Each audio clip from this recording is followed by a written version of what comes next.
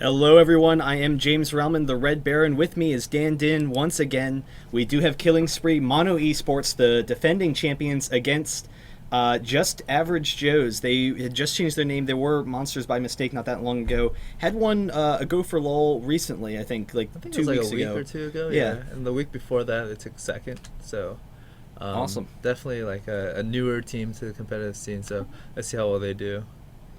So do you have any like big insights to them? Because I actually know a couple of these players. They are big solo queue players.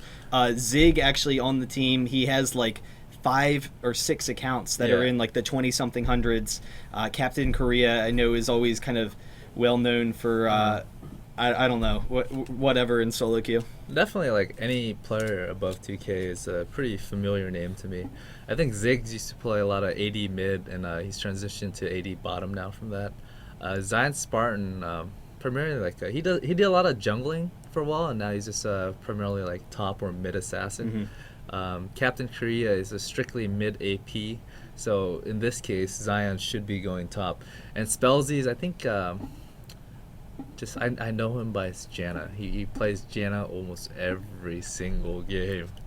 Yeah. And ClakeyD, I think he's actually their jungler, but I see him play AD bottom quite a bit too. But with Signature playing just AD, I only see him in the jungle now. So the roles are pretty much based on you see what they play in solo queue, you can already determine what their roles are in the game. So that's kind of interesting. Do you think that there's going to be a big fight over who gets Janna in this game, since she's really just such a strong support and both teams clearly like playing her? Definitely, Janna is probably one of the top support picks right now, just because of all the nerf to healing. If you think about it, right, with the Soraka's nerf to healing, she can only heal every like maybe 16 seconds or so. Janna's shield, if you think about it, if you time it correctly, just to block damage, you can just think of it as a heal.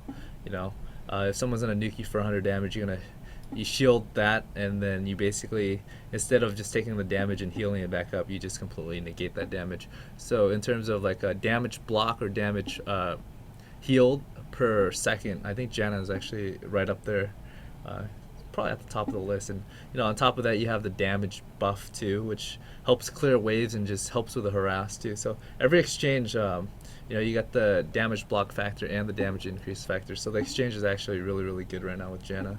Awesome. Well, I'm definitely really excited for this match. I would like to say, though, for those of you tuning in, if any of you are in the Austin, Texas area, we are going to be at South by Southwest this Saturday. The matches are going from like 12 to 5. It's just a show match. So, the actual match will probably be in like the 12 to 3 or so range, but we will have stuff going on there. This Friday, there is going to be fighters at the South by Southwest conference. We will be, showcasing Street Fighter versus Tekken, I believe. And then Saturday evening after League of Legends, there is StarCraft. So if you're interested in any of those, definitely check us out. But definitely check out our stream on Saturday. Dinh, you're going to be there. All of Epic's going to be there. My entire team's going to be there, actually. So you were joking about practicing without Dyrus, weren't you?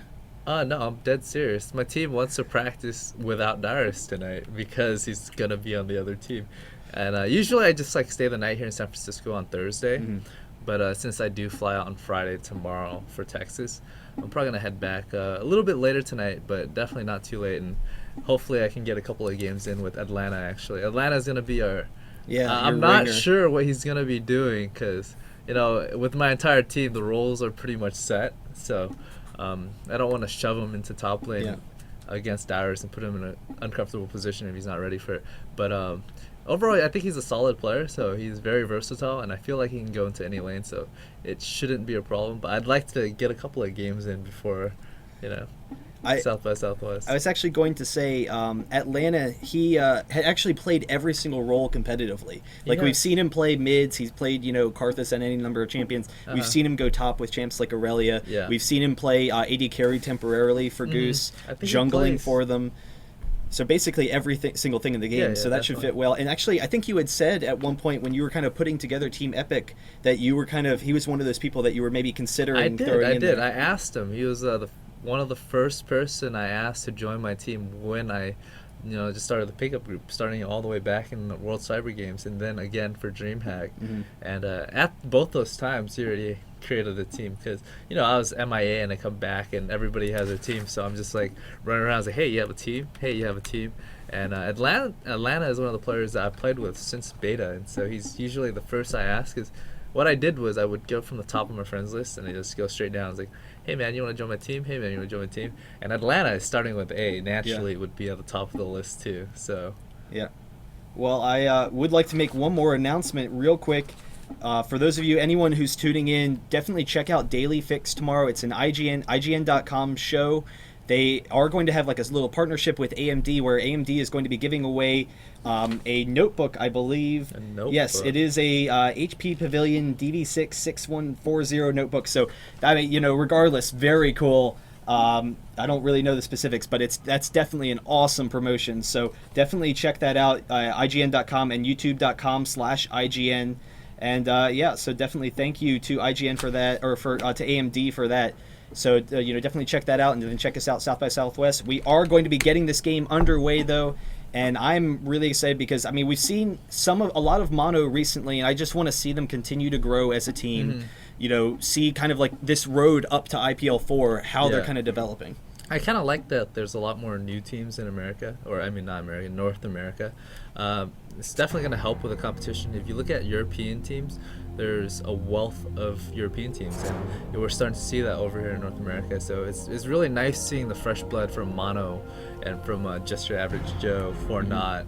And so it's just hopefully it gets a lot more competitive, because really like I'm a little patriotic when it comes to League, and I really want North America to excel a little bit more in general, and having more teams, more competitions, and push that.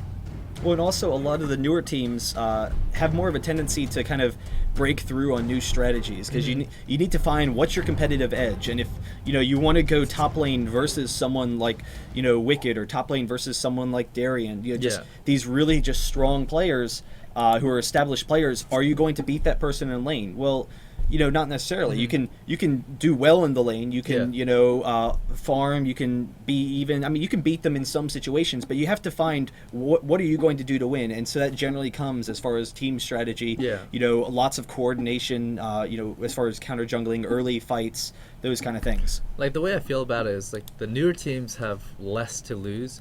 And really, if you're going to play the same game as the established team that has been playing the game the same way for the last 3-6 months, you're definitely going to be behind. So you see a lot of these newer teams have very creative strategies, and it takes people by surprise. So it really just makes all the teams more versatile, because you have to deal with so many more different strategies in general.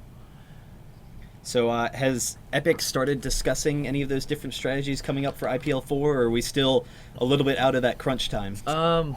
We're starting to practice a lot more since we are approaching. So IPL 4 is definitely one of like the most important tournaments, I think, for the next few months. So it's one of the things that we want to take a lot more serious. So we've been practicing a lot more new team comps, new junglers, top lane, mid lane, and just a lot of different combinations in general. And let's see how it turns out. Did you get a chance to see Moscow 5 versus, I can't remember which team, but they ran MF top because MF does so well in lane against Vladimir, and then they had a roaming Janna, and then TF and Gangplank with teleport, so they had 4 people counter jungling the entire game. Mobile. Yeah. I actually haven't seen that. I stay up and I watch as many games as I can, but it just comes to a point where it's so late in the night I pass out. Yeah. And then I have like tennis in the morning, so I go play that, and I come back, I'm just dead tired. So I actually haven't been playing League a bit, but I did watch about 40% of the matches, mostly just TSM, COG, some Dignitas, because like those are the guys I'm going to be competing at IPL 4, so I want more information on that. So European teams, I kind of put it on the back burner because I probably won't see them for a while. And hopefully someone else takes out Against All Authority, so you guys don't have to run into them. Against All Authority, I've actually been watching them too, because they are going to be one of the teams at IPL 4, so it's worth it to figure out Against All Authority. But I think moving into this game, actually, is just to try and get a little bit back on topic. So we are a little bit familiar with Mono and what they like to pick. We see a lot of Cassiopeia, a lot of Ahri, so I wouldn't be surprised if Ahri is banned, or just a jungler that your average Joe doesn't want to deal with. Oh, Rise too. You see ParadoXical play a lot of Rise, Ari, Cassiopeia, so definitely targeting Mr. ParadoXical right now. And I think we do see that WildTurtle is back on the team. He did miss out on this past week, and we had the sub in from Moroi? Yeah, Moroi. Okay, yeah, and he played really just a fantastic cannon, shutting down that top lane. But WildTurtle really has a huge versatility of champions. We have seen him play Rumble a number of times with that kind of AoE comp, but a lot of that has to deal with Cassiopeia's control in fights. Yeah. So, depending on who else they pick, do you think that we might see a Rumble pick, or is that really something they need to wait till that last pick for the counter pick? Usually top lane, you don't want to pick it too early, because top lane is one of the most counterable lane, and losing top lane can lose you the game. So a lot of teams would generally pick really safe top lanes if they're gonna have to pick it early, or they would delay it and pick it last. So I think a Shen top would be a relatively safe lane. So right. They did leave Shen open. He did get a little bit of nerf, but he still has a lot of control. So let's see how it goes. I wouldn't be surprised if it's Shen top or jungle, because that's just the two most common plays for Shen right now. And for those of you watching, this is on the live realm, so this is the most recent patch. We do see that ZionSpartan was able to pick up that Janna, which, Mono has really been well known kind of for using the Graves and Janna down in that bottom lane. It is the lane they're most comfortable with, so we'll see how they kind of adjust to that. But it does give them the opportunity of taking Shen and then Olaf, who we had seen to such great effect this past week. I wonder if they're going to pick MF early or they're going to delay, because I feel like your average Joe's going to pick up MF just to synergize with Janna. You get that right click and that double up with the Janna shield. It's going to do a lot of damage. And Graves definitely goes well with Janna too, so I wouldn't be surprised if they pick up Graves or MF as one of their last two picks. And very interesting, we're actually seeing Shyvana and Mundo. Do you expect to see Mundo in the jungle, or is there a chance that we're going to be seeing Mundo top versus Shen? I feel like the thing with Shyvana is she's not too strong against Shen top. Right. If you're going to have a Shen versus Shyvana, Shen's definitely going to win. And so I'm a little confused on the Mundo pick right now, because it feels like they would send Mundo top. To win Mundo top versus Shen, Mundo's going to have to stack a lot of early resists, a lot of MR against Shen. That way his infinite Vorpal Blade spam's not going to do too much, and as he gets more HP, his health regen's going to come up, and he's not going to be hurt too bad. So I'm a little curious how top lane's going to work out, Shen versus Mundo. It honestly does kind of feel that both Mundo and Shyvana should be the jungle pick. I mean, they're both two of the strongest junglers in the game right now, have a lot of versatility as far as counter jungling, early strength.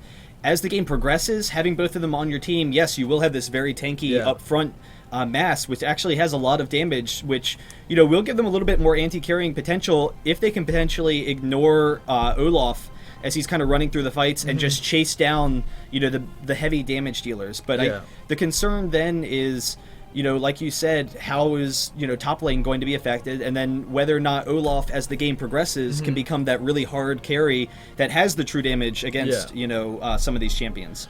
I feel like Olaf's going to do really, really well against Shyvana in general, because Shyvana has a lot of resist, and his true damage is going to do a lot of damage to him. Olaf's not going to do too well against Mundo, just because Mundo doesn't have too much HP. That true damage doesn't mean too much. And so the way I feel about the Mundo pick right now is, if Mundo can make it to about 23 minutes when he gets really, really strong, he's going to perform better than Shen. But Shen's going to have the early lane control against Mundo. So if he can press Mundo and deny him hard enough, it might take him up to 30 minutes before he can be useful. So depending on the pressure he gets up top, it's going to be very different.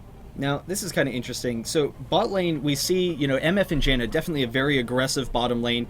Graves and Taric also has a lot of burst as well. I would generally think that MF and Janna would have a huge advantage in that lane, because Janna is going to be able to kind of counter out their burst, not, be taken down quite as easily with some of her escapes. Yeah. Do you think that that's, probably something we'll see, or is it primarily going to be a kind of even lane because both teams have such great kill potential? Both teams definitely going to be outputting a lot of damage. I feel like whoever gets the first chunk is gonna win bottom lane first. They actually switched it off. It's gonna be Shyvana top lane, and it's gonna be, I feel like it's gonna be Shyvana versus Rumble and Shen versus Ahri, and it's gonna be an AP Shen. Now that's actually also interesting because we saw last week Nintendo taking that Olaf pick against Shyvana and actually just kind of crushing her in the jungle. Had like a 2 or 3 level advantage very early in the game.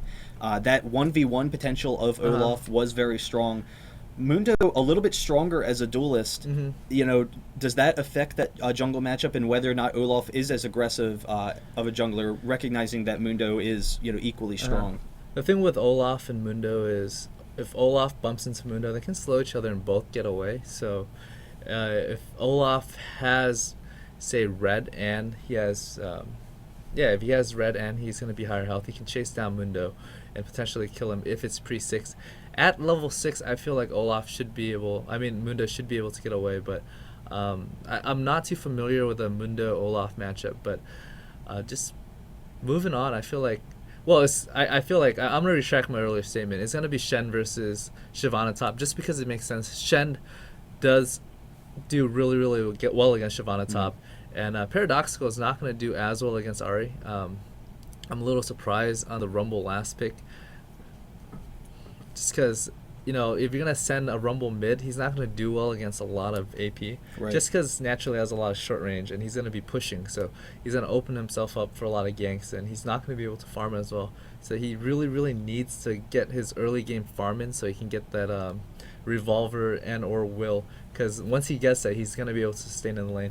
If he doesn't get it early enough, I feel like Ahri's is just going to wipe the floor with him. Well, it's also the fact that Ahri, as a champion, she is kind of squishy early if you can, you know, get that damage onto her. But she does have great kiting potential, and they don't have any, you know, hard CC from Olaf or Rumble to take her down. So if Rumble's going to try and be dealing damage, he's going to have to walk out into the open. Ahri can get off the easy W hits, the easy snare, you know, all this free damage onto Rumble. Yeah, definitely. Like, Ahri's going to have a clear range advantage on Rumble, so I don't see Rumble getting his flamethrower and his E off onto Ahri too frequently, and if he is going to try to, I feel like he's going to take a lot more harass from Foxfire, just because, you know, flamethrower is such short range that as he's closing that gap, you can just activate Foxfire, and Rumble is just going to get chunked for about 250, 300 damage by like level 5. So it's going to be a really, really passive middle lane for Rumble and relatively aggressive lane for Ahri.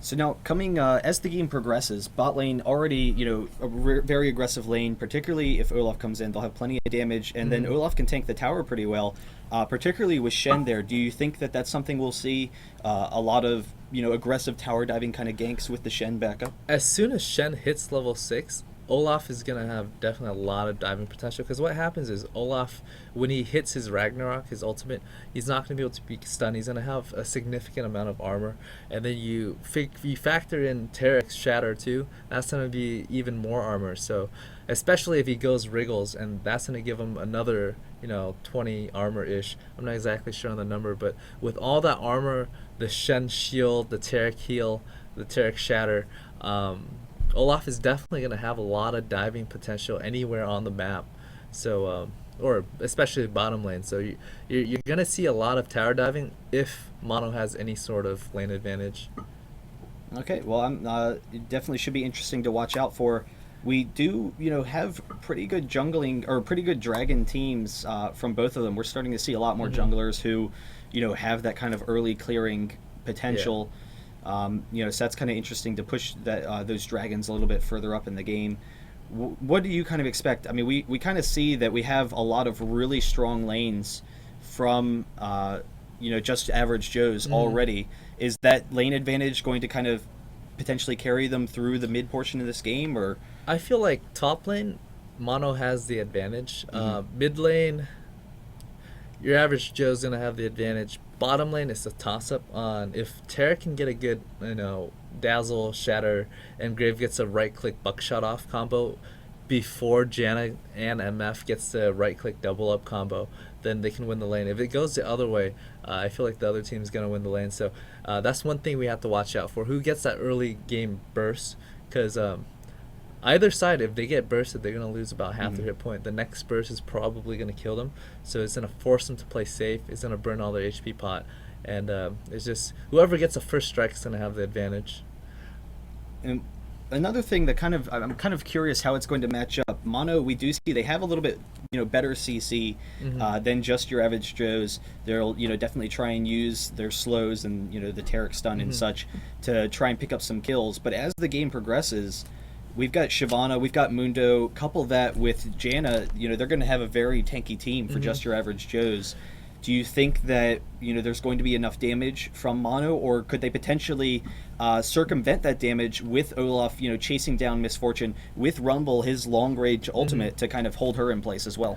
I feel like if it gets to late game, I feel like just your average Joe is going to have the advantage. So if Mono is going to win this game, they have to get the advantage by the 15-minute mark, because as it progresses, Ahri just does so well against Olaf, and really Mono has a really short range team, and with Ahri in the picture, she's going to be able to kite the entire team, hit them all with her AoE, and just go in and out and poke over and over. So it's going to be a very difficult game for Mono if he gets too long. Well, we do see Mono coming up here, maybe going to counter jungle some. I think they're probably just kind of trying to get vision on just your average Joe so they can come back safely into their own jungle and protect that red early for Olaf. But I'm really kind of just curious. I think a lot of it's going to come down to the Olaf versus Mundo matchup, and we have seen some fantastic jungling from Nintendude in all these matches, and we actually have just your average Joes coming up here. Mundo is going to be able to get off a Q. Actually, they're just going to back off here. So they're definitely ready for it. So it's nothing really happening. Definitely a lot more dangerous for Mono if they want to kill. I mean, it's definitely more dangerous for your average Joe, because Mono does have the Taric stun, and just landing that Taric stun, they're going to be perma-slowed by Olaf's Undertow and Rumble's E. So in terms of catching, all they really have to rely on is Ahri's Charm, and to get Charm at level 1 is going to put her at a disadvantage in lane. So I don't even know if Ahri's going to get Charm, so that level 1 engage is something that your average Joe doesn't really want to do unless he can completely pick off somebody. We do see them coming up here for the Wraiths, and then, likely the red afterwards. I'm a little bit surprised they didn't come down to, try and pick someone off as they're getting these golems, since that is, a pretty common thing, even after the golem buffs. That's really bad. I feel like bottom lane just lost a creep in lane just because of the reset on HP from the double golems. So it did take them a little bit of time.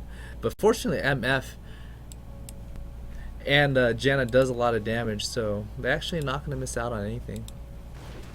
But we do have Olaf able to steal the red from Mundo. That's definitely going to hurt some of his ganking potential. Trying to get in there, but Spellsy definitely saw him there as he snuck up. And the early ward from Pixel, will keep them safe in this lane. Really, probably could have held off on it for a little bit, knowing that, Mundo wouldn't make his rounds there for a couple of minutes. But regardless, it'll keep them safe. So one thing is your average Joe anticipated the invade by Mono, so Mundo just went straight for the other jungle instead. So if he can get this red off, he's not going to lose too much in terms of getting counter jungled early game. And he does have the red. He's actually circling back around on the Wraiths here, so he's actually going to see Nintendude, going to be able to come up, misses the Q. Nintendude is going to throw off his Ghost. He's chasing them down. One more Q will be able to get him in there. He's actually going to back off, but stealing all those Wraiths. That wasn't too bad for your average Joe, but had Mundo landed that initial cleaver, Nintendo would have died. Just because of the slow that he's going to get from the cleaver, he's going to be able to exhaust him as well and just chunk him for a lot of damage. Or just even wait a second for him to get a little bit lower, but he's actually coming mid, and he's going to be coming in on a ParadoXical. ParadoXical is going to have to flash out. Are they going to tank it? Mundo just going to back off. There's the Ignite. Wow. I felt like at that point when Mundo got behind Rumble, it was like, alright, if I run straight back, I'm going to die, because it's going to be very easy for Ahri to land that charm. So he actually ran forward so he can dodge that charm, but when you run forward, you're running into Mundo. So it was just, you let Mundo get behind you, and you're also melee is going to be very, very difficult to get away. And both, Rumble and Ahri are kind of strong snowballing champions. Ahri will have the advantage of being in the stronger lane, as we talked about earlier, and to have that first blood, really could be trouble for Mono, particularly, you know, once she gets that blue buff, once she hits 6, and is going to be able to roam some and try pick up some kills for her team. I'm a little worried for Mono because what happens is Shen is a lot stronger than Shyvana top, and Ahri is a lot stronger than Rumble mid. But since Ahri did get first blood, she's gonna be able to snowball mid a lot harder than Shen's gonna be able to snowball top. So depending on how well Shyvana is able to farm under all that pressure that he's gonna receive, I feel like, you know, I already feel like your average Joe is already set up to win this game. So with the, you know, strong harass and the sustain that Shen has in the top lane, Shyvana did start off with the boots, and actually now getting the null magic mantle. Do you think that, you know, maybe she's going to need to get some lane sustain like a Wriggles, or is it just better for her to go for some early tanking for team fights as the game progresses? What Shyvana's gonna have to build is she's gonna have to build some form of... Well, Mundo actually coming in on Shen here. He does have the cleaver. He's going to be chasing him down. There's the flash, but the second cleaver would be able to get it. But Mundo missing the cleaver. Still there's the ignite, and the auto attack should be able to pick this up. The cleaver for the kill. Olaf going to try and pick up the kill, almost grabbing it with the X. That was very, very close. I felt like had Shen dodged that cleaver, it would have been pretty good. But landing that cleaver was also very good.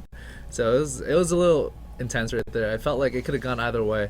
If Shen had lived just a little bit more, it would have made Mundo overcommit, and Olaf might have been able to pick up the kill, but he did die from that last cleaver, so, ooh, that was really tough. And we are seeing, you know, CaptainKorea here getting some excellent harass onto ParadoXical. He's kind of has to struggle and just, you know, pick off some of those creeps from range, so he's going to be underfarmed, and, you know, Rumble kind of strong without farm. He does have that very fantastic damage from his ultimate, but really needs to get some early items in order to be at, you know, 100% effectiveness in these early fights. So like the 10 CS or so advantage that Shen had over Shyvana early game is just basically gone at this point, and he also died, so Shyvana did get the assist gold. So in terms of lane advantage, I feel like Shyvana had completely caught up. So in about like 5 more minutes, I feel like Shen, even though he's going to be able to pressure Shyvana, he's not going to be able to deny Shyvana at this point anymore. So just losing mid lane and giving up that early kill up top is going to really, really hurt Mono at this point. And we do see Pixel is going to actually be taking a lot of damage here, going on to Misfortune, but going to be taking a lot of damage in return. And Mundo actually coming mid, did take some damage from Ahri onto ParadoXical. Mundo's going to be able to pick up the kill. Now Nintendude's chasing down CaptainKorea. He's going to have to get out of there. So another kill going to Just Your Average Joes. Definitely the 2 kills that Mundo got is going to hurt Mono very, very bad, because what happens is giving an enemy jungle early kills means that when they gank, the kill potential is going to be so much stronger. When Mundo dives, he's going to be able to tank harder, so he's going to be able to commit and do more damage. And he also is going to be able to do more damage as well, just because he's going to have the level advantage. So at this point, it's going to be Mono fighting to stay even in the game. Wow, CaptainKorea actually forced to flash out of there. It is kind of interesting. I was a little bit surprised at first with the Mundo and Shyvana pick. We actually have Mundo tanking this tower some, throwing off the exhaust on the Shen. There's the taunt from Shen, so Mundo is going to go down, and Shyvana actually missing her dragon ultimate is going to be chasing down Shen, but I'm not sure she's going to be able to do it, and now Olaf is coming up behind her. Shen dashing away, another tower hit onto Shyvana, and Olaf is right in chase. He's going to be able to get off a lot of damage, especially if he's getting the tower hits. Wow, actually, the W from Shyvana there turning off just at the last second. I thought it might draw the tower aggro. Yeah, had it drawn the tower aggro, she actually would have died, because that's enough time to get 2 hits off, and that's just enough to kill her. But that was actually a very, very bad dive by Mundo, because what happens is he's already starting the dive at half hit point. Oh god. Wow, so Shyvana actually diving Shen once again, throws off the ignite, and the shield just barely keeping him alive while he's able to pick up the kill. So that's, you know, definitely going to hurt Shyvana top lane. I was kind of wondering, you know, we were talking about the Mundo and Shyvana picks earlier, and, you know, you were saying how true damage, really the best thing to counter true damage is you just get a lot of health, since you can't, you know, obviously can't get any resistance against it. Yeah. So Mundo naturally is going to be extremely tanky. Shyvana is as well, but, you know, will the extra farm be of great benefit to Shyvana as this game progresses? Generally, Shyvana doesn't get a lot of HP. She's going to get a lot of resist, so she's still going to be susceptible to Olaf. But And also, she's gonna be pressed really hard after giving up those 2 kills up top. So I feel like, you know, she had just caught up in lane with the kill on Shen and all that pressure, and now they just gave up 2 kills to Shen. So she's definitely going to receive a lot more pressure up top, and in terms of controlling that lane, it's going to be a lot harder for her as well. And in mid lane, Rumble has actually caught up a little bit in CS to Ahri, and you know, now he has his revolver. He's at that point where he had that, you know, greater kill potential.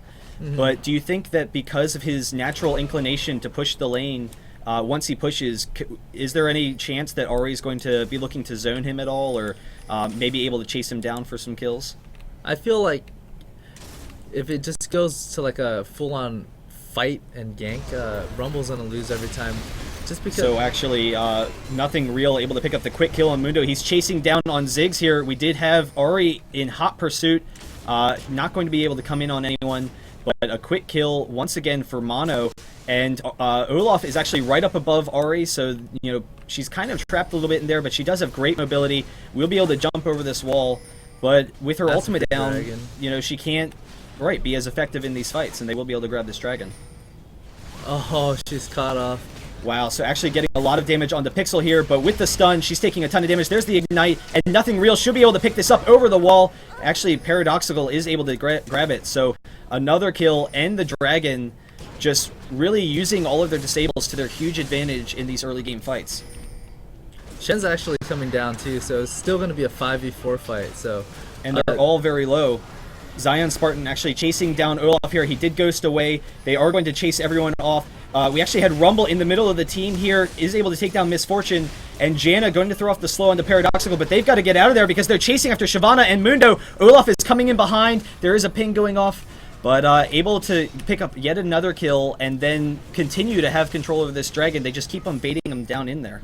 Yeah, definitely. What happened was, since there was 4 versus 3, Mono's advantage, you know, and it's actually, even though they're tanking dragon, they can just drop dragon at any time, and they just turned on your average Joe and just picked up kills over and over, and that's exactly what they needed to come back in the game. Picking up dragon and those 3-4 kills is definitely going to help them a lot. Having a weaker late game comp, just getting that advantage back is going to help them.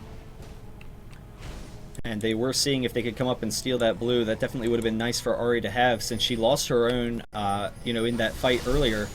But yeah, I don't know, just a huge momentum swing going to Mono, and it'll be interesting to see what they kind of do with it. They, you know, they still have a lot of damage, they have a lot of disables, and they have great early game tanking capability, particularly with the presence of Shen. You know, so we'll see whether or not they can, you know, continue with that. What do you kind of think is in Just Your Average Joe's mind right now, trying to get the advantage back on their side, since they did seem to have, you know, a really strong early game team with this Ahri in the mid lane? I feel like they can definitely get the advantage back, just because Rumble's going to have such a hard time against Ahri. So I'm actually curious if Rumble's going to be switching up top against Shyvana, because Shen is going to be able to do so much better versus Ahri compared to Rumble, and I actually think that's exactly what they're going to do. Yeah, and that will allow Shen to get some more farm, and then, you know, Rumble definitely very strong against those melee champions. And then, you know, in the meantime, Shen's, you know, clearly should have enough sustain against Ahri, I would think, particularly with the shield. Oh, actually, we have Rumble and Shyvana actually fighting here. Shyvana's going to be dealing some nice damage, and Mundo is going to be tanking it. There's the ultimate from Shyvana, the ultimate from Rumble as well, but Mundo is going to be fine down there. And in the meantime, down bottom lane, Pixel goes down really quickly. Pixel is able to pick up the kill, along with Nothing Real. Janna going down, just that great burst damage. So prior to that dragon fight, where both Pixel and Ziggs died, Ziggs and Pixel was actually winning their lane. They were able to pressure Graves and Tarek, but since losing that fight, they gave bottom lane a 2-kill advantage and dragon advantage. So with, you know, a slightly even lane, it just turned 180 degrees. So now Graves and Tarek is going to be able to control that lane, and I think that tower is going to drop pretty soon too. And they are trying to get this red buff. Olaf is here. He actually is able to steal it with the axe and the smite. So excellent job there. And yeah, like you said, you know, bot lane, because of that kill, is able to pressure this tower. Misfortune will probably have to recall soon. And we do have, Just Your Average Rose trying to make sure they control the buff for Ahri, so she can kind of get back in this game with some good aggression. So coming into the mid game, clearly we have, it's actually really even. I'm surprised, even despite the kills and the, dragon from Mono, just the farm advantage in the lanes for Just Your Average Joes has allowed them to keep an actual gold advantage in this game. So what do you expect we'll be seeing out of these mid game team fights? I feel like you let the game drag on for about 10 more minutes, even though it looks like Mono is controlling the game, Just Your Average Joe has a better team comp against Mono, so they're gonna be able to team fight better. They're gonna be able to CS better in lane. So the advantage, unless Mono picks up the next dragon, picks up some towers. Oh wow. CaptainKorea actually walking right into Nintendude, so taking a lot of damage. There's the ultimate. He's trying to chase after him, not able to get that axe off. And CaptainKorea actually getting a ton of damage onto Nintendude there. So, pretty effective play. What you were saying? I was saying how Your Average Joe has such a better team fight comp middle game that even if they fall slightly behind, they're going to still be able to win team fights. So unless Mono picks up a bigger advantage than what they do right now, they're not going to be able to win this mid and late game. And particularly considering, once Shyvana and Mundo are tanky enough, Shen, definitely not a premier damage dealer, but we do have Shyvana kind of caught out here. Shen going to be able to get off the taunt. Shyvana's trying to get away from there. Does have great movement speed, is able to ult away, but ParadoXical should be able to pick her up with his ultimate. Can he slow her enough for the rest of his team? Is actually going to back off. She cleared a little bit too much distance. Shyvana is actually one of the harder champions to gank, especially if her dragon form's up, because you think of her dragon form as an additional flash. So you have that flash, you have that movement speed buff. So it's a flash and a mini ghost. So unless she's really, really far from her tower, she's going to be able to get away from most ganks at this point. And she's actually doing pretty well in the damage exchange against Shen at this point. So maybe she can, keep that lane advantage. Shen does have the teleport, so along with his ultimate, he will be able to help his team in this upcoming dragon here. But we'll see. It should be spawning shortly. There's actually the stun onto ClakeyD. He does have the oracles and is going to be able to clear out these wards. It's not too intimidating for ClakeyD to just walk around by himself at this point, because he's just so tanky. All those early game kills was able to help him stack up quite a bit of health right now. So if he bumps into two people at this point with his ultimate and his exhaust, he should be able to get away from most unfavorable encounters in their jungle. Wow, and ZionSpartan actually chasing after WildTurtle. There's the Ignite. A couple more hits. The Dragon form does go off. Able to pick up this kill, but now she's definitely in the middle of the enemy team's, base. I'm not sure how she's going to get out of here. ParadoXical is coming down. Here's Nintendude as well. She's trying to kind of see if she can kite around a little bit. Going to throw off the teleport. She's definitely going down. But in the meantime, while they're distracted, her team is able to pick up that blue buff.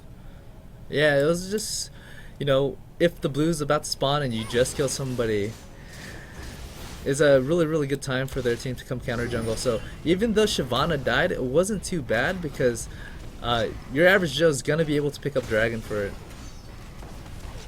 So a quick dragon and a blue. Olaf not coming in for it.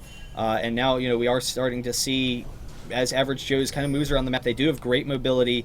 Mundo, Shyvana are all very mobile champions, along with the passive from Janna, and then, Ahri, of course, with her ultimate, and then the movement speed from Misfortune as well. So actually, they have a very fast team capable of running around and picking objectives. Do you think that we might start seeing them push aggressively, trying to catch Mono Esports out of position in the jungle? Basically, at this point in the game, this is Your Average Joe's game to control. The early game screw up that they did at Dragon, giving up those 3 kills and Dragon. Despite all that, just having the stronger team comp was, allowed them to catch back up and just really get back in the game. You know how I said that Shyvana loses to Shen? She actually only loses to Shen early game, and the way Shen wins against Shyvana is he gets all that early game advantage by denying her farm. So at this point in the game, Shyvana is going to be able to lane really, really well against Shen. So if you think about the matchup at this point in the game, Ahri beats Rumble mid and Shyvana beats Shen top. And so it's just really up to bottom lane for Mono to just outclass them. We do have Mono here, was pushing down the tower. Ari's going to be getting off a lot of damage. Tarek's going to flash out of there. Nintendude throws off his ultimate. He's getting a lot of damage on him. Shyvana jumping in the middle of the team will go down. Rumble pulling off to the side. Mundo chasing in the middle of the enemy team here, while Rumble is going to try and pick up a kill. Graves able to pick up the kill onto Misfortune just as she flashes away. And Nintendude just barely surviving, able to pick up that Mundo kill. So, you know, pretty successful fight by Mono, as well as taking the tower extremely low. I'm a little bit surprised they kind of, you know, lagged a little bit behind getting out of there. They needed to move a little bit faster, allowed just your average Joes to get a good engage on them, but still worked out to their favor. I felt like what had happened was, since Nintendo was so low, it baited Mundo. Mundo just beeline straight for Olaf, and really with all that CC from Tarek and Olaf's undertow as he's running away, he was able to just kite Mundo, and Mundo wasn't able to do any damage after a while. So it was just Mundo running in, giving up a free oracles at one point. So had Mundo just turned around and fought Graves, it actually would have saved MF, and he probably wouldn't have died either.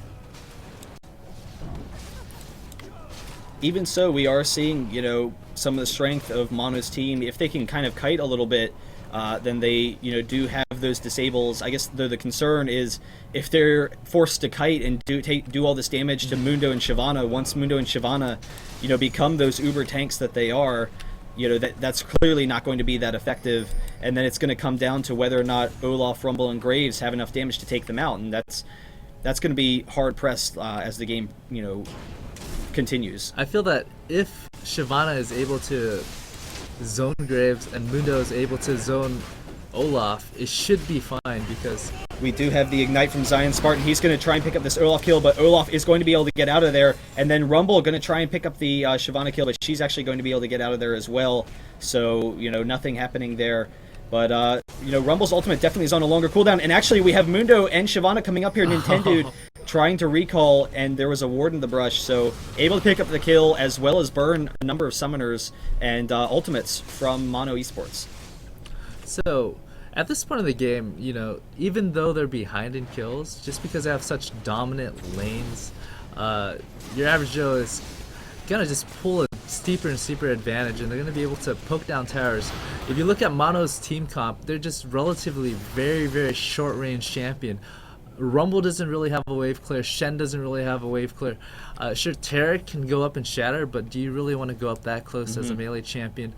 Grave has his buckshot, but that doesn't really completely clear a wave either, and it's relatively short range. So oh, there's the snare going from CaptainKorea onto Pixel. Pixel's going to be able to get out of there. This tower is pretty close to going down, but now ParadoXical's coming in here. We did have a Shirelius pop, and now Mundo turning back into the team. They're trying to kite a little bit. Janna will throw off the ultimate, and they will be able to get out of there. In the meantime, Shen going to be dealing some damage top, but that's always kind of been one of Shen's issues, is that he doesn't have great fast pushing capability. He's kind of slow. So even though he does have the teleport up to, you know, help his team, you know, he wasn't actually able to get the tower. There it goes, and Shyvana now coming up with the red buff onto Shen. He should be able to get out of there, though. Shyvana with red buff is actually really deadly. Whenever she uses her Dragon Bite or Q, it actually proc red buffs twice, so it applies true damage twice. So I think Shen is quite a bit more farmed than no, not too much. Now, Shen is, you know, getting extremely tanky as this game progresses, but you know, one of the big strengths of Shen is that he can split push and have the teleport to come in. As the game progresses, you know, do you think that that's going to fall off some and not give him enough team fighting capabilities just because he's really just a tanky body? Actually, Shen does quite a bit of damage for how tanky he is, so if Shen is... Oh, so ZionSpartan actually dueling with WildTurtle here. Very close to going down. Shen should be able to win this. There it goes. The passive proccing, able to pick up the kill on Shyvana. It was actually a really, really close fight. If Shyvana was able to last another second, it would have been Shen dropping instead. So it was really down to just like a hair of damage who's going to win that fight. And since... Ooh, they're going for a Baron. Wow. So a really aggressive Baron. They did see Misfortune was bottom. Shen is going to teleport back, buy some items. He will have the teleport to come back to his team. They, you know, do have a decent amount of damage. They are going to be pretty close to clearing it, but the question is if they're going to get Baron first. There's actually CaptainKorea coming in, doing a ton of damage on Nothing Real. Nothing Real dropping really quickly, flashes away, and then Mundo, ClakeyD, able to steal the Baron. Rumble throwing off the ultimate. Spellsy is going to go down. Mundo chasing after Graves here, able to pick up the kill, and now Rumble turning onto Ziggs. Ziggs is going to be able to pick up Olaf, and then they're actually going to be able to grab Mundo as well. So a great fight for Mono Esports, but the Baron steal, you know, if they had been able to get the Baron and then have that fight, that could have been just a huge momentum swing, regardless, a one fight for Mono. That was the fight for Mono to win the game. Had they picked up Baron, they would have probably lost one less person. With the regen, with the extra damage, they would be able to take down your average Joe a little bit faster and heal up a little bit more as well. But since your average Joe is able to pick up Baron, you know, whenever I think about it, picking up Baron is like getting an ace. That's about how much gold that you get. So your average Joe definitely came out ahead on that fight. Yeah, so they were able to stop that Baron. That definitely, you know, would have brought Mono to a huge position in this game. But even so, we're seeing a pretty excellent job by Mono in these fights. You know, I'm a little bit surprised they're able to win the head-up fights so easily. A lot of it's coming down to the fact that they're, you know, able to kite very effectively, allow champs like Graves to not die, even though he was picked off very early by CaptainKorea, and now Mono actually able to grab the tower as well. I feel like if CaptainKorea plays Ahri right, they're gonna have a really, really hard time. The reason why Ahri died so easily last fight was she was very, very desperate on getting to Baron on time, so they can just either stop Baron or steal Baron. So she used a lot of her dashes to close distance and just do single target damage instead of doing AoE damage and kite around. So the next fight that you do see your average Joe do, you're gonna see Ahri doing so much more. And really, this game hinges on Ahri just because of her kiting potential and her damage potential, and just how far ahead in farm she is relative to Rumble per se. And I'm actually kind of looking at some of the items here. I think it's interesting that Olaf, the previous time we had seen him, actually didn't run a Wriggles, just going straight for some early tanking items. You know, that definitely does give them a greater potential, you know, for taking like the Baron and taking buffs and Dragon. So, you know, that's definitely a strong thing. But we're definitely seeing, you know, heavy tank teams here. Shyvana, actually, out of any of them, is, you know, almost a little bit behind. She did have to get the Wriggles to lane against Shen, and, you know, like you said, she's just picking up resistance, so against some of their true damage, you know, isn't really as tanky as she would like to be. A resist champion, you don't really want to zone the champion that does a lot of true damage. So as Shyvana, what she really wants to do is ride Graves. She wants to ride Rumble, or even zone Shen, because those champions, in terms of damage dealt and damage received, she's going to be able to break fairly even. But if she gets close enough to Olaf, he's going to be able to do that true damage. It's going to hurt her quite a bit. So if Mundo's able to control Olaf while Shyvana controls the other champion, I feel like your average Joe can actually have a really, really one-sided fight.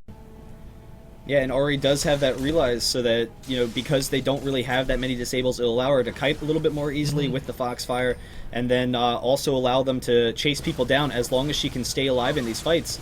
And I guess, like you were saying, with, you know, those tanky frontline champions, she should be able to kite around some. But we do have Mono really aggressively pushing down this tower, and everyone is not grouped for just your average Joe, so this tower should go down. WildTurtle getting the snare there, but you know, a free tower once again for Mono. Really aggressive pushing and moving all around the map, taking objectives, throwing at just your average Joes kind of, I don't know, out of their element. They're not really sure kind of how to, you know, deal with this, because we see Mono just aggressively taking Baron, taking, you know, towers and stuff like that, trying to move all over the place.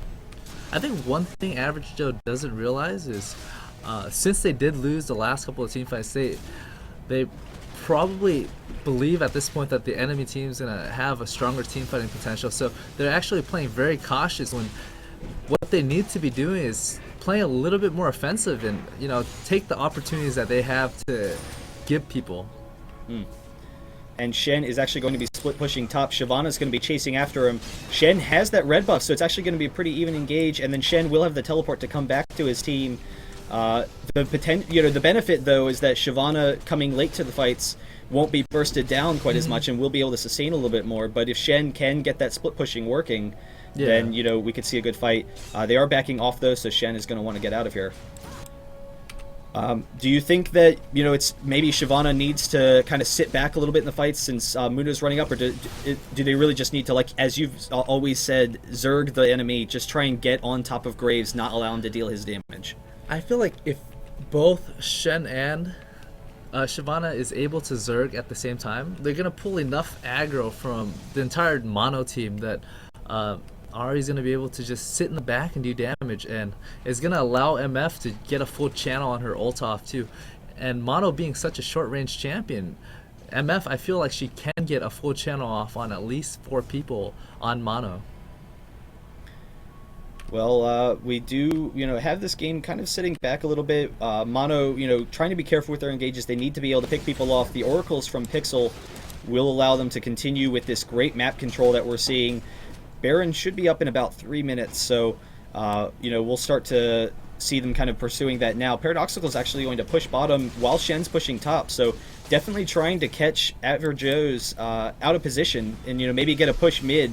But this is definitely going to be an opportunity for them to engage, and Mundo is actually chasing down ParadoXical. He's actually going to be able to get out of there. But do you kind of agree with this really aggressive split pushing strategy, or is it really just going to allow Average Joe's to get an aggressive engage? Oh wow! Spellsy was disconnected the entire time, right? Yeah, so that actually makes a little more sense why they're sitting back some. I was a little curious why Average Joe is playing so passive, but since Janna was having problems, it doesn't make sense to fight 4v5. So hopefully now that she's connected, I feel like Average Joe should try and find and pick their battles, because they're so much stronger in a 5v5 environment. The reason why mono is split pushing so much is they're trying to create openings, and so if Average Joe is able to push out lanes really quickly, then group up, what's going to happen is lane momentum is going to go the other way and they can group up and fight, and it's going to force mono to group up as well. But we do have the blue once again stolen from mono, not allowing Ahri to get that blue. Will definitely give them a pretty decent advantages in this next fight, or take at least some of the advantage away from Average Joe's. And they are going to try and maybe bait in the Baron. Actually, I guess we'll see. They'll probably want to just split push Shen, which is actually what they're doing with Shen bottom, and Average Joe's trying to see if they can pick anyone off or maybe force this Baron. The way I feel about this game is, Average Joe has put them in the predicament where they're such a strong team fighting comp compared to mono, but they can't force a 5v5 comp, and they have to split up just to control Shen, because they're at this point I feel like they're letting Shen get out of hand. Shen's got his Fawn, Atmos, Warmogs, and who knows what he's getting next. He's probably getting Frozen Mallet, and so Shyvana can't deal with him one-on-one anymore. And mono is actually pinging Baron. They're expecting that some of the team is coming down here after WildTurtle, so they're going to take the opportunity to kind of move up. ZionSpartan is chasing down WildTurtle, but he is going to have the teleport advantage, so ZionSpartan's going to want to try and force him to not be able to do that. Chasing after him some here, forcing the flash, and we do have mono trying to get an engage. There's going to be the stun, but it's on to Mundo, and that's not what they want, so Pixel going down very quickly.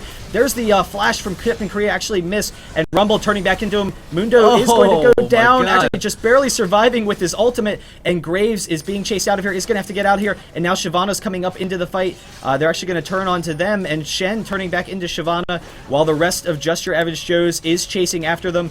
Mundo is going to be able to get a slow, and then CaptainKorea coming in, but is burst down almost immediately, and this is huge. Nothing Real able to pick up the kill. Can they get onto Janna? There's the axe is missed, and Misfortune and Shyvana were able to pick up the kill onto Shen, and now they're chasing down Olaf and Graves here. Graves does have the red buff. They are going to back off a second. Spellsy trying to bait them in, getting a lot of damage on Nothing Real, but no Baron opportunities, and Just Your Average Joe's able to finally, kind of hold off that fight, and, maybe pick up Dragon. They are going to be able to pick up this blue, so we'll see, but just wild stuff, I guess. I felt like both teams had so many opportunities to win that fight. What happened was Shen could have beaten Shyvana one-on-one, but instead he was running and kiting it around and just taking damage the entire time. And I believe Shyvana has a frozen mallet, so you're not really gonna get away. After you use that first dash, it's going to take a long time for Shadow Dash to come up again before he can dash another wall. And so he's at 0 energy, and so he's just taking free damage, and just getting chased around the map by Shyvana, and he's just unable to teleport. I felt like if he just had teleported from bottom and just fought right there, there's nothing really from Shyvana to... Well, she was holding on to her ultimate. She was. That would have knocked him. You're right. So that was definitely excellent play by Shyvana, but I think, you know, Shen a little bit too concerned with getting that teleport off. They are going to be able to take this Baron very quickly, and actually a free Baron, but CaptainKorea is coming up here. They should be able to kite away. Mundo actually missing the cleaver onto Pixel, going to continue chasing, should be able to chase him down, but there's no team to follow up, so a Baron for Mono, and now, you know, they have a fairly tanky team as well. Do you think with that Baron, their regen's just going to be too high? Will they be able to sustain a little bit better in these fights? They're definitely going to have a clear advantage for the next 3 minutes or so that they're going to have Baron buff. So I think Mono, what they're going to do is they're going to take this opportunity to take mid tower and just pressure and try and take down a hip. Because this is going to be the only time where they're going to be able to do this. And if they can pull the gold and farm advantage enough, they might be able to be strong enough to fight your average Joe even without the Baron buff after. So depending on how they play this, Mono, I feel like even with the gold advantage, they're only ahead because they have the buff from Baron. And so once it wears out, I feel like your average Joe is still in it to win it. Well, both teams are definitely extremely tanky. I'm kind of curious whether or not Janna is going to pick up a Zeke's Herald anytime soon, since, you know, they do have a generally physical heavy team. They are kind of going for those strong tanky sustain comps, so that would definitely, you know, synergize well with them there. CaptainKorea should be able to clear these creep waves pretty easily, which is actually going to stimmy the push of Mono a little bit. They might have to split push a little bit, but again, Shen just doesn't push fast enough, so it is a threat, but, you know, he's not going to be dropping inhibitors on his own until they get those some of those towers down.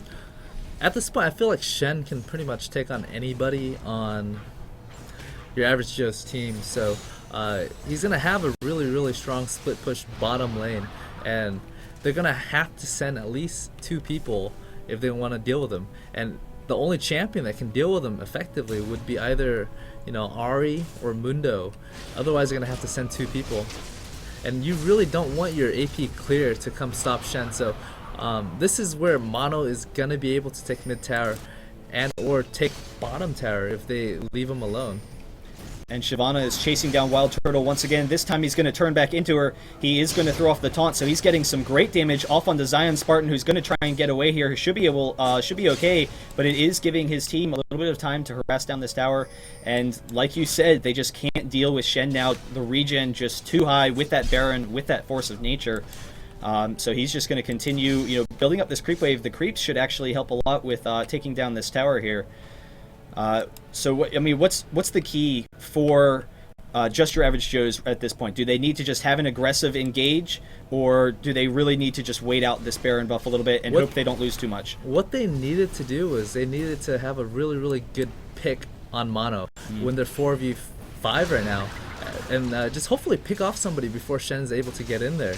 So if they can do that, they can actually stop Shen from pushing bottom. Otherwise, they're gonna lose bottom and hib, because I feel like Mono is just going to keep on pressuring top and mid, and Shen is going to pressure bottom, because Shen's split push potential at this point is just so high with the Baron buff, with the Fawn. He's just getting so much regen, and there's nobody really that can stop him at this point. Yeah, and they are pressuring all 3 lanes at once. Shen pushing up, trying to get some damage. This tower is already down to half. You know, while, like you said, they're pressuring mid. Do you think that it's, you know, the good decision for Rumble to sit up top and try and split their team more, or does he really need to be with his team? Because Ahri, you know, definitely has some potential there for picking him off if she has a team come with her. I felt like what average Joe needed to do is just group up as 5 and press mid. What would happen is Shen would have... Whoa, actually, WildTurtle going down. ZionSpartan able to pick up the kill. And this is actually a great opportunity for Mono to take this inhibitor, because all of Just Your Average Joe's went down to the bottom. Graves is being chased. He throws off the exhaust, so they're able to get the inhibitor, but Graves is probably going to go down. There's the flash actually trying to get out of there. The snare from CaptainKorea. Pixel with the flash as well. The ultimate from Misfortune able to pick up nothing real. And in the meantime, Nintendude is taking bottom, and so we have seen some great backdooring from Mono, and he's actually potentially going to get this inhibitor. He does have his ultimate still, so I'm actually a little bit surprised that he didn't really just, you know, go balls to the wall for it. But Pixel going to go down top lane. I'm not really sure what he was doing up there. There's really no reason for him to be there, losing that Oracles. I felt like he was caught anyways. Average Joe just has so much more mobility. They move so much faster, and I think they have perma slow from Rylai's, from Frozen Mallet. Yeah. So he knew he was dead. He just kind of walked into them. He's like, all right, let's speed up the process. I'm dead anyways. But even so, with the split pushing that Shen has, I'm honestly really surprised that he went down to Shyvana there. The team was coming down to help him, but Just Your Average Joe's, that, you know, none of the rest of them were there yet. But again, with the split pushing that Shen has, now that they have this inhibitor in their advantage, that's going to make it that much more deadly. You know, what does Just Your Average Joe's need to do? Do they just need to be more aggressive, trying to engage those fights, since we saw they were able to win that one while Mono was split? I feel like this game is going to be potentially very, very long, because the thing with Average Joe is their team comp is so much stronger, right?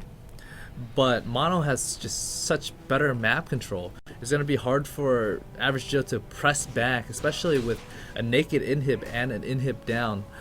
So really, Mono can't really group up and fight for a while, and their next chance, I feel, is when Baron spawn, and they're going to be able to split push Shen and split up Average Joe. So at this point, in terms of raw team fighting, I feel like Average Joe still has the advantage. We do have a dragon going down for Average Joe's, so you know, not as important as the game progresses, but you know, definitely a little bit of gold will help them out. And Baron should actually be spawning shortly, I would think, in the next about a minute. So we are starting to see Mono kind of moving in this direction. Do you think that Shen probably needs to be heading towards bottom lane to kind of draw their attention, or do they just want to take this really quickly? They're actually really grouping up, so it's probably Shen spawning. is already there, yeah. Unless Baron's going to spawn very, very soon. Well, if Baron's going to spawn very soon, Shen would stay, but I don't think he's gonna have plenty of time where he can go bottom and pressure and split up the team, and I think that's exactly what he is gonna end up having to do anyways, because if they're gonna group up as 5, ooh. And they do have the Oracles for that advantage there. ClakeyD throwing off some damage onto WildTurtle, but he's got the Fawn, he'll be fine. You know, with that vision advantage, we'll see whether or not they can kind of draw Just Your Average Joe's into a poor engage. But I feel like if they force a fight and it goes all out, I feel like Just Your Average Joe's still gonna win the fight. So I think it's just more prudent for Shen to go backdoor bottom and split the team first. And he is moving bottom. He does have a great creep wave going with him, so as long as they can stall out some, Just Your Average Joe's actually doesn't have any vision anymore of Baron because of the Oracles, and they're actually just Mono skipping is Baron. Just gonna skip it and try and end the game. Wow. It's so much more worth it. It's gonna force Average Joe to and come Average back Joe's or has lose no a idea. game. No, So- they have an well, idea, now they do. but they're gonna lose a game before they can save it. I mean, And only half of their team is coming back. They were able to get that in Baron, but they're coming out here. We do have ZionSpartan coming in, and that Nexus is very close to going down. The towers are down. They're DPSing the Nexus as fast as they can. Mundo does, or Olaf with his ultimate is able to pick that up. So, wow, just really aggressive play by Mono, able to, you know, backdoor the Nexus there for the win. Congratulations to Mono, able to pick up the win over Just Your Average Joe's, even though it seemed like, you know, they should have had the weaker team in those fights. I feel like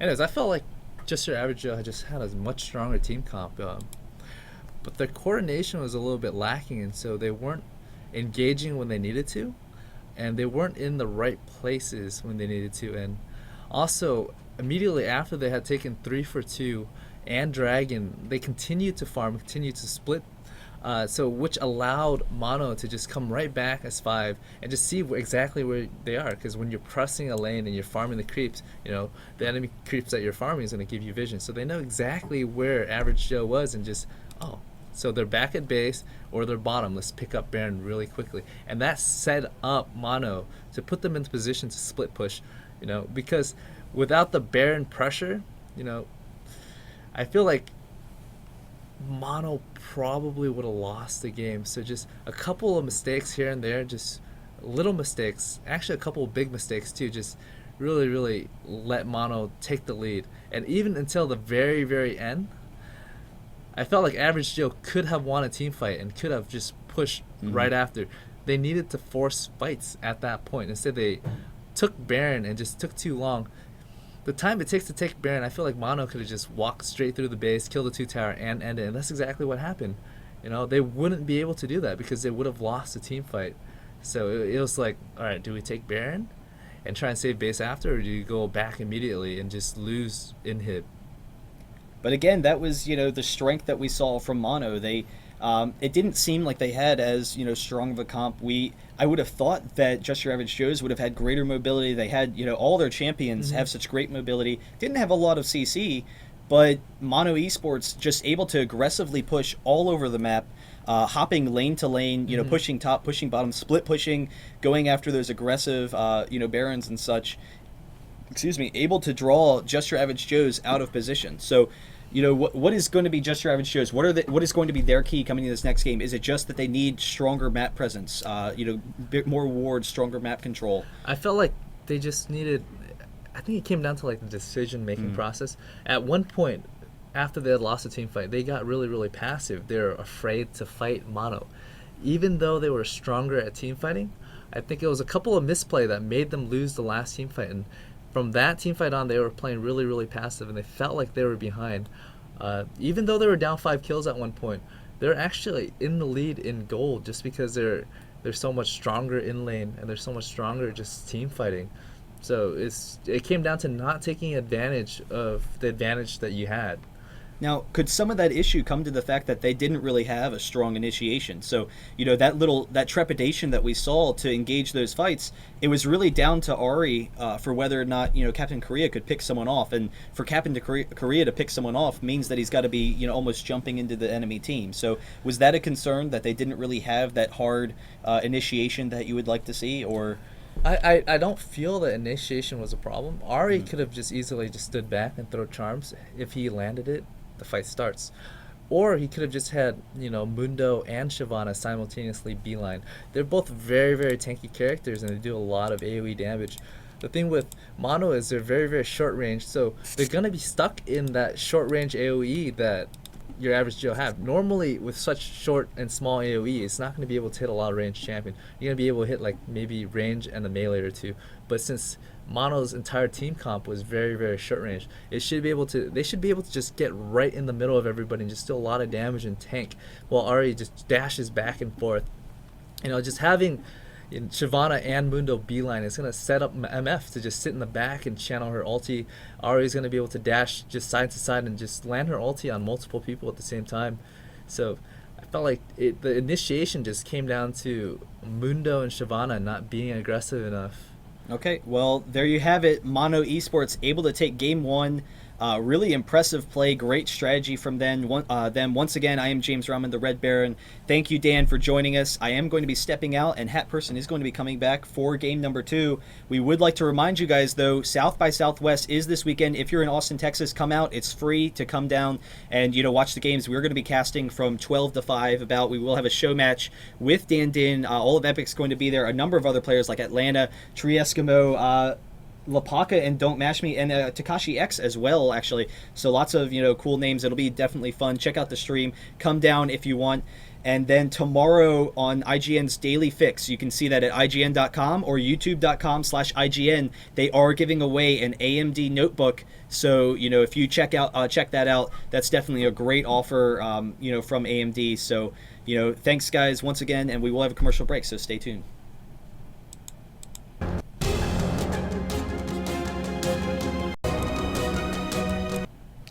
Hey Summoners, welcome back. IPL Killing Spree. We got Mono Esports and Just Your Average Joes with us today. I'm HatPerson. I'm here with Dinh. We got a fantastic time going on for you today. Let's get the right overlay up. We got that. All right. Good. So, game one. Game one. Game one. We were talking a little bit, during the break. Mm-hmm. So I mean, it really seemed like Joe's had the better comp. They definitely had the better comp. They had the better lanes as well. Yeah. So what happens is when you have better lanes, you win lane generally, and they fell behind on ganks. They fell behind on global objectives. Even then, since their lanes were so strong, just relative to mono, they were still in the game. I feel like they were in the game all the way until the Nexus blew up. Yeah. Just because, if mono wanted to push, that means that a 5v5% would break out. And even with inhib down, I felt that average Joe is gonna be able to fend it off. Maybe even come out ahead, and that game could have dragged on for maybe a good 20 more minutes. Yeah. But that Baron for Nexus trade was definitely worth it for mono. It saved them a lot of time. See, that's the thing. Like, you can't be going for Baron when you have so much stuff down at home base. It's just something you can't do. But I will say this much too, because when I saw we saw Shen die going after the towers and inhibitors, I saw Olaf with Nintendo going for that inhib. I'm like, please don't let this go on for another half hour like last week. That's the last thing I want. We got more games we gotta get to. We got more stuff we gotta get to. So before we head into game number 2, just another reminder for everyone out there. So tomorrow, the IGN Daily Fix, we are giving away an HP Pavilion notebook. That thing's got an AMD A8 3500M APU in there. That's a quad core. Quad core, fantastic stuff, especially in a notebook. So Daily Fix tomorrow at IGN.com, YouTube.com/IGN. And of course, hit up Facebook.com/AMD. Just let them know you appreciate everything they're doing, and they will be there at South by Southwest as well, bringing you all the good stuff we got there. But for now, I wouldn't be surprised if Shen's banned this game. I wouldn't be surprised either. That was probably average Joe's biggest problem. They probably felt Shen was their biggest problem. Other than that, average Joe's pick was just so much better. So if I feel like if they keep everything else even with the Shen, they should be able to win. Just need to realign the strategy a little bit more, and they can actually come out ahead. So Rise, Cassiopeia, we're looking at the same bands we had last game as well. But so Shen ban more than likely. Mundo though, Mundo's been kind of shown up here and there, especially in Hanover. Like he's very, very popular jungle at the moment. He's very popular because what happens generally in competitive game is the game gets dragged out very, very, very long. And Mundo just becomes this unstoppable, unkillable tank that runs into 5 people and just soaks up every single skill. And so, Mundo's not too terribly strong before the 20 minutes. He's got really good jungle control generally because he's got that perma-slow that's going to allow him to escape. Yep. And especially, this is mono we're talking about here. These guys do have a tendency to go to the late game quite often. So, but we'll still see get same bans as last game. We still have one more ban left from mono. We may see the same Aurelia ban that we saw last game, and yes, we do. So same exact bans, same exact champions as last game are open, and Joe's taking out Shen. Yeah, the difference is since they are first pick. Oh, I think they're first pick again. Mono had first. Oh, no, that's right. They are first pick again. Yeah. They valued Janna more than Shen, but after Shen gave them such a run for their money, they rethought it. It's like, all right, I don't want to deal with Shen. Yeah. I'd rather give them Janna than give them Shen. Yeah. So not to say that Janna's not a fantastic first pick. Janna is a fantastic first pick. It just she's more fantastic if Shen's banned, right? Yeah. She's more fantastic if Shen's banned. And Janna, we've seen during our qualifiers, we've seen in Hanover, like she's really taken the #1 support spot. So why is that? Why is that? Soraka's got nerfed probably 3 patches. Yep. Since I don't know, probably 3 months ago, she's got nerfed quite a bit of time. Sona's got nerfed. Yep. Even Tarek's got nerfed too. He had his remake. And then he got tweaked. He got tweaked a little bit.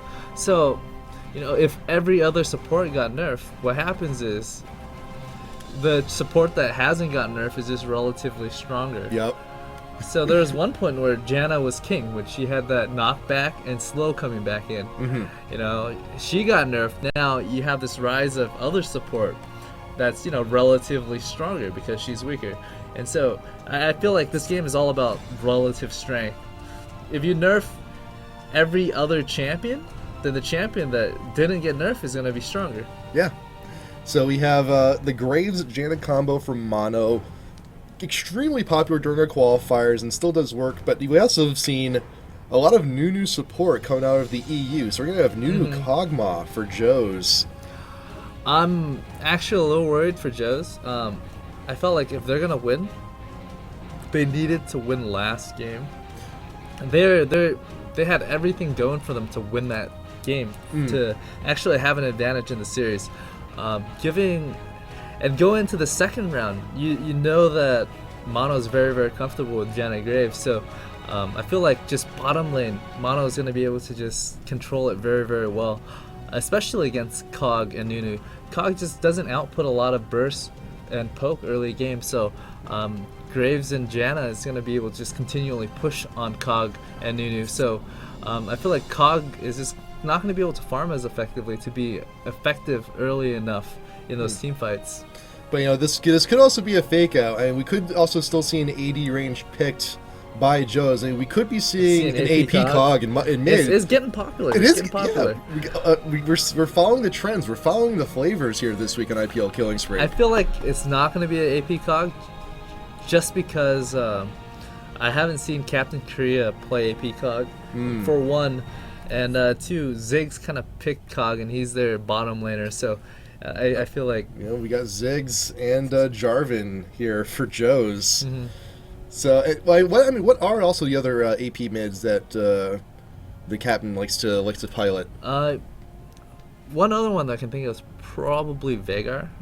Ooh. I don't know how comfortable he'd feel in a tournament play, because, you know, Veigar, sometimes people do view him as like a risky pick just because he isn't used as much, so he hasn't really been proven by other teams as, you know, like super top tier. Yeah, well, I mean, really, like the only team we see playing Veigar is you know, Nijaki from Curse. Yeah, and so, I mean, you know, everyone has their their token champions they like to play. Heimerdinger, of course. Yeah, sometimes. We got your Heimer.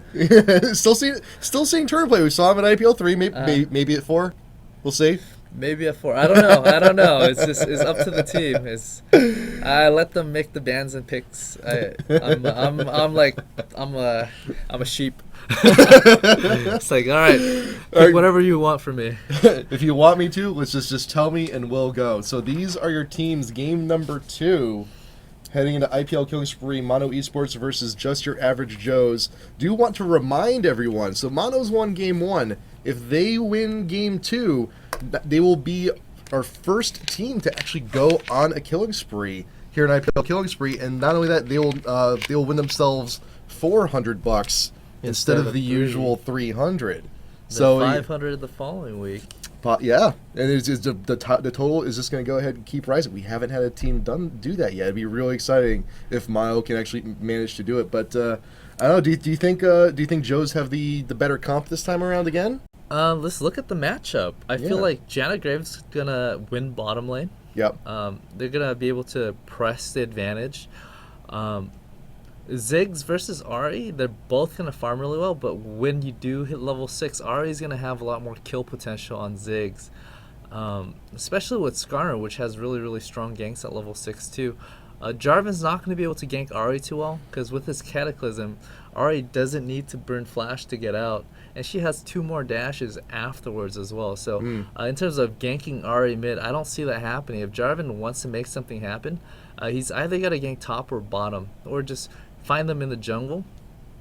Global presence wise, it's definitely going to help Average Joes, just because I have Shen and Ziggs. If Ziggs can land a well-placed ultimate while Shen ulted, they can easily turn a 2v2 fight into a 3.5 versus 2 fight too. So that's definitely an advantage there. Top lane, Shen versus Vladimir. Shen's gonna win the first 5 levels, I feel like. When it does get a little bit later, I feel like Vlad is going to be able to out-sustain Shen. He's just not going to be able to poke Vlad hard enough. But at which Shen's going to be able to teleport around the map while Vlad is kind of just stuck there, AFK pushing. But on the flip side, Vlad presses the wave a lot easier than Shen does. So if Vlad is able to push against Shen without being ganked, Vlad can still win the advantage in lane.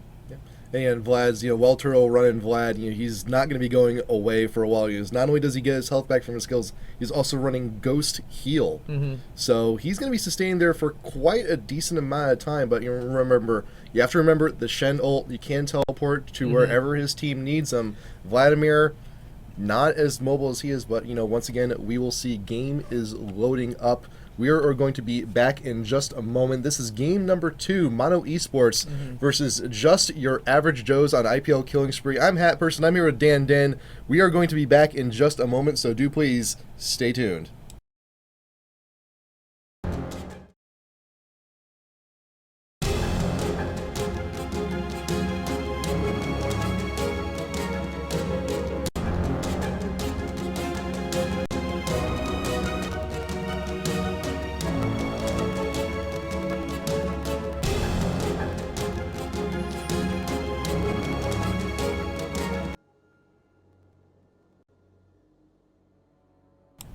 Ladies and gentlemen, welcome back. IPL Killing Spree. This is Mono Esports versus just your average Joes. We're heading into game number 2.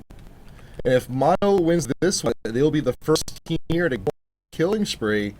And they'll win themselves $400 instead of the usual $300. So we will see if they can manage to do it. Oh, this is dangerous. This is extremely dangerous right now. This is very dangerous. Mono waiting in the bush, waiting to see if Joes will be able to take the bait. Can you click on ParadoXical really quick? I want to see if he's leveled up his Charm. We got Charm first. ClakeyD coming around. Jarvan's coming in. He's getting caught. Charm. Charm misses. How does that happen? Shen goes up the top. Nothing real has to flash out. And NintendudeX up in front trying to get something happen. He's also going down on Spellsy. Everyone's taking damage. And ParadoXical is going to be the first one to go down. And ClakeyD in front. Sprint is in the back. He's a little bit low. He's trying to dodge all the damage. And WildTurtle is being caught out a little bit too far. Bombs going down, flash coming in, picking down. Let's go! Oh wow, Joes. I felt like Mono was in position to win that team fight. They were in position to win that team fight. That charm needed to land on the closest target and just burst them down. And that charm it just went through everyone. Went through everyone.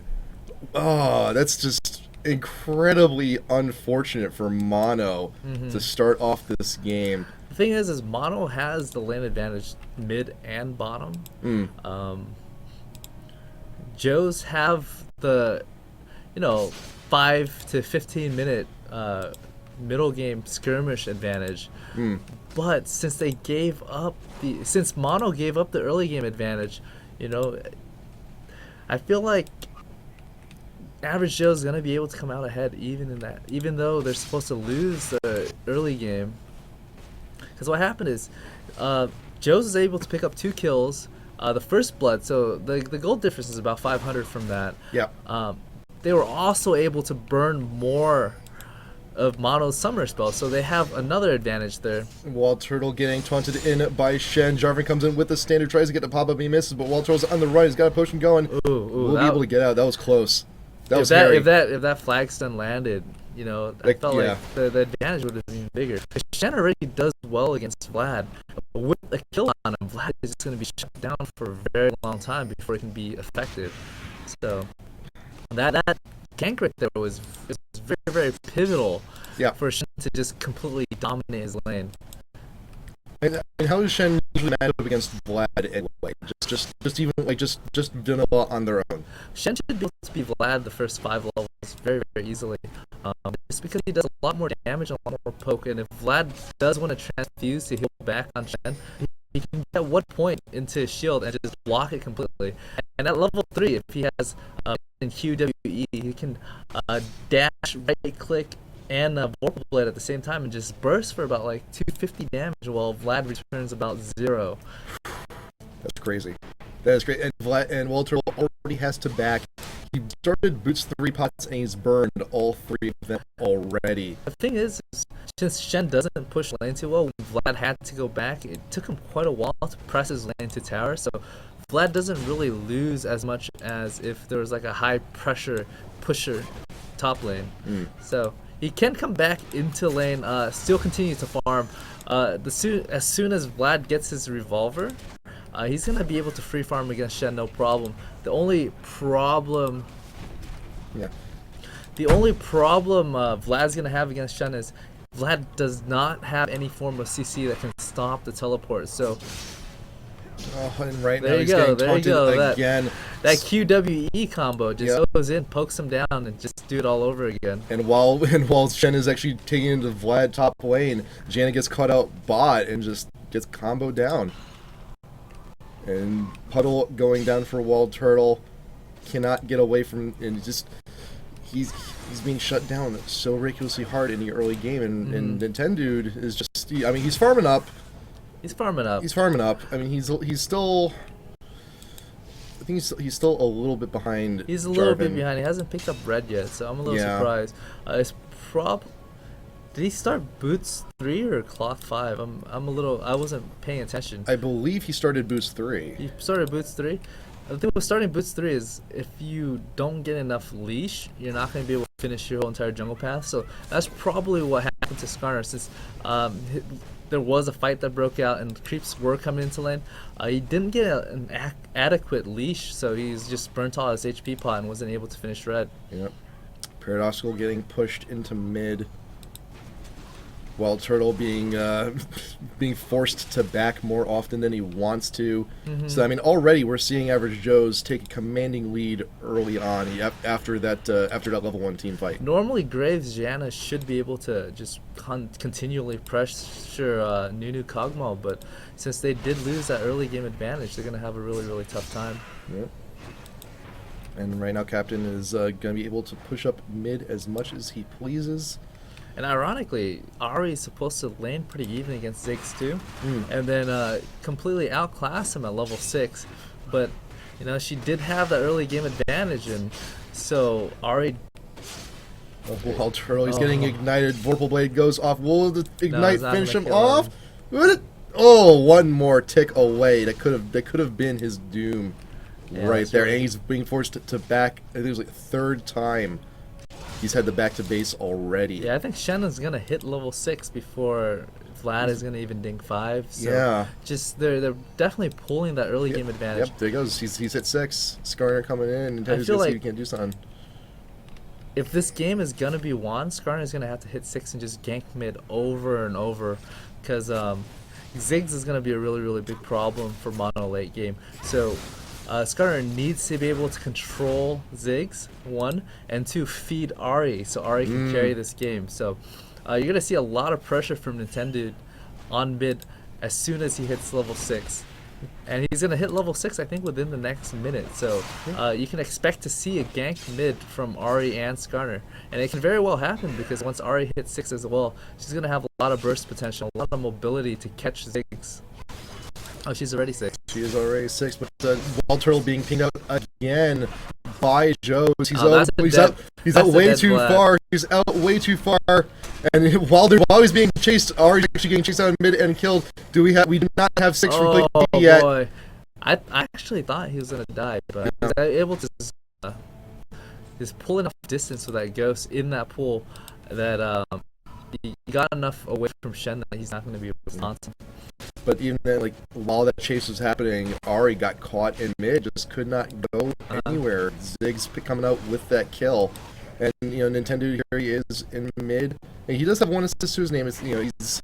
I think the reason Ari died was he's trying to poke mid low enough that when Scarra does gank, he's going to be able to just have really high kill potential. Yeah. But what happened is, since Scarra did not hit 6 yet, you know, she's pressuring lane. Being that far behind, she put herself... Oh, Jarvan's right here, still top. He's not going to be going very far. Cataclysm coming down on WildTurtle. He's got really nowhere else to go. Getting the auto text down on Vlad. Can't get the last pool going down. Troll face under the tower. And Jarvan will take it, but he does fall anyway. I feel like... But here we go. Scarter's actually here. Nintendude's coming in to dash away from dash away will do it. That's he pretty will good go by like Vlad. He was the best of the inevitable. He was gonna die anyways. But I also felt that, you know, Jarvan didn't need to die. He was hugging onto Vlad in the pool. Yep. And tanking tower at the same time. When Shen had no tower aggro, he could have very easily just just throw Vorpal Blade as soon as Vlad gets out and get the kill. And ParadoXical is losing these trades in mid against Ziggs. It's quite unfortunate. Yeah, I feel like CaptainKorea is just too far ahead. Yeah. With that kill and 2 assist advantage and the CS advantage, she's just got so much more damage potential than Ahri right now. That Ahri can't play aggressive. And right now, Nunu ult going down. Mono will be able to edge out. Not too much damage coming off that thing. But you know, bot lane, in terms of creeps, is pretty dead even. Pretty dead even. It should be about even because Janna Graves is a stronger lane. Yeah. Despite them being behind, you know, Cog Nunu shouldn't be able to really deny them too hard. So, and WildTurtle being forced to tower. Dragon is being pinged by Mono. They know the Joes are swinging around. They know they're gathering for it. And, you know, Shen does have his ult, so he can teleport down if need be. But Jarvan is alone going up into the blue area. Man. This is a little bit of a hairy situation for him. But he's going to go ahead and try and get a free hit off of Pixel before he makes his exit. It's a little dangerous because... well, now Graves, nothing real, will have to dash over the wall. He was sandwiched there just for a hair. Tornado going down on ClakeyD. He's being a little too far up, but here comes the Shen ult. They're going ahead. They're going to go engage in his Cataclysm, coming in on Pixel, and will fall. But right now, Nintendo now being chased down by the rest of Joes. There's no way. Yeah. ParadoXical now coming in, but I think it's a little bit too late for Ahri to be getting into this fight. I think this is going to be a classical game of Snowball. Oh, I Mono don't think he just had mana barely- for that. Yeah, Jarvan ridiculously low on mana right now, but you know what? They're just going to go ahead and take this dragon while they have the opportunity. While they're taking that opportunity, go lower the video settings here just for a little bit. I think we're getting a little bit of lag, so I think we're going to see if this does anything for us today. But yeah, right now, it's just Joes are just taking massive control of this game. They should. That early game fight that I felt like Mono should have won just really went terrible for them. You know, you give up 2 kills, you burn all your summoners from every single lane. What that means is you're more susceptible to getting ganked, and that's probably why Janna died bottom lane. You know, she was getting ganked and she flashed and she ended up dying anyways. So what that means is when she gets ganked again bottom lane, she's not going to have it within the 3-minute span that it's going to take for Flash to come back up. So right now, about 12 minutes in, and average, you know, not just your average Joes are just quite above average right now. So you got 4K gold lead. We're up to a mess number of kills, or 5 kills 12 minutes in. This is unprecedented. Wonderful work by Joes today. So this is definitely Joe's game to win. Yeah. And hopefully, since, you know, Mono does have a lot more teamwork and a lot more coordination than they do, I wouldn't be surprised if Mono can make a comeback. In terms of team comp, Mono's team comp isn't too bad. So if they are able to make some big plays, just really coordinated team fights, they can actually come back in the game, despite being a little bit behind. At this point, however, I feel like it is going to be very hard, and Joe is going to have to mess up quite a bit. But it only takes a few mistakes to come back in the game. Or one massive mistake to lose, as we saw in game 1. While they're going for Baron, just Mono just swooped in and took that Nexus. But you know, we haven't even hit the 20-minute mark. A lot of things could still happen, but right now things do look a little grim for Mono. Bot lane being pushed to tower. Their Joes are really going in the offense bot lane. Granted, you know, now the creeps are definitely going in Joe's favor. I felt like if they didn't give up those kills over at Blue and Dragon, Mono could have had a lot more pressure on the game. Because what Scarra needed to do was he needed to get a lot of ganks off on Ziggs and just give the control back to Ahri mid lane. That way she can actually be useful later on in the game. But since he had to burn Flash and ended up dying anyways, he's not going to be able to gank until his Flash is back up. And even when his Flash is back up, Shen and Ari together is going to be really, really strong, where his gank might not even be effective. So we have options. I mean, we could, if Mono given the opportunity, they could feed Ari. They could also feed some stuff to Graze or even the Skarner. And right now, Vlad actually being cornered once again. Top lane Cataclysm going down on WildTurtle. You cannot pull out. You can't pull out of that one. And Zion will just go ahead. You can't leave.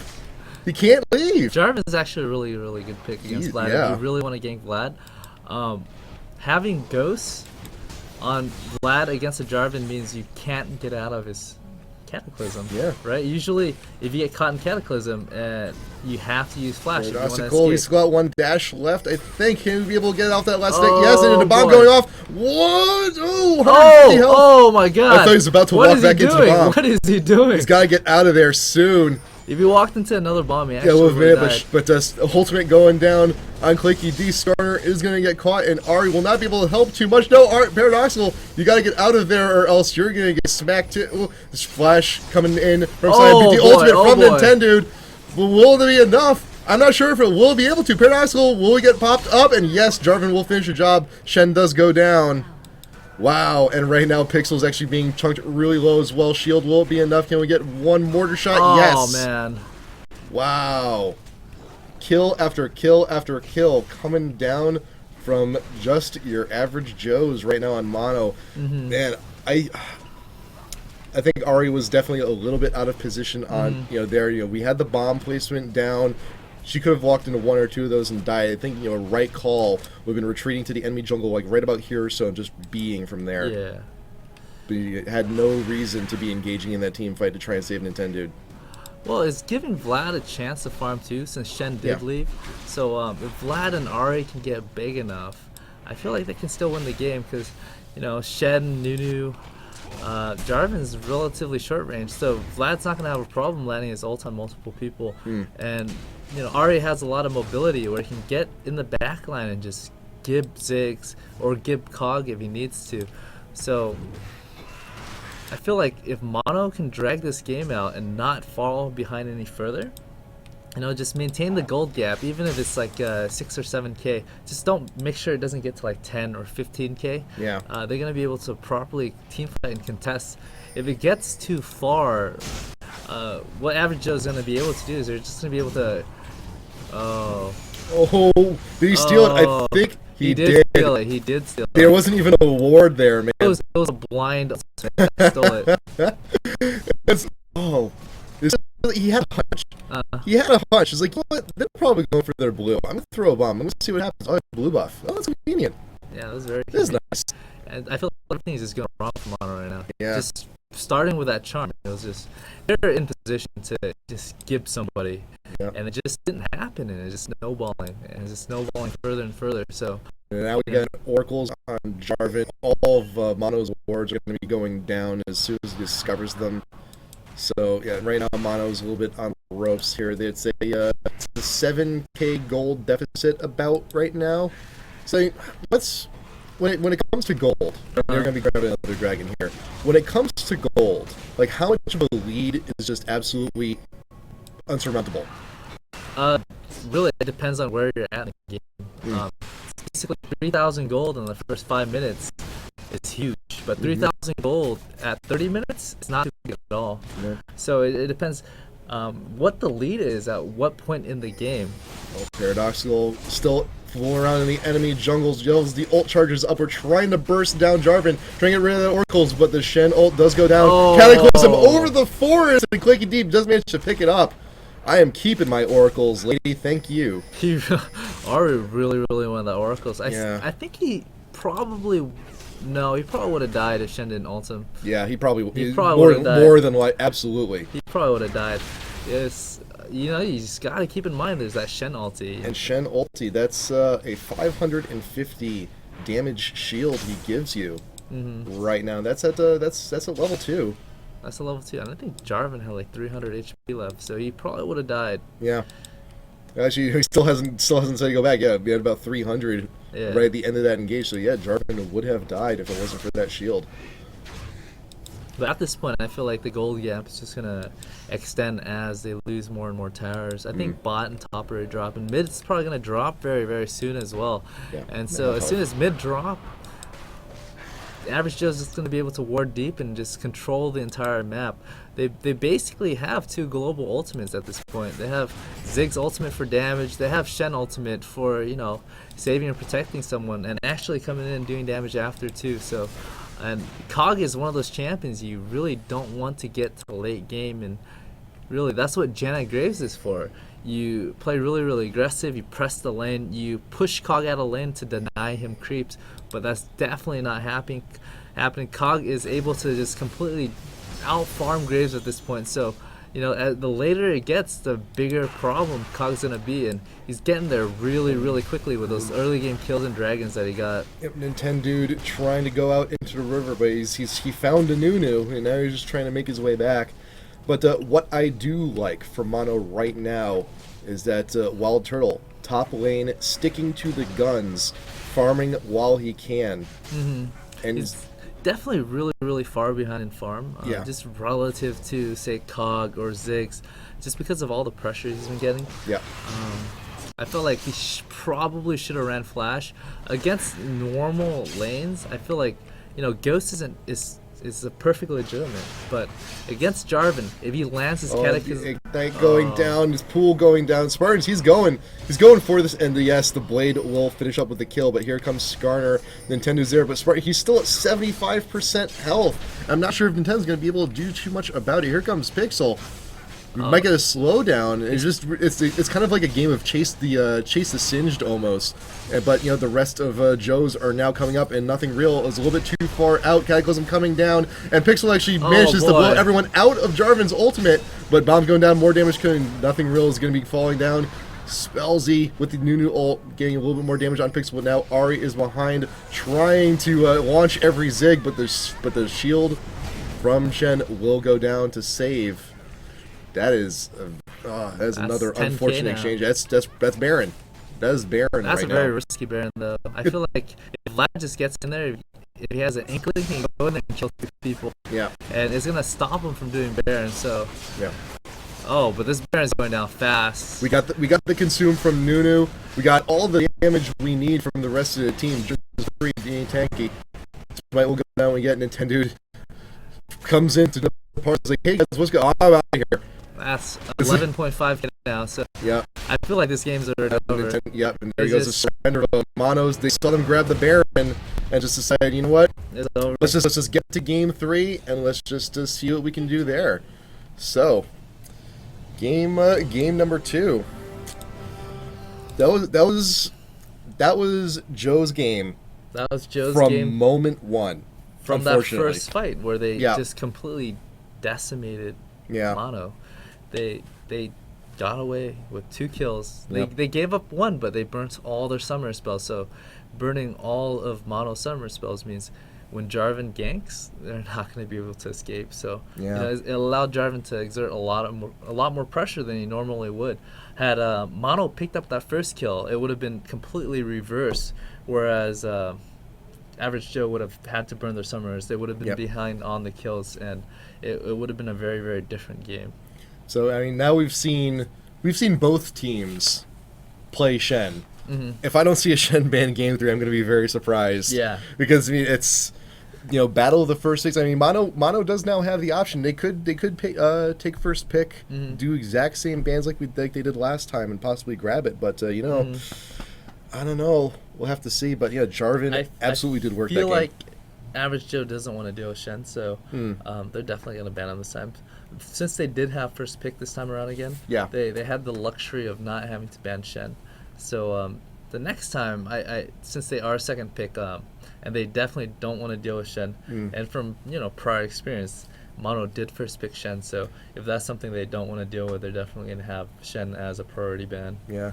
So we're gonna have Baron come back in here for game 3 in just a little bit, and again, just to remind you guys, South by Southwest this weekend. If you're in the Austin, Texas area, we got some fantastic show matches coming down. This guy's gonna be playing. Yeah, I'm gonna be playing. It's gonna be a good time, and once again, shout outs to AMD.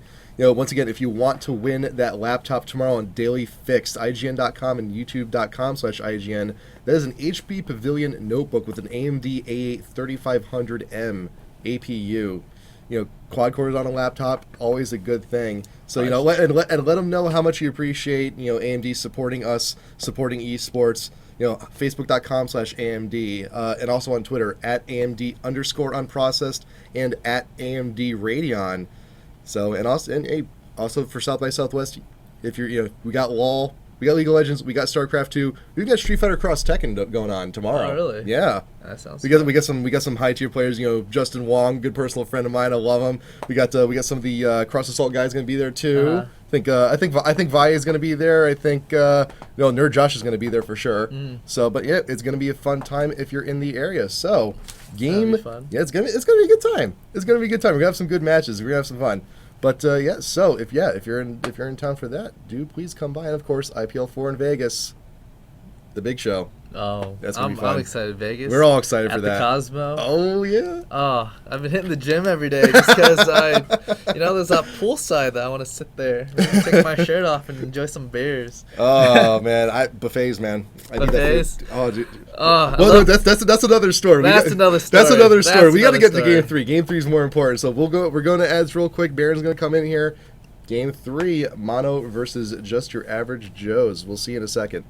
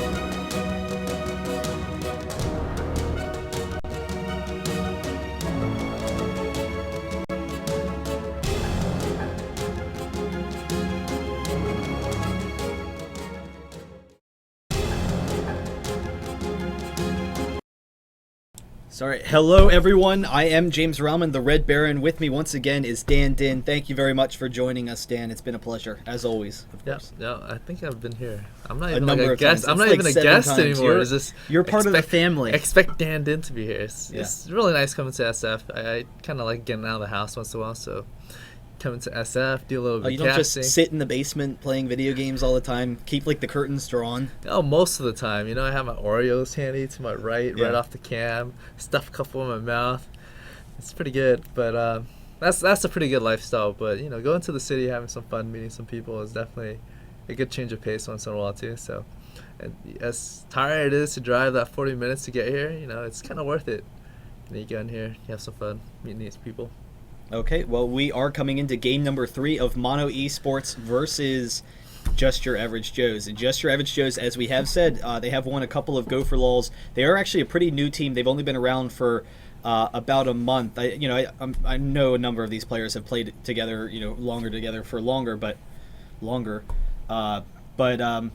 yeah, so definitely, doing a pretty good job there. Game number 1 was, just some fantastic team strategy from Mono. Game number 2, Just Your Average Joes dominant, the entire game almost from the very early onset. And the big thing was that Shen pick. So, now Mono again has that first pick. Yeah. We'll likely see the Shen ban from Just Your Average Joes, but it will allow Mono to potentially get one of those strong champions that they like Ahri, Aurelia, Rumble. For that top lane. Yeah. So we will have to see. This game should be starting shortly, and then we'll be able to get in. Once again, thanks everyone for tuning in. Make sure to check us out South by Southwest this weekend, this Saturday. If you're in Austin, Texas, come on down. It'll be a lot of fun. We're going to have all of Epic there. Dan's definitely looking forward to trying to beat up on Dyrus some, but yeah, we'll see how that goes. Hopefully I can put the smackdown on Dyrus. Yeah. Because if he gets smacked down, that means I win. Well, we are coming into this game, and picks and bans are up and ready to go. I'm kind of curious what Mono is going to do, because, I mean, we've seen a lot of great play from Mono over the past couple of weeks, but, both games this series, it almost seems like they were outpicked to a degree. They were so. definitely outpicked game 1. Game 2, I felt like it was anyone's game. It's just a classical example of getting snowballed on. When you get snowballed on and the other team has a lot of globals, it basically secures their snowball. Because it's harder to make a comeback when someone can globally save somebody or just globally deal damage to you. It's just really, really hard to keep track on that, and just it's hard to make big plays in lane as well. So when you're behind, you just stay behind. And I guess that's true. That's kind of almost the surprising thing, that they let up so many kills early in the game, considering the kind of team that they had. They had, Skarner and Ari, they want to wait until they're level 6, pick off some kills. Vladimir just wants to sit there, farm in lane, be as safe as possible. Janna's very strong, very safe in that bottom lane, but just allowing that early advantage up very quickly, were never able to get to what they wanted to accomplish as a team. Vladimir was never, dealing enough damage, never tanky enough top lane to deal with Shen, and then Ari was never able to, get rolling. Skarner was never involved in any fights, really. What needs to happen was Ari needed to not fall behind, because Ari can take Ziggs one-on-one. The whole Skarner being there just guarantees a kill. Losing those early game kills means Ziggs is able to freely farm mid. He's not able to get denied. He's not able to get picked off as easily. And falling behind for the jungler means that level 6 flash ultimate from Skarner isn't going to come as soon.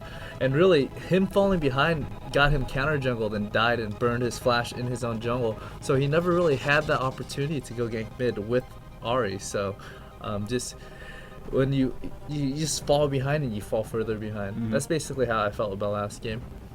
But here, looking at the picks this game with the bans, I was about to say Cassiopeia was available, and we have seen Mono, ParadoXical with his penchant for Cassiopeia, just really effective control of the lane, great control of team fights. There's really, I don't know, she's just such a versatile champion. There's not a lot of hard counters to Cassiopeia. So the fact that they have to ban champions like Shen, like Aurelia in top lane, like Ryze, those tanky, DPS kind of champions, Cassiopeia is going to Mono, and we'll see how that, affects their team fights and whether they can use that advantage once she kind of gets it going. I wouldn't be surprised if they pick up Janna here. Because if they really leave up... Ooh, they left... Wow. It's going to be that classical Mono team comp. They have Cassiopeia, Graves, Janna, Rumble top, and just whatever for jungle. And so I feel like... I said this last game too, but I feel like Average Joe is letting Mono play in their comfort zone. Just absolutely in their comfort zone this game as well. Last game, I felt like Mono could have won if they didn't give up those early 2 kills, if they didn't burn all the summoner spells. So if that mistake doesn't happen again this game, I feel like it's going to be pretty hard for Average Joe to make a victory out of this. But let's just see the picks first.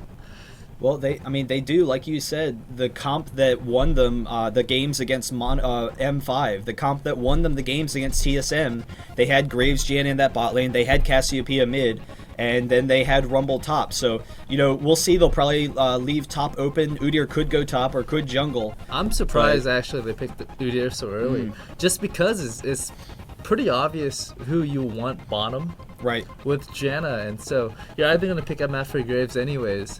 And so if they just pick that up, they can hide their last 2 picks for later in the game as counter picks. So picking that Udyr, you're either sending him in the jungle or you're sending him top. So it gives Average Joe more time to just deliberate on what they want to do to counter either Udyr top or jungle. Though at the same time, right now we do have kind of the start of a hyper carry comp for Average Joes. A lot of times if you see, lots of support people like Morgana, like Galio, those are definitely options. Udyr can definitely hold his own in any lane. He's not really that easily of a counterable champion, and will give the stun in case they are looking to go someone like Galio or Morgana. So, you know, that definitely helps them out there. But we're actually going to see Ahri and Riven, and Riven definitely very strong top lane, and then, you know, Ahri mids. That should be kind of interesting. If Udyr is going top, and it is Riven versus Udyr, how do you expect that lane's going to go, or is it really just dependent on the jungle ganks? I feel like Riven is going to have an advantage without the jungle ganks. But Udyr, if he gets an early game advantage, he might be able to pressure Riven enough. And just once Udyr gets all that armor, Riven's just not going to be able to do enough to him. So if Riven's going to want to win this, he's got to win this early, but it's going to open himself up to getting ganked too. So that's the trade-off. You got to be a little bit more aggressive to take advantage and get that early game advantage. But if you don't, Udyr's going to get all that armor, and it's going to be really, really hard to pressure him out of lane. Because this game, for Udyr, if he's jungling, it would just be a standard Ninja Tabi and Wriggles, and he's going to be able to sustain against Riven just pretty much forever. So just let's see how well Udyr does early game. That's going to set the tone for his maybe 10-15 minute mid game. Now, it is kind of interesting also. We are seeing that Nothing Real is going to be going Caitlyn instead of, you know, that Graves pick that they had, I don't know, always kind of liked. Now, Graves, you know, we had talked about previously, is kind of a little bit shorter range, does maybe give Ahri an opportunity to engage if she can kind of catch him off guard, catch the charm there. Caitlyn definitely further range, and also has the excellent lane harass. So is that going to be kind of a struggle for Ziggs to get farm, as, you know, Kog'Maw is just going to be harassed very aggressively in that bottom lane? What they're trying to do with Caitlyn is they're not going to try and be more aggressive as in pushing their lane. They're going to be more aggressive in harass and poke and press them so they fall out of lane instead of just pushing lanes continually to tower to deny them creeps. I feel like Caitlyn would give them better dragon control and better pushing control too, and that's what they were missing game one. So I think they're changing up the strategy a little bit and just making adjustments, but I got to think a little bit more on how it would affect the game overall. And really, you know, like, I feel usually just the early game in any game sets the tone for the rest of the game. So you can usually tell in the first 5 minutes how each lane is going to, you know, turn out.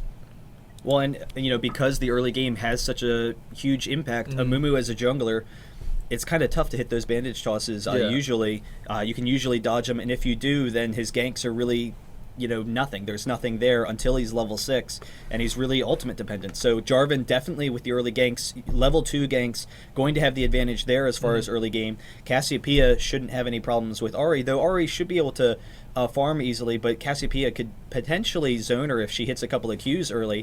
Caitlyn, you know, with Janna, that's an aggressive bot lane. They're going to have the advantage there. So do you think that this is something we could see, Mono taking this early game team and then also having the AoE combo of Jarvan and Cassiopeia and, you know, trying to take that early advantage for a win?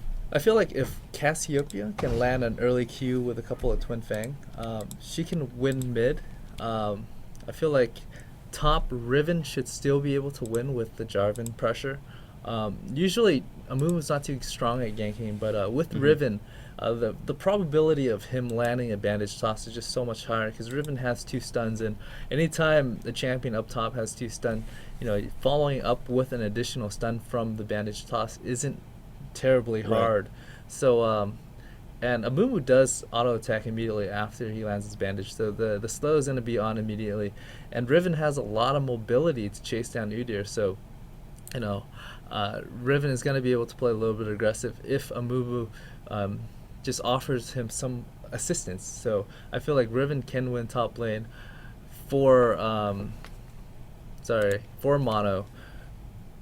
Give me a second. Mono is actually Udyr, so can win top lane for Average Joe. At the same time, I feel like Ahri can actually hold his own against, or her own against, Cassiopeia, as long as he doesn't get hit with like the early Qs.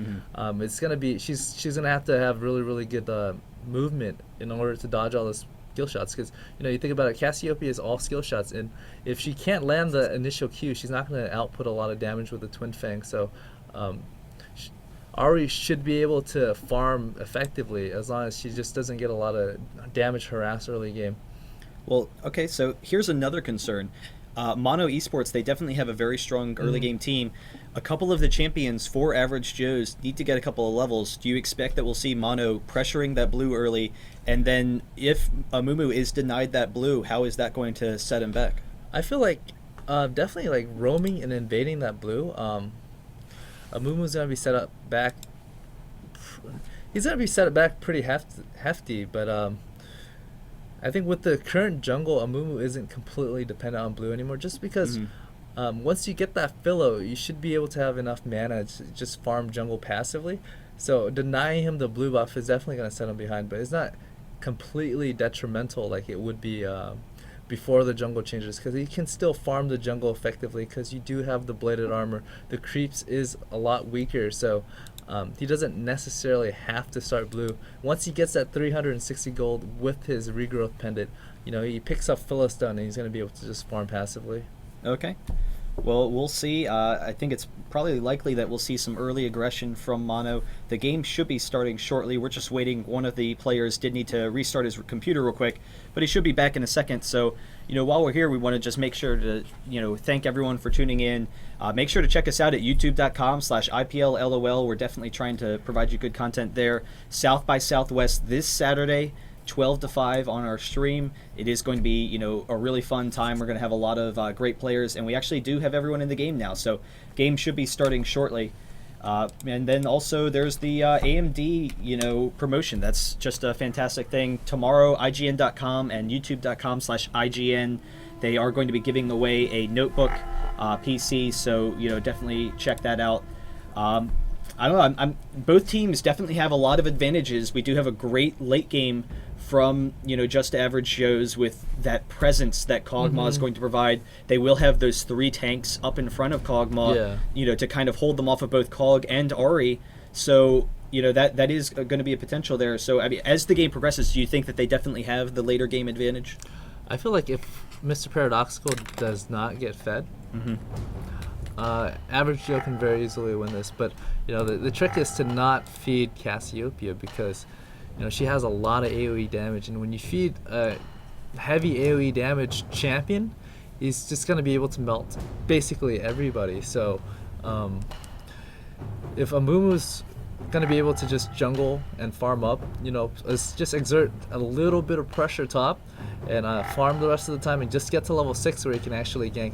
I think of Aphromoo as like actually a weaker ganker version of Warwick, because Warwick at least he can start boots and you can get some movement in there and gank. Right. Aphromoo usually starts with defensive item in the jungle so he can actually farm. So, you know, his ganking pressure isn't too strong, especially his blue dependence is going to set him behind if he gets counter jungled too. So as long as Aphromoo doesn't get counter jungled too hard, he's going to be able to exert some pressure.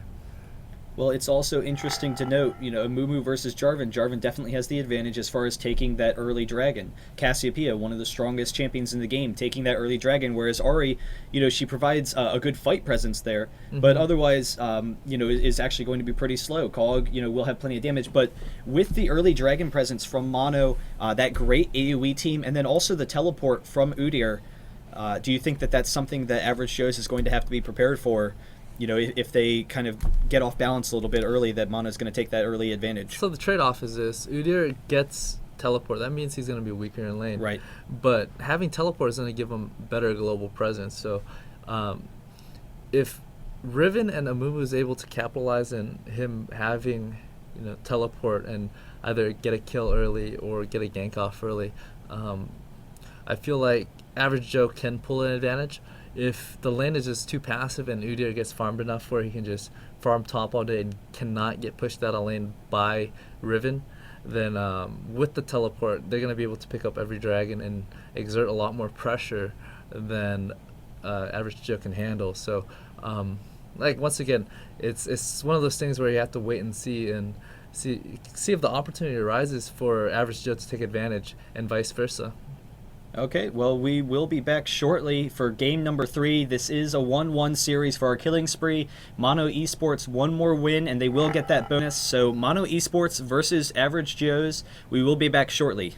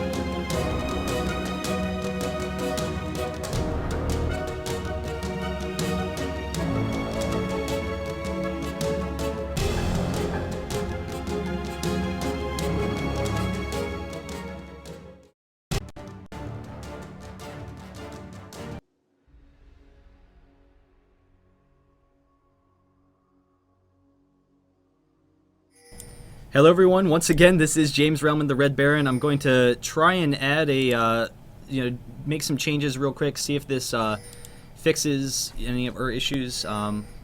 Give me 1 second and it should hopefully work out.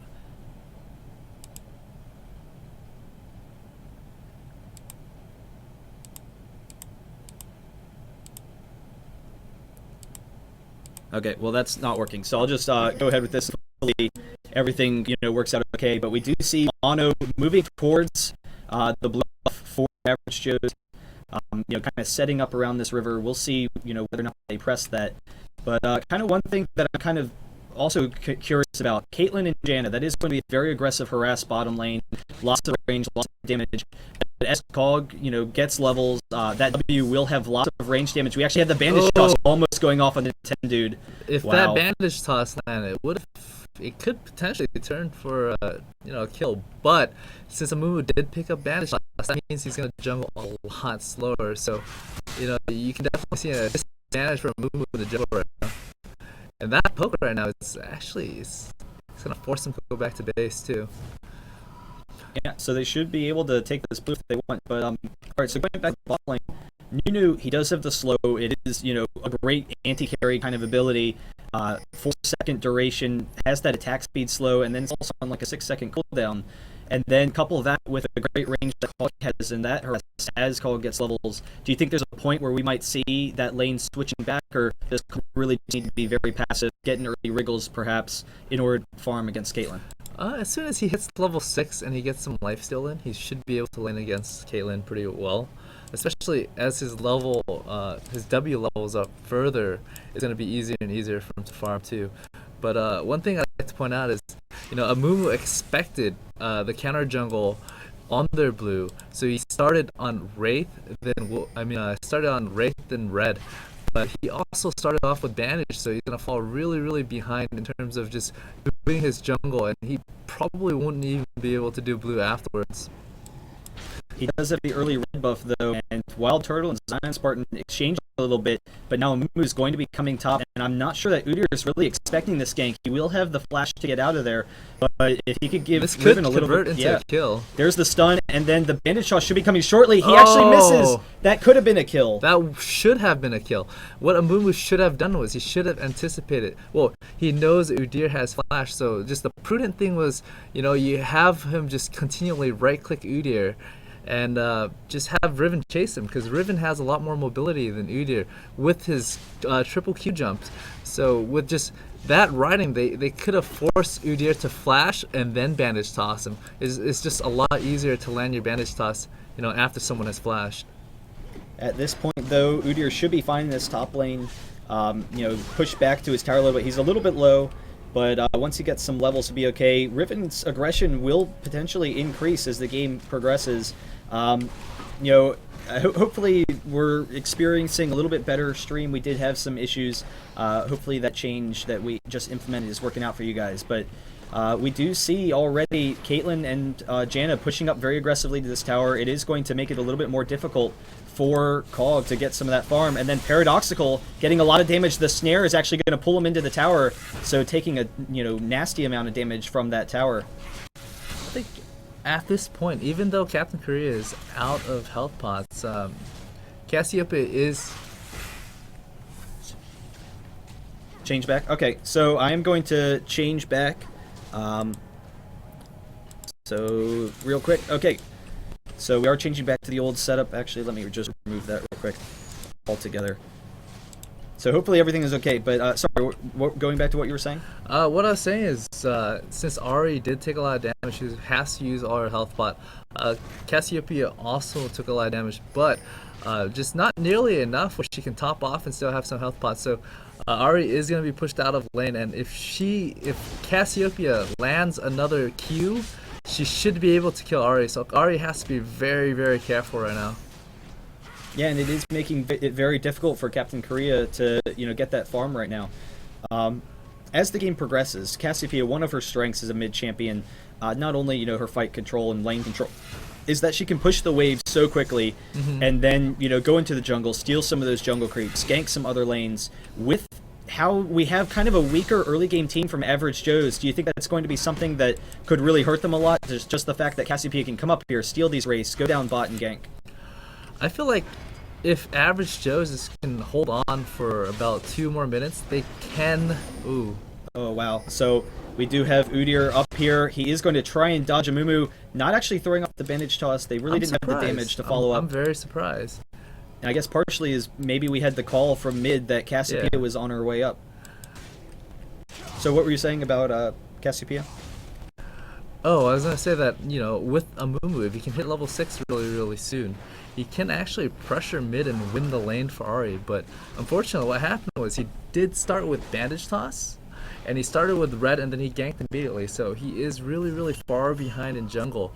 But if they can hold out for another 2 minutes-ish, Aphromoo is going to be able to hit level 6, and with that flash ult is a guaranteed snare, and with a guaranteed follow-up with a bandage. So Ahri can actually close the distance very easily too, and anytime you have somebody with a double snare or stun, you know, landing that charm is going to be very easy, and Cassiopeia just has a lot of threat as soon as Aphromoo hits level 6. And we do see in this bot lane, Caitlyn doing a pretty good job, you know, trying to zone Cog a little bit. The Cog is actually, you know, farming pretty effectively as well. Caitlyn does have a slight advantage there, but, you know, we'll start getting to those levels where Cog can, you know, try and catch up a little bit. We actually have the slow from Pixel, and then the whirlwind. Cog's going to go very low. He should be able to get out of there, but one more hit should be able to do it. Oh, wow. Boy. So almost going down in Nintendu, trying to gank mid. Aphromoo is there waiting for the backup. I felt like Caitlyn could have killed Cog. She just didn't want to risk it. Her flash was still up, and really it only took 1 hit.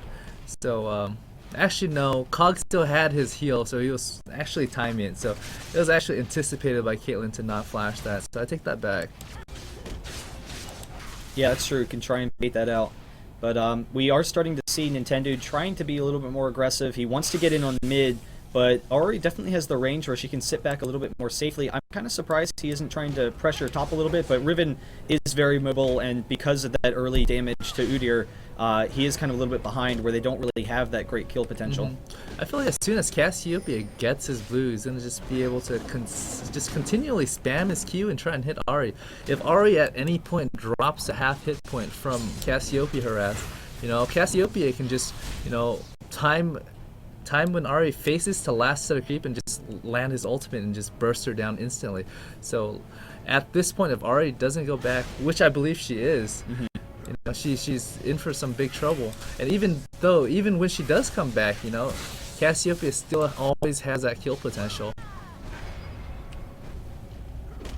And looking at top lane, let's see, we do have Riven with, actually is a little bit behind, and especially considering she's pushing into the tower. So Udyr, you know, despite that early advantage for Riven, is doing okay, but Riven definitely snowballs very well if she can pick up any early kills, you know, with some good ganks, though Udyr should be fine from this point on in lane. I felt like Riven needed that early kill for when Aphromoo ganked those 2 times. Had he got that early kill, it would have put Udyr far enough behind where... Oh wow, we have Nintendu down bottom. He's throwing up the slow into Spellsy. There's the whirlwind. He's going to be able to get the EQ. Spellsy, who saves his flash, and there's the Cataclysm on top. So Caitlyn is going to be able to get that first blood, and this is going to make bot lane almost unbearable for a little bit. You know, I think they'll probably try and not put much more pressure on this tower. It is pretty low, but do you think they'll try and... Do you think they'll try and push the tower down on their next opportunity, or try and leave it up? They're probably going to take the tower the next opportunity. And this is really an easy dragon for them, because Aphromoo not even level 6, because he fell so far behind, and Cassiopeia is really, really strong too. And with blue buff, this dragon is going to drop way too fast for, you know, Average Joe to do anything about it. Yeah, and that's what we were talking about, that great dragon control that Mono has. And, you know, Udyr definitely not able to pressure Riven, clearly, but with that teleport, if there's any potential for a fight, we'll have that advantage. Really, at this point, Udyr is going to start winning the lane too. If Riven was going to win the lane, she needed to win it 2 minutes ago. At this point, it's going to be a free farm Udyr. Do you think that Riven's going to need to, you know, get a Wriggles, or maybe need to roam a little bit, steal some jungle creeps in order to keep up with Udyr, or is it just, what is her goal going to be? At this point in the game, just she has nothing to answer Udyr, because Udyr is just getting way too tanky. He got that Dragon Gold. He's up in CS, I believe. Yep. And as soon as he gets back, he's gonna have his Ninja Tabi. He might even have some more armor, and probably even finish his Wriggles. With Tabi and Wriggles, he's gonna be like about 80 to 100 armor, and I don't see Riven out DPSing that. But we do have a Mumu coming bot. Pixel throws off the ultimate, but that bandage shot should hit it, but the beautiful flash from Pixel, he is able to get out of there. Wow, I thought he was going to go down for sure. What Aphromoo needs to do is he needs to flash ult then bandage, because it's a guaranteed stun with his ultimate. You know, there's no travel time on it, and it just comes out instantly. So it would have been a guaranteed snare on Janna, and he can follow up with a bandage toss. And that's what he needed to do. He needed to pick up some kills. Oh, there's the popped up on CaptainKorea. He will be able to use the ultimate to get out of there, but having to burn the flash as well, and now Cassiopeia is going to be able to get a level advantage there. So, you know, Jarvan definitely a little bit more successful than Aphromoo in these ganks, and this early game pressure, even though it hasn't resulted in a number of kills, it has allowed them to take the dragon, get some early, you know, Oh, I think CS ParadoXical, advantage. if he can flash and stun Ahri's actually going to die, so...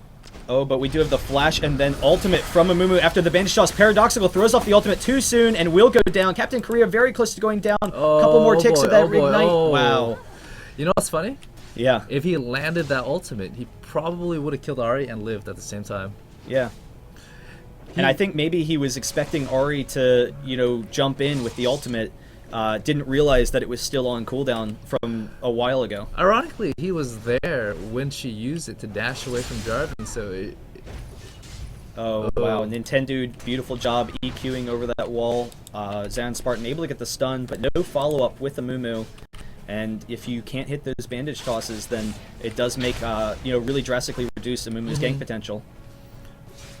But Riven is getting some farm mid. That'll help, you know, keep Riven in the game. Riven definitely needs some items early in the game in order to be a presence. So, you know, hopefully we'll see that. But coming to the mid game, you know, what do you expect that we'll see from these teams? Is Riven going to be able to be that much of a factor, or is Udyr just, you know, too strong at this point for top lane? I feel like Udyr is just going to be able to continually press onto Riven, and Riven at this point is not going to be able to press back. She's just too far behind in farm, for one, and Udyr is building to counter. If you click on Udyr really quick, can I see how much armor he has? I'm pretty sure he has quite a bit. 130, so 130, yeah. like on top of stacking armor runes, he's got an armor piece and he's got a Wriggles, both having armor components. So Riven at the moment, with whatever he has, armor pen and the masteries, he's still doing only about 50% damage to Udyr. So as Udyr gets more tanky, as his turtle stance gets higher level, he's just going to be able to infinitely hit the creep and just heal to full every time there's an exchange. And, you know, just auto-attacking that creep not only heals him, but gives him more mana. He's going to be able to just continually Tiger Stance Riven as well. So Riven's, you know, he doesn't really have a counter to Udyr at this point. You know, his counter was to win the lane early game and potentially pick up a kill with but Nintendude is going to be able to get the engage, and then the ultimate onto CaptainKorea. CaptainKorea is going to be able to get out of there. Almost going down. One more hit will do it, so CaptainKorea is not going to be able to be in this fight. Aphromoo very close to going down. Can Udyr get in here? This is the flash, and then the poison will be able to pick up the Aphromoo kill. But, you know, just really effective plays so far. And I think also going along to, you know, that top lane, the difficulty that Riven's having with Udyr so far. Udyr has the Wriggles, and Riven only has Dorans. So Riven has a little bit more, you know, kill potential with the Dorans than she would if she had Wriggles. But Udyr just has way too much sustain along with that burst. He has too much armor for one, yeah, and two, he's just too tanky with turtle stance. That Riven at this point can't do anything about it. What needs to happen is he needs to get a kill at 6 or pre-6, and it would have snowballed the lane and just allowed him to pressure Udyr. Oh, but we have the teleport in from WildTurtle, and Cog was getting some good damage, but there's the stun on Spellsy. The Tiger Stance doing a number on him. He throws off the ultimate after the flash. One more hit will do it. Oh, boy. Wow, the Q coming off just barely in time, able to pick up the kill. You know, if you think about it, I felt like, you know, he would have died anyways because Caitlyn still had her ultimate, so she just really needed to channel it. But I think, was Caitlyn too low on mana? No, 90 mana, 100. So I guess she was just about right. The only way she wouldn't get killed is if Cog had ran up, but you know, I felt like Nunu and Cog was far enough apart where he can't block the shot anyways. But You know, it's the flash was to guarantee the kill, and it worked out. At the same time, because Caitlyn flashed and tried to hit him with that Piltover Peacemaker, if she had missed the Piltover Peacemaker, she definitely wouldn't have had enough for the ultimate. Yeah, she definitely wouldn't have it. But we do see Mono coming up here to steal this blue and just continuing to pile on the early pressure. Ari without that blue is going to be hard, and there's the ultimate from ParadoXical going to drop Korea very quickly, able to pick up that kill, and Aphromoo trying to back them off, but they're going to have to give it up now, I would think. Actually, we see them going down for Dragon. Caitlyn isn't there, so they do have the Kog'Maw advantage. ParadoXical going to try and steal over the wall. Actually able to do it. Oh, he is. Wow. So, really effective play there, getting off some great harass, and that's that means just how strong Cass is. This time again too, because Riven is heading back up top, and they're pinging him, showing that, oh, okay, that's where Riven is. He's nowhere near Dragon. You can just take this Dragon for free. And so Udyr is going to be able to pick up that tower, and then along with the Dragon, they now have a 6k gold advantage. And Riven's been doing a pretty good job farming so far, considering the struggles in lane. But Udyr, definitely not letting her sit in lane that easily now. So at this point, being down so far, having Cassiopeia so strong, Kog'Maw is doing, generally fairly well so far this game. What do you expect Average Joe's is going to try and accomplish? What do they need to accomplish in order to bring the game back to their side? They need to draw this game out so long that Kog can basically kill Udyr, because Udyr is going to be unstoppable soon. Jarvan's going to get incredibly tanky as well. The breaking point for a win, Jarvan's just stopped scaling and Kog'Maw continues to scale. It's probably about 40 minutes for Kog, where I don't think this skill's going to happen. There's no way that they're going to be able to pick up WildTurtle, but yeah. It will be a while for Kog. The way Udyr and Jarvan's scaling is, for the next 5 to 10 minutes, they're going to get tankier and tankier. It's going to be harder and harder for Kog to kill. But as Kog gets more and more items, his damage output is going to multiply faster after about the 30-minute mark. So, they need to stall the game out long enough where Kog'Maw can deal with Udyr and can deal with Jarvan. But at the same time, both those champions can just flash and close the distance and CC Kog. So even if he can do the damage, he can still get gibbed fast enough where, as much damage as you do, if you die instantly, it's not going to come out. So, and the big issue is going to be, we do have a great mix of damage from Mono. They've got actually a pretty physical heavy team, except that Cassiopeia has so much AoE damage. So do you think that they might try and, maybe stack armor and just try and, jump in on Cassiopeia, try and assassinate her to cancel out that magic damage? Or is it going to need to be a mix and just really careful fighting? I think Amumu's going to need to just flash in an ult Cassiopeia and follow up with a bandage toss, and between Aphromoo and Riven. If they can give Cassiopeia, then they can win the fight.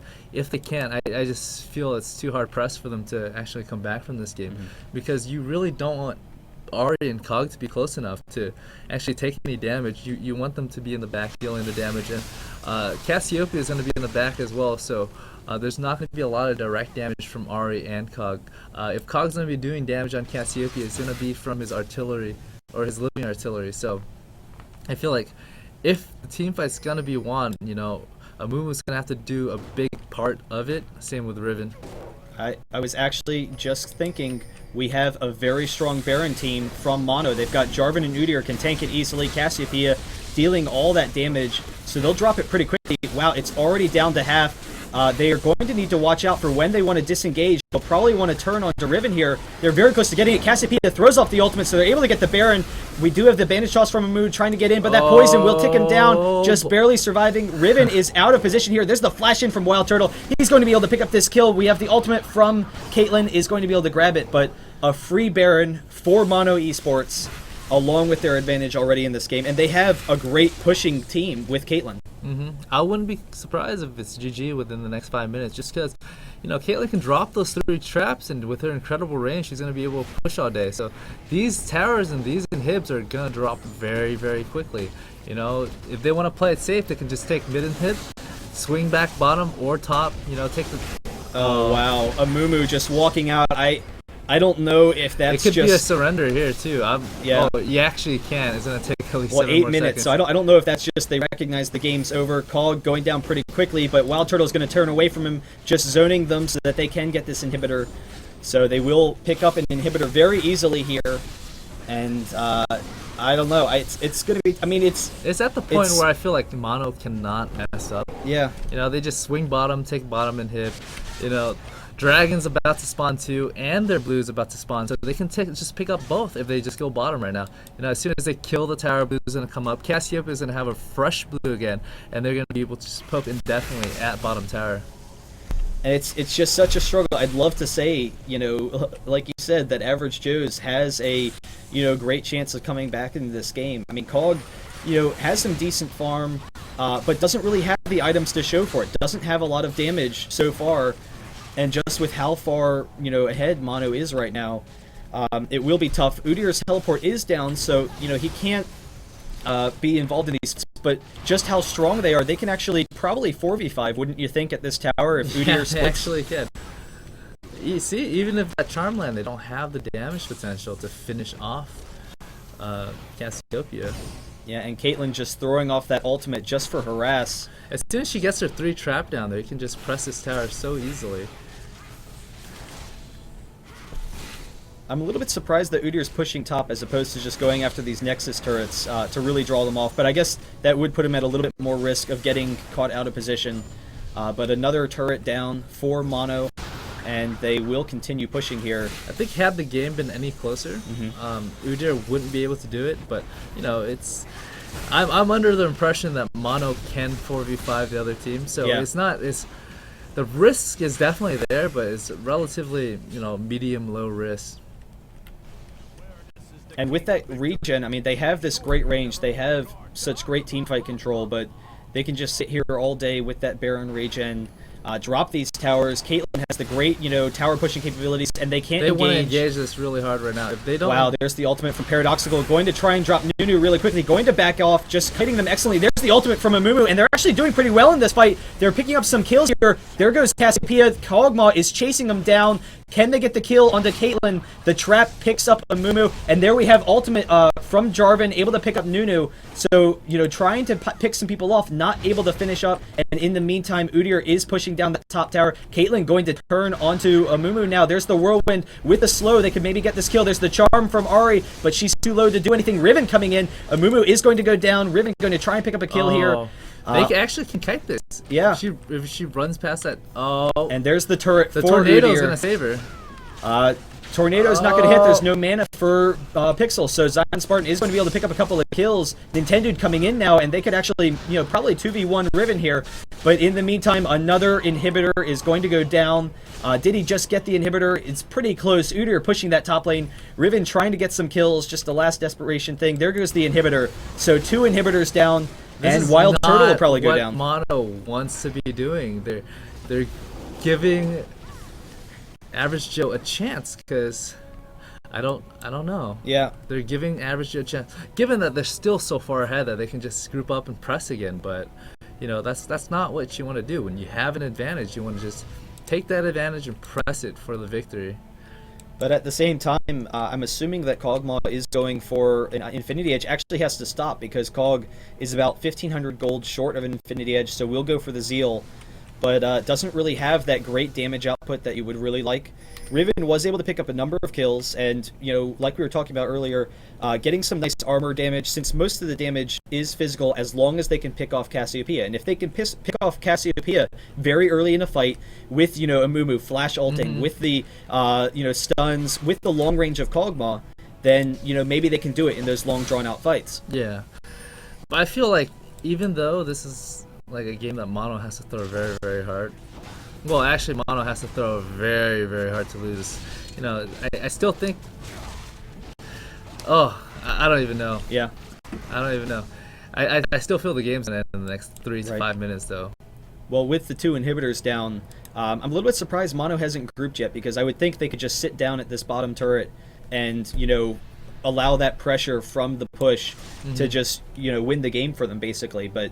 They are starting to group up now, it seems. Cassiopeia is top, though, maybe trying to see if they're going to try and engage on Udyr, back him up, pick up some kills there. This is really, really risky Yeah. what Cassiopeia is doing, but Can they get in on a Mumu coming down? Going to be able to get the bandage toss. There it goes. Just barely not getting it. The ultimate from Cassiopeia will get her out of there.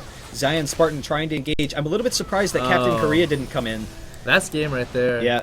That is game. Because Ari doesn't have her ultimate. She can't fight this next fight. And Udyr's just come. He's already in the base. He can just run down. And we do have red buff. Amumu's ult is down. He will flash out of there. The Cataclysm keeping Caitlyn okay. Caitlyn is meanwhile dealing with Riven. ZionSpartan is going to go down. Attack some creeps. There's the ultimate from Jano. We'll be able to keep her alive. So they are going to be able to take all 3 inhibitors now. And this will almost certainly be GG. So congratulations to Mono for taking this series. They are our first Killing Spree champions. They will take home $400, and we'll be looking forward to seeing them next week, definitely. So, what do you think coming in this game? Actually, Aphromoo going to be able to pick up the kill on Nothing Real here. Very, exciting stuff at the end of the game. The Nexus is definitely pushing down, but I don't know. What do you think that Average Joe's really needed to do differently in order to be in that game, or did it really come down to team comp because Mono had such a strong early game team? They definitely had such a strong early game team. I felt like, in general,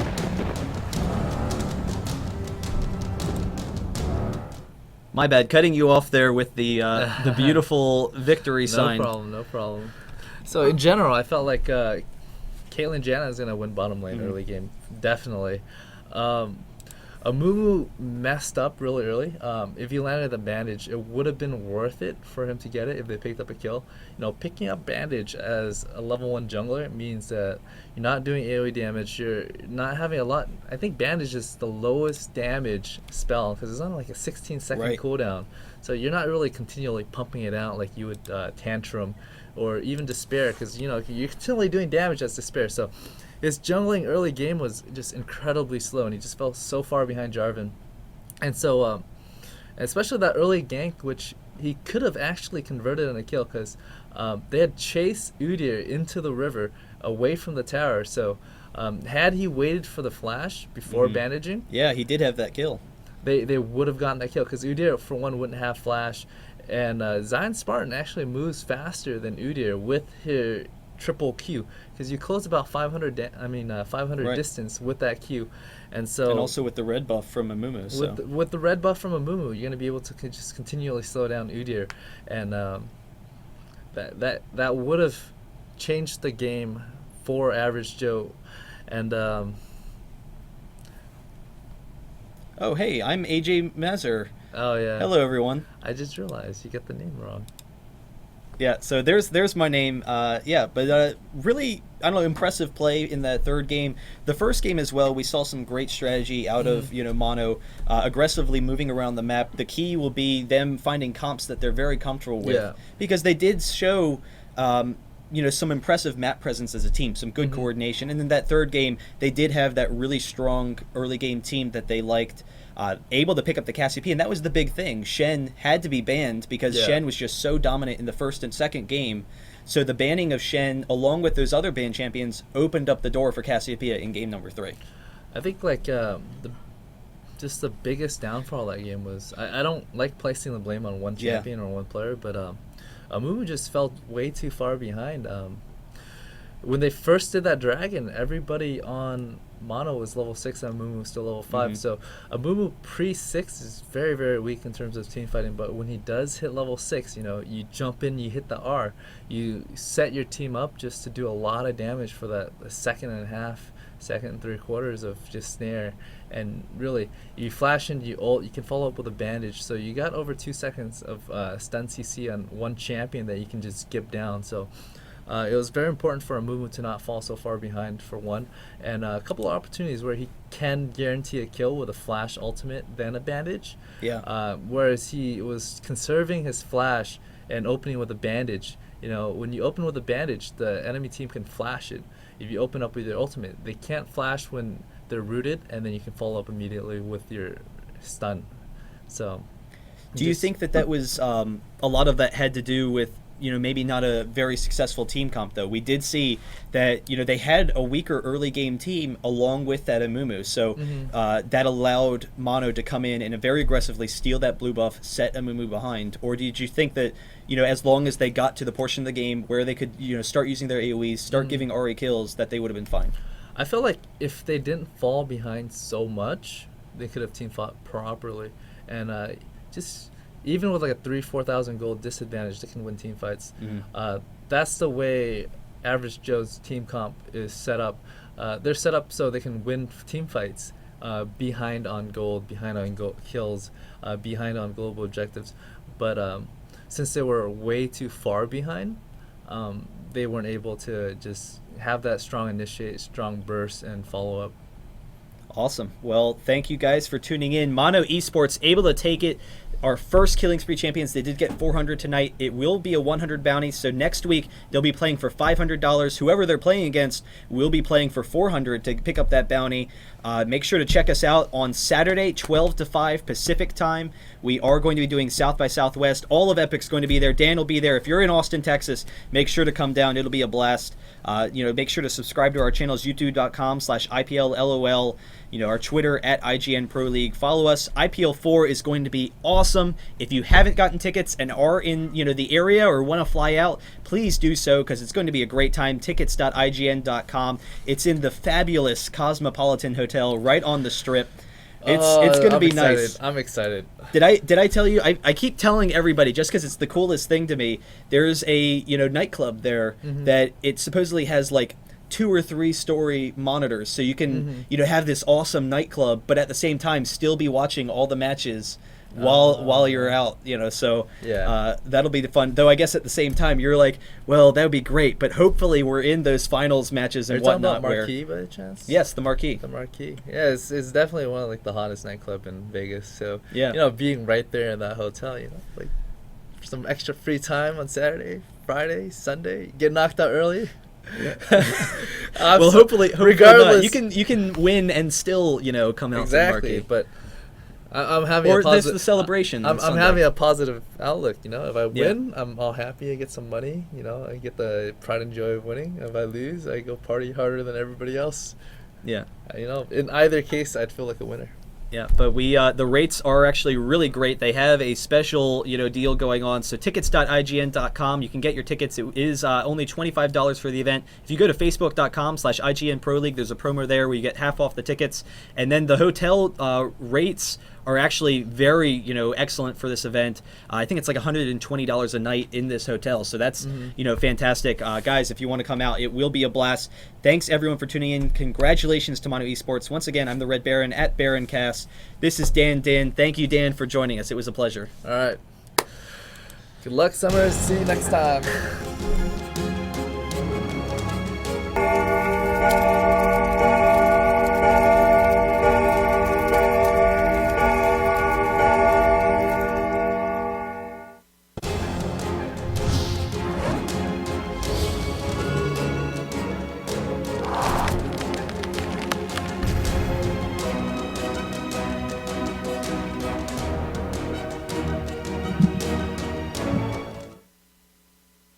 Hey, Summoners, how are you doing today? IPL Killing Spree, we got a good one for you guys tonight. Mono versus CHOPPAINDACAR.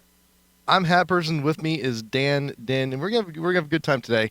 We're gonna have a really good time today. And you know what? Yep. South by Southwest, for anyone who decided to catch that, it was a good time. That was a lot of good times. It wasn't just a good time, it was a lot of good times. Multiple good times. Several good times. Food was amazing. Yep. People were beautiful, friendly, Yes. and surprised at the nightlife too. It's very exciting. Yeah, we went to 6th Street. Went to the 6th Street, got the Up and down. the taco cart. Korean Mexican fusion. That was I know, that it was was like good. the Korean taco with like Yeah. Korean beef with some sesame oil and some It was lettuce nice. and like the chili. I don't even know. it was like just amazing in a taco. See, then now we've had South by Southwest already happen, so now we got IPL 4 coming up, IPL 4, which is going to be excited. it's going to be an even bigger time than we had at South by Southwest. Multiple days. Mm-hmm. It's going to be a nice, Vegas, good tournament. Cosmo. Vegas, Cosmopolitan. But while we're at it, shout outs to the Cosmopolitan for letting us put on a show in their wonderful, wonderful casino, wonderful venue. If you want to hit them up on Twitter, just give them a thank you for helping out esports, supporting esports at Cosmopolitan_LV. Mm-hmm. Wonderful, wonderful. Give them a tweet. Let them know we appreciate what they're doing for us. And while we're at it too, also shout outs to AMD. They helped us out South by Southwest. Going to help us out again IPL 4. So at AMD_unprocessed at AMD Radeon. And Facebook.com/AMD. Give them a like. Post on their walls. Let them know that we appreciate everything they're doing. But for now, we got Mono and Choppa. So Mono, first team to actually go on a killing spree. Yeah, I think this is their 4th. So if they win this tonight, they'll continue their spree. They're going to win themselves $500. Mm-hmm. If Choppa wins, they will break the spree And get $400. $400. So a little bit more money being thrown around tonight than usual. So and there's some comments going around earlier today because during qualifiers, Mm-hmm. Choppa was in the qualifiers. Yeah. And Chew 8 was on the roster. Yeah. So we were talking a little bit before we went on. So so what was the story with Chew 8 in the qualifiers? I'm not 100% sure, but some things we've seen in the past is just people find subs, say, hey, there's a match this weekend. Not everybody can make it. Can you sub for us? Yeah. And I think Chew 8 did play with them for a couple of times, and sometimes things just don't work out. They feel like there's a stronger player in that role, and the person can't adjust, so they have to find somebody else. But generally for Choppa and the car, this week I do see MashMe in their lineup. Yep. So, like I said, there's just, especially this week, just a lot of changes going on, just a lot of things moving around. Yeah, there's a lot of things going around. And, there's going to be a lot more coming forward because, League of Legends getting serious and teams are trying to be serious, and you need to do what you need to do. Yeah. So and speaking of all the teams getting serious, this week we had a little bit something with Dyrus and all that going on. So I mean, how's that affecting you guys heading into IPL 4? I feel like it's nice to have a little change up. Yeah. Especially if people's priorities aren't the same. It's good. I feel it's a good move for Dyrus, and I'm very, very happy that he's doing what he feels is best for him. Especially, I don't know if you guys know the story, but Rayman feels like, there's a lot of pressure going on, and he basically told his team he just can't take it as seriously as they need him to, and Dyrus is living with him. He can be like a first responder and say, hey, I can step up to the plate. Definitely, he's gonna be missed. He's still he's a great friend, and he's still a great friend. But in terms of just mixing it up for Epic, it's probably a good thing as well. Just a change of pace and getting people with the same priority on the same team. And now we also now we've seen Mono through our qualifiers, through killing spree. How are they looking so far heading into IPL 4? Mono heading into IPL 4, I feel like they're definitely improving. There's a little bit more to go, but as a serious contender, they're definitely up there. They've earned their spot at IPL 4, and they deserve to go. I feel it's gonna be very, very intense, and especially Mono being a first-time LAN tournament team. You really don't know how the pressure is gonna measure up, because I've seen really, really great teams just not be able to perform with an audience, with a crowd, and really when you're not in your comfort zone in a different environment, if you're not used to it, making the adjustment on the fly may actually hurt you a little bit. Yeah, and then we also have Curse's coming back as well. V8's coming back as well. A little bit different rosters from both teams since we saw them last at IPL 3. So expecting a lot of great things from them. Against All Authority coming over. And of course, you got all the big teams now too. So I'm excited. I like to see Against All Authority because a lot of times is American tournaments or tournaments held in North America. Yeah, it's not as accessible to the European team. So I feel like it's a very, very good thing to have just a different strategy, a different team from a different region in the area, and it just brings a lot more excitement. It brings in a bigger crowd, not just the audience from North America, but now the European teams can. Or European fans can have something to look forward to too. Nice. Yep, and I was also talking with Nintendude a little bit before the match. Speaking of having the big crowd, big shows, he was mentioning to me a little bit earlier today that we may see some interesting team comps coming from Mono, just specifically tonight. And that also leads me to think we have big shows where teams will have a tendency to bring out different team comps or different characters or do something they've been working on in the lab that they haven't quite really brought out to public yet. Do you think every team is kind of working on that as we're heading into Vegas? The way I feel about it is most team, they have a composition that they're very, very comfortable with, that they can be very, very flexible with as well. It's good to practice set team comps, but at the same time, it's also really good to have that and just being malleable and just flexible and making adjustments as things goes on. So it's good to see that Mono is developing that team comp, or at least a different one besides their Janna Graves bottom, Cassiopeia mid, and Rumble top, because people have come to understand them as mostly just like a one-trick pony in that aspect. So if they can add a couple more composition to their arsenal and just be a little bit more flexible in general, I feel like they're going to be a really strong team. Cool. So and then we've also had a little bit of information coming up too. New character coming up. Is Lulu, I believe? Yeah, Lulu. I've seen the picture of it. I haven't seen the skill kit. So in terms of that, I really don't have unless you can explain it to me. From what I've seen so far and from what I know so far, I believe one of her skills is a polymorph. It's not quite like a hard stun. I mean, it's like a stun, but you're slowed and you can still move. You can't attack. You can't really do anything. It's like Witch Doctor from Dota, right? Kinda. You kind of just turn him into a frog and just walking around. I wonder if they gonna add any other stuff to it, because like one thing I remember from Dota is you can be ungodly and unkillable, have 100% dodge and whatever, but when you get turned into a sheep, you're at 0 dodge, you're 0. Basically, you have no stats and you're just HP. So, like, let's see what they do to it. I mean, it could be potentially a really, really strong counter against like unkillable tanks and whatnot. But I'm excited to see her come out. I'm a little bit behind on like the leak stuff, so. It's like every time you get the art spotlight come out, and then everyone starts theory crafting. It's like, oh, what is she gonna do? What skills will she have? I think I read somewhere someone said something about 6 skills. 6 skills. 6. Like That's 3 offense, 3 defense. I'm like, so she has 6 skills. From what I've read. How Nidalee can like change forms and do additional skills. Possibly. She might be able to toggle a skill and it just changes the rest. I think this is definitely one of the proposed things that people are theory crafting right now. Oh, that's interesting. That's an interesting concept. I've seen it. Well, they've done it with Nidalee where she changes into cougar form, which is a different skill set. But it definitely adds a lot of dimension to a character. A lot more to learn. So if that's the case, I feel like she's either gonna be really OP or really weak when she first comes out. Just because if she's gonna be weak, that means that people are gonna take a long time to get used to the new skill set. So you're not gonna be as comfortable, therefore you're not gonna perform as well.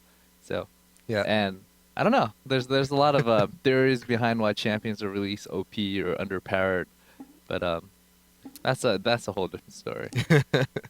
I've been trying to read as many Red posts as I can. They said she fits well in a role. She can play mid. She can jungle, she can go bot lane support, but her home is support. Home is support. Which is, something we haven't seen since, when was the last support we had? Leona? I think it was... support-wise. Yeah. I'm trying to think back, what are the champions that released? So, I feel like Leona was the most recent support that they added. That was a while ago. That's a while ago. I think it also comes down to people just don't like playing support. It's you have to though. It takes a specialized mindset to play support. Yeah. And so and even you play support, you get a lot of the basics down of playing the game. Period. I mean, just every great player, I think at some point in their life, just has to just take a few weeks and just play support. So you can. It takes playing support to know how to be supported. I think. I can understand that point of view. I can understand that. All right. So we have everyone in the game ready to go. Someone was taking a nap real quick, so we had to wake him up. I literally woke up. I was like, "Oh man, I have to drive into the IGN office." I just slept for like 12 hours straight. And everyone, remember, tweet at us who you think is going to win, Mono or Choppa, at IGN Pro League on Twitter. We still have the Razer mouse pads and the IPL hoodies to give away to one of you. We're gonna pick Razer iPad. Razer I mouse pads. actually These are good. lost my mouse pad. Oh man, we gotta. Oh, we had a little bit of scrambling for mouse pads while we were there. I brought my own and I came home and I've just been playing on my table surface. I'm like, oh man, I kind of miss my mouse pad. I wonder who's enjoying it now. I don't know, maybe one of the guys from the fan match. I don't know. That was fun. That was really fun. Like I was really not expecting us to do something quite like that. We may do that again at IPL 4. You come by, we might just put you in a game with these guys. Why not? Could happen. Good. It'd be fun. So here we are. Champ Select Mono is going to get the first band, first pick. Karthus and Rise coming out immediately from both teams. Mm-hmm. Karthus, Karthus and Rise both very, very popular bands in terms of AP mids. Rise is ridiculously Thing powerful. with Karthus is if you have kill lanes, right? Yep. Just the extra damage from Karthus can put it over the top, and it can get you a really, really big early game advantage. So a lot of teams, they don't want to have to deal with Karthus. It just makes you play extra defensive. Shen, Lee Sin, really quick. Right after another Shen, still buffed right now, ridiculously powerful at the moment. Lee Sin, good all-around jungler. And I've actually been meaning to play Lee Sin a little bit more top lane now, because it turns out he beats a lot of champs. He does beat a lot of champs. Like the whole idea with him is he punishes melee champions. And if he can get his Q onto a ranged champion, he can chase him down. So what you would do when you're playing Lee Sin top would be you kind of just camp the creep that they want to last hit. When it's about to die, you safeguard to it, and then you cripple them.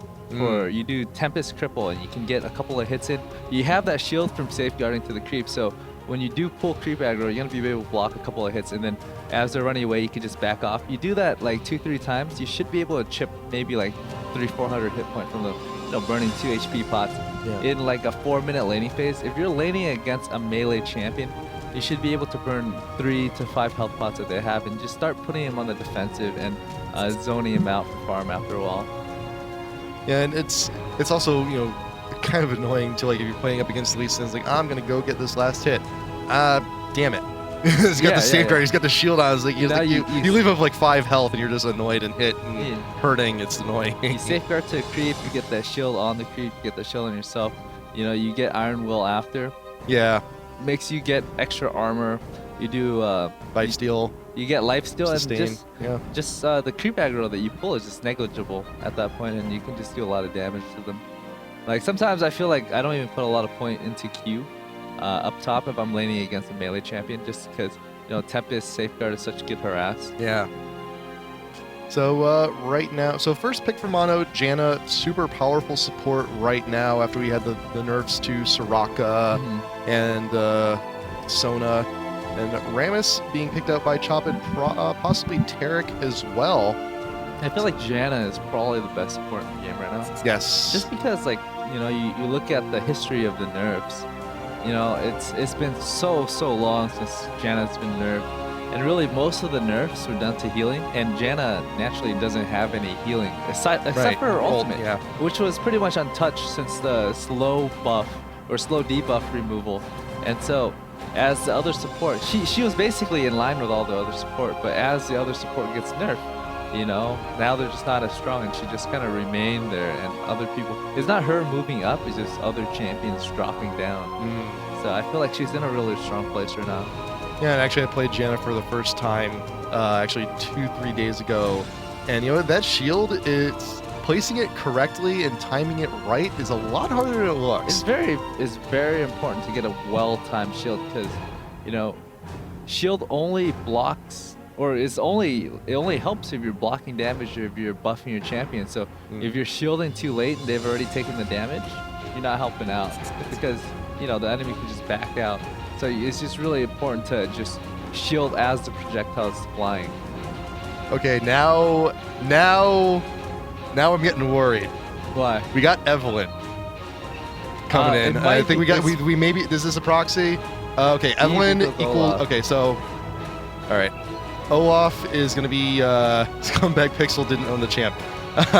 So like one thing that we talked about last time was every time in like most competitive matches, it's because you're limited by the champions that you own, and a player may own a champion that someone doesn't. So what you would do is Eve is just the placeholder champion. You pick her, and people understand. It's like, all right, Okay. this is the crappiest champion. Excuse my language. This is the worst champion in the game. There's probably no reason we're gonna use them in competitive play, and so it's common for them to message the referee, in this case you, Yep. and let you know it's like we're not really playing Eve. We want Olaf. We can't pick him. Yep. So we are playing on live server. So not everyone on some of the teams has exactly all the champs, but right now for Choppa we got Cog and Fiddlesticks. I haven't seen Fiddlesticks in a while. Mm-hmm. I mean I know with the bringing of the new jungle, Mm-hmm. Fiddlesticks kind of fell out of place a little bit. Because what happens is with high HP, like strong hitting like targets, right? Yeah. Fiddlesticks can just drain it and just tank it. And so when it got weaker, what he's gonna do is now it's dying so fast. The drain, putting a lot of points into drain just isn't as beneficial because you're gonna start overkilling the creeps. So you're just wasting mana. And also the flash nerf was actually the hardest hitting on Yeah. Fiddle. He really, really relied on being able to close that extra distance to get a spear off. So the closer you can get to somebody with your ultimate, the better. And sometimes I find myself missing just by like a hair of a distance just to fear somebody and just get that full ultimate off on them. And so I feel like the flash nerf more than the jungle changes hurt Fiddlesticks. Yeah. Well, and those patches are pretty close apart too. So it's just first you have the flash, then you got the changes to jungle, and then it's like Fiddlesticks just kind of lost place a little bit. But I mean, I do also. But actually, here's the thing though: we have Rammus. We have Fiddlesticks. It could be solo lane It could be Fiddlesticks. solo lane Fiddlesticks. We could even. It would make more sense that Yeah. solo lane Fiddlesticks. Well, here's it was we have the Fear's instant, Mm-hmm. and we know like Morgana is like one of the more popular champs right now. Yeah. And granted, they picked into it, so I think they may. I don't know. We still. Well, could Rammus also play possibly top lane then? That's interesting. Yeah. I really don't think they're gonna have top lane Rammus. Yeah. Just because Udyr is gonna be able to just walk all over Rammus up top. Yeah.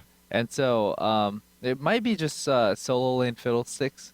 I can see that happening more than solo lane Rammus. So we got options, and you know what? Like I said, I was talking to Nintendude earlier, and he promised me some interesting team comps. But it looks like it kind of looks like they're kind of the standard comp in Choppa's. They got Fiddlesticks in there. I feel like I feel like Choppa is actually more innovative Yeah. than Mono. This Oh, okay. round. So actually no. So Ari. Oh, Let me correct that. So Fiddle so equals actually Fiddlesticks was a replacement for Ari. that makes sense. Okay. So we got all right. Fiddlesticks is the other placeholder champ. Okay. That's, we got that. interesting. We're getting introduced to a second placeholder champ. We got new. We got the new placeholder meta. I was actually a little like confused. I was like, Fiddlesticks. Wait, not jungling. Oh, man, it makes sense now. It makes Okay, sense now we got it. So yeah, so we've now these are a little bit more standard teams. So Rammus jungle, Terra Cogma will probably be bot lane for Choppa. We got Ari and Vlad. Mhm. They're really sort of interchangeable. I mean, Ari or Vlad could go mid. Ari general is a pretty strong pick in general. Like I feel like she's got a lot of kill potential, and I feel she's also a really really good mid champion versus Olaf, because Olaf relies on landing his axes, and he's got that ghost, and when he's chasing, you have 3 dashes to get away, and so the chance of Olaf trying to catch you and holding you down is very very unlikely, because most of your distance you're actually getting away. It's not running distance, because with running distance when you're slowed, you're gonna get half. Say you have 500 ms, somebody slows you for 40%. Now you're down to like 300 something, and with like a blink, you can be slowed to 0 ms, but you're dashing somewhere. You're not affected by slow, so that's why I feel Ari is really good against Olaf. And Olaf, and we've seen Nintendude running Olaf quite a bit these past few weeks, to mixed success. And granted, they're still winning games, but it's incredibly close, and they're kind of like really dragging it out to the long game, kind of playing like a very suicide style with Olaf, just running in true damage, like kind of like accepting his own fate as he's running and trying to take down inhibitors and turrets. I feel like Olaf is really good versus Rammus, just because Rammus, when he hits his W, you know, his true damage is going to be affected by Rammus's DBC. So Olaf in general, I feel, is really strong against Rammus. And when Rammus get that power ball and the taunt off on Olaf, you know, he's like, psych, I'm running out of here. Doesn't hurt me. So Olaf, in terms of like being able to deal damage to Rammus, to Tarek, I think is a good pick. In terms of chasing down Ahri, I feel like unless Morgana can get a binding on Ahri, they're gonna have a really, really hard time, because Ahri they have no real lockdown. You know, you have the bear stance from Udyr. That would be, in order for him to actually catch Ahri, he'd need to flash bear stance, but Ahri can just use the first ultimate tick to dash away from that. And so in terms of locking down Ahri, I can see Monomaniacs having a tougher time. And you know, when you have a Rammus being picked so early on in the process, like, you know, one of the best, you know, one of the natural counter picks, you know, if you're playing mid, is Morgana. Yeah. You have the shield, you're immune for the taunts. You know, he just powerballs in the lane, just pop the shield, just stroll on back to your tower. I feel like neither team should be able to gank their mid. If it's gonna happen, Ahri's gonna be able to kill Morg, and not the other way around, though. Yeah. Just because I feel like Ahri's just, her orb and Foxfire should be able to blow up that shield, and they're on relative cooldown, low cooldown. So Rammus, if Ahri creates an opportunity for Rammus to gank, that can happen. But in terms of Morg and Olaf gank, I feel like Morg would have to land the binding and follow up with the ult, like pretty much immediately. So it's gonna chain stun. Yeah. In order for Olaf to gank for her. So it's I feel like Choppa still has an advantage, but in terms of top lane, it's going to be Vlad versus Udyr. As long as Udyr can't close the gap on Vlad, it should be a pretty fair matchup. Vlad can push against Udyr. Udyr can stay in lane forever, but I feel like a little bit later in the game, Vlad should be able to handle Udyr pretty well. Yeah, I mean, I think, you know, bot lane is really going to be the one to focus on. Bot lane, definitely. I feel like Monomaniacs has a stronger bot lane. They have their signature Janna Graves. Maybe it's not their signature. I see it ran pretty much, but Janna Graves is something they're very, very comfortable with. They're going to just shove lanes all day. And really, Cog is a weak bottom lane early game, so they're going to try and take advantage of that. Yeah.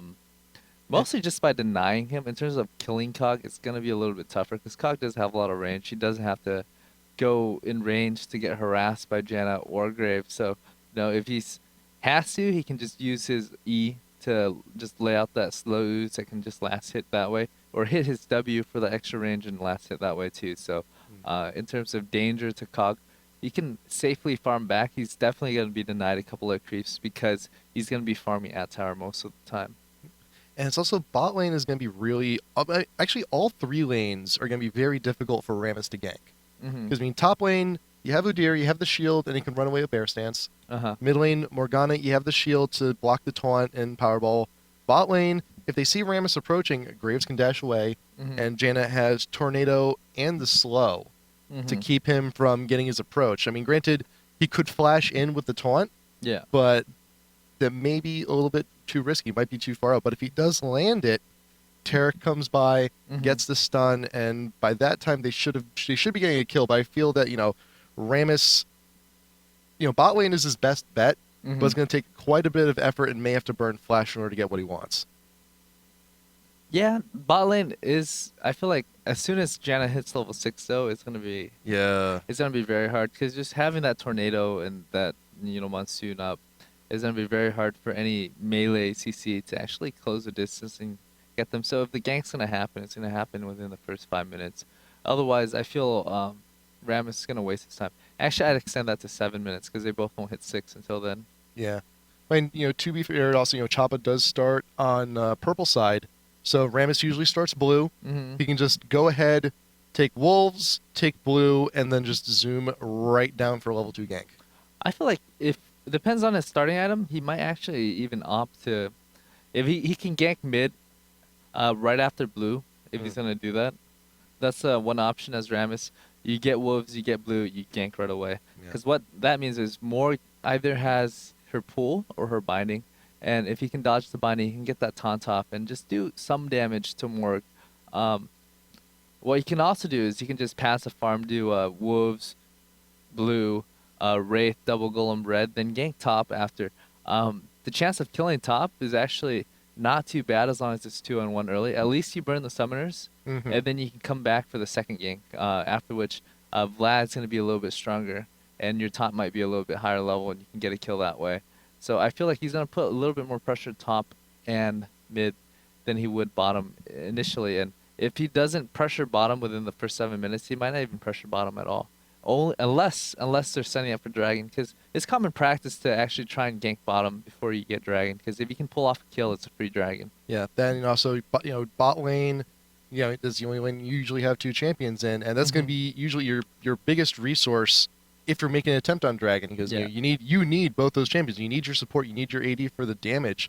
Otherwise, you're not going to be able to DPS dragon fast enough. Yeah, especially if I feel like dragon wise. Monomaniac has the advantage because usually Olaf just does so much damage. With blue buff, you can just throw the axe, pick it up, throw the axe, pick it up. That's about 200 damage every second and a half. And then you throw in his true damage in between. And since you're throwing axes, the attack speed debuff you get from Dragon isn't affected. Whereas Rammus, I feel like most times Rammus doesn't even go wriggle. So Dragon potential definitely goes to Monomaniacs. Just because they can kill it so fast, and the risk for Choppa is just so high because they're going to be killing dragons so slow. So I feel like Monomaniacs, as long as they don't fall behind, they're going to control dragon for most of the game. And most tanky junglers like Rammus or Aphromoo, usually go for the GP 10 ups. Actually, WildTurtle actually goes around the wrong way. He's actually standing in river. I think this may be intentional. Has reconnected. He may be standing in river just to try and bait something out, but they know. Choppa knows Mono is in their jungle. Jintae is actually a little bit too far out. ParadoXical got the bind first, actually gets the bind on Ari. Can we actually get the kill? Ignite goes down, and yes! Wow, that was quick. Yeah. That was quick. So one thing right there is she got hit with a binding. If you look at Udyr, he actually didn't know what he was leveling up yet. Because if you're going to level Tiger, you would level it up, use it right away. That way you don't waste mana on the first Tiger proc. So since there was no Tiger stance, you knew he was saving his skill up. So what he had to do was he just leveled up instantly. Actually, we got a bug splat, actually. Have spawned.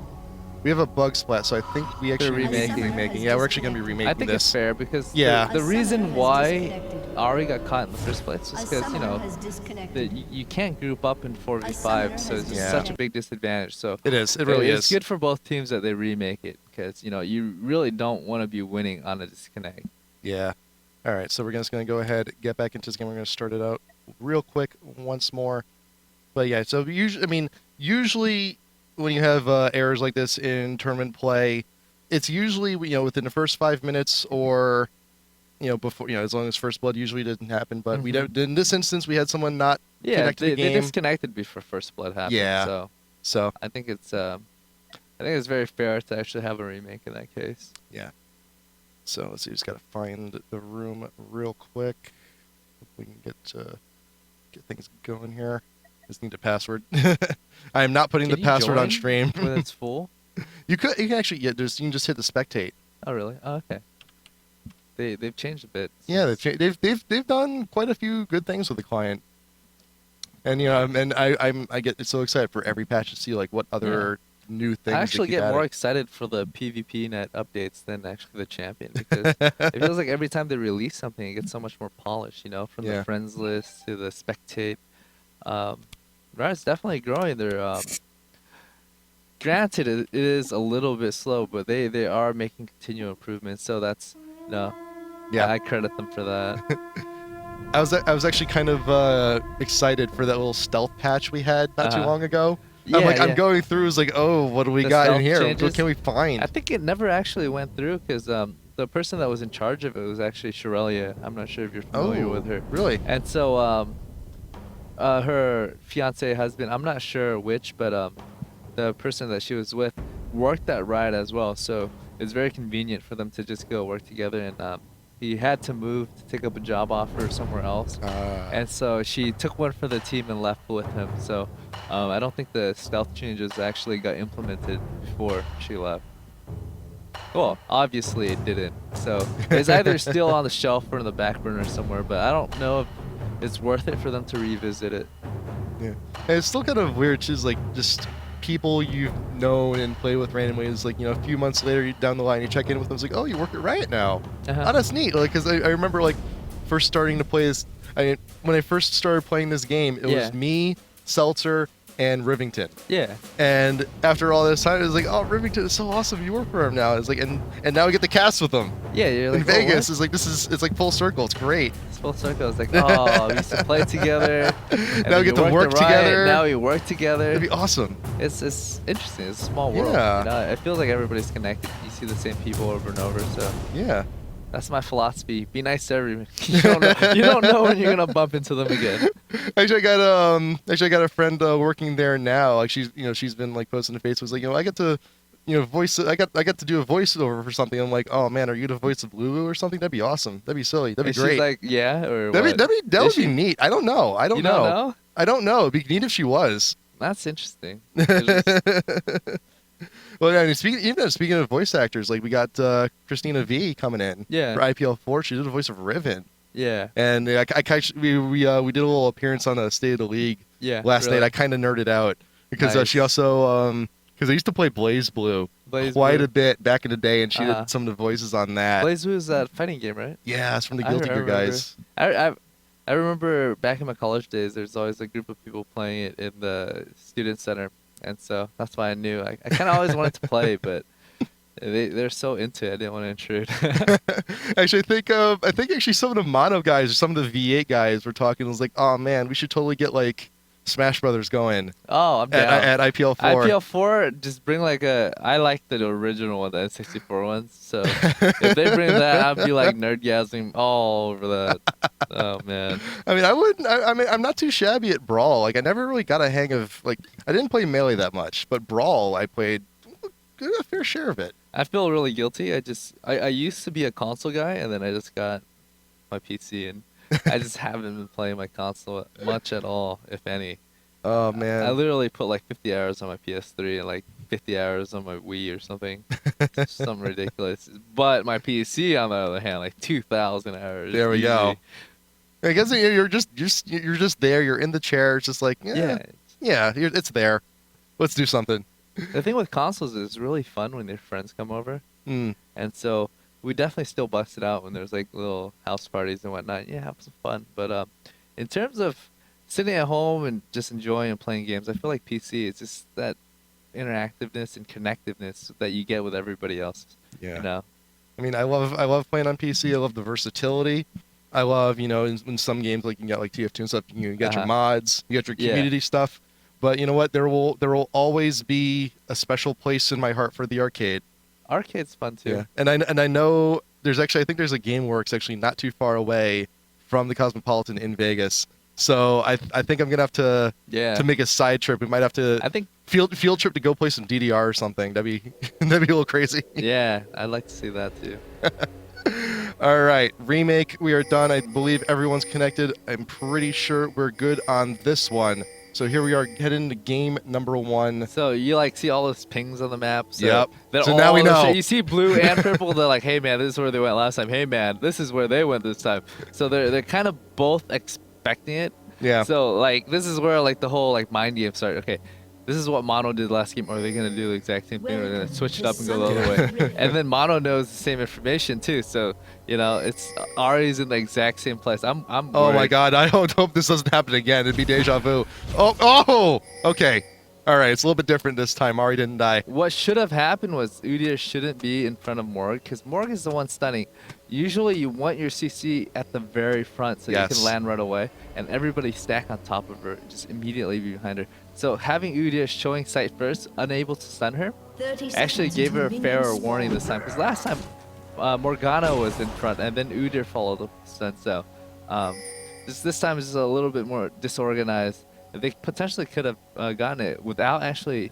Well, what could have happened was Morgana could have thrown the binding and not flashed to throw it, and Ari would have had to burn her flash, so she would have had lane advantage. But in this case, Morg burned flash, Ari burned flash, so I think it's still a wash, and there's no real advantage. Yeah. And you saw, I mean, Jintae was actually prepared, got Charm first, expecting it, but here we go. I mean, we're talking about the mind games, though. It's like, oh man, they did this last game.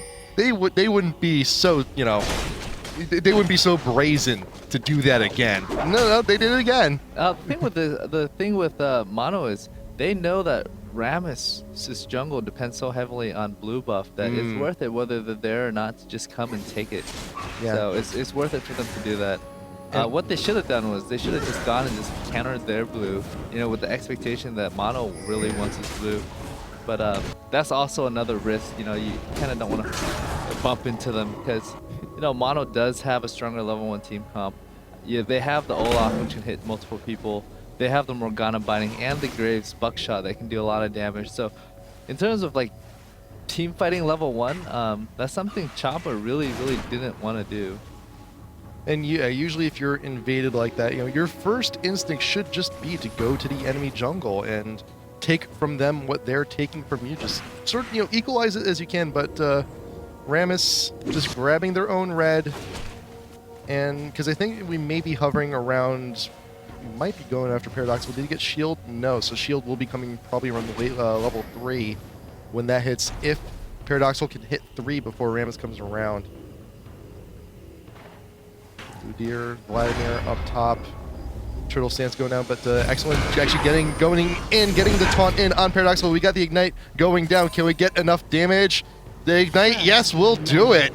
I didn't see the Charm. Did you see it come out? I don't think it was Charm did go down. Yeah, I heard Cool it down. went on CD. I wasn't sure when it hit. I knew it came out just because of the CD, but yeah. Well, that was a kill anyways. I don't think Yeah. Morgana got Black Shield, so like I was saying, if you gank before she can get Black Shield, that's the only way Rammus is going to get a kill. And since he was able to pull off that early kill, you know, he was kind of forced into ganking her early anyways because there's nothing left to farm. Nintendude coming from behind to I got a flash away. But he's still under tower, still taking quite a bit from Nintendude. Yeah. But Rammus, excellent, actually getting the small golems, trying to catch up a little bit.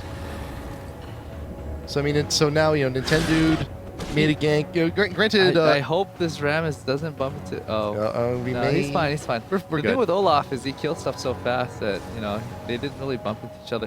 What that lets Vlad knows is Vlad should be able to know that Olaf is coming because the Wraith was following him through like the jungle up towards that would mean that Olaf is running up. So if Rammus has seen that, he probably would have told, hey Vlad, Olaf is coming top. I saw it because the Wraith was still dragging off. Yep. So, you know, it was just really good timing that Rammus came there because it revealed information that let Vlad know to avoid that gank. Pixel in the bush, getting the tornado off on Patoy and Mash Me. Can we be able to get Tarek? Ignite goes down on Tarek. Will it be enough? Nothing real is also very low. Mash Me might be able to get those auto text flashes in. Shield going down on Nothing Real. Mash Me will go down. Tornado coming in. Yes. Whoa. That might be a but will he one-for-one, be able to get away? I'm not sure. Flash. Oh, that was so worth it. Nuts. Because he had also burned Flash and really. Yeah. You know, I think I'm not sure. Did Tarek get the assist on that too? Can you tab really quick? Tarek did not get the assist. Oh, okay, then definitely Janna and Graves got the better end of that deal. Yeah. It was just really good timing on that shield cooldown coming up. It literally came up like 1 or 2 hits off from killing Graves, and that allowed Graves to get the extra damage from the auto attack, from the buckshot, and finish off basically Cog before he died. Yeah. But that's a pretty big range on his explosion as well. It is. It's generally a pretty big range. And With Nintendude, I think he's a little bit too far out. He's actually getting quite trapped. Gonna chunk out Jintae just a little bit. He's gonna be sticking around, but will ghost away. That was a hairy situation. That could have ended up a lot worse. it could have. The thing is if it's Ari 6 now. Ari I don't think so. is He's 5. she's 5, halfway there. Okay. Halfway there. You know, if Rammus and Tarek wasn't there, I believe Olaf actually could have killed her. He just does so much damage early on. And with the lifesteal and the true damage and just throwing the axe, picking it up, throwing an axe, I felt like if Rammus wasn't there, the thing that sucks for Rammus is his power ball is ending, so he couldn't actually catch up and stun him. ParadoXical trying. We saw a lot, especially during the South by Southwest show match. of was it TakashiX was on Morgana, I believe. Oh, Takashi generally plays Morgana every game, actually. If you look at the IPL 4 qualifiers, he played Morgana as many times as he can as well. I think one thing I should have done was I should have just picked up Nocturne, because Nocturne just displaces her ult. She can't really find out when and where to ult, and sometimes you can pick off 1 or 2 people before then. And one thing with Nocturne also is the moment you hear the sound animation from Morgana, you can actually shield it, because the sound animation comes before the actual animation of the skill. So I did not know that. Yeah, so if you're actually really, really well tuned with Nocturne, you will never get ulted by Morgana ever. Learning a little bit something new every day. Why not? Tarek is getting the stun in on Nothing Real. Shield will go down, but Nintendude is here for the backup. Will he be able to get the damage we need out of Patoy? He's taking some damage hits, a little bit more than he should be. MashMe is actually going to try and fend off. Can we get Pixel, though? We get the mortar shot coming. The shield comes in, has to flash away, but is MashMe too far out? MashMe maybe a little bit too overextended trying to pick up Janna, but I think we're just going to go ahead and back off. Wow, that was close. That was very risky. That was really risky. You know, I felt like Cog could have died there, but that was actually a good exchange for Choppa, because, you know, you did burn Flash on Janna, and really you just took damage, but I think he wants to heal anyways after this, so it's not too bad for Cog. It's the charm going down, and ParadoXical shield was not ready. So in the middle, and so I mean, Jintae's got the blue. Gonna have a little bit more sustain in lane. And he also, the passive from Ari does have to actually give a little bit of a natural. Actually, both champs in mid actually have passive spell vamp. So, you know, as long as they don't hit each other, they can pretty much top off most of the time. When you deal with champions that can heal, you either harass them a lot or you don't harass them at all, because you don't want to be dealing 50 damage and then them healing 50 damage. You want to be dealing 100 damage and they heal 50, so you can continue to chip at them. And really, if you're going to do 50 and they heal 50, you know, you're better off saving your mana to be safe. And, you know, now I think about it too, we actually kind of have the same situation top lane. You know, we got Turtle stance under there. Exactly, just a lot of sustain. I was like, oh, you're going to hit me? I'm going to turtle it up. You want to hit me? I'm just going to light bleach it back with transfusion. So I think I mean, we have 2 lanes that are just going to sustain against each other forever. You know, said it before in Champ Select, going to say it again. You know, this game is really going to come down a lot to what happens bot lane. I feel like it's already late enough in the game where Cog is really, really weak pre-6, but when he does get to level 6, it's really hard to stop him from farming. He actually does a lot of damage with his Bio Arcane Barrage. So at this point, you know, I wouldn't be surprised if Cog can actually start pushing Graves back. And Graves does have the slight creep kill advantage. He's about 10 up. But, you know, Cog, you know, he has hit 6. He's catching in stride. You know, he's got 1 kill and 1 death, so it's not too bad. It's not too bad at all. I think Graves, or bottom lane for Mono, is definitely at an advantage, because they did get the kill and the assist. They have the CS advantage. And if you look at the lane, it's almost always in front of the tower. That means, you know, as good as you are at last hitting, it's very hard to get every single last hit in front of tower. So you definitely see that advantage. We're actually going to have just the blind dragon attempt. It is warded on Mono. They do have a pink ward up there, but Jintae actually getting a lucky, you know, just guessing, throwing the charm into that one lone bush. I mean, it is small enough that it's going to hit if you throw it in there. But yeah, they're just going to grab this dragon. They just managed to catch Mono while Janna and Graves were back. I think it was actually a well-timed dragon timing, because one thing that happened was you see Graves and Janna push it to tower, and there's no creeps. What that means is, since there's no creeps to farm, you know, there's no point in staying in lane. You know, you gotta wait that 10-15 seconds until the next wave blind's gonna come. You're better off just going back to base, healing up, and then going back into base and farming when the next creeps come. Nintendude getting chunked out big time, He's trying to steal the wraiths. Just too many dashes. Ignite on shield going down. Will he be able to get away? No, he will not. Rammus uses the flash to get the rest of what he needed to finish off Nintendude, getting a little bit too overzealous, trying to steal those wraiths. And, you know, this is actually a very good ward placement from Choppa. Because, you know, they know that, you know, Nintendude's going to be very offensive. They knew that ParadoXical playing Morgana, just going to wander around, just fool the Wraiths to try and steal them. So that's very, very good call on their end. Let me finish up on that dragon thought really quick. So, Choppa knew that Graves and Janna was heading back because they had shoved it to tower, and they actually haven't bought for a while. So, you know, that was actually a cue for Cog and Tarek. It's like, hey man, they're going back. We bought recently. It's okay for us to do dragon because, you know, worst comes to worst, we're gonna fight them 4v2, just mid and jungle. And so Vlad actually came down too as a safety precaution.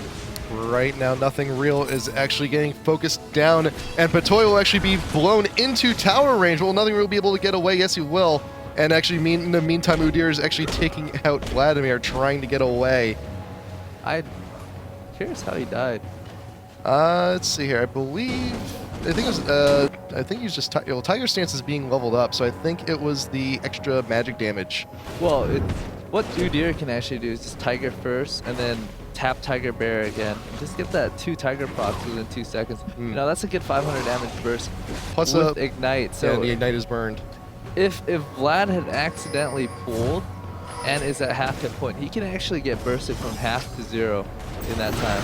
Nintendude coming into bot lane, getting a whole bunch of damage down on Patoy, but Mashmi is actually retreating the other way. He's got nowhere to go. He's got nowhere to run. So he's just going to go ahead and accept his fate under the tower. Just get enough damage here on Nothing Real, and actually Tarek actually going very low.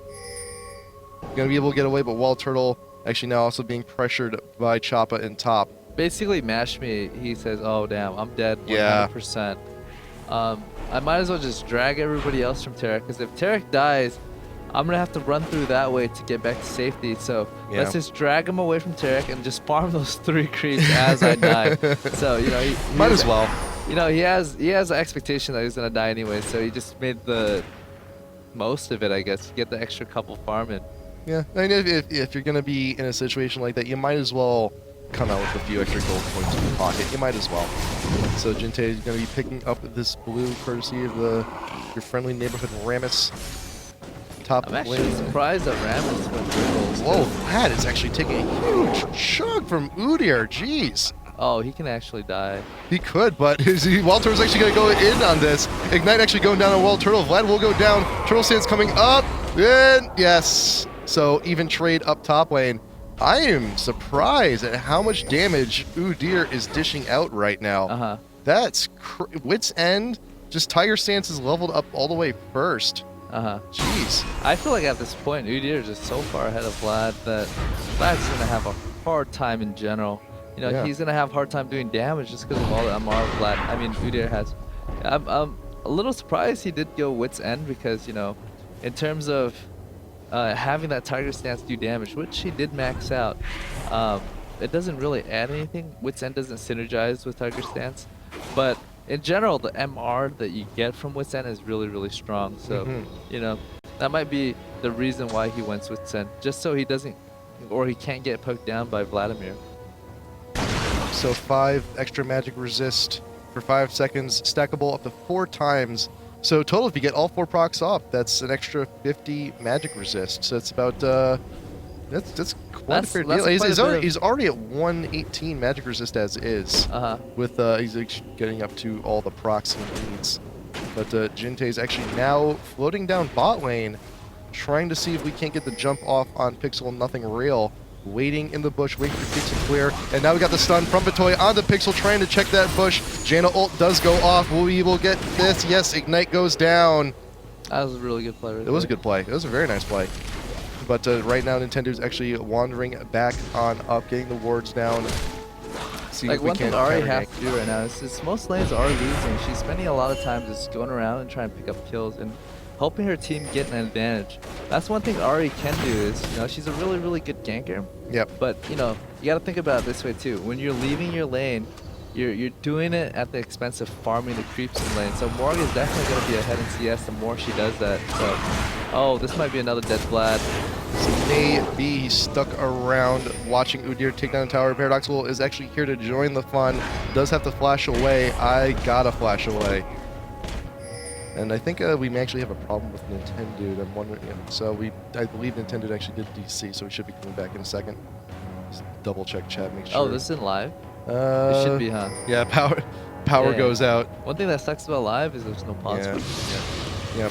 Pause function, pause function is available on Tournament Realm, but we do play Killing Spree on Oh, live. And Lord. Pixel actually getting caught out. Nothing Real has to put down the smoke screen, try and help the escape. Excellent is actually a little bit too far out, gets the taunt down on Nothing Real, but the rest of the team is not there to capitalize on it. I felt like that should have been a kill on Janna. You know, that charm was a very, very easy charm to hit. It being in, a choke now. Jintae actually coming in with the ult. Summoner heal has to be used to keep Pixel alive, and ParadoXical actually takes out Rammus while they were in pursuit. Dragon actually being dragged back out. Choppa actually getting Nothing Real right on the cusp of that cliff. ParadoXical leading the charge, getting the stun down on Patoy. Ult from Graves coming in. WildTurtle is now joined the party. Patoy does go down. MashMe is now in the center of everything, but will the damage from Turtle, 60 health, trying to get away. WildTurtle does flash in. MashMe does come in, and Jintae will also fall. Graves has to flash that was out. a good flash. That was close. That was very good. That was the flash that we needed last time. Usually people flash away, but since Cog is running towards him, you just flash past him. Yeah. See, that's the kind of flash you need to do in order to get away from Kog'Maw if he's chasing you down. That's what we could have needed. That's what we needed, the first time around. But we got it this time, and we're gonna get a dragon. This is so big. Like I feel like Mono is just playing really, really well against Choppa this game. Yep. Despite that being a 4v5 fight, they played it so well that they'd want it. It's actually a 3v4 fight, and they'd want it 3v4 when both people assisted. Dragon reset, so Mono will not be able to pick that up, and Pixel's actually getting caught out by I Got a Ultimate on you. And Dragon reset, so actually Choppa's gonna get a second crack at this. They should be able to they're get probably it. gonna get this dragon. I feel like had Olaf been here, that dragon would have been dead. Yeah. Probably ages ago. And I'm just hoping Nintendo reconnects, because this isn't a way I would want to get my killing spree ended. Fine, this is still game one. We still have 2 more games to go after this, no matter the result. Despite the 1800 gold difference from the 2 dragon that Choppa got, I feel like Mono is still ahead because of just look at the gold differences. Right. ParadoXical actually got caught out in mid, trying to get the jump on Vladimir. Will actually go down with the help of Ari, and actually Red being stolen now by Choppa. Just at this point in the game, even though Mono is winning, and I thought it was pretty convincingly that they're ahead, is they're gonna lose this advantage over and over until Nintendo catch back. They lost 1 dragon because of that.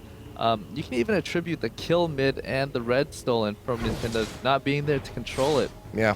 And so they're gonna start losing tower. They're gonna lose mid tower, top tower, bottom tower. So it's really just how long can we stall this and not give up our advantage until Nintendo can get back. Janna ult going down, dissuading Choppa from pursuing anymore. They do retreat to their 2nd tier tower, but Choppa is here. They're going to go ahead and continue to push Ari in mid, Vladimir in top, still doing what they can, taking away, farming what they can on the neutral creeps.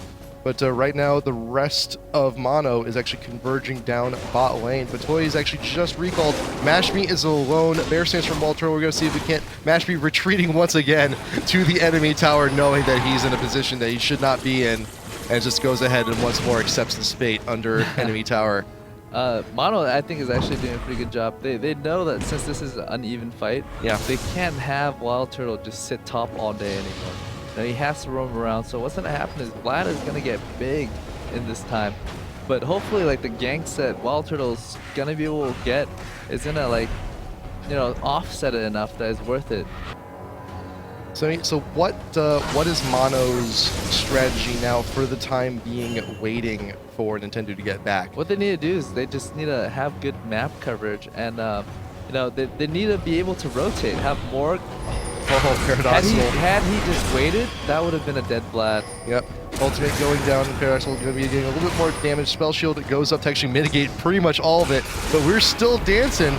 Morgana, Vladimir getting off their dances, but Jintae actually now comes in. See if we can't get the Foxfire down on ParadoXical, and yes, we will get the kill. Oh boy. But right now, Rammus has actually found a bear, found a turtle, found a tiger all in one bush. And will actually be focused down in the dry bush, has to flash out. WildTurtle will be able to get the last damage on Rammus. Ignite goes down, and yes, Jintae actually getting stunned, split away from Vladimir. Vladimir does have both buffs. That does look pretty delicious. Hurry now going down. Is just a beast WildTurtle! WildTurtle, look at this dude! Look at this guy! Was that a triple? 2v3. That's a triple. That's a triple! Wow, look at that! And but I mean, Patoy, bot lane. MuffinQT is pushing bot, but look at this. We have a tier 2 tower now. When once we get this creep wave up, we could actually they may respawn just in time to defend it. But in the meantime, nothing real taking the red. MuffinQT, gonna be taken down to tier 1, and Patoy's gonna have to defend mid in the meantime. In hindsight, that Wit's End wasn't a bad choice. Yeah. You're going against a double AP. Getting all the MR from Wit's End is actually very, very good. So, in terms of burst potential, it's not going to be as high, but in terms of like surviving and lasting, it definitely did the job. Yeah, absolutely. Absolutely. I mean, Tiger stands, like, he's got himself a brutalizer. He wants that as much damage as he can when he's a huge single target champ. Udyr can be built so many different ways. The thing with Udyr is you want a lot of CDR on him because what that means is you're gonna be getting a lot more bears. You're gonna get wow, Jintae getting a huge chunk out of Morgana. Has to ult. Ult will not finish. Ult barely finished, but WildTurtle is now here focusing down Rammus. Can we force him out of the Powerball? Yes. Flash in front to get rid of the Powerball, but now he's in a 4v1 situation. Soon to be a 2v5. Pop of the turtle, he will be getting away, and bear just to get that extra movement speed plus the Janna shield. And now Choppa is just going to go ahead and push down mid tower. Mono. Just have so much more map control. Yeah. And even the Choppa's ward coverage has actually been excellent, especially the one ward in this river bush early on. Recognizing when Morgana and Olaf are going to come in to steal the wraiths. Yeah. So they know they're in the area, they know they know the objective they're going for, and they can go ahead and intercept them. It was 2v1 forces situation, and and it worked out pretty well for him. So right now 12 to 8. Mono unfortunately did have Nintendude have some connection issues, so they do have to play on the defense for the time being, waiting for him to come back. Like, the longer this game drags on without Nintendo coming back, the more worried I get. Because, yeah.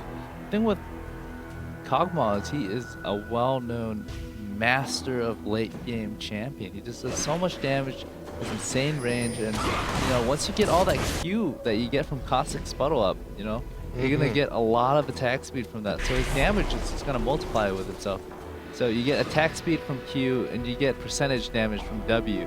So, you give it another 10 minutes, and I feel like Cog is going to be able to take out everybody.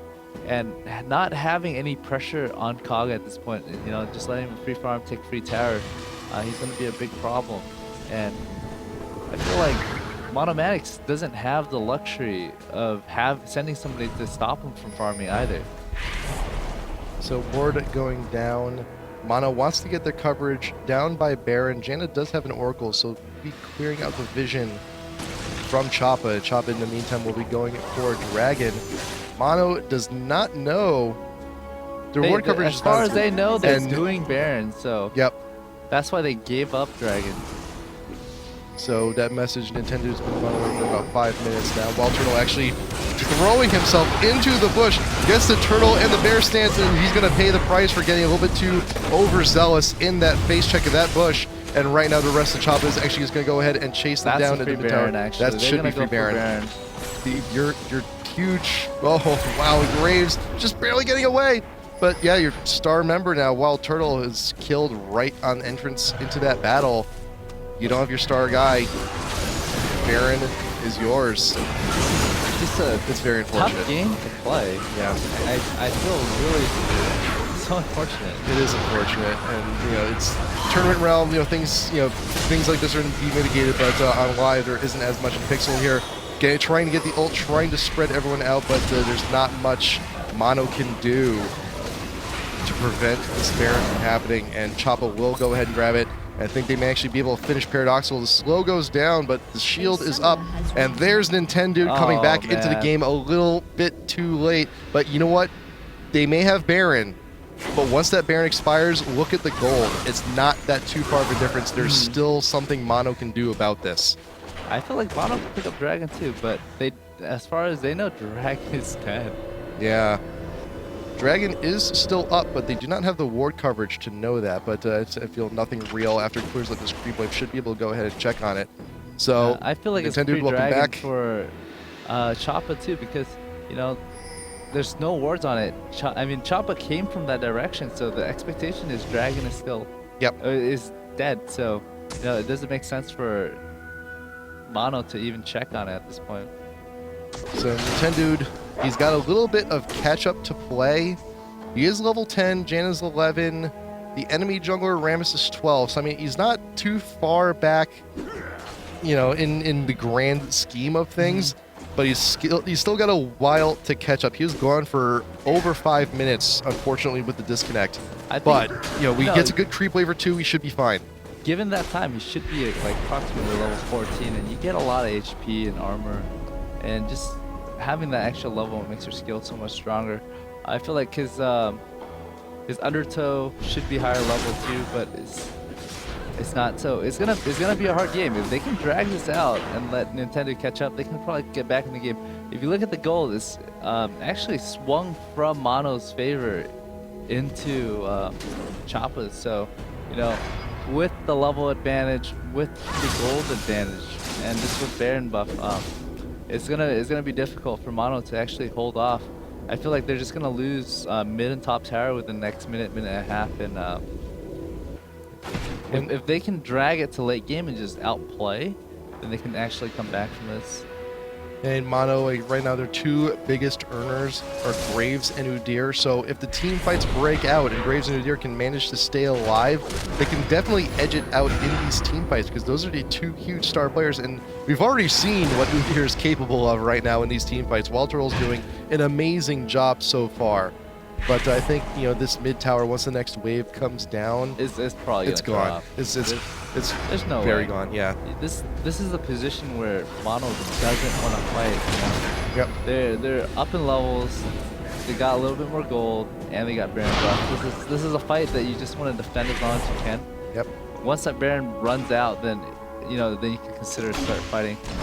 Yep. Actually, Nintendo's actually top lane doing what he definitely needs to be doing. That's free farming. But ParadoXical is actually out in front, and Ari just melts right under the tower. Actually, this tier 2 tower might be going down in just a moment as well. But Nintendude is coming on down. Gonna check and go. You gotta check out what's going on. I feel like he should have just blue pilled, because running back and not having mana doesn't really do much for the team. Right. He was better off just blue pilling and just letting second tower drop. Because if he throws a couple more axes right here, he's going to be fresh out of mana. And he gets taunted off by Jintae. Tries to get away with the ult, but isn't able to do it. Yeah, it's just you don't have enough health.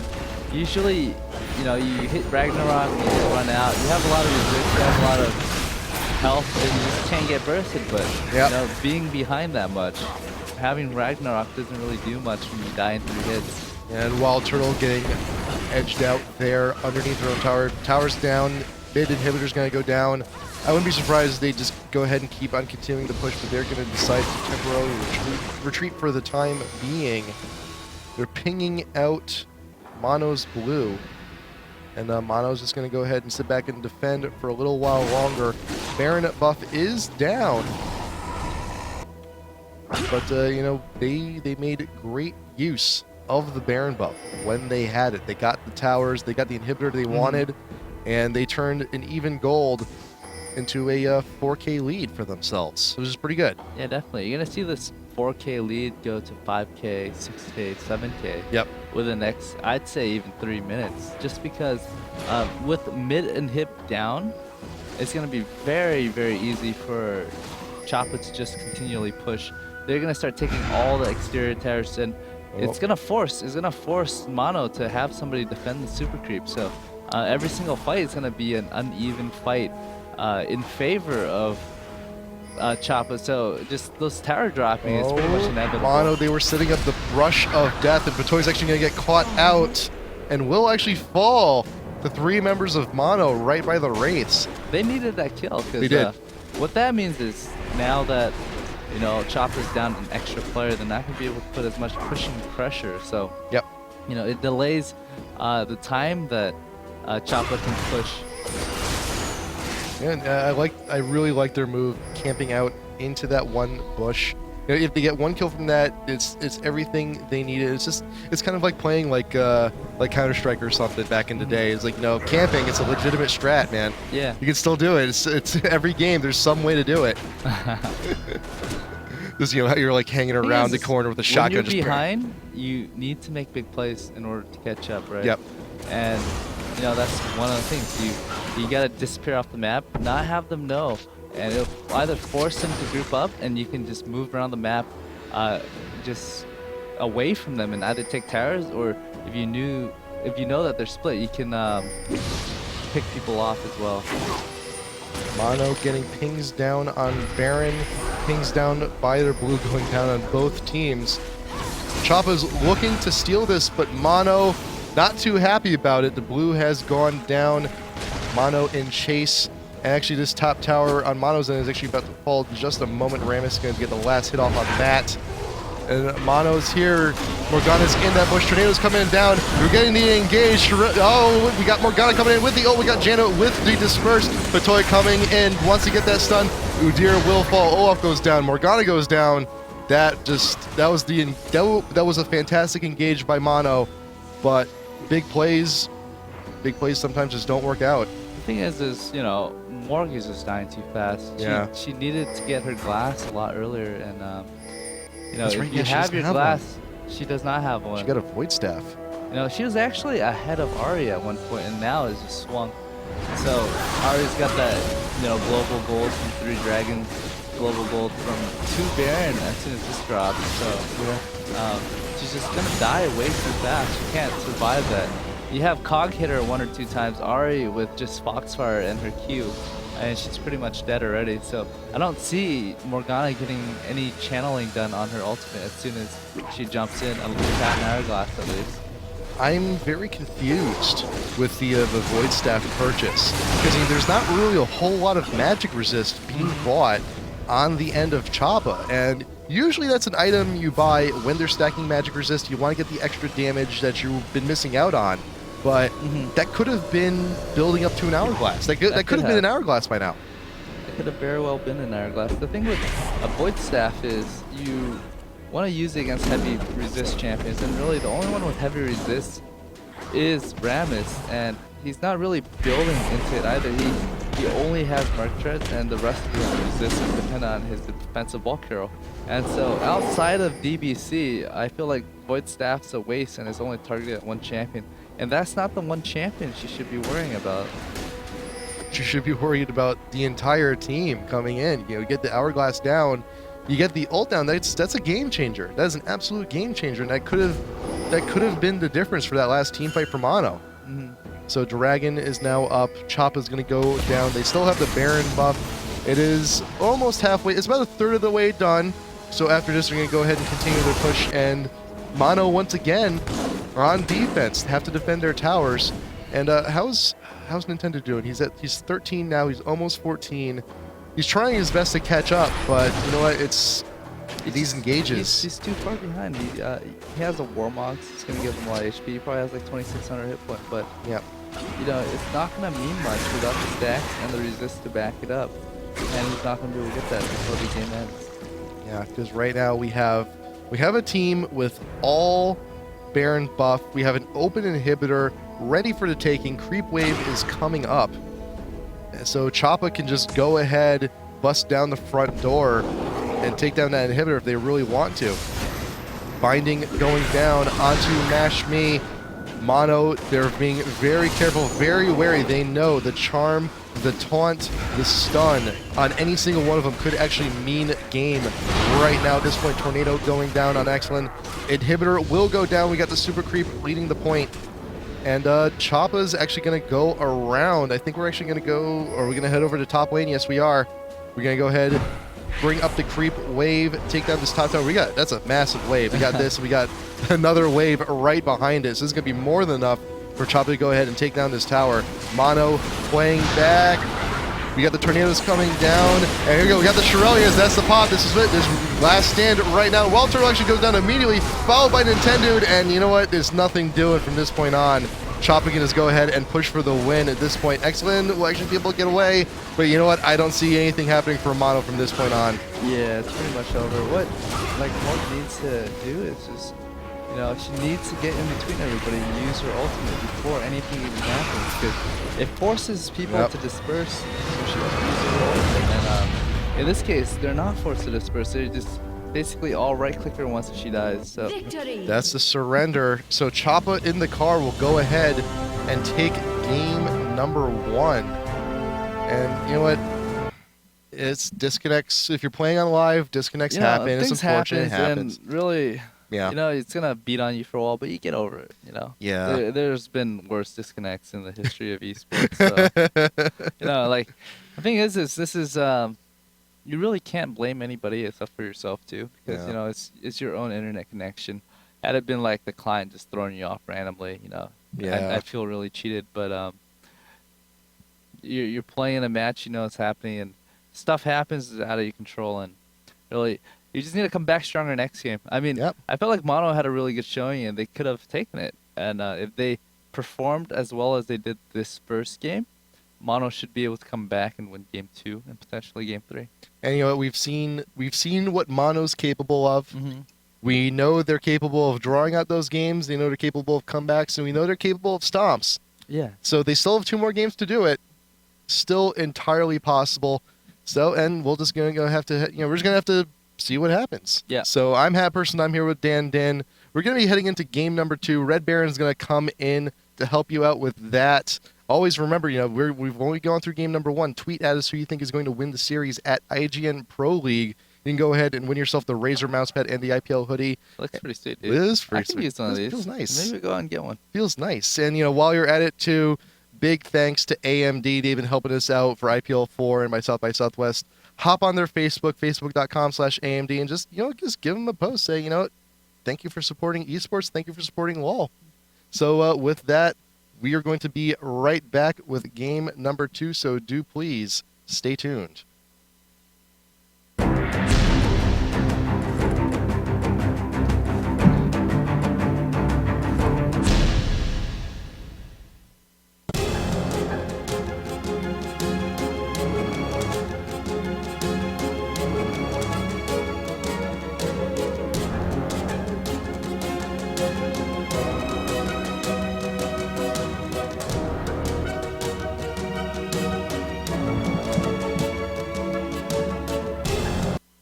Hey everyone, this is James Rumman, the RedBaron. With me is Dinh. He was there with you with AJ in game number 1. So we are going to be coming into game number 2 shortly. Mono versus CHOPPAINDACAR. Should be pretty exciting. I was kind of surprised by, game number 1. Of course, the DC, it sucks. Yeah, There's nothing to say about it. You saw Mono still winning those 4v5 skirmishes, but you just lose so much map positioning with one player down. It gave Choppa basically free roam in Mono's jungle, and they just lost all their buffs, and it allows the other team to just walk around and just gang up and go 2v1, 3v1, and normally they wouldn't be able to do that had Mono had better just positioning, just more bodies laying around too. And the big thing is you have a champion like Udyr who, when he's snowballing like he was, his main goal is to just be an uber tank there. And, they waste all of their abilities on Udyr. Well, there's no one to back him up, like Olaf in that situation. Then I saw Morgana. She had the Void Staff really early. She did. It was like around 25 minutes when she originally got it. So I think at that time she was thinking, Exactly. Sorry, I kind of cut you off. That's fine. What I was trying to say is I was just trying to tag team off of what you're saying when her getting that early Void Staff. When you're winning a game and you feel like you're just going to dominate it, sometimes it's good to just go a lot more damage and just kill them off really quick. But, there wasn't enough bodies to tank. So she ended up just dying really quickly when normally she wouldn't have died as fast had there been an Olaf in there spacing people out. Or an Udyr couldn't run in because, you kind of want those dual tanks to go in and just split the damage. Udyr didn't really go full tank. The only tanking items he had was Mercury Treads and Wit's End. And Wit's End actually is just there for the MR component. And so Udyr wasn't that uber tank that runs in tank everything. It was more that, I tank the magic damage so I can last long enough and then I kill people afterwards. So, you didn't really see that full-on tank mode from Udyr. Right. Well, we'll definitely have to see what they do coming into this next game. Their comp, seemed to work out pretty well. So, they'll probably stick with something similar. Nintendude has really liked running Olaf, has run him a number of times in our matches, which is, really exciting to see. It'll just be interesting to see, hopefully not a DC again, and then what they do to continue that momentum through the early game. Because that's also been an issue of Mono is, we've seen in some of their matches not pursuing that early advantage and pressuring it into the mid-game advantage and whatnot. Now, a lot of that, this game, of course, was because of the DC. Yeah. But, we'll see how they work with that. We will be in the game shortly. We're just waiting for ParadoXical to show up, and then we'll be getting started. But, once again, I'd like to give a big thanks to AMD, for any of you who tuned into South by Southwest. It was a lot of fun. It was a really cool match. Dyrus, showing up his now former team a little bit. So we'll It was fun. I was we'll leave it actually at that. at the AMD booth a little bit, and they said, "Hey Dan, you should give us a shout out next time you cast or something." I'd be like, "Okay." So shout out to AMD. You guys had hot Done. booth babes. Done. Yeah, but the let me see. I think we have them right here. Definitely go onto their Twitter at AMD Radeon and at AMD_unprocessed. And of course, if you're going to be in the area, or even if you're not in the area, fly in. On State of the League last night, a guy actually said he was flying in from Norway for IPL 4. So, Damn. we'll have to see if we can treat him right. Of course, all the fans are coming in, get the, special treatment. There's VIP tickets. I think we're sold out of those, but definitely if you want to come, tickets.ign.com. Oh, it's going to be, huh? Oh, sorry. Finish up and then I'll ask. My Okay, question. it's going to be at the Cosmopolitan in Las Vegas. It's a $4 billion hotel and casino. It's going to be absolutely fantastic. It's really there. You can't say enough about the casino. We're partnering up with them, and they are going to be helping us out here. So definitely go check out their Twitter if you like, at Cosmopolitan _LV, and they have tons of huge concerts and stuff like that constantly. So we're definitely excited to be at such an exciting venue. So you're talking about the VIP ticket. What's that deal about? The VIP tickets were the first couple of rows have special VIP seating, and then there's this artist who's actually really well known in the Street Fighter community, I think, who does like a lot of the art for the game boards and stuff, who is making posters for the event for StarCraft 2 and LoL, I believe. Yeah. And so, they'll have the special seating. They have posters. I think there might be a couple of other, benefits as well. Yeah. But, it's a pretty cool thing that we can do. Are there like goodie bags? And I remember you guys giving away T-shirts at IPL 3. Yeah, we'll be giving away some shirts and stuff. We'll have to see what kind of special stuff we do. Alvin Lee. Oh, we just got a note in. Alvin Lee is the special artist. I've heard a lot about him, so he's definitely a really big name in kind of the gaming community. But we are coming into this game. Game number 2 is up and running, so we'll get this going. What were you gonna say? Oh, I was just gonna let you know the game was starting. Oh, and then, yeah. But right off the bat, Karthus and Cassiopeia. Cassiopeia, definitely Mono's bread and butter. They've, beaten so many top teams with that Cassiopeia Rumble combo. They did get Janna last game, I believe. So still, able to run that really strong bot comp that they like. And then Karthus is banned, presumably because they're looking to run kind of a heavy melee kind of comp, that kind of bruiser comp, which is really hard countered by Karthus. I felt like Rammus wasn't the issue last game. It might have felt that way because Rammus was able to catch up and get those Dragon Gold and Baron Gold, but I don't know.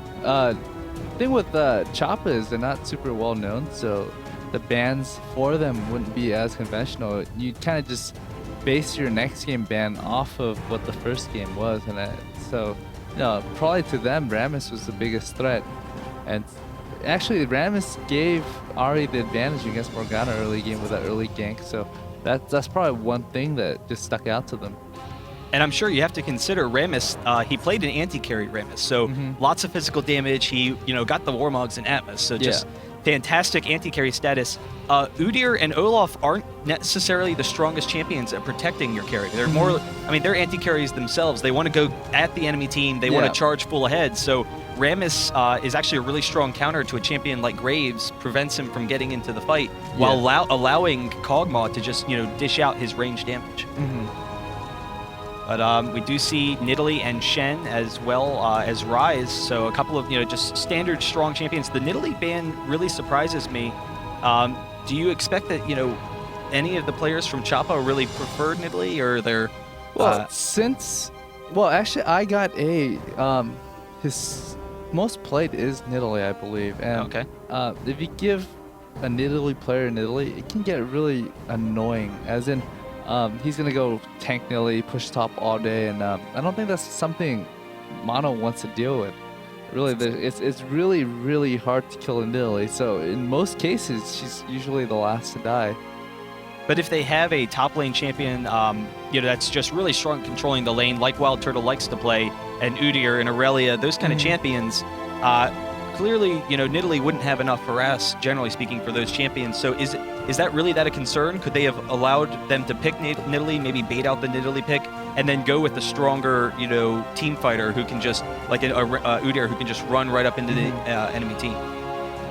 Or is Nidalee just that disruptive? The way I got A plays is he plays Nidalee against everything, so he's got a really good idea on how to lane against each champion, and it's basically his bread and butter champion. And a lot of times people just, even if it's a counter champion, they don't want to give someone that's comfortable with a champion the champion they're so used to playing.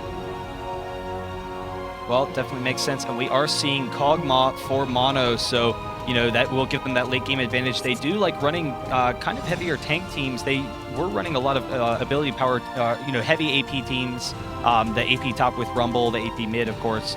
So, with Nunu bottom, Nunu Kog is a really strong bottom lane. Who would you think that Choppa is going to send with Janna to kind of work against that lane? Because Janna, definitely one of the stronger harass champions. Let me see what's open.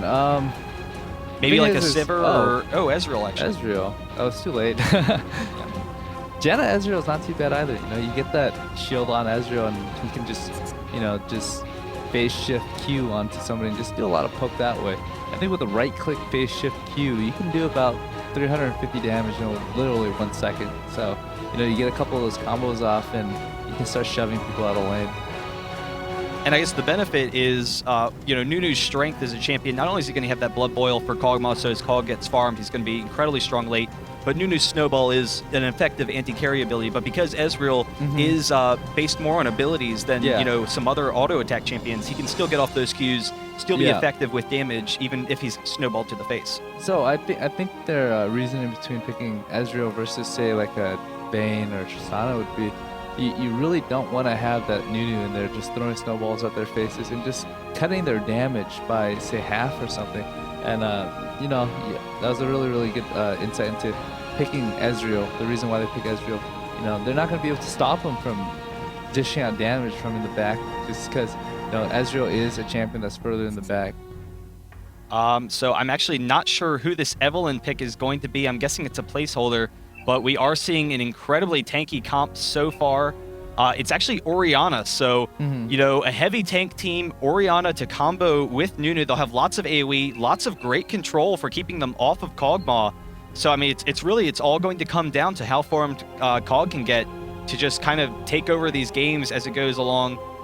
Orianna Malphite, actually. Oh, cool. So, that we saw that Aurelia pick, and Aurelia is definitely a really strong top lane. I was actually wondering, because if we're going to see an Udyr top, I don't know, because Maokai is going to be in the jungle, if Malphite would be strong enough, because it is going to be a physical damage team, Janna, Udyr, Ezreal, and Malphite does do pretty well with that, but is that just going to be too hard of a lane for Malphite versus Udyr, or is that going to be okay? I feel like Malphite's not going to be able to beat Udyr, because every time he wants to throw his Q, Udyr can just hit W, and, that's going to block all the damage, and if Udyr wants to go up to ground slam him to do some extra damage, Udyr is going to actually be able to dish out a lot of magical damage from Tiger Stance. So I don't know how I feel about that Malphite pick if they're gonna send him top.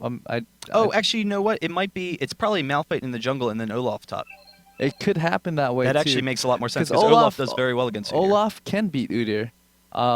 Depending on the farm, I feel like Udyr's gonna be able to push out Olaf a little bit earlier. He gets a little bit later, he's gonna just be able to chase down Olaf and kill him. So chase down Udyr and kill him. So I'm a little curious though. Would they actually do that though? Because Nintendo is really the only one that I know on their team that does play Olaf. Right. And he is their jungler. So in terms of jungling Malphite, I don't see a lot of people jungle Malphite as well. So I see him mostly in top lane. So if they do switch it up, it can work out. But other than that, I feel like Malphite's not going to do well against Udyr because Malphite's going to want to stack armor and Udyr's magical damage. Mm-hmm. The weird thing about Udyr is he scales off AD, but it does magic damage. Yeah, and we do have one thing Malphite will give them is great control for keeping them away from Cog once again. Mm-hmm. They'll have all this AoE, all this upfront damage, all this great tanking capabilities. Damage-wise, they're actually, the more I think about it, Maokai is magic, of course. Mm-hmm. They do have a lot of physical, so I don't know. That'd be kind of interesting to see. But I guess it's really coming down to they're just playing it for the Kog'Maw, and if that's the case, do you think that the pick would have maybe been a bit stronger if it was like a Galio or something, or I don't know? Is there another pick that you would have liked to see? Aurelia definitely would have still had that upfront tanking capability to keep them off of Cog. Like one thing I would think about really hard is what champion can I pick that can beat Udyr? And Udyr beats a lot of melee champions up top. He's one of those champions that is just really, really hard to deal with. You need to find someone that can just dish out so much damage that he can't heal it back with Turtle Stance. So, well, we'll have to see. It seems like a lot of it's going to come down to whether or not they can get far enough into the game for Cog to take effect. We have some decent gap closing capabilities, but really the wall from Mono should be enough to keep them away. Ahri's definitely going to be extremely aggressive early, so that'll be interesting to see whether or not they can take early control. With Udyr, who should be able to win top lane. Actually, it is going to be an Olaf top, so Olaf's true damage definitely does very well against Udyr. But I don't know. I'd be kind of curious to see. Do you think that Olaf beats Udyr in top lane, or is it just generally a really even lane? Or does Udyr still win? They both have a lot of sustain if you think about it, right? Yeah. Olaf is going to have a lot of healing if he puts a lot of points into W. If he wants to do damage, he's going to have to put points into either Undertow or his true damage, the axes or the true damage that hits himself. So I definitely see Olaf losing a little bit early game, but if he can get levels, the thing with Olaf is he doesn't need damage items, he just needs health and just tank items, and he scales off of levels. So if he can get high enough level without giving up the advantage to Udyr, he should be able to 1v1 Udyr about 12 minutes into the game. Another thing that's kind of interesting is I'm curious whether or not we'll see some aggressive map control from CHOPPAINDACAR, because they definitely have a little bit of a stronger early game team. We do have some good team fighting potential from Mono, and as the game progresses, they definitely have an extremely strong late game team with both Cog and Olaf, and then all that AoE damage that they have. Yeah. But I'm curious whether or not we'll see Ahri and Udyr trying to exert some presence over top blue for blue team, and trying to keep that away from Orianna, because that'll definitely hurt Orianna a lot. And whether we'll see Udyr come down maybe for an early dragon to take advantage of their strong early control. Yeah, definitely. I feel like early game Choppa has the advantage, but come late game and late game team fight, you get that Orianna, if she can land on 2 or 3 people, and Nunu goes in and hits absolute zero, and Malphite naturally would ult in on top of that too. A really good position Orianna ult can set up a very, very great ult for Malphite. And so you're getting knocked up by Ori ult, and then you get knocked up again by Malphite ult, and then he's going to be able to ground slam multiple people, and it's very easily done with a well-positioned Orianna ult. Like one thing I like to do is have my Orianna throw the ball on Malphite as a defensive shield, and then I would rush forward either with Shurelya's or just ult in if they're in range, and the moment I ult, he can actually follow up with his ult. Right. You know? Like, there's no travel time on her ball because her ball is on me, and I'm knocking people up, and then she can follow up immediately with her, suction, which counts as a knockup. You can't cleanse out of it. Yeah, that's true. It does give her a little bit easier job since one of the big issues with Orianna is the fact that her Q range is so short. So Her Q range it's pretty tough to initiate with it. It's relatively short and it's pretty slow too. So you throw it on a highly mobile champion, especially like Alistar, or you throw it on Malphite that can actually knock people up. She's gonna be able to land a really good ulti. If Malphite can land a good ulti, she can land a good ulti, and it goes vice versa as well. Because it's even easier for Malphite to land a good ulti because the way Orianna ult works is it pulls everybody together, and Malphite can just ult on top of that as well. Well, that'll definitely be interesting. I mean, they definitely, if they can get the good positioning that they're looking for, Mono could definitely clean up some of these fights. At the same time, we do have a smaller skirmish kind of advantage to Choppa. Great mobility on Ahri. I'm definitely curious to see how it'll go. Bot lane, we definitely have a very aggressive lane with Ezreal and Janna, though, we're starting to see a lot more Kog'Maw. Kog generally is pretty safe in lane, and coupled with the Nunu, they will have great harass. As Kog gets some levels, definitely has the range advantage over Ezreal. So, we'll see how effectively Kog can farm down there. Yeah. Like, one thing I'm worried about is, I talked about this last game, is just Olaf. He needs to run in there, land his axe, slow people down, and just ride them. If you look at Ahri, right? Ahri's got a dash, she can get away. Ezreal's got phase shift, he can get away. And the Janna is just going to give everybody a lot more movement speed as well. So in terms of like Olaf being able to get in there and doing what he needs to do, it's going to be very, very hard for him. He's probably going to be just a big meat tank and just attack the closest target, while Easy and Ahri's going to just do a lot of poke in the back. So he's going to be depending on Orianna and Kog'Maw doing enough damage to make up for what he's not going to be able to do in the back line. So Maokai, definitely a really aggressive early ganker. We'll have that anti-AoE for the team fights, but do you expect we'll see Maokai aggressively pursuing top lane to kind of throw Olaf behind, with how strong Udyr is going to be in lane? If the gank's going to happen early, it's going to happen within, say, 5-6 minutes. He's probably going to be looking for ganks mid mostly because Ahri's got the high burst potential. Just because, you want a gank where the conversion rate's the highest, and mid for Choppa is the highest. And so you're going to see a lot of pressure mid. I think one of the reasons why Orianna was picked is just because she has so much defense. You put that ball on yourself, it's going to shield you for some damage, and it's going to give you MR and armor. So it's going to mitigate a lot of that damage that's going to be bursted on her.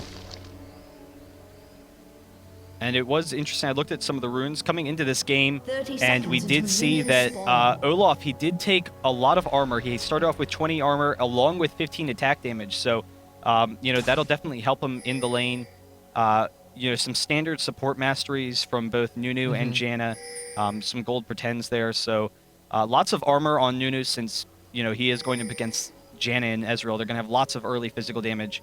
Yeah, I think it's very standard to just go run gold per 5, gold per 10 quints on, say, support. And then, I see a lot of people stack not just red, but yellow armor as well, and just mitigate a lot of that damage. And Maokai is going to be coming down for his blue buff, so, just going to be doing a general standard jungle here, and maybe, harassing mid early. We'll see that Twisted Advance will definitely set up the nice Ahri charm, like you had said. I don't know, do you think that maybe they'll early in the game try and put any pressure on Nintendude in the jungle just because he can't really come out and gank until level 6, or will they just, let him sit back since he's generally pretty safe and fast jungler on Malphite and, I don't know, just try and take advantage before he can get out there? Like, one thing is people don't realize Malphite's a very, very fast jungler. He's not a good fighter in the jungle. He has to give up most stuff. But he's got that Q for poke harass if he does bump into anybody. And Maokai in general is not a good counter jungler. So you're going to see just a lot of passive farming in the jungle. And most of it's going to be Maokai ganking and Malphite farming for the most part. But when Malphite does hit level 6, you can start seeing him like run around trying to flash ult people.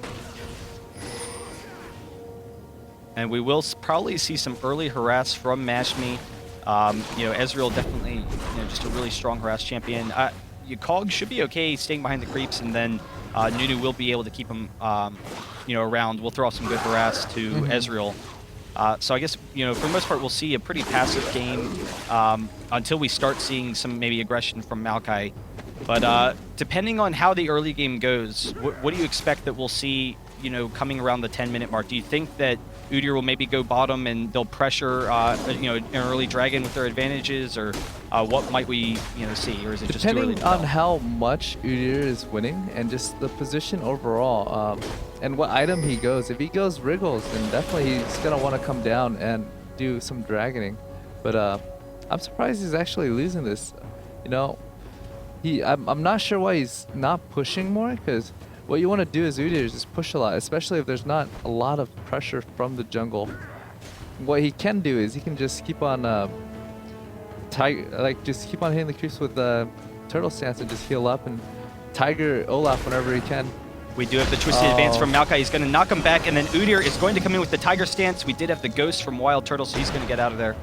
That wasn't too bad, but I felt like it could have been well timed, because Maokai actually twisted advance as Udyr is running up. So just a little off coordination, because if Udyr was ready, he actually could have gotten like 1 or 2 tiger stance, and that would have hurt Olaf quite a bit. Oh, but we have Ezreal jumping onto Kog here. There's an ignite, and then the heal is going to get him out. The exhaust perfectly timed. He's going to be getting out of there, but Nunu taking some damage as well as Kog, so Ezreal's going to take an early advantage in this lane as well. I was kind of surprised. We do have a lot of armor on Olaf, but like you said, I would generally expect Udyr to either sit up here and not let you farm by throwing off the tiger, to your face, or push to the tower, because Olaf definitely would struggle. But we actually have Maokai coming in once again. There's another twisted advance, red buff coming down, so just kind of harassing him a little bit more. But he's really wasting some of his time up here when Udyr probably could just control this lane a little bit by himself.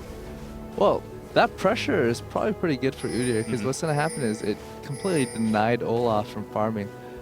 Olaf's only way to farm earlier was to throw his axes, and he actually burnt down to a quarter mana. So at that point, he didn't really have any mana left to go farm. And if he wanted to farm, he was opening himself up to a gank. So with the lanes pushing like that, I feel like Olaf was losing more from not farming than Maokai was losing from just camping top. So the exchange right there, I felt like it was actually more beneficial for Choppa.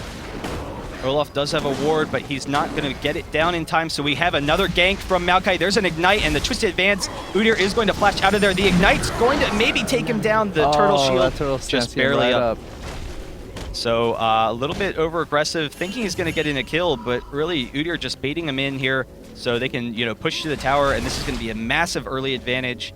I don't know, it'll be interesting to see, because like you were saying earlier, Olaf definitely needs to keep up in levels in order to do that true damage harass that he's expecting. So with the sustain that Udyr's going to have from the level advantage, what do you think Olaf's going to have to do to catch up back in this lane? I feel like Olaf is a little bit better, like say a couple more minutes into the game, but since he did die, it's gonna set him further and further behind. So now I feel like Udyr is just gonna have his way with Olaf, and he's just gonna have to passive farm. One thing about top lane is the moment you die once, laning top gets exponentially hard, because the other champion's gonna be able to deny you over and over, and when you're getting denied and you're already behind, you're just gonna fall further and further behind. And there's gonna come a point where Udyr can 1v1 Olaf. Olaf is only stronger than Udyr for like a window of time, and I feel like late game Udyr's gonna win every time. So Udyr's just got basically a little leg up on getting to that point where he's gonna be unkillable by Olaf, because that turtle shell is gonna come up much faster than that true damage. And the turtle shell is going to block damage and heal him, while the true damage, even though it does damage to Udyr,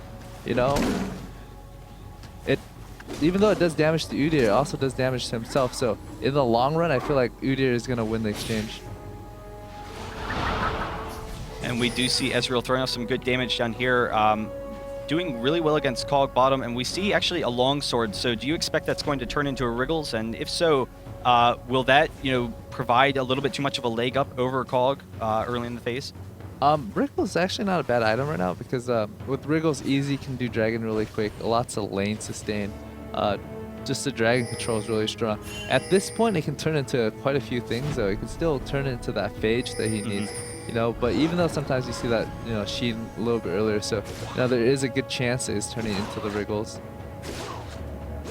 Okay, well, we'll have to see. In the meantime, top, Olaf's definitely doing really well, and we actually see Igata just throwing off the turtle a little bit too late, so he's taking a lot of damage. Pretty good for mana, though, so he should be fine. You know, of course, he'll be able to heal up right up against this tower, but Orianna's actually coming up, and they might have enough damage. We actually have the Udyr, and there's the ultimate on top of WildTurtle here. He's chasing him down. There's the Ignite, and actually he's just going to barely get out of there. So an effective gank from ParadoXical, able to pick up the kill top, and WildTurtle definitely taking back control of this lane really a lot faster than I expected. So they are going to push this lane, deny, you know, that experience from Udyr, and that should be a pretty tough lane now, though Udyr does have a Wriggles, so, you know, with the Wriggles, Udyr can maintain that sustain pretty easily. I felt like he should have done better against Udyr. I wasn't looking at his items, so I wasn't sure if he was losing lane because he didn't go back and buy or not. I was almost certain he did, but... He did buy. He did buy. I was wondering why he was getting pushed back by Olaf, you know. If you time that double edge that he was doing, you know, the damage to himself and to the enemy, he should be able to mitigate a good portion of that and then just life leech off creeps right after. And I think that was the thing. We saw he mistimed the turtle stance the one time, and then coming in the other times trying to get the tiger off to harass down Olaf. Wasn't able to get enough harass damage, but in the meantime, Olaf is up here. There's a stun from Udyr, and then the twisted advance from Maokai. He's going to get off the red buff. WildTurtle going down really quickly. So another kill for Igata, and that'll help take back some of that lane control up top. And now with the Wriggles, you know, he definitely has that sustain advantage. Though Udyr will have his own Wriggles probably soon. We actually have some good harass from Ari onto Orianna here. And actually diving after, there's the Ignite. One more, you know, tick of damage probably would have done it if she could have gotten up her true shot once again. I think that was a very good fight for Jintae actually, because, you know, she burnt her ultimate, which is relatively short cooldown, but she's actually also able to force ParadoXical to burn her flash. So in terms of using her ultimate there, I don't think she was planning on killing Orianna, even though she did use her Ignite. It was more of, alright, I'm gonna just try and chip her, and I might be able to get her the next time around. And Nothing Real was able to pick up their red buffs, so you know, definitely pretty strong in this lane. But we do see everyone coming down for CHOPPAINDACAR. Here's Udyr coming down right around that 10-minute mark and going for this early dragon, so that'll definitely give them a nice little gold advantage. Maybe getting some harass here from Nothing Real. Doesn't want to risk the twisted advance from Maokai, but free dragon, so a 2k gold advantage early on. And a lot of it has to do with, you know, the early game presence and then also good ward coverage. So we have the pink ward here. Good coverage. Maokai already within oracles to try and take that map control. If you look at the coverage on map, Choppa definitely has the advantage on that. They have 3 wards down. 1, 2. Most of the ward coverage would be like top and mid, and so bottom lane, you usually want really, really good ward coverage bottom lane because that's where the global objective happens. Dragon.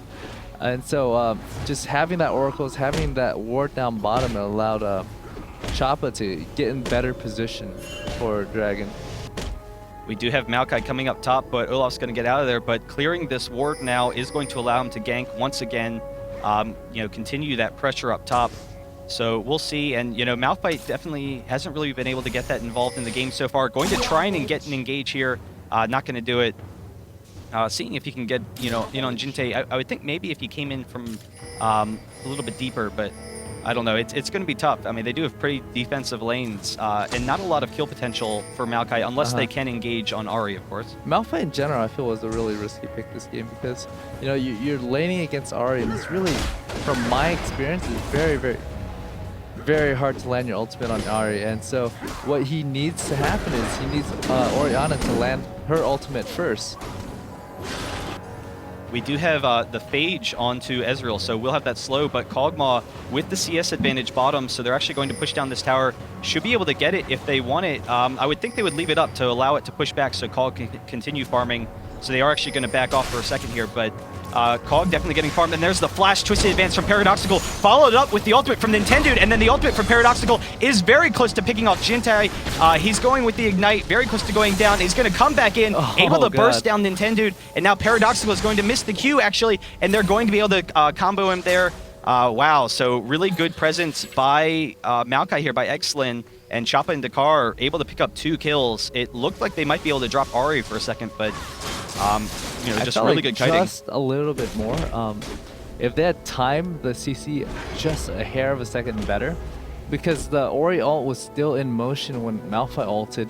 So what happened was about half the CC from each of them overlapped. So Ari actually didn't take the full brunt of the CC. So it would have kept her there for maybe a fraction of a second longer, but I felt like that one fraction of a second would allow them to get one auto attack in, and that actually would have killed her. And the numerous ganks up top definitely, you know, have Udyr in a slight advantage here. Olaf wearing him down still, but that tower is pretty close to going down. So, you know, we'll see if another gank maybe up top will be able to drop that. Maybe we'll see Udyr start, you know, moving around the map a little bit. Ari is going to pick up that blue buff. And in the meantime, actually, Cog chasing down Ezreal here is going to get some great damage onto Patoy.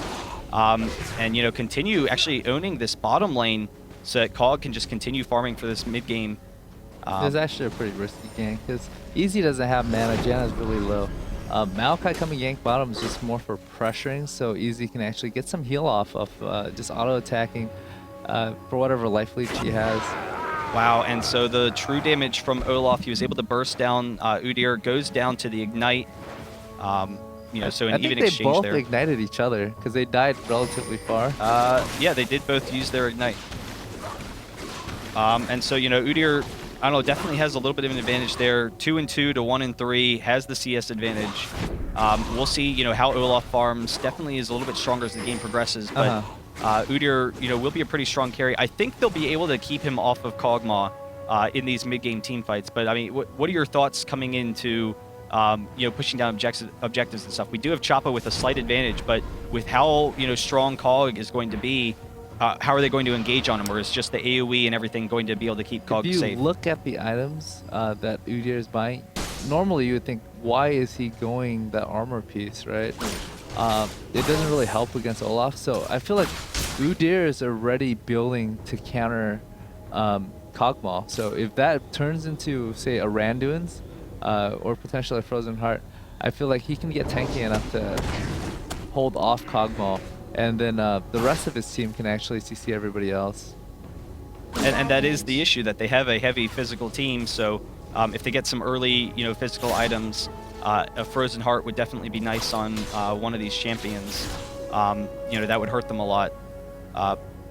So I guess that'll be interesting to see. We do have Maokai coming up top again. He will see this ward, so, you know, getting good ward control. Hopefully Ari steps back a second. Is going to be ganking top. They could maybe tower dive, but actually, they probably just want to push this really aggressively, and Olaf is going to back off for a second.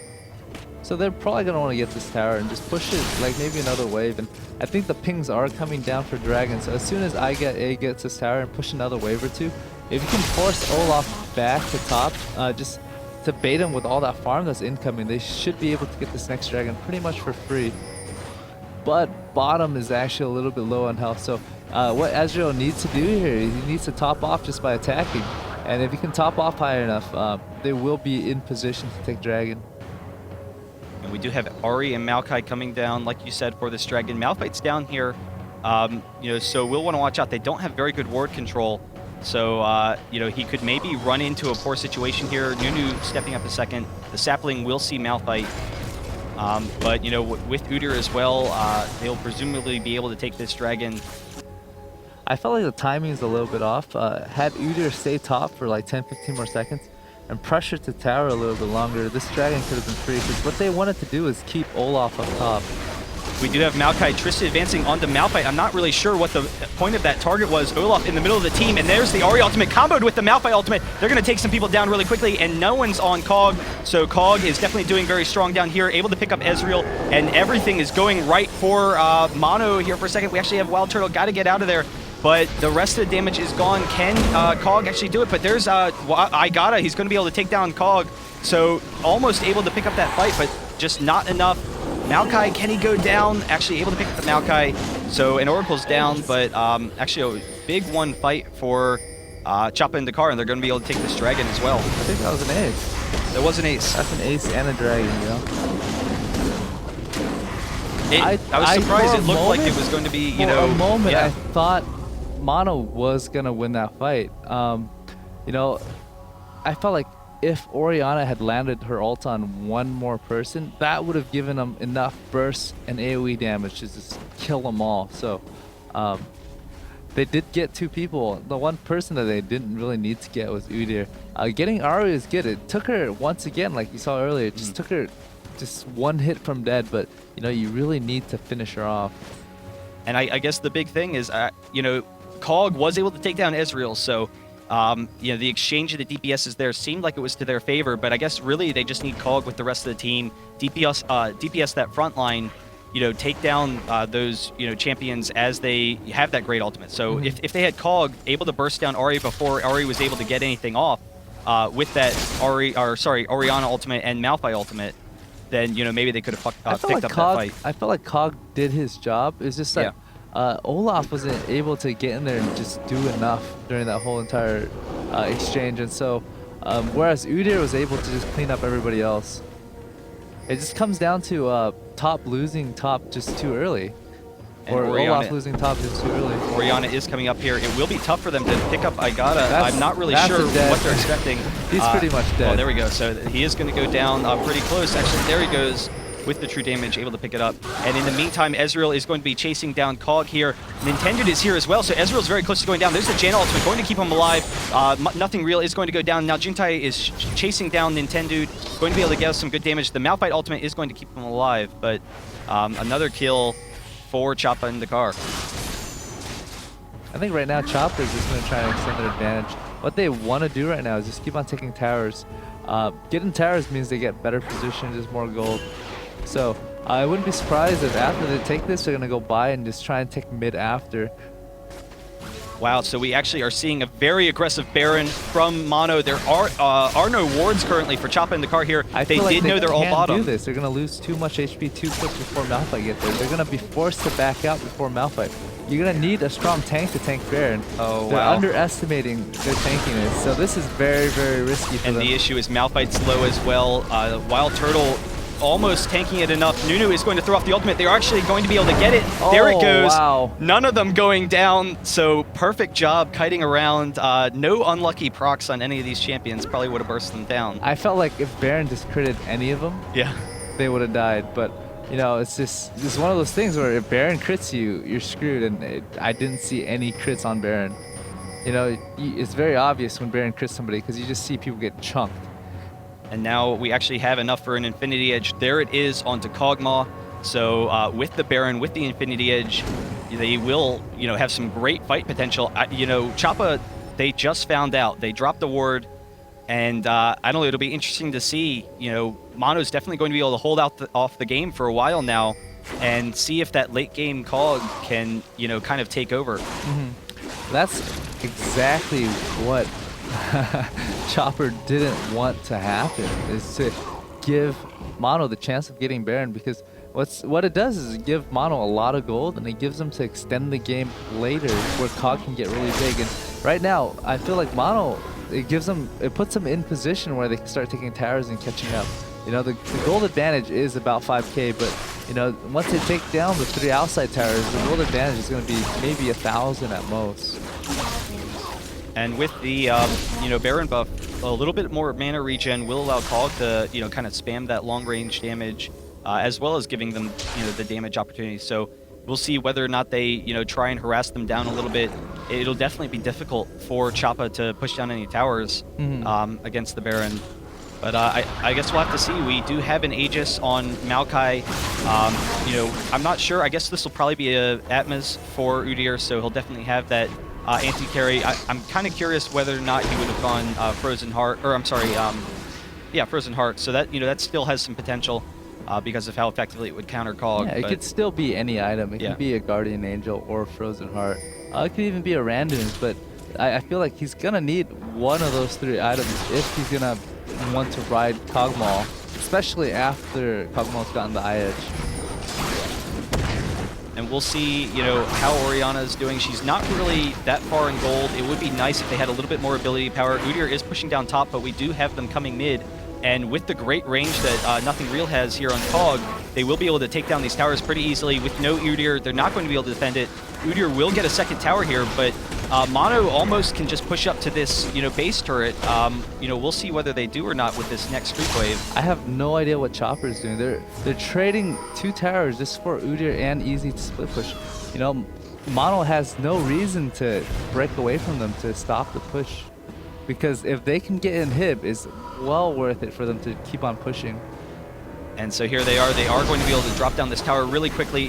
Choppa shouldn't be able to engage here, so that huge tower advantage will be nice. Maokai coming in on his own. He's going to drop pretty quickly to that damage. Ari's jumping in as well. Nunu going down pretty quickly. There's the Malphite ultimate. You know, okay comboing, but Orianna missing everyone with her ultimate. And here's Nunu throwing off kind of a worthless ultimate over here. Cog is charmed, so he's going to have to get out of there. They're all going to back out, though. So none of them going down. Really fortunate there. They are able to get the tower, though. I did feel like they could have won that fight, though. It's just a little lack of coordination. I'm surprised they didn't pick up any kills. Because what happened was Orianna was relying on Malphite to land his ulti. So since Malphite did ulti as he went out of range.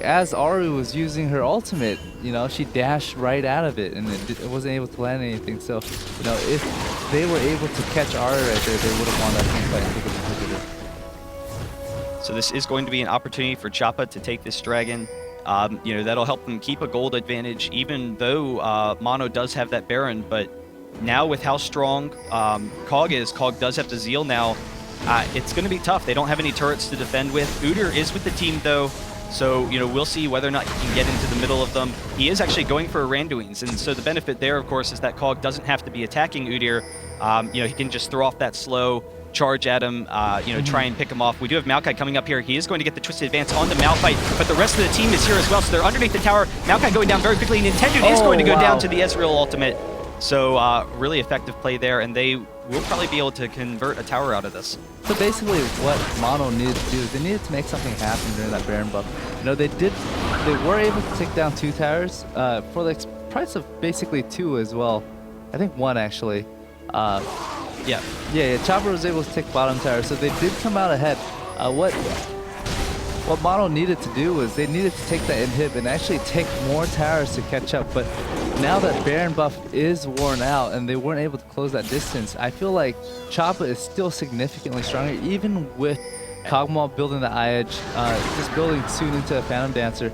By then, I feel like Maokai will have his Frozen Heart and Udyr is going to have Randuin, so just the next team fight, I feel Kog'Maw, even with all his damage, is going to be greatly reduced by Frozen Heart and Randuin's. Yeah, it's definitely going to be tough, and you know, we do have some nice magic damage coming out from Orianna. They were able to, Choppa was able to steal the blue, but now Orianna is going to come over here and take their blue. They shouldn't be able to defend it in time, so that'll be nice for her to be able to spam those abilities. It's actually resetting, so you know, we are very close to having a fight here actually. And Maokai, can he steal it? Orianna just barely able to pick it up, but there's Jintae coming after him and still coming. Nothing Real very close to going down, but the combo with Malphite and Orianna goes off. Maokai chasing Cog out of that fight. And actually, this is a huge one fight for Choppa. Maokai is probably going to be able to pick up this kill. We actually have the flash in from Udyr. There's the Ignite. So a full, you know, huge win for Choppa. Chasing down Nintendude here, able to pick up the slow, so he's going to go down as well. And we'll see, you know, they probably won't be able to push because all the lanes are pushing for Mono. But even so, you know, once they're all grouped up, you saw the great control that Udyr gives. I feel like, you know, Choppa's just so far ahead. I really don't know what Mono can do to catch up at this point, because Malphite is actually not tanky at all. He doesn't have enough HP for his passive to be that effective. And same with Olaf, he's just not tanky enough to just run in there and zone people. And really, having Malphite and having Olaf run at their backline is really, really hard because both of them has dashes. So I felt like the only way they would have won that was if they were able to like lock down Maokai and allow Cog to do damage, but that didn't really happen as well. Maokai was able to single-handedly zone out Kog'Maw while Malphite basically ulted and didn't do much at all. And actually, they're going straight for the Baron once again, but this time, Choppa definitely knows it's there. They're all grouped up. MuffinQT lagging a little bit far behind, but they should be able to get in here, and they actually are going to. And here's Udyr chasing down Cog, is going to back up a second, and there's Shirelia's. So MuffinQT very close to going down, is going to go down. Orianna throws off her ultimate in the middle of them, so Ahri is pressured out of there. Cog is going to be chasing off there. Olaf actually going down with Ahri. Cog able to pick up the kill onto MuffinQT, and now they're backing off here, and Cog's going to get some great damage onto Udyr. Can he take him down before the stun goes off? There's the stun. So with the Qs from Ezreal, they're going to be able to pick up that kill, but the flash from Nothing Real, he is going to go down quickly here, though. So another one fight for Choppa, and now they're going to be able to maybe get the Baron off of this. It'll be tough to see whether Udyr is tanky enough. I guess they probably won't risk it with They're probably not Orianna going to here. risk it. I feel like their best bet is just go back right now, heal, and just look for the next fight. Because it's not worth it to start Baron with Orianna there still, because she can poke them down with them being that low. So it's more prudent for Choppa to just go back by, because they just want another really big fight. That means their goal advantage just got really, really huge. And I think, I'm not sure, but I think MuffinQT just finished his Frozen Heart from that fight. So he should be able to just go in there and tank even harder. You see him zone Cog again, but Cog just turned around and killed him this time, though. I think that was a better choice than what he did last time. Yeah. And the thing with MuffinQT zoning this time was he was really far from the fight. And really, when he's tanking, he relies heavily on his passive, just healing him over and over. And he wasn't getting that passive stacks just being so far from the battle. So I feel like next fight, when they're a little bit more clustered and when MuffinQT just rides onto Kog'Maw, if he's able to get his passive up every 2-3 seconds, he's going to heal significantly more than what happened last fight. One of the things that we're seeing from Mono in a lot of these fights is that instead of, basing their fight around Cog and, sitting back and just keeping him off of Cog, they're really splitting a lot as a team. Olaf is, charging forward to zone out Ahri and hopefully Ezreal as well. And then, the MuffinQT and Orianna alts are very, far to the front. Do you think they maybe need to be a little bit more patient, sit back with Cog, allow him to get some range damage, and then just give him the capability of kiting and dealing damage while they all kind of sit up front and tank for him? Ideally, they want to protect Cog, but what happened that last fight was they started Baron and Choppa was closing in on them, so that prompted MuffinQT to just catch him as they're moving forward. That was his best chance of really good ulting. He hit multiple people, but the thing was is his team was already backing out, so it was a little bit of miscommunication. Had Orianna been there and just followed up with a really, really well-placed ultimate, they would have been able to maybe take out 1 or 2 people. But it was more of, we started Baron, we're kind of low. It's better for us to just back out, but Nintendude engaged during that time. So the fight was forced. We did have a Shirelia's going off and MuffinQT's coming in, so we have a lot of mono going down pretty quickly. There it is, comboed right in front of Nothing Real, and he's going to get some good damage off. We do have Olaf going down, but Udyr is very close to going down. Nothing Real taking a little bit too much damage, and now Ezreal's chasing him down, so they were able to successfully bait the Baron and then pick up the kills. Not going to be able to grab the ace. We'll see how aggressively he pushes. So, I don't know, really successful bait there from Choppa, and now they're going to be able to get this Baron, continue their huge advantage. I don't know. What do you think Mono needs to do to get back in this game, or is it just completely over? I feel like it's completely over. I just, honestly, just with the team comp that Choppa has, they have a stronger team comp that's just way too far ahead.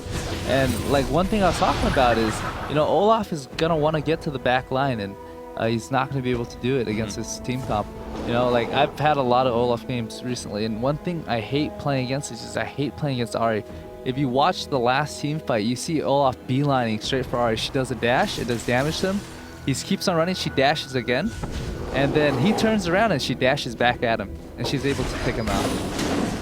So it's just, he's playing a way where he's trying to lock down somebody that he can't, and he's chasing them and taking damage at the same time. And when he runs away, he's taking damage as well. And so we do have the blue buff coming over to Ahri here, along with the Baron buff. The Cog range, that kind of poke that Cog has, isn't really as consequential anymore, because of all the regen that they're going to have. Just all that armor as well, they probably can just run up and tank these turrets as they push him down. Cog is going to be able to get red buffs, so, that'll definitely continue with the damage there. I guess we'll just have to see whether or not they can, take him down fast enough. The key will be, taking down that front line quickly so that Cog can, start taking down the back, start, getting on champions like Ezreal and Ahri. But MuffinQT and Udyr are just too tanky. So I don't know. It looks like we might have a killing spree upset here. I feel like this game is, if they play this right, they should be able to poke them down. As long as they don't completely clump up, they're going to be able to just take out the towers uncontested right now. Because, you know, Ari's got a lot of good poke. Same with MuffinQT. People underestimate those presents that he throws down. It does, you know, it does quite a bit of poke. And really, it's good for zoning, too. And so they are pushing mid. You know, they definitely, you know, have a tanky enough team where they probably can tank it, but obviously don't want to group up with all that AoE damage and just, you know, set themselves up for failure. So yeah, definitely. Right now, Choppa is really, really far ahead, but you know they can still mess up. If just depending on how well placed that Orianna and MuffinQT is, they can still lose a fight. So what they're concerned about is they want to split up and poke at the same time. That's why if you see like the positioning of Choppa, they're kind of fanned out, very, very far apart from each other. Close enough that they can assist each other, but far enough where they can't get all caught. I was actually going to say, do you expect that, I was wondering if we expect to see a split push from Udyr maybe, considering how strong they are, if they can play defensively, not allow a hard engage while Udyr comes off. But there's the twisted advance from MuffinQT, and they're actually full on engaging. Nothing real is going to drop almost immediately, so there goes all of their damage. The Orianna ult going off, so they are very close to picking up Udyr. Udyr probably will die under this tower. Orianna will go down. MuffinQT and Udyr very close to going down, but there's Olaf as well, so fully one fight by Choppa. They will be able to take this inhibitor close to enough time. They'll probably be able to take the Nexus as well, and that'll probably be GG. So awesome, you know, great game by Choppa. A really impressive play by both teams. It looked like Mono was able to take it. There's actually a surrender. So game over. Choppa wins. They get the $400 bonus. So $400 taking down Mono Esports. Congratulations. Really surprising. I mean, we saw some really impressive play from Mono there trying to get back into the game. Yeah. The Baron, you know, really quickly, you know, pushing down that inhibitor after that Baron was fantastic, almost getting the inhibitor. But I don't know, what are your thoughts? I just felt like that Olaf pick was not a great pick. I mean, he did pretty well against Udyr, but in terms of like team fighting potential, he really can't do much. You know, you pop Ghost, you're chasing at Ezreal. Ezreal can phase shift out of it. If you get too close again, he can probably flash over a wall, and you really can't catch up to that anymore. And then when you're running away, you can just blink back over the wall and do more damage, and by then your Ghost is already down. A couple of times, like I mentioned earlier, you see Olaf running straight for Ari, and really she uses one dash, breaks away, he closes again, she breaks away again, and by then he's like, oh damn, I lost half my health. Let's go back in the middle of the fight, use my W, hopefully I can lifesteal some, and then she dashes back at him. And so, just getting, in terms of using Olaf to shut down people, I feel like it's not a great pick. Even if, I feel like even Aurelia would have been better. At least you can dash on somebody and stun them, hold them in place, and do significant amount of damage. And it's one of those, like, you teleport to a location versus you running to them. You can't get kited when you're being brought to somebody. So I felt like the Olaf pick could have been better. I felt like they also lost early game a little too hard for them to come back too. So yeah, it would have been interesting to see if they, instead of Olaf, had sent like Vladimir or Kennen up top. You know, Kennen would have provided a little bit more fight control if they're, you know, really cog-centric, really couples with the AoE. Vladimir, of course, has the, you know, a little bit harder of a carry, provides a little bit more sustain in their fights along with the AoE damage. So maybe as the game progresses, you know, Udyr has to kind of decide which one he wants to go for, if he wants to go for Vladimir or if he wants to go after Kog'Maw.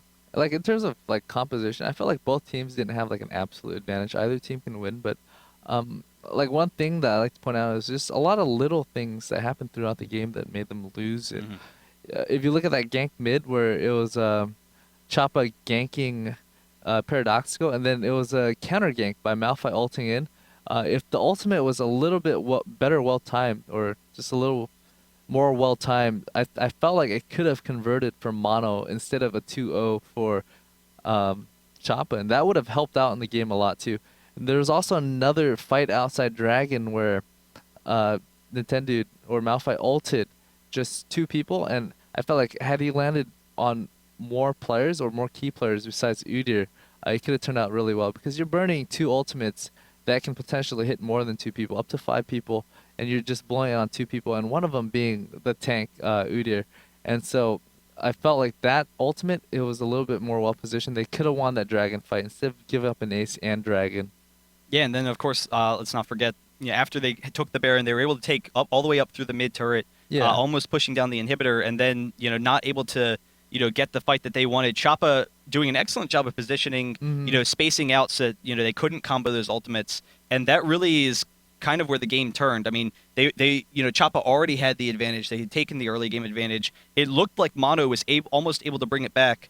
But Choppa, able to have good fight control there. It was a little bit surprising to see Ezreal and Udyr split push, but they didn't lose the inhibitor. They were able to get some turrets. So I felt like if Mono was a little bit more aggressive, they could have just went in 5v3 and just taken that tower and inhib right away without Easy and Udyr coming back in time. But they did hold off a little bit too long, so they did come back. And even then, I felt like they could have won that fight with Baron buff because if you watch carefully, like just.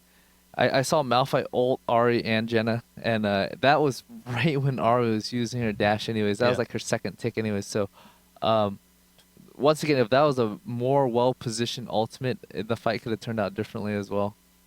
Yeah, but of course, great early game control by Maokai, able to pressure that top lane. Olaf really set far behind, from those constant ganks up top. Yeah. The whole camping top definitely denied him really, really hard because the lane pressure was away from Olaf, so if you wanted to farm, you had to run up past midline. And if you run up past midline, you're going to get twisted bans by Maokai. And so Maokai knew that, so just him being present, even though he's not farming, he was able to deny Olaf, and really, especially if his smite CD is down, he's not losing too much because, he's getting time to regen some mana so he can go back and farm as soon as the mana heals and the smite cools down. Well, there it goes. Choppa in the car, able to win. Thanks, guys, for watching. Once again, South by Southwest, we want to thank AMD. So, definitely go to their Facebook, facebook.com/AMD. Go check them out on Twitter, AMD, at AMD Radeon. I'll be honest, I have a AMD graphics card. But, both AMD and Intel. Yeah, wow. There you go. Both of them definitely pretty good. Go over to their Twitter. Also, the Twitter at Cosmopolitan_LV. Tickets.ign.com to come to the fabulous Cosmopolitan in Las Vegas. Oh, I'm excited. I can't wait. Yeah, it's going to be awesome. We'll see how. We do have a bunch of younger players, but fun for the whole family at Las Vegas. The kids can have fun too, and the adults can have fun too. I think it's I don't know. I'm excited. Yeah. I'm going to have a good time regardless. Yeah, it'll be good. So we definitely, Mono, they are in Las Vegas. They did make it out of our qualifier bracket. So, we've definitely seen a lot of cool presence from them. Game number 1, it looked like they had it. Olaf, unfortunately, DC'd. Game number 2, really aggressive play going for that Baron. Really just awesome strategy, trying to get back into the game. But the great early presence from Choppa, able to take it. So it'll be exciting to see how Mono progresses coming into that tournament. But once again, thank you guys. Make sure to check us out, youtube.com/IPLLOL. If you have any cool replays, please, send them in. I'd love to watch them. It's always the best when we get a cool replay that we want to throw it into a video. Our top 5 replays, IPLLOL@gmail.com. It's definitely a cool experience if you have something just really awesome. So definitely send that to us. But once again, thank you, Dan. It was a pleasure. It was a pleasure being here too.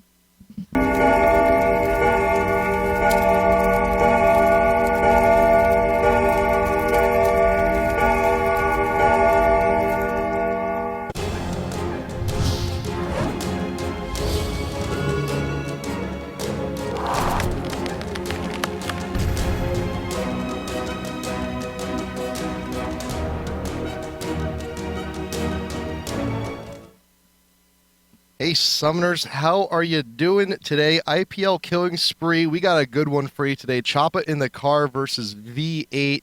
I'm HatPerson. I'm here with Dan Dinh. And you know what? I'm getting kind of excited for this one. V8's coming to IPL 4. Always a pleasure to see them play. And we also got Choppa, who Mashme's doing a little bit of subbing. He has been. He's been around. And I'm definitely very excited to see V8, especially because they're the IPL 4 qualifier winners. Yes, so, they did. It's definitely a lot nicer to see a couple of new faces. So I think this week is going to be a lot more exciting. So now Mash Me, isn't he coming into IPL as well? Yes, he will be. He's actually going to be playing for Epic as bottom lane AD. Whether that's permanent or not, I do not know.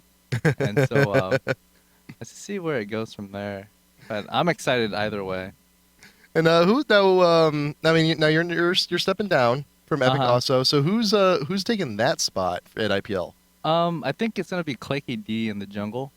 Mash Me bottom lane, and support AP is pretty set. Salsy's been playing AP since I think just the way beginning, and Nyat kind of just came in as the dedicated support. And so I think it's gonna be Westrace top now. He's he's been wanting to be a dedicated top for a long time, so now he's got his opportunity. So let's see how he takes care of this opportunity. Yeah. I'm also kind of excited to see. I'm curious to see how ClakeyD is going to do in a live environment. Like, I mean, he has a lot of tournament experience He does. the fighting game realm. Exactly. So now he's coming over to LoL, and I'm really excited to see how that's going to work out. We need more cross-pollination. We need more fighting game players in LoL. We need more StarCraft guys in LoL. Get a nice little happy family going. I think a lot of players do have background experience in other games, but whether they're pro or not, I'm not sure. But I have talked to a lot of players from around, and they're like, "Oh, I used to be like pro in Smash Brothers, or I used to be pro in this and that." And so I think it was either V8 or Mono who was like, "Oh man, we got to bring a Wii. We got to bring a Wii over to Vegas. We got to play some Smash Brothers." I heard that too. Yeah, we got to do that. I wouldn't mind. I like Smash Brothers. I'm actually I like the N64 version the best, to be honest. I kind of grew up on that. I'm not the greatest really in any of them. I mean, I like the Wii one. It's not too bad. I like Ness and Lucas. We got to bring some Guitar Hero or something. We'll figure it out. And then of course, speaking of IPL 4, we got to give shout outs as necessary. AMD, we love you guys. Thank you for supporting us, supporting esports, and for being there for us at IPL 4. As always, do follow them on Twitter, AMD_unprocessed, AMD Radeon. And you can also check them out on Facebook, facebook.com/AMD. They're wonderful guys. Post on their wall. Let them know how much you are happy for them to support us and to support esports. And as always, tweet at us at IGN Pro League, who you think is going to win today. We have the Razer mouse pads. We have the IPL hoodie, but, we need to make our bags a little bit lighter. Going to Vegas, we need to bring a little less stuff with us. So we're gonna give 2 of them out tonight, 2 of each. Give 2 of them out. It's like it's kind of like those late night TV commercials. Like if you order now, we'll double your order. Double your order? Why not? You can give me one. I'm missing a mouse pad still. Remember I was telling you that I lost one in Southwest. Yeah. I actually haven't got a new mouse pad yet. I've just been playing my desk. Actually, I'm getting really comfortable with my desk. I just never played on it because I've always had a mouse pad. So now that I'm playing on just the desk, it's just new perspective. It's like, oh, the surface isn't too bad. Yeah, it's like for the longest time, like Quake 2 days, I was actually using the trackball for quite a fair amount of time. Yeah. And I got rid of the thing. It stopped working. And from that point on, I was like, oh, laser mice are out. These things are kind of cool. And I just never bought another mouse pad. Oh, really? I never thought it because there's my wood desk at home, there's it's all polished off. It's just regular wood now where my mouse pad should have been. Oh yeah, that's because when you move it in your oil and it off. It's I think my desk is starting to get like that just because I don't have my mouse pad anymore. Even then, I'd have friends. They don't actually have a desktop. They just have their laptop on their desk. Yeah. And the batteries heat up. There's almost scorch marks on their desk. Oh, you need the cooler fan if you have a laptop, because if you play more than 3 hours, it's gonna hurt your laptop. It's just an advice, because I did that and I paid for it. We're trying to save you guys from financial disasters or even burning your own house down.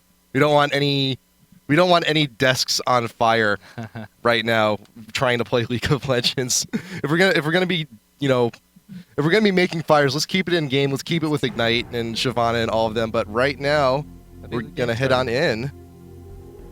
All right. So V8, we're going to have first ban and first pick. Choppa going to be going last. And if I were Choppa right now, I think it would be. I was reading the Reddit thread earlier, and they're like, just please, whatever you do, ban Morgana. I was reading your mind. I thought they wanted to say that too. I was like, oh, I know where he's going. Ban Morgana. Please. You know, like just from the very, very, very, very beginning. Like I think all the way back to IPL 3, V8's been known for running Morgana, and if you don't know how to deal with Morgana, or you have a hard time against Morgana, V8's the team that you don't want to be going against, because they run it so frequently. It's a champion they're very comfortable with. And so definitely a Morgana ban if you're not going to pick Nocturne. I feel Nocturne is just a good disruption champion for Morgana specifically. So if they do pick up Nocturne, having Morgana shouldn't be a problem, because, you know, you have that darkness up. Yeah. Or paranoia, I mean, and she shouldn't be able to get in position to land a perfect ultimate that can just totally decimate a team.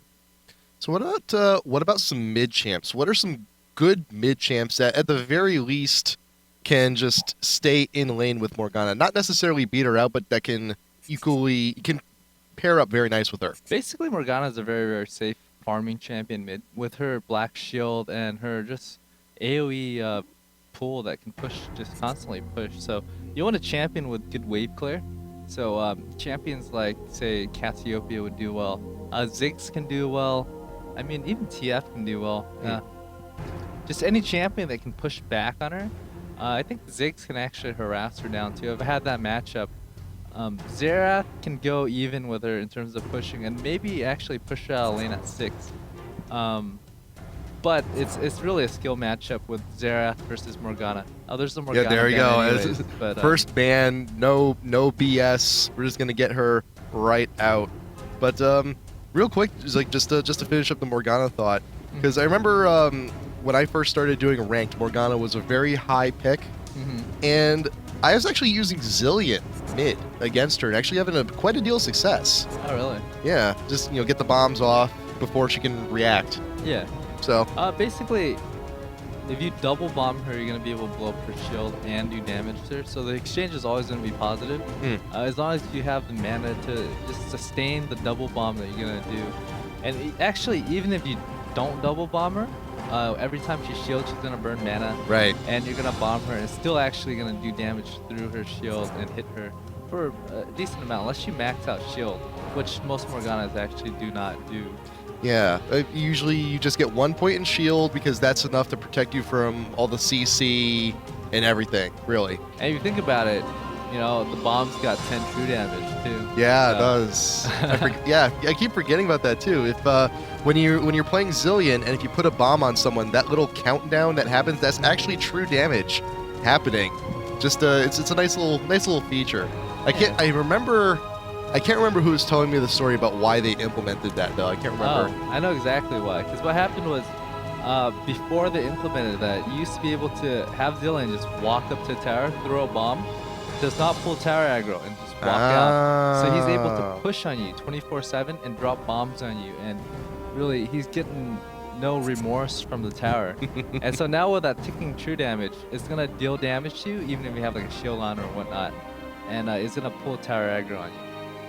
So first pick for V8 is actually going to be Dr. Mundo, who I'm expecting to see that in the jungle. Yeah, definitely. Like Dr. Mundo is a very, very strong late game champion. Once he gets his health going and his resistance, he's going to be very, very hard to kill. There's a few champions that does really well against him. That would be like, say, Warwick, because when a champion stack health, you can swipe him and you can heal back a very, very sizable amount. Say Mundo has 4,000 hit points, and you're a pretty tanky Warwick with a lot of CDR. You can walk up to Mundo, get your Q on him, heal like for 500 to 600 hit points, and you can walk back out. And it's actually a percentage of damage that you deal. So percentage. Now I'm thinking way back years ago. Percentage damage does do damage in percentages, as we've heard in some LoL broadcasts in the past. So if you're bothered to buy like a Madrid's Blood Razor too, that also helps. Or even just to counteract Mundo's ultimate, you just throw Ignite on him. Yeah. Or even then some other healing effects like Tristana's shot does that as well. Yeah, It their reduces healing. explosive shot. So really, you need Ignite for Mundo, and you know, like I feel like Aphromoo does really well. I played a Aphromoo game today, and I just had the tears on his W, and Mundo is actually just melting standing next to me. Huh. You know, like that is also percentage damage.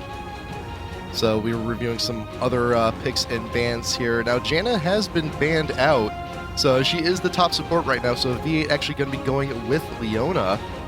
Graves going to be with her in the bot lane as well. And right now for Choppa, we got Maokai, we got Taric. So Maokai's going to be in the jungle, trying to find a partner for Taric here, possibly Ezreal. I've been seeing a little bit more of Ezreal lately, actually. I definitely have been seeing a lot more Ezreal. It's because I think you see a lot more champions that are a lot tankier with slows, not necessarily lockdown. And so champions without lockdown, Ezreal is really, really good against. So, you know, so that's probably one of the reasons why you see more Ezreal, especially with like Nunu bottom lane support. If someone's got a Nunu and you kind of run up, throw a snowball at you, his damage isn't really affected. He gets them from phase shift, he gets it from mystic shot, and I forgot what his W does, but it's just damage independent of attack speed, and that's really good. And in this case, he wants a jumper, because if Leona jumps on somebody, that's going to be a lot of damage that's going to be taken. If Leona lands her Zenith Blade and Q on basically like any other AD that can't jump back, Graves is going to be able to go in and just blow him up instantly. So the thing with Ezreal is he can phase shift as the Zenith Blade's coming, and so he can get back and just actually pull Leona a little bit further back and create a little bit of distance that Graves can't follow up the damage right away. So we have Galio and Yorick, last two picks for V8. Now I believe that Nocturne pick from Choppa was actually a random, because Really? I don't think I saw Jintae actually picking anyone on that. I was gonna say they have Maokai already. I was a little curious. It was a little questionable why they would have Nocturne, because I was under the impression that Maokai's gonna be jungling, and when Nocturne was there, I was like, would he go top? But no, in hindsight, it's probably a random. Yeah, like we I'm thinking, with the Nasus pick, I'm not seeing. I think we may have a few champ switches. Yeah. After this is done, because I'm not sure if I can see a Nasus anywhere in this team.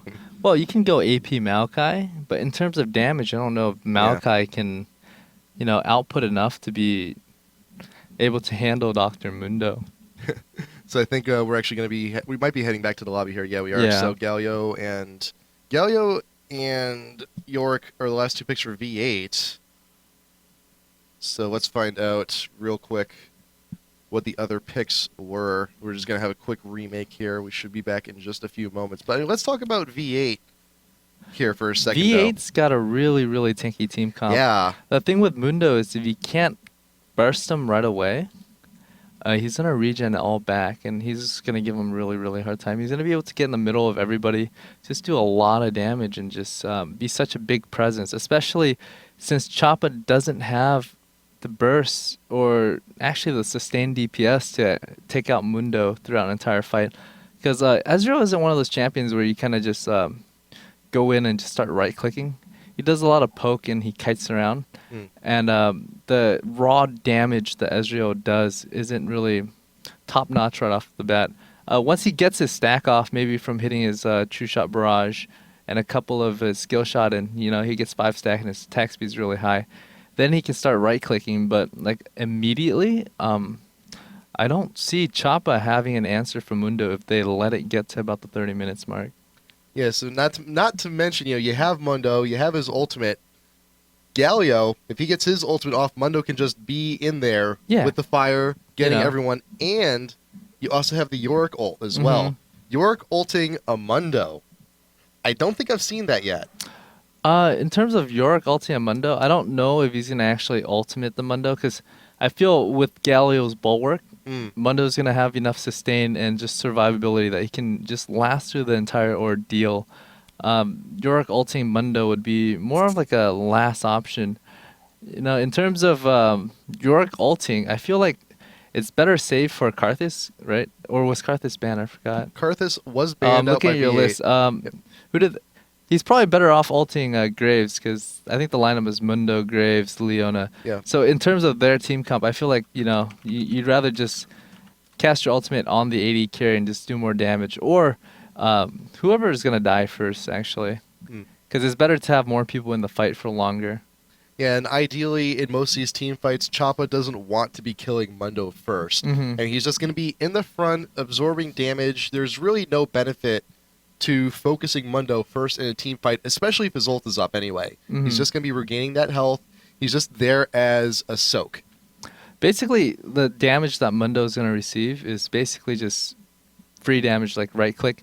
When Mundo charges in, it's okay for Choppa to hit him, but they should not blow cooldowns on him. No, it's more of like, I'm going to hit you and back up, but not fully engaged. But when like everything gets just fully engaged, there's going to be priority targets that they need to take down. And Mundo is going to be very, very hard to take down. If they can take him down within like 3 to 5 seconds, it's definitely worth it to kill him. But I feel like if they focus him and the bulwark goes off on Mundo, he's just going to be unstoppable. He's going to be in the middle of everybody. So it's very important to not get ganked by Mundo and die, because that's going to get him to where he needs to be a lot sooner. Basically, every kill he gets is going to put him 2 minutes closer to the mark where he's unstoppable. And I'm guessing about like 30 minutes. That's where he can just basically walk into Choppa and say, "What's up? Try and kill me." So now in the jungle, we have Mundo and Maokai.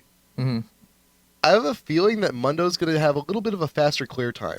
Mundo definitely has a faster clear time, especially with the blue buff nerf. I feel like mana reliant champion just isn't as strong. I mean, you look at the numbers. They nerfed the mana you gain from your mana as a percentage, but even still, like, you have quite a bit of mana at level 1 through 5, and having that portion of the Ancient Golem buff nerf actually still affects. I feel any champion that I play in the jungle with mana, I still feel there's like a little deficiency. I'm jungling a little bit slower. When I'm ganking, I'm not topped off on mana. And actually in team fights, I'm running out of mana. So, you're not able to just constantly spam your skills and output as much damage as you can. So just in terms of jungling, I feel like Maokai can still run out of mana even with that first blue buff. And Maokai on his own anyway is still a very mana reliant jungler. I mean, if they get invaded, if Maokai loses his blue, and he's very predictable in the jungle too, almost always starts on wraiths. Yeah. He either starts at wraith or wolves. The reason you would start at wraith is you're prone to getting counter jungle. If you kill that right away, the enemy can't take it. So if you just want to play safe, if you know you're going to get invaded, you either just stick as a group and just start either at wolves, or you make sure everybody's at the wraith. Okay. Wow. That Nasus was actually a pick from Choppa. It was not wasn't a sub for anything. I think we might also have a Twisted Fate going in for that random. Yeah, definitely. Ooh. That Nocturne was a little questionable because you really don't want 2 junglers, and they had no AP. So, TreeEskimo. So I mean that Nasus was looking like.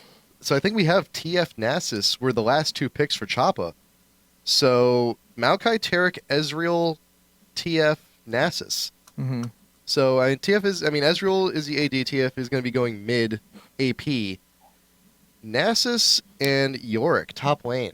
I think the whole idea between Nasus is you send him top. He has passive lifesteal, passive regen. Yeah. And to counter Yorick top, you need enough resist and lifesteal, spell steal to actually just tank all his poke. He has a lot of free pokes from his ghoul that's just going to chase you all day. And the moment those ghouls come at you, after like a second and a half, they're going to start dropping a lot of HP. Nasus can just hit his siphoning strike, one-shot the ghoul, and get some free siphoning strikes. So that does work. I think that's the whole idea of having Nasus top. Whether it's going to work out, it's going to just... I feel like if he runes right and he gets the right item, he's going to be able to last against Yorick. And there's going to come a point where he's going to get a lot of Q stacks. So in terms of Nasus top, it's not really... it's going to be a farm fest. Nasus isn't going to really try and kill Yorick. Yorick's going to be able to just farm as hard as he wants, and he's going to push lanes. And Nasus really, his only pushback is his Spirit Fire, actually. You know, you throw down the AoE and push lanes back, but I feel with Nassus's masteries, or not masteries, summer spells, and just the matchup, his #1 goal this game is to just farm as many Siphoning Strike and just get as much farm as he can. He wants to be a really, really big tank, and his damage is going to be 100% reliant on CDR and his Siphoning Strike. So if he gets enough Siphoning Strike charges, gets enough CDR, he's actually going to be able to put out a lot of damage. So we're looking at Igata's rune page here. He's missing a quintessence. I think he forgot one. But magic resist armor and just pure physical damage on the Nasus in top lane. So I had no idea. I never even bothered to think about it, that Nasus's Q, it actually does get damage off of the ghouls from Yorick? Yes, it does. Wow. So actually, never thought of that. Missing that Quint's going to hurt him. I feel kind of bad. I feel a little bit bad for him. Wow, I had no idea that worked, because we were actually thinking, we actually had a discussion in the office yesterday, just like ways to counter Yorick. And we thought, you know, some characters with shields may perform pretty well, because a lot of people have been talking about Yorick. He's just not a fun champion to lane against. Yeah. But Nasus never came up in discussion. I'm excited to see how it's going to work here. I want to see how big his Q I can think get. in terms of countering Yorick, you're not going to be able to stop him from farming. Yeah. What Nasus is going to do is he's just going to fight and try to farm through the harass. It's going to come to a point where if his Siphoning Strike gets strong enough, he can hit Q, smack a creep, heal 100 hit point. So when he gets to that point, those ghouls are going to be meaningless against him. So what he needs is a lot of cooldown reduction, so he can keep on Siphoning Strike. And he's going to need a lot of mana or mana regen, so he's going to have the mana pool to out-sustain, and just it's going to be, all right, are you going to run out mana first from casting all those ghouls on me, or I'm going to run out of mana just Siphoning Strike your ghouls for stacks and health? Well, that, and also one of the core items on Nasus top lane is a Philo Stone, so we could get the Kindle Gem, work towards the Shirelias, you can get your cooldown reduction right there, and... Definitely, Nasus has a lot of option for a regen. You see a lot of Nasus just going a lot of GP5s, like Philo, Heart of Gold. Yeah. Some actually like rush Glacial Shroud, so they get that CDR, that armor, so they can keep on getting stacks. That also gives you mana too. And eventually you're going to get that Triforce in there, so Sheen is a component, and you get some mana from that too. So in terms of mana management, I feel like Nasus should be able to hold out. Now, usually when you play Nasus top lane, usually just 1 point in the queue will get you where you need to go. The queue is there mostly to farm itself. You don't usually level it up that quickly. But in order to ensure the kills on the ghouls, do you think we might actually be seeing that maybe like a level 2 or level 3 queue earlier on in the game than you usually would? Depending on how the lane is going, if he's getting pushed really hard and he needs to push back, then he's going to have to add more points into Spirit Fire to wave clear faster, so the creeps doesn't stay on his tower. He also can farm on top of tower. He can have the creeps push the tower. With all the flat damage you see on Nasus, it's almost like he's expecting to just farm under tower, because with all that flat damage that he's gotten in his rune, he should be able to last hit between the tower and the creeps. You know, you let the tower hit it twice on the melee, and then you smack it once. And with the flat damage, you know, you don't really even need the Siphoning Strike to last hit under tower. And the one that's really hard, you can right-click Siphon Strike for attack reset. So I feel like Nasus, he's runing, so 1, he can sustain it against Yorick, 2, so he can farm under tower. So you're definitely going to see a lot of pressure on Nasus up top. And I'm also looking at these summoner spells here from V8. We are missing 2 flashes. Leona went Exhaust Heal, Mundo went Exhaust Smite. Generally, junglers don't really need flash, especially really, really tanky junglers. You want flash on champions that dies rather quickly, so they can get out and reposition and do damage again. And Mundo is just, you know, you kind of run in, you hit W, it reduces CC, and he's probably 21 defense, so he gets 10% CC reduction too. So in terms of getting flash to get out, he doesn't really need to. He can ult for the movement speed. He can hit W, so he doesn't get CC'd as hard. And really, if he gets Merc Treads too, that CDC reduction is going to be huge. And in terms of Leona, she doesn't need flash to get in position or get out. She can set up basically really, really good team fights just with her ultimate, and that doesn't require flash for positioning. And when she's in there, she's relatively tanky with her W on. So I generally do not run flash on Leona. I feel like it's a waste of a spell. V8 running into his bush. Leona getting a little bit too overzealous, and right now getting it yellow carded by Jintae. She will be ignited and CC'd down. Will she be able to get away? She does have the ignite on her.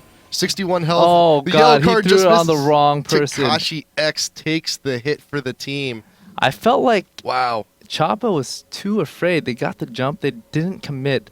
It was okay for them to burn summer spells to kill Leona, because if you think about it, right, they're expecting Leona to flash, but they didn't really look at her summer spell. It's like, oh, Leona doesn't have flash. You know, at least make her burn her heal, make her burn her exhaust. But we do have map pack advantage.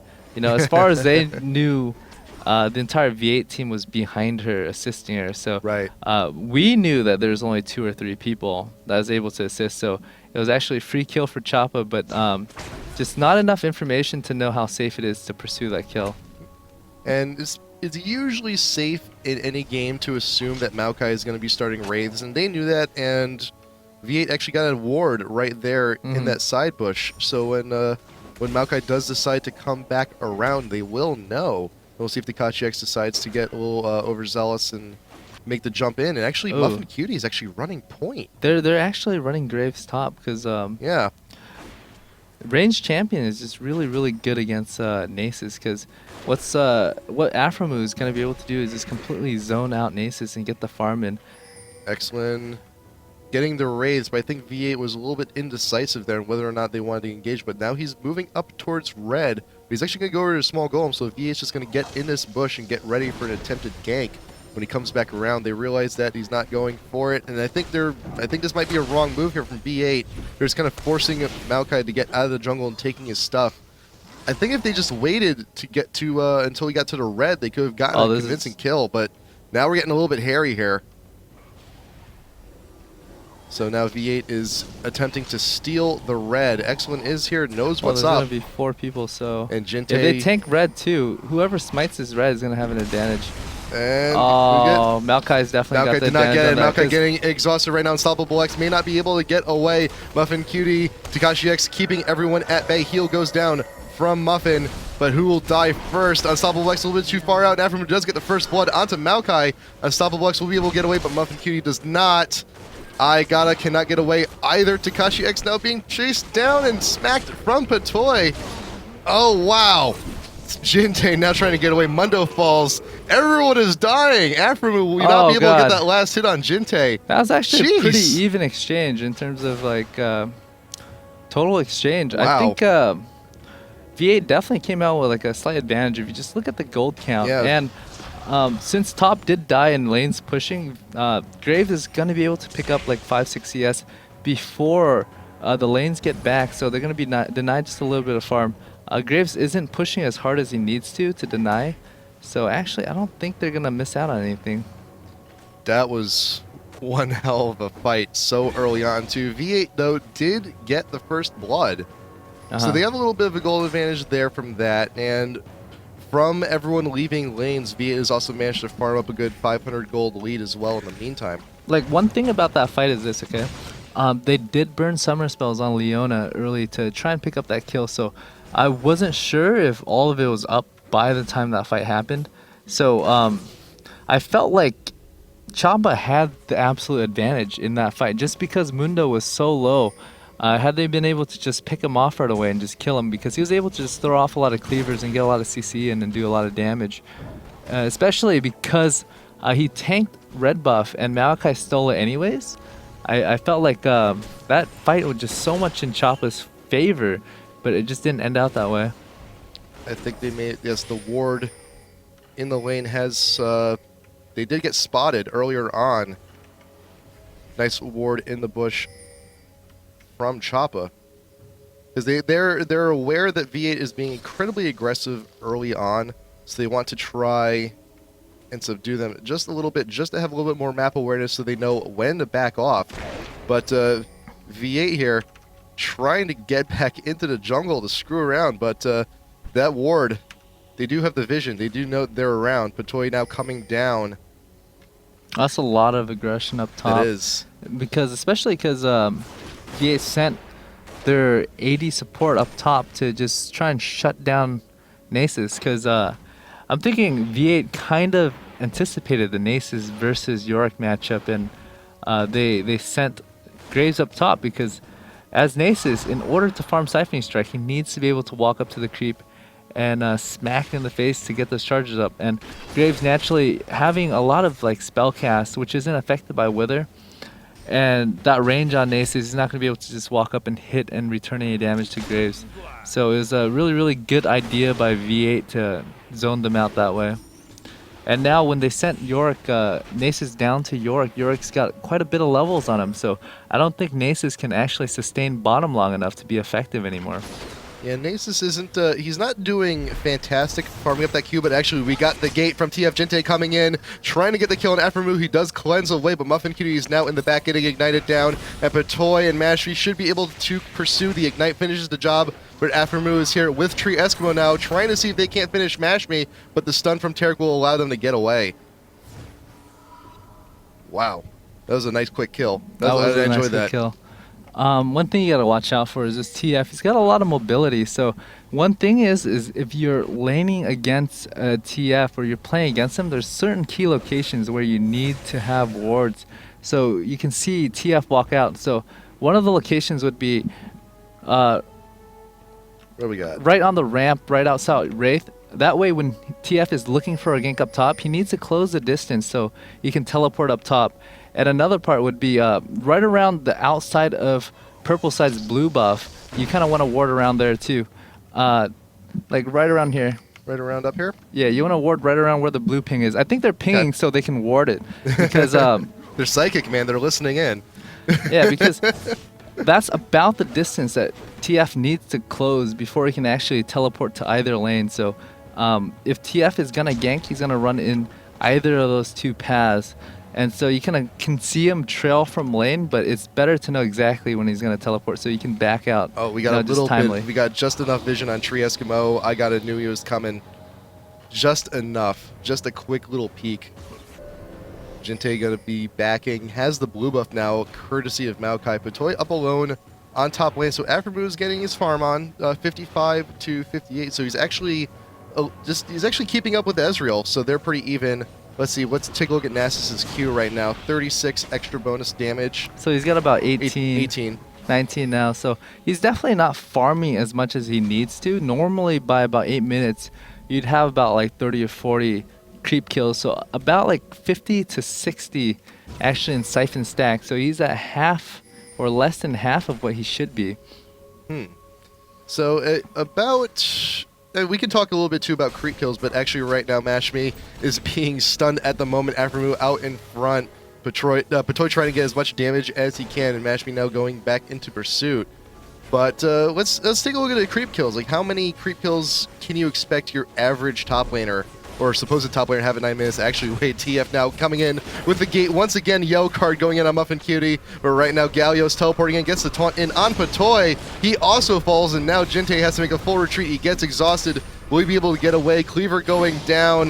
Jintae will not be able to get away. That was actually a very, very good counter gank. Yeah, they anticipated V8 turned it around. They did it. They anticipated that TF wanted to gank top, so Mundo was ready for it.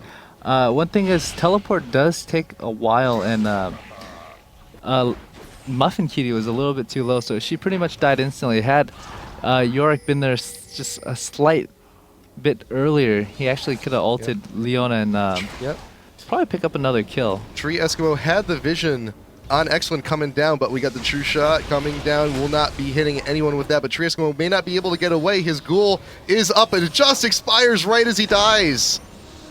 Oh, that's unfortunate. That is very unfortunate, but even with the vision of the ward, it was not enough notice for TreeEskimo to get away. Yorick is just winning against Nasus so much that he's able to exert a lot more aggression and just push him back to deny. And so when you do that, you're actually a lot further up. So when you get ganked, you have to travel a lot further to get back to safety. And I think he just reacted a little bit slurred too. A really good job by Excellent. He saw that Yorick wasn't reacting. He just came up and slowed him, right-click him, and just did damage and timed the retreat before he actually twisted advance. Because one thing people do as Maokai is you see somebody and you want to gank them, you twisted advance right away.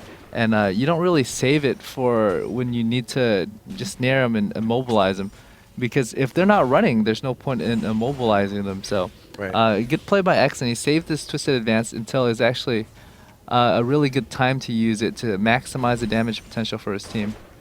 And in the event you do use the twisted advance a little bit too early, if you do flash, if it's been targeted on you and you do flash away, it will follow, it will track. But right now, V8 did not see Excellent go into the bush. MuffinQT going down to negate once again back into the top lane. It looks like MuffinQT is going to be singled out here. Aphromoo trying to get away. Wow. MuffinQT once again ignited and cannot get away. They're just abusing top lane so badly right now. Definitely they are abusing top lane.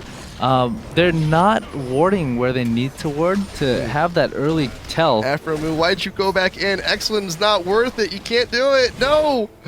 The heal was still up from Patoy. He thought that he can kill Maokai, but with the heal from Tarek, with the passive from Maokai, Maokai was able to gain about 300 hit point. And I think Tarek, as you said, with the heal from Tarek too, his Q and his summary heal, he was able to top off about 500 hit point. You know, without all those factors, it would have been a good play by Graves, because he would have been able to pick up that kill even though he was going to die. He was able to stall them long enough where he can allow his team to get a free dragon. Getting smacked quite a bit, but TakashiX has burned pretty much everything. Waiting for those cooldowns to come back up to get those last few hits. Can we get it? Yes, we can. Stunned under the tower, though, but he will be able to get away, albeit a little bit hurt. So that is exactly what V8 needed. They needed to get that spree off of TF right now, because he's been going a little bit crazy top lane. So that's a good a little bit extra gold into TakashiX's pocket. It's not too bad for himself. Like, one thing with V8 is they're not so mobile this game. They've just been spending a lot of time top. And they're not getting the ward where they would normally ward had they had standard lanes. So because they don't have standard lane, they don't have the Leona for ward control down in mid area. So it's allowing Choppa a lot of opportunities to just have TF teleport up top and get those free kills every time. But even though there's been a lot of coverage up top from Choppa, the creeps are actually still pretty even for Graves and Ezreal. So it's kind of like they're getting the kills they need, but the gold isn't equalizing that much. It's not like they're really taking advantage of the situation, and they're also getting semi-even trades. Because the last time they were up there, they had a nice counter gank coming in from V8. It's about even right now because V8 did get that dragon. The gold advantage is about 8, but dragon makes up 900 of it. And York did have a huge advantage on Nasus early on, so Nasus is quite behind, and that's why the gold count is actually so close. But you let that slide a couple more times, Choppa's gonna be able to just keep on picking off MuffinQT, and is gonna put Choppa in the advantage eventually. Yeah, MuffinQT has died 4 times already. We're 14 minutes in. Pretty much every single time, Jintae's there on time with the gate, with Destiny, and just comes in as he needs to. Yellow card, and it's a done deal. And he's actually doing quite a bit of damage to TakashiX, despite Galio being pretty tanky magic-wise to begin with. And we got the needlessly large rod already on Jintae. That's amazing. Definitely TF is gonna be a problem. He's probably the most farmed on the team for Choppa, and I think Takashi is just as farmed, if not a little bit more actually. If you look at the kill count, 313 to 323, so Takashi's slightly more farmed, but in terms of like damage output, TF is gonna be able to output a lot. In terms of late game though, I don't know if TF is gonna be able to handle Mundo though, because with the Mundo, if the game is even early like it is right now, it's just gonna be so much more in his favor once they get to late game. And now we actually do have vision on Excellent. He does have the oracles, did actually clear the ward out, so they know he's around, but they're just not gonna press the issue. They've learned their lesson. They're going to be playing a little bit more defensively, stay by the tower, not really go out anywhere, and actually MuffinQT's decided to back by a little bit, come on back to lane. And Excellent is actually just waiting in the bush now, top lane.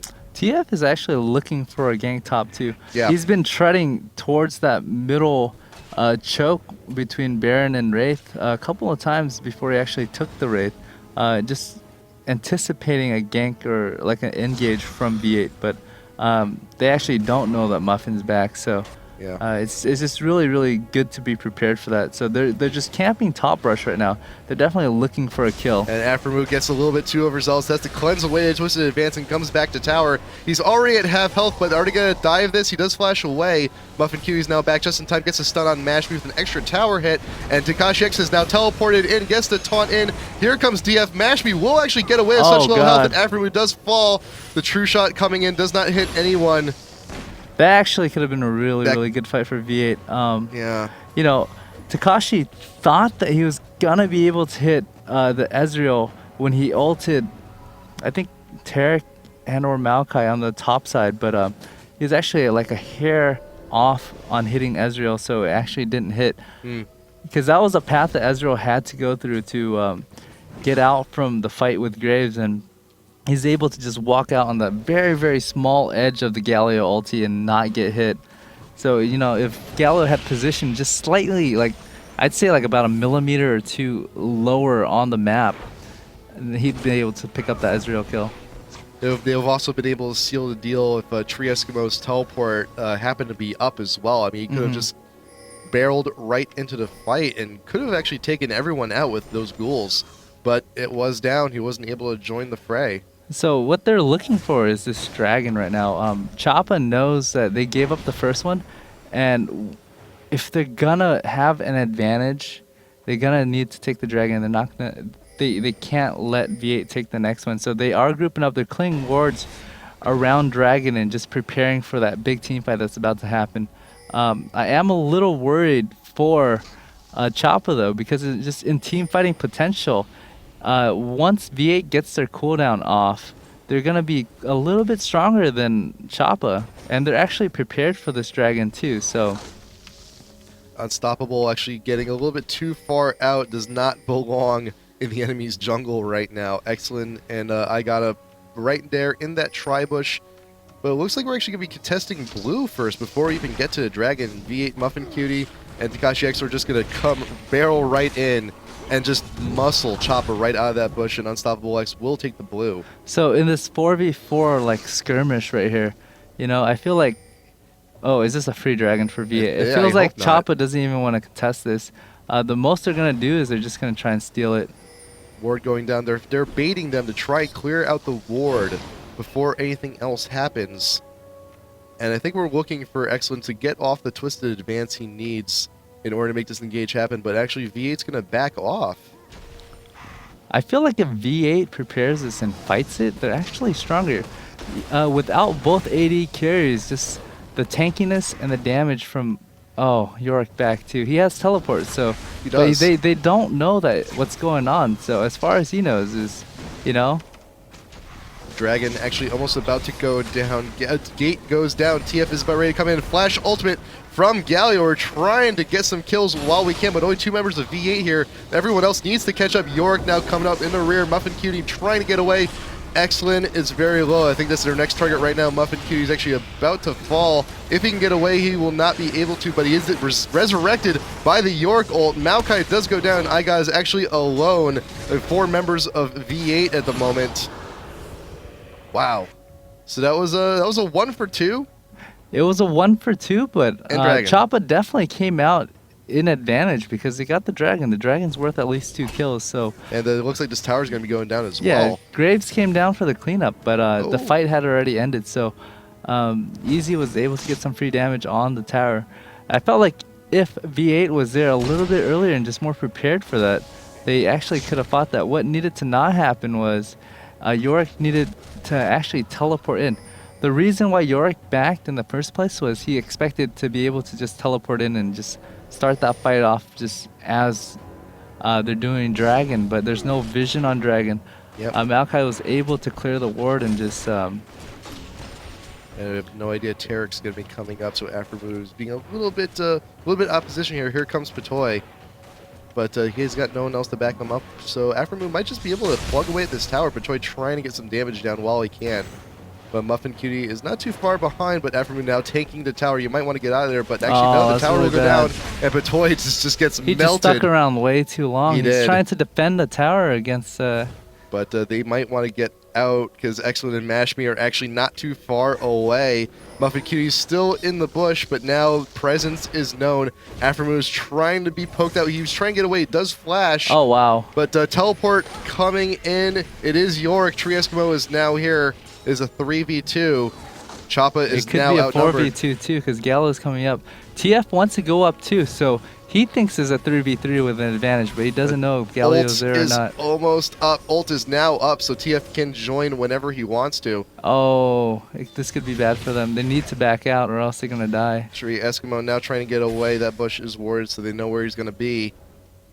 But TF is not going to press the issue. He's not going to gate in. He's going to save it. He's too far. He needed to be about like about a sixth of the map closer if he was going to teleport onto Yorick. So by that time, Yorick had already back. So I felt like, by that time Yorick was already backing. So there's no way. It would have just been a waste of his ultimate.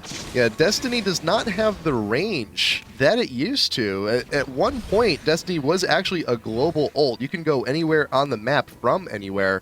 But not too far long ago, it's like a few months ago, the range was nerfed. We were trying to get rid of global ultimates. Like Pantheon was also nerfed around that same time.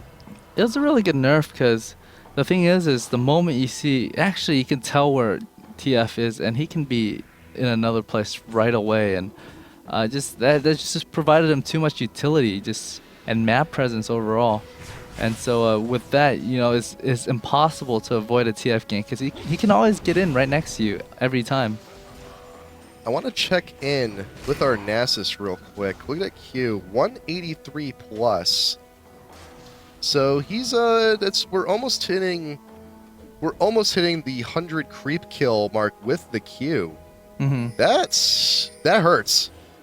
That hurts already. Level 4, so he did level it up a little bit. But I mean, still, that's a little bit less than I think he should be at normally. He actually made quite a bit of a comeback for how low his CS was in the first 10 minutes. I think in the first 10 minutes he was at the 50-ish mark. So for the next TakashiX a little bit out of position. He's in the middle of everyone. Goes off. Not gonna be too much damage, but Unstoppable X is trying to make the best of a bad situation. Right now, MuffinQT is now getting caught out. But will we be able to get away with the kill from Jintae? He does actually Destiny away from the fight. But now everyone is here to join the party. Excellent is now trying to get away. TakashiX is very low, trying to plug off as much damage from a distance. But Unstoppable X is ulted by Yorick, but will not die. Patoy trying to catch up with everyone, getting the stuns. MuffinQT is very low, will fall. Now TreeEskimo is turning the tides, slowing down. I gotta see if we can't get any more damage. But Unstoppable X actually getting poked away from Ezreal, will die. We still have a bit of an engage still going. Now we're just waiting for Choppa to get away, see if they can get away scot-free. Oh, that's a cleanup. Oh, that will be a little bit of a cleanup. TreeEskimo waiting for one more ghoul. Oh, Tree, can you do it? Smoke bomb. Smoke bomb does it. Was that smoke bomb? Did the bomb actually just kill him? The smoke bomb killed him. Smoke bomb. I felt like does do a little bit of damage, and it was enough. Wow. And we're actually still going in on this. MashMe trying to plug away TakashiX. Still in the bush, but the sapling won't be able to finish the job either. Cleanse coming in from Aphromoo, trying to get Patoy through the wall. TreeEskimo not going to be able to clean that one up, but Aphromoo now trying his best to just get the range and such MashMe. a crazy little skirmish. It can go It's really still bad going. for both teams. I felt like if Aphromoo was a little bit more aggressive, he could have picked off Tarek, but it's definitely very dangerous. Excellent. Did actually smite the blue away, but will he be able to get away with it? Ghoul coming in. 58-62. No, he will not. And TreeEskimo will be able to get away. That was not worth it. He got the 60 gold from blue, but he gave up about 450. I gotta give credit to both V8 and Choppa today. They're giving us some fantastic, crazy team fights today. I'm liking this. I haven't seen anything this nuts in a while. So this is a free dragon for V8, just because they're still hanging around. While Choppa is just way too far, so they're going to be able to get this and just back out pretty safely. They will get the dragon convincingly, and IGOT is actually quite out of position, trying to get the seal on the dragon, but he will not be able to get away. Ulting, trying to get, no, but the Galio will keep him behind. Now Mashme is out in front of MuffinQT being focused down. Patoy puts down the ult. Leona does go down. Mashme will be able to shift away, but we got some pursuit coming in, and Aphromoo will be able to finish the job. Unstoppable X slivers away from death, and Jintae will be able to get away. One hit away. Wow. I am enjoying these team fights so much. Actually could have killed that because the smite from Galio actually slowed TF, but he was just being prudent. He didn't want to dive for that kill, because what would have happened is he would have killed TF, but he would have gotten twisted advanced on by Maokai under tower, so he wasn't sure if he's going to be able to get the kill and get away. So he made the choice of, all right, I'm going to let TF get away, and I'm just going to back out. But I honestly felt like had he been a little bit more aggressive, he could have gotten away with a sliver of health, of course, but he could have gotten the kill as well. This was just a really quick series of small wins for V8. I mean, they got the dragon, they got the 1 kill off the Maokai and the blue buff, and that last fight they won it, 1 for 2. So you know how I was talking about like that 30-minute mark where Mundo gets unstoppable? Yeah. Can I take a look at his item really quick? You can. All right, as soon as he gets that Warmogs, which is soon, how much? Right now, he just bought it right now with 20 gold left. And so once he gets that Warmog stacked up, he's going to have 350 more health. It's going to put him about like 3.5, 3.7k. I'm not sure. What's his health at? His, let's see. Let's take a look at Mundo. Where is that guy right there? 3, 4, 5, 7. Yeah, he's at 3,400. He's going to hit about 350 to that. He's going to have 3,800 with a full stack Warmogs, not including the level that he's going to gain. So he's going to have a close to 4k hit point within the next 3 to 4 minutes. So when he gets to that 30-minute mark that I was talking about, he's going to have about 4k hit point. He's going to be able to just basically walk in the enemy team and just tank everything at that point. He regenerates 20 health a second. That's pretty impressive, especially, his Burning Agony is only, it's maxed out 30 health a second. If he can actually get his health regen up even more, that could essentially be free, but he's doing what he does best. He's staying out in front, and he's being a damage soak. Yeah, if you look at the damage output from everybody on Choppa, they do not have the damage that they need to kill Mundo. So very, very soon, when he gets that Warmog stack up, he's just going to walk in the middle of everything and say, please hit me. And Galio can walk in too, and as soon as he's low, he can back out. He can continue and shield Mundo and get the life regen from them hitting Mundo too. So, he's shielding Mundo, making him more of a tank, and he's healing himself when he does bulwark anybody. Yep, and if you wanted, more of the meaning behind Mundo goes where he pleases, just take a look at Unstoppable X right now. He can just go wherever he wants. He's hit that point in the game. We're hitting a 30-minute mark. He has all the items he needs to just go wherever. To be fair, though, we also we've seen Jintae buy up a little bit, got the Lich Bane and Death Cap on him, so that's a pretty hurtful combo from him if he can get that perfect destiny. Definitely with his gold card, wild card, Lich Bane combo, he's gonna be able to output about like 1,700 damage. You throw Ignite on, if he positions himself well, he might be able to pick off Graves if Graves doesn't have his passive stack off and if Galio isn't near. But if Galio is near, Galio should be able to bulwark him and actually protect him long enough where he can get out. So it's just going to be, if TF is going to win this fight for Choppa, I feel like he needs to make a really, really good play and catch people out of position. We did have a ward earlier in V8's jungle, so Choppa has an idea of where V8 is right now. X1 getting a sapling there just to see if they're in that bush. Patoy. Oh, they're baiting this ward. They're waiting. Yeah, they're waiting. They want to take that ward out from a distance, but actually teleport coming in from TreeEskimo. They cannot get the last hit on that thing, and they wanted to make sure they had their plan set up. MuffinQT takes out the ward, but is in the back of the line, so we'll be taking quite a few hits from Mashme, and V8 very aggressively just wanders in, takes the blue, and gets out. I feel like V8 can fight this. They're just poking right now, but once they get in position, and if Muffin can get a good ult, they're going all in. TakashiX also has flash ult up right now as well. So if Choppa comes in, TakashiX can just go in and taunt a good 2-3 members of Choppa and they can just clean up if they really want to. Actually, even now, bot tower now going down, so V8 is continuing the aggression and getting whatever they can wherever they can. I think just very, very soon when Mundo gets his stack up, I mean, I think he's at like 3,700 hit point now. He's going to hit that 4K very soon. Very soon. Very, very soon. Once he get, all he needs is the minion kills to format that Warmogs. And, you know, even another health item couldn't hurt, too. Yeah. Might as well. He can afford it. He's actually getting pretty well farmed. And after this tower, he should be able to do a little bit more shopping. But Mashme a little bit out of position, checking to see who's in that bush, sapling going down. And V8 is now trying to, I think this is the engage they want. They're waiting for everyone to come in. Waiting for everyone to come in to get that Gallery. There's a flash ult. We got 4 members of Choppa caught in, and look at all that damage. V8 now in pursuit, focusing down Nasus. He's not going to be able to get away anytime soon. And now Maokai trying to punch the ground. That was a fantastic engage for V8 and Mashme trying to finish off Takashi, but will not be able to do it. They're just going to get the free dragon. They're just Yep. going to be safe at this point. V8 playing it safe, getting the free gold from the dragon. Could they have feasibly gotten Baron instead? I feel like it was kind of pretty risky because Easy can poke them and they're actually pretty low. They could have. I felt like it was still dangerous because, you know, Twisted Fate never used his gate. That's so right, it was still he up. didn't. It is still up. You know, he was very low, but that doesn't mean anything if his gate's up. Choppa's actually rushing it because they do see Aphromoo bottom, so you know it gave him a cue. It's like, hey man, I see Aphromoo bottom. They cannot come here as 5 in time, so you know they do have an advantage in terms of. Ooh. Oh, teleport coming in from Nasus. So while all 5 members of Choppa are here, grabbing the Baron.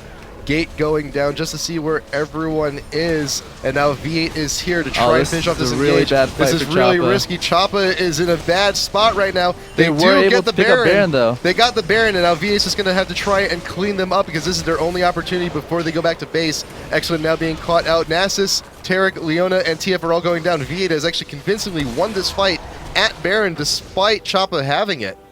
The thing is they did lose quite a bit of hit point, and with them spamming all their skills on Baron, they had really nothing left for that fight. If you look at Mashme had no mana. And as Ezreal, if you don't have mana, you're not going to be throwing out those Mystic Shot. You're not going to be slowing anyone's attack speed. You're not going to be able to jump away. You're not doing anything. You're basically, what Choppa basically did was they traded Baron for 4 kills and a tower. Well, Baron and a kill for 4 kills and a tower. Actually, potentially 2 towers. Potentially the game even. Actually, this is going to be inhib too, because the timer on them is long enough where they can take inhib and back out and reset for the next fight. Aphromoo still in this fight. He is low, but you know what? He got a Guardian Angel. He's set. He's in a good spot right now, actually. Mashme ult going down once more from TakashiX. That's just going to blow up Patoy straight out. I felt like it would have been better if they... I felt like it could have been a good move for them to take Baron, but they killed it a little bit too slow. Because V8 was able to engage on him while Baron was still alive. You know, they were able to get the smite off, but they had lost just way too much health, burnt all their CDs and their mana. So in terms of Baron trading, I felt like V8 definitely got the better end of the deal. Just if you just calculate all the gold, you get tower, you got 1, 2, 3, 4, 5 kills. You got an hib for that, so V8 definitely came out ahead from that.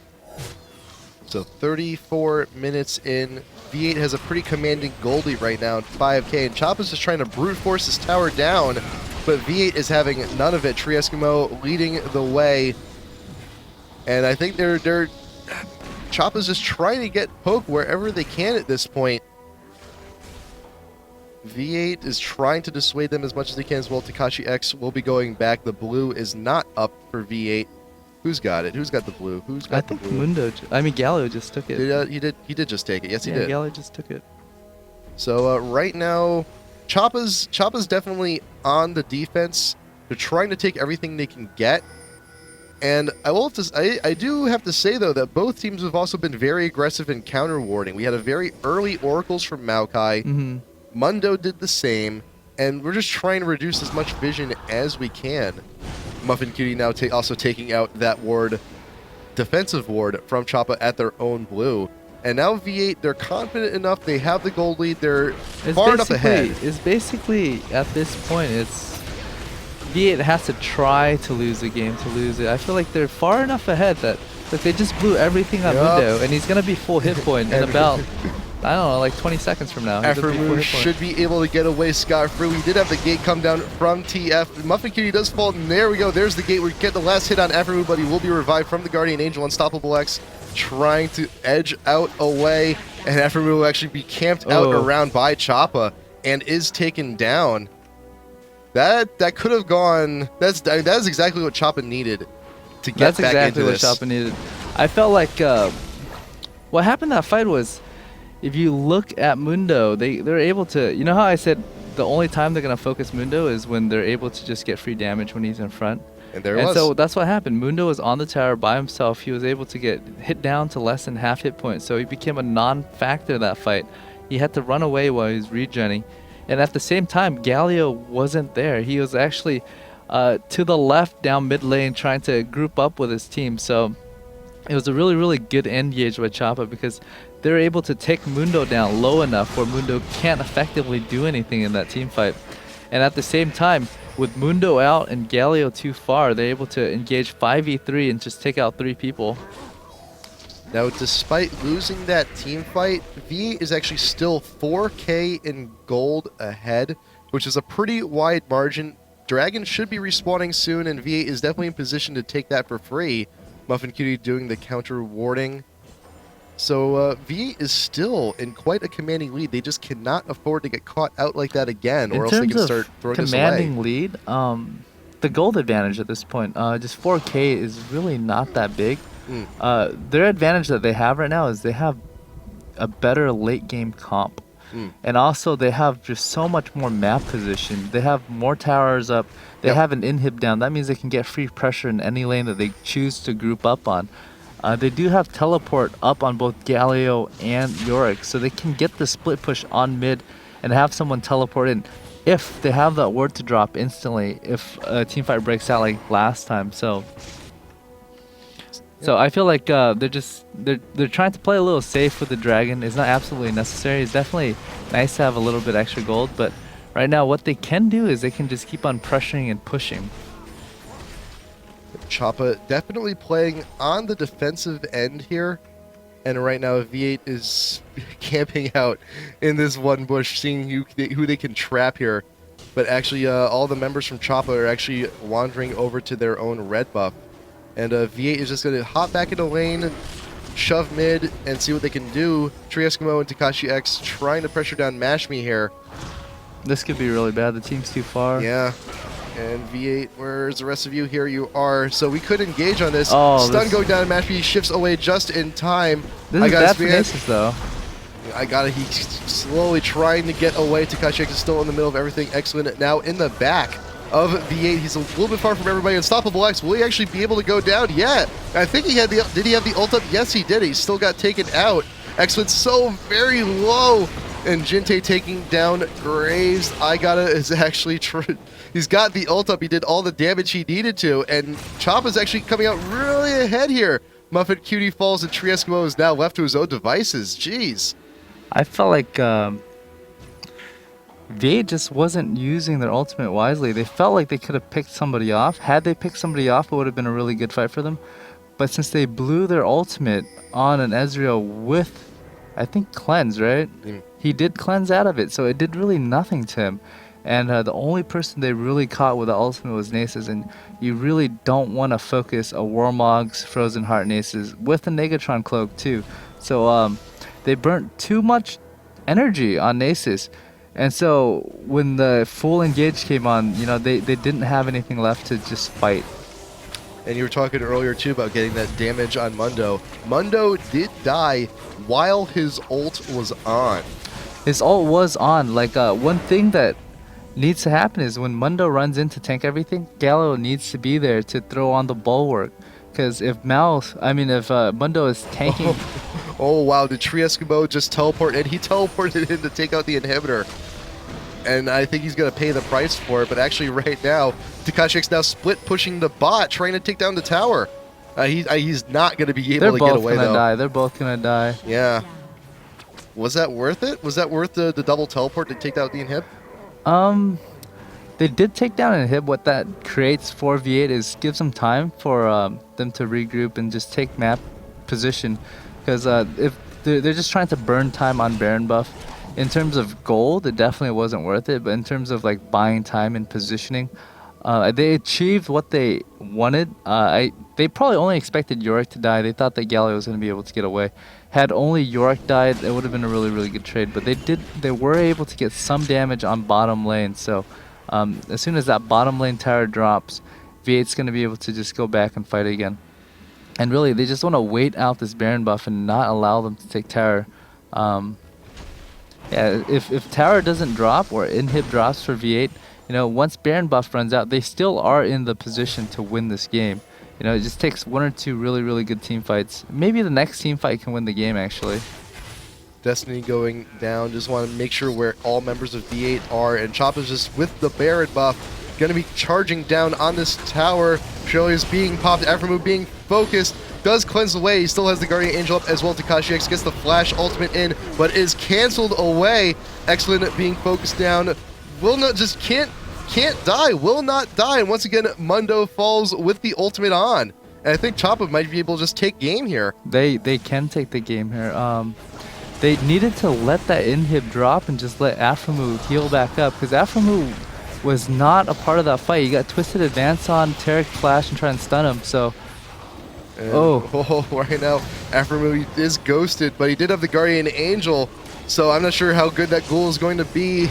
And right now, Mashmi just goes ahead and takes out the rest of the team, and that's it. That's all she wrote. So game 1. I'm very surprised, because it was easily V8's game to win, and it was. They actually have to mess up to lose that game. Had they just been prudent and just pushed slowly and grouped up, they would have won, because they have a very, very tanky lineup that can just soak. You have Mundo run in, you have that bulwark on Mundo. He's not gonna go down. And so that bulwark actually was never on Mundo when it needed to be. Jeez. And even then, we actually hit that sweet spot with Mundo. I mean, you hit the half-hour mark. He hit the half-hour mark, but they didn't utilize his tankiness, because every single team fight, it was Mundo at half hit point and one person missing. So, you fight any team fight with only 3 capable damage dealer, you're not gonna have the damage to kill them, and you're gonna die really quickly. If you have 3 targets to focus, now everybody's taking about 166% more damage, whereas if there's 5, the damage is more distributed. I'm also seeing how effective those early kills top lane really were for Choppa. Look at MuffinQT, 11 deaths. This game went 42 minutes, and you're level 13. Yeah, that hurts. That hurts, because he got ganked quite a bit. Just also, if you look at Tarek, he's not that high level, but definitely those 3-4 ganks, it makes up that 2-level difference. It does. It really does. So that's it for game number 1. Choppa will take it, and we will be right back. Baron's going to be getting in here casting game 2. So we're gonna go to a quick break, and we will see you in a moment. So do please stay tuned. Wow.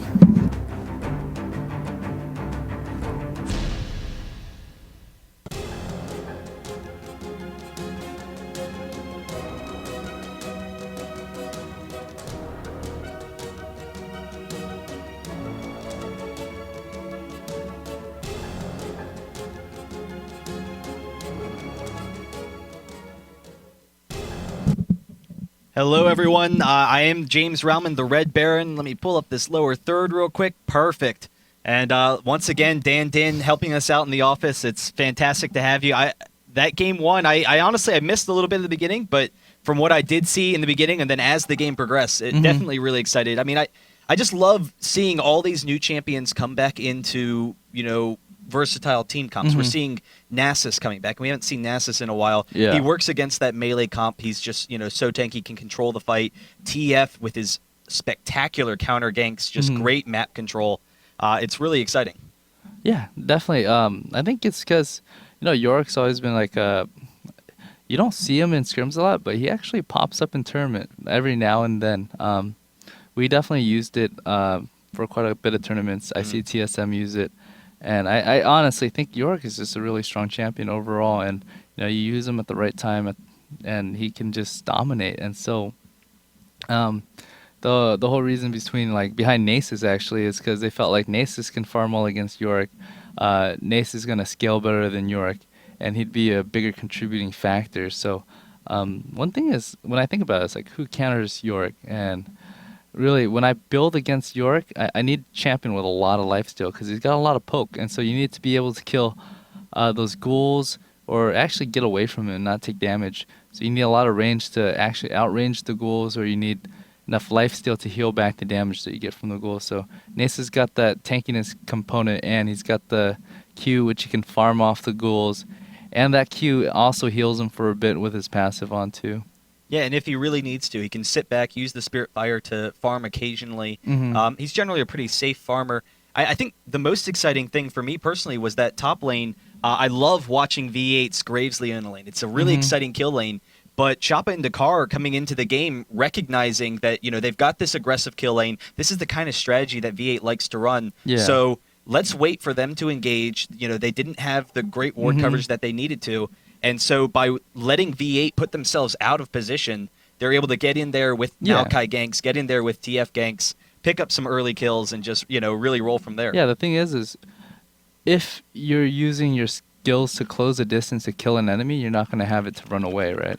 So, the TF would go in, especially on Leona, because if you saw her Summer Spell, I think is exhaust and heal. So when she doesn't have anything to get away, she doesn't have a displacement spell, she can't jump away. So it's pretty much a free kill on Leona every time. And when they did go on Graves, they waited for Graves to actually jump in and get his steroids off. And so he can't jump away, he has to burn his flash. So just really, really good control by Choppa early game. I felt they did better. They exceeded my expectation, and they actually won the game, which surprised me as well. It's just I felt like V8 messed up a bit of time late game, but they definitely took advantage of that, and they knew when to engage, and that actually makes a big part. Even when you get out comp, if you outplay, you can make a difference too. But even so, with that, V8 late game, a couple of the champions do fall off a little bit. They didn't have the best damage sustain. Ezreal, one of the safest DPSs in the game, and if he can survive past the Galio ult plus the Leona ult, then they had enough disables that they can just keep Ezreal alive, have that great sustain damage in the back row. Do you think that that's kind of a concern that V8's coming into this next match where they'll have a little more sustained damage output? Yorick definitely has that strong lane control, so I definitely understand that, but or do they just need to win it sooner, use that great early and mid-game advantage? I felt like it wasn't Choppa's car that won on the team fight. It was more of V8's negligence on grouping up and having an even team fight. All the team fights that you saw that happened at the end, it was mostly Choppa engaging when it's 5v3, Choppa jumping somebody and taking him so low, specifically Mundo, where he can't be a factor in the fight and forcing it into a 5v3 again. So just having that really, really uneven team fights really put Choppa back on the map and allowed them to get the items they needed and put them in the position of advantage. Even that inhib push for the win, immediately before that, Yorick and Galio suicided pretty much for the inhib and tower damage. So, Choppa was able to push in uncontested on the first tower and just do a lot of damage on that second tower. And when Graves tried to defend it as much as he could, Maokai just flashed Twisted Advance in. Tarek went in, tried and stun him, and hit him to about like 300-400 hit point, where Graves was also a non-factor. They have two players reviving, so that was a free inhib, and they actually forced a fight when Graves was healing. So even still, throughout the entire progression of the last 5 to 10 minutes, it was never ever actually a 5v5 fight. And because of that, even if you have a team comp that is stronger, if you don't fight on even grounds, you're not going to be stronger, Well, we do have the bans coming out, and some pretty common bans. Yorick is banned from that last game. They, Choppa and Dakar didn't want to go against that strong lane. Did set Nasus behind a little bit, though Nasus, did catch up through that mid-game effectively. Yorick, definitely falls off a little bit, but he definitely provided strong early game control. V8 banning, a couple of strong tank champions. Karthus, I don't know if that's indicative that they want to go that heavy melee again. Karthus definitely counters out to a degree. Having that, strong melee team when you're trying to get low health, and Karthus is just going to have the ult to stop you there. But Janna for CHOPPAINDACAR, and then Shyvana and Ahri. So a really aggressive mid lane, which is, definitely what I've enjoyed seeing from TakashiX. Yeah. He's just fantastic with LeBlanc play, and we've seen some really strong Morgana from him as well. Yeah, he's definitely a very, very aggressive player. Like him versus a lot of other teams, he actually roams a lot and try to make something happen. What that does for his team is it either gives them a really big lead or actually drops them behind really early. So that's one thing you gotta watch out for with Takashi. You can gain a really, really big advantage playing so aggressive, especially on an aggressive champion, but you can also make it so you fall so far behind that it'll put you at a disadvantage. So especially, I'm a little worried because if you're too aggressive and Maokai catches you, depending on what AP Choppa's gonna run, Ahri might have a bad time. I feel like LeBlanc Maokai can actually handle Ahri with the the gank counter gank. Rise Maokai should be able to do pretty well against Ahri, just because Rise, he usually goes eventually gets the Banshee's Veil, which is pretty tanky, and so Ahri won't have the burst to burst him down. With the double root, they're gonna be able to actually kill Ahri, and she's not gonna be able to get the jump off. And like you said, Ahri needs to get off those aggressive ganks. She is a very mobile champion, but Ezreal and Janna is an extremely safe bottom lane. So, if she can't get that off, then that could be difficult. Though she will have blue buff fairly easily. Shyvana is a very strong jungler, obviously. And, just Shyvana's clearing speed should provide them with, the control that they need, where they don't have the threat of losing blue buff, because that, can always set Ahri behind. But TreeEskimo actually looking at Sion, and he's played a lot of Sion even recently, bringing Sion back a little bit, which is, definitely interesting. He has great lane control, lots of burst potential, obviously, once he has his stun. The teleport will be extremely aggressive. That'll be pretty exciting to see.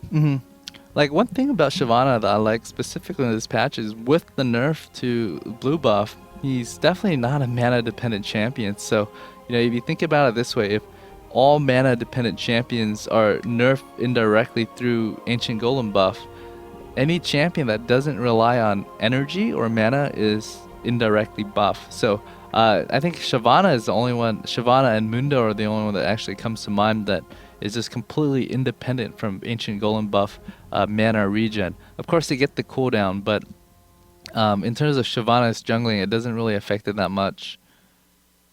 So for the support for V8, we do see the Nunu pick. Nunu has been a very popular support as of late. I wouldn't be surprised if they get Cog.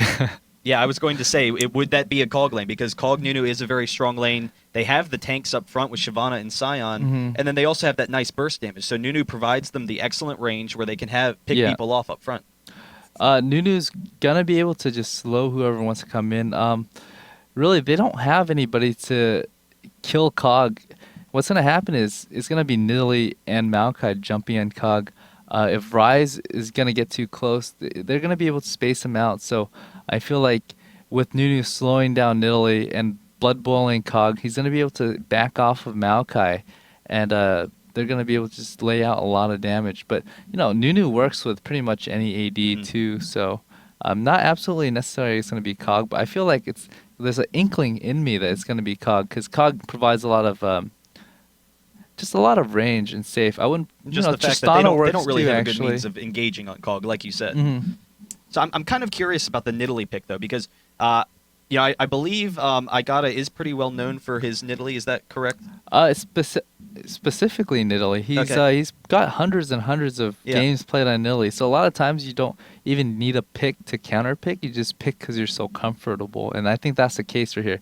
So actually, they're not picking up Cog. They're picking up Sivir. Okay. Well, Sivir is also one of those, just kind of stand still. She's going to throw off her DPS. Cog definitely has longer range and more poke and stuff. But if they can have that core nucleus of a team for Sivir to just DPS behind. I think Sivir is actually a better pick here, because with Spell Shield and Cleanse, she's going to be able to Spell Shield the Twisted Advance and back out. And if Rise wants to close the distance, he can cleanse that root immediately after. And really, if Maokai Twisted advances into Sivir. That's what she wants anyways. She can use her bouncing blade and attack off Maokai and bounce it to the back and do damage. She's not going to even try and attack the backline. You know, as Sivir, you want to attack the closest target and just continually poke them and back up and poke them and back up. And whenever you can, you get the bouncing blades off and just attack all 5 players. So my big concern for this matchup right now is Sion versus Nidalee top. And I'm curious whether or not you know if Igata tends to play AP or AD Nidalee, because either way, it doesn't seem like she'll have a very good means of destroying Sion's shield, which means Sion will be able to farm fairly easily. He will be able to push the lane extremely aggressively and then, try roaming. Nidalee can also push, very well. So along with her mobility, she can chase after him some.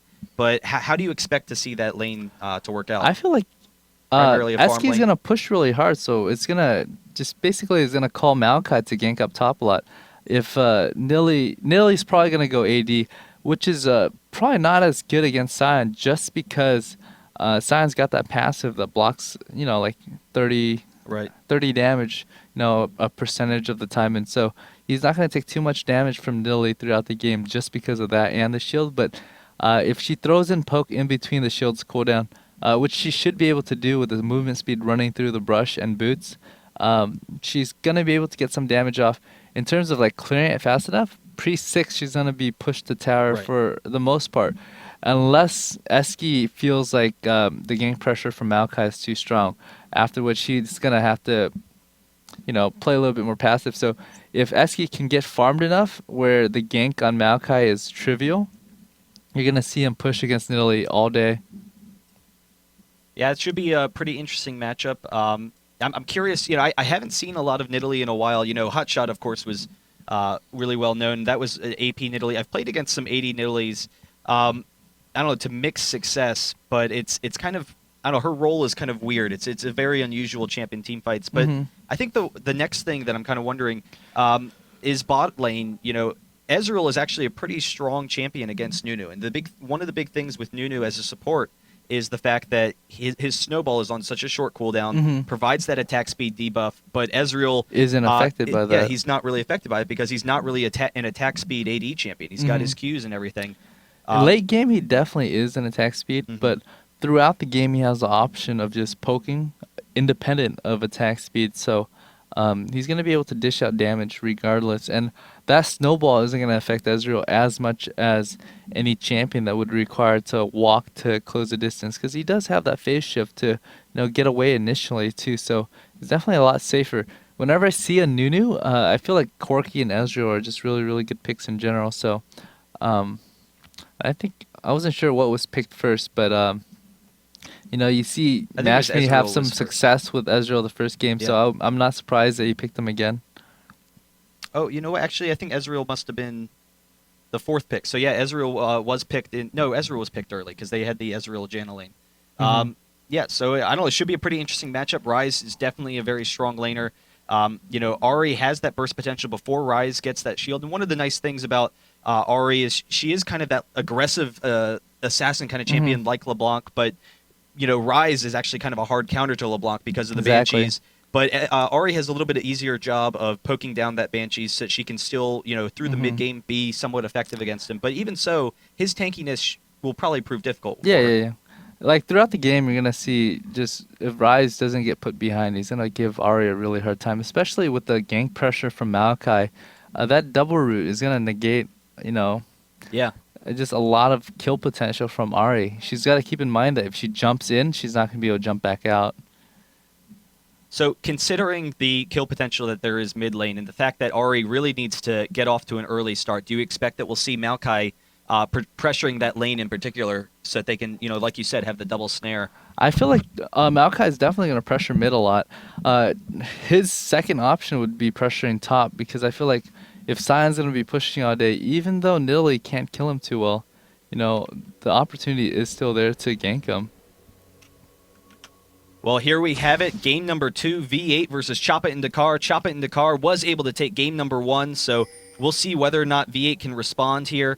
I'm kind of curious. Not a very strong level 1 team from Choppa. I'm wondering whether or not V8 might pursue the blue buff and steal that from Maokai, because that could definitely set him behind early. I think they Considering have a definitely pretty want strong to team. invade. If you're looking at the general direction of the team, it feels like Nunu is probably just gonna ward and group up and try and push, or they're just gonna have Shyvana get their red and then invade to the other side red, or gank top right away. So they have both options. And this is another thing. You know that Maokai, he usually starts Wraith. So Wraith's blue is a pretty common path. There's definitely the potential for V8 to come in here, aggressively gank at Wraiths. It doesn't seem like they're engaging here. I don't know if they're going to switch change, but I guess they're just going to allow him to jungle normally. Like the thing with Shyvana versus Maokai, the matchup is like this. If they invade, they can deny Maokai blue, and that hurts his jungle. But Shyvana's a really, really strong jungler anyway, so she doesn't need to invade red. Invade blue. She can just take her own red, and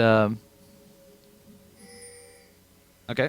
anyway, she can take her own red, and with the red buff, she's gonna be able to invade into blue side at their red, and she's gonna be able to stop Maokai from farming for a while, because with the red buff and finding Maokai, she's going to be able to just dish out a lot of damage and is going to be able to push Maokai out. So she can be really, really aggressive that way. Oh, they actually are going to stop it.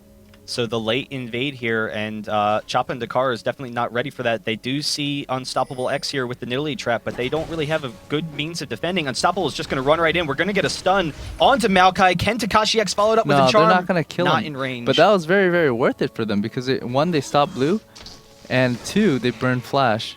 So right now, if Maokai gets too close, you get that. Can you check if Ahri has charm? She does have charm, so she wants to charm Maokai. Maokai, actually. Like, the reason why she didn't charm earlier is because she was saving it for Maokai. Yeah, and actually, so Maokai extremely low because of the late invade on the blue. He had already burned all of his mana on those saplings, so his team is going to need to help him out there. They are going to back out. Didn't really want to pressure that much more. It would set Ahri a little bit behind if she's going to sit here. They're actually coming back in, so just completely stopping Maokai here. Unstoppable X is going to be coming in. His exhaust is down. They don't really have a means of killing, but just completely trying to deny this blue. They're both losing a lot of EXP. Everybody. Oh, they're going to get Igata. So the charm with the ignite, able to pick up the first blood, and now this is going to be an easy blue, so a huge payoff for V8. That was very, very big for V8. I feel like because they have disrupted Choppa so much that they're in such a good position to win this just from that. You look at the gold difference. It's already 4,300 to 34. Yeah, it's wild how much of a... it was a really aggressive move. They definitely put themselves behind a little bit, but, because Choppa had to respond, they were equally behind, and then, obviously, the kill and the blue buff will pay off huge. And actually, Aphromoo and Nunu, they went up and took blue buff for Sivir early in the game, so Sivir's going to have some great range harass with that boomerang. Oh, man. That's going to be a lot of pressure on bottom lane. Because they kept Maokai up top, so there's definitely no pressure from jungle.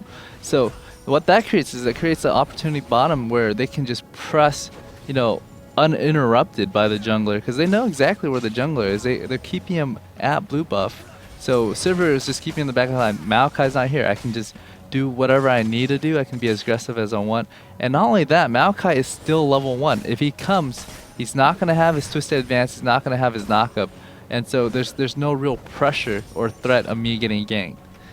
And not only, like you said, did they put Maokai behind, not only do they know he's not going to, be able to gank them, but because Nunu, instead of going a heal, which is pretty common on Nunu, he went the CV, so they know they're extremely safe, and he's actually invading here. Ahri has a little bit of an advantage, so he knows he's safe. Shyvana and Nunu are going to come up and steal this red buff, and we'll see whether or not, Maokai is just going to walk into this. Maokai doesn't even know. Yeah. So that's going to be red buff down. Ahri is coming down as well, going to back out. But Maokai's going to walk in there. He's going to go, oh, where's my red buff? And he's not going to even try, actually. Oh, let's see. Because he doesn't have the energy to kill red, so... Oh, but Patoy is a little bit caught out of position here. Going to take some damage. The Whirlwind will get him out of there. Can Unstoppable get a nice little chunk? Going to just back off. But again, Mashme just having to spam his Qs in order to farm, particularly under tower, just really far behind Aphromoo at this point. I mean, he's keeping up in CS, but, Aphromoo definitely in a position of strength will be able to start pressuring him some. Mm-hmm. I wonder, did Shyvana give Ahri blue buff when they took it from? No, I think Shyvana took it. Oh, Yeah, Shyvana did take it. It would have been even better if they just Right. gave Ahri and just spam it, because you know Shyvana doesn't really need blue. But it makes sense, you know, you give Shyvana that blue so she can get the EXP, and it really, giving her that blue resulted in them taking red too, because having her get to level 2 ASAP allowed her to take red. But then let's consider, you know, we have the really aggressive top lane with Sion. He's going to have his teleport. We have, you know, Shyvana already a huge early advantage. She's actually going to get some nice damage onto Patoy here. And her team needs to back her up, but she's actually just going to go in for it. There's the heal, so one more attack. Nunu is going to get the snowball. Can Aphromoo pick up the kill? He's actually going to die under tower. There's the ignite. One more hit, so it goes down. And ChopPainDacar is definitely turning this around. Can Maokai? He's That was not going to be able to get the really just risky. advance. I felt like if they're going to dive, they needed to dive all together, because they basically just switched tanks and not applying damage, because when you have one person tank and 2 people dealing, or 3 people dealing damage, it's worth it. You can drop one off and have a different tank, and now 3 still dealing damage. What happened was one tank, one did damage, another tank, one did damage. So if you're thinking in total like damage output, the tower plus easy definitely out damage Sivir single-handedly on to Janna. So it's just, you know. Wow, TakashiX actually very close to getting this kill, but now he's going to be have to deal with Rise. There's going to have a twisted advance. There's the flash snare and the ignite. So TakashiX going to go down a little bit over aggressive. I'm a little bit surprised there, but I don't know. That was one more spell to kill him. But like I was saying, you know, like Ahri and Takashi in general is this very, very aggressive player. You can either make really big plays, or you can just really, really mess things up. And I feel like V8 is really messing things up right now. And I think the big thing is, I was literally just about to say, with the early advantage V8 has, with how strong of a counter jungler Shyvana is, they probably could have sat back and, you know, just stolen all of the buffs. Just every time blue spawns, you know, go up there, don't allow Choppa to get it, take that early advantage and be really aggressive with counter jungling. But instead, they've, you know, diving bot, they lost a kill there. Diving Maokai in the jungle, lost a kill there.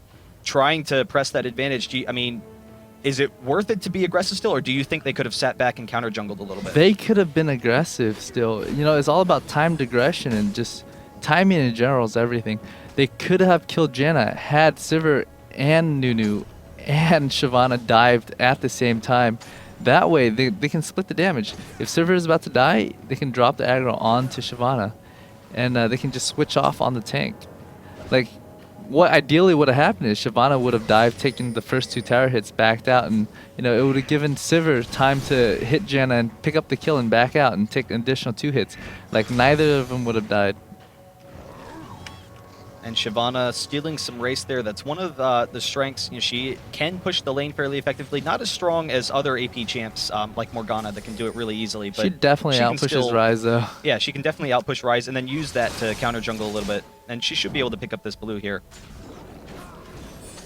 So if you look at the lane pressure, it was just Sivir pressing so hard on Easy, but after giving up that kill, I don't know. I feel like Easy's gotten back in the game with the advantage now. And so it's going to be very, very hard. I mean, Aphromoo definitely can't, you know, be as aggressive, but with the shield, should be okay that, you know, they don't have to worry so much about this is a kill lane bot with Ezreal, you know, coming in. She should be able to avoid that kind of damage. She's definitely going to be able to farm, but she's not nearly as strong as she was compared to Easy. Earlier, she was just easily, you know, out-pressuring Ezreal, and now Ezreal's got more items. I don't know if she can press him as hard anymore and just get an advantage. But definitely, like, V8 is still in the position of advantage, but depending on how they play, if they make a couple more mistakes, it can easily turn around. But we do see very good ward coverage from both teams. ChopPainDacar has the wards in their jungle. That's actually a sapling up there, but they have wards, you know, both entrances to the river, so that they understand where Ahri is at all times, because there's definitely the threat that Ahri is going to be coming bot with Shyvana, you know, tower dive a little bit. They would have the burst there. They are grouping up to try and steal this red and should have it fairly easily. But CHOPPAINDACAR is actually trying to engage, and now Maokai is right in the middle of the team. Will go down very quickly, but Unstoppable X going down as well, and MashMe just going to work here. Sivir trying to clean up, but there's the Ignite, and then the Janna shield pushing away TakashiX. So MashMe is going to be facing off against Takashi. Takashi was low on mana. I was kind of surprised. I thought MashMe could have chased him down, but coming back around with that red buff is going to get one more Q. TakashiX not going to be able to get that. So a huge fight for Choppa. That should have been a really, really good fight for V8. Yeah. But, you know, just mispositioned everything. They could have easily just killed Maokai, backed up a little bit. They didn't really need to full-on engage. And even when they did full-on engage, I felt like they could have killed Ezreal too. But since Ezreal did get away, he's able to just poke, jump out, jump back in. And I mean, Ezreal, yeah, definitely, you know, keeping his distance, using the wall very effectively that fight. I was a little bit surprised by, you know, how much AoE damage there was by CHOPPAINDACAR. They do have Maokai. Ezreal's ult, you know, got in there, hit a number of them. So there's that advantage. I don't know. It'll be interesting to see once Sion's teleport is back up. You know, they'll start grouping up, I would think, for Dragon. That'll be another 30 seconds and, you know, pressure that some, hopefully get an early, you know, get back that gold advantage there. Mm-hmm. Like, one thing with that fight was, you know, like, you did see, like, a noticeable, like, amount of mana missing on Ahri. You know, even with the blue buff, she wasn't nearly as, you know, effective because she didn't have the mana to utilize her spell. And also, she did use her orb to help kill that red as soon as possible. So, it wasn't up on the team fight. And another factor was, since they were all grouped up completely on top of each other, Ryze can hit R and everything is AoE. And he was able to just burst every single player on that team. And combine that with the Ezreal ult, they just took way, way too much damage right away. Now, considering how aggressive of a team V8 has right now, do you think it might be worth it for one of them to pick up an Oracles? Because a lot of this game is centered around map control currently. We are seeing some very aggressive warding. You know, it would allow them to maybe get in some aggressive ganks. Would that, you know, be something that maybe Shyvana will pick up? Or is it just too risky right now with, you know, all the fights that they're going to be having? Definitely, like, from our map hack perspective, right? Yeah. If you look at the map, it's only V8 that's really warding. I literally see 2 wards from Choppa, so getting an Oracles at this point doesn't really well, they make had sense a for few them. more that just expired actually, which is why they were all grouped up at that red buff. Yeah. Because they saw Ahri and Shyvana coming down. We actually have MashMe coming in on Aphromoo there. There's the spell shield, but the red buff actually, you know, does it get through the spell shield? I guess I wouldn't think it would, but it looked like it did. He got an auto attack off on Yeah. too. Usually when Easy uses Mystic Shot, he throws in an auto attack at the same time. And Ahri is coming down bottom. Ezreal actually jumping in onto Aphromoo. Aphromoo is just barely going to get out of there, so TakashiX is going to be able to pick up this kill. Just barely. Can he get MuffinQT out alive? One more attack will do it. MashMe trying to get some kills, almost picking up a kill on Aphromoo down bot, but a successful gank, almost turning against them. What do you think, you know, I don't know, we should be expecting to see from both of these teams coming into this mid-game? V8 definitely has that extremely aggressive team, wants to, you know, pick up some kills, continue their advantage, and Choppa effectively countering that mostly. I mean, what should we see? Normally, going into mid-game, I'd say V8 is really, really strong, but given that Shyvana is actually very, very behind on her farm, and he's not really effective as a tank right now, because she's going to need that farm in. She does have to kill 64 creeps, but relatively, I feel like she's not tanky enough. Without any HP, even with that resist, I feel like she's not going to have enough. Oh, but this is a terrible setup for CHOPPAINDACAR, because not only did they have 3 people coming after this dragon, we have the teleport in from Sion. There's the Shyvana dragon chasing down Ryze there. He's very close to going down. They are getting some nice damage onto Patoy and Maokai there, and all of them are kind of grouped up. MashMe is going to get some good damage. We have the flash in from TreeEskimo, they able to need pick that up. really bad. And I don't know if they're going to dive this now or they're just too concerned with MashMe's damage output. TakashiX could get a charm. There it goes, and MashMe is definitely going to go down here. There's the Nunu ultimate, barely picking up the kill. So now a couple of kills, and they're going to be able to take Dragon. Nidalee, in the meantime, going to push aggressively top, but definitely a, you know, successful engagement for V8. That was a very good play by V8. What happened is they just hit in that brush. You know, Choppa's expectation is they won this team fight. They want to go get Dragon. They're going to back out and try and get it. So they just basically hit in that brush and waited for a perfect charm to land. When that charm land, Nunu can channel her ult, Sion can follow up with a stun. So Easy was just like full CC for about 3.25 seconds. So, you know, it allowed V8 to pick up an extra kill and pick up Dragon. Given they did lose top, but the kill swing was 3. I think, is it 3 kills? No, 2 kills. It was a 2-kill swing kills. plus Dragon for a tower. And, you know, if you think about it in terms of gold, you know, it definitely turned out positive for V8, you know. And V8's actually going to push down this bottom tower, you know, so that'll give them a nice little boost to their gold as well. We'll see, you know, whether or not they kind of sit down here or if they start roaming some. Nidalee is going with that AP build, knows that Rise is going to be getting those blue buffs, so starting off with the Rod of Ages, yeah, just finishing that Rod. But I don't know, I'm always kind of concerned about, you know, Nidalee's involvement in fights, and she does have a lot of poke damage. But considering how aggressive we have, you know, for engaging from V8, we've got, you know, Shyvana can jump in, Sion with the stun, Ahri with the charm. Is that going to be a concern? I mean, could Sivir just walk up, if they get a little bit stronger, push down some towers, and then force a hard engage that Nidalee just can't deal with? I feel like V8's going to have a really hard time pushing towers just because they don't have the range to take down tower. They don't have the sustain to hold off on Rise poke, Nidalee poke, easy poke. So the only way I feel V8's going to be able to successfully push down towers if they get a couple of good ganks off or force objectives and get kills that way. But in terms of pushing and getting map position at this point, they just don't have the comp for it. And so, you know, they definitely have a pretty strong team fight out in the middle of nowhere, like in like an open field, say Baron Pit, Dragon Pit. But in terms of like tower standoff, if Choppa's gonna group up and press for a tower 5v5 and V8 does not engage successfully, Choppa's gonna be able to poke down V8 and pull an advantage that way. And same goes for V8 pressing on their tower. They're gonna be able to hang back, push down waves, and poke at the same time and just create an advantage, then engage on V8 after that way too. So right now would be a good opportunity. 4v1 on tower. This would be an opportunity for them to take tower. Had all 5 from Choppa been there, they wouldn't be able to do that so easily. They're actually probably going to be able to get the second tower as well. Maokai throwing off his ultimate will be able to clear those creeps, but it should be hard for them to engage. We actually have a lot of damage going on to MuffinQT from, you know, the tower there. In the meantime, Ezreal and Janna are pushing down bottom lane. We'll be able to take that tower. We'll see whether or not they can get him on the next wave. But again, you know, Maokai does have a very short cooldown on his ultimate, so he can burst down those creeps a little bit. I don't know, it's pretty close. I think they'll probably be able to get it at this point, though. They should be able to get it, because if you look at Rise, he already uses Oh, wow. R. So Unstoppable taking a ton of damage, has to get out of there with the Ignite. Very close to going down. Yes. Wow. So Rise and Maokai able to pick up the kill. What happened is, since since Shyvana did turn on Burnout, when they went into melee range, it burnt out on the champion, and that pulled Tower Call to Help. So had Shyvana not pulled Tower Call to Help, she would have lived.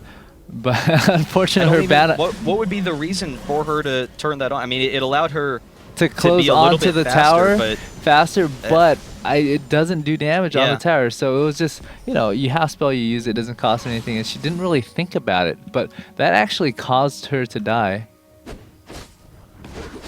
And Nidalee has been doing a pretty good job holding this top lane. We are starting to get to that point where Nidalee can kind of aggressively split push, still has the mobility to, you know, get down. Rise will have that blue buff, so has that spam ability. I'm a little worried about V8 this game, you know, like Rise is really well against Ahri.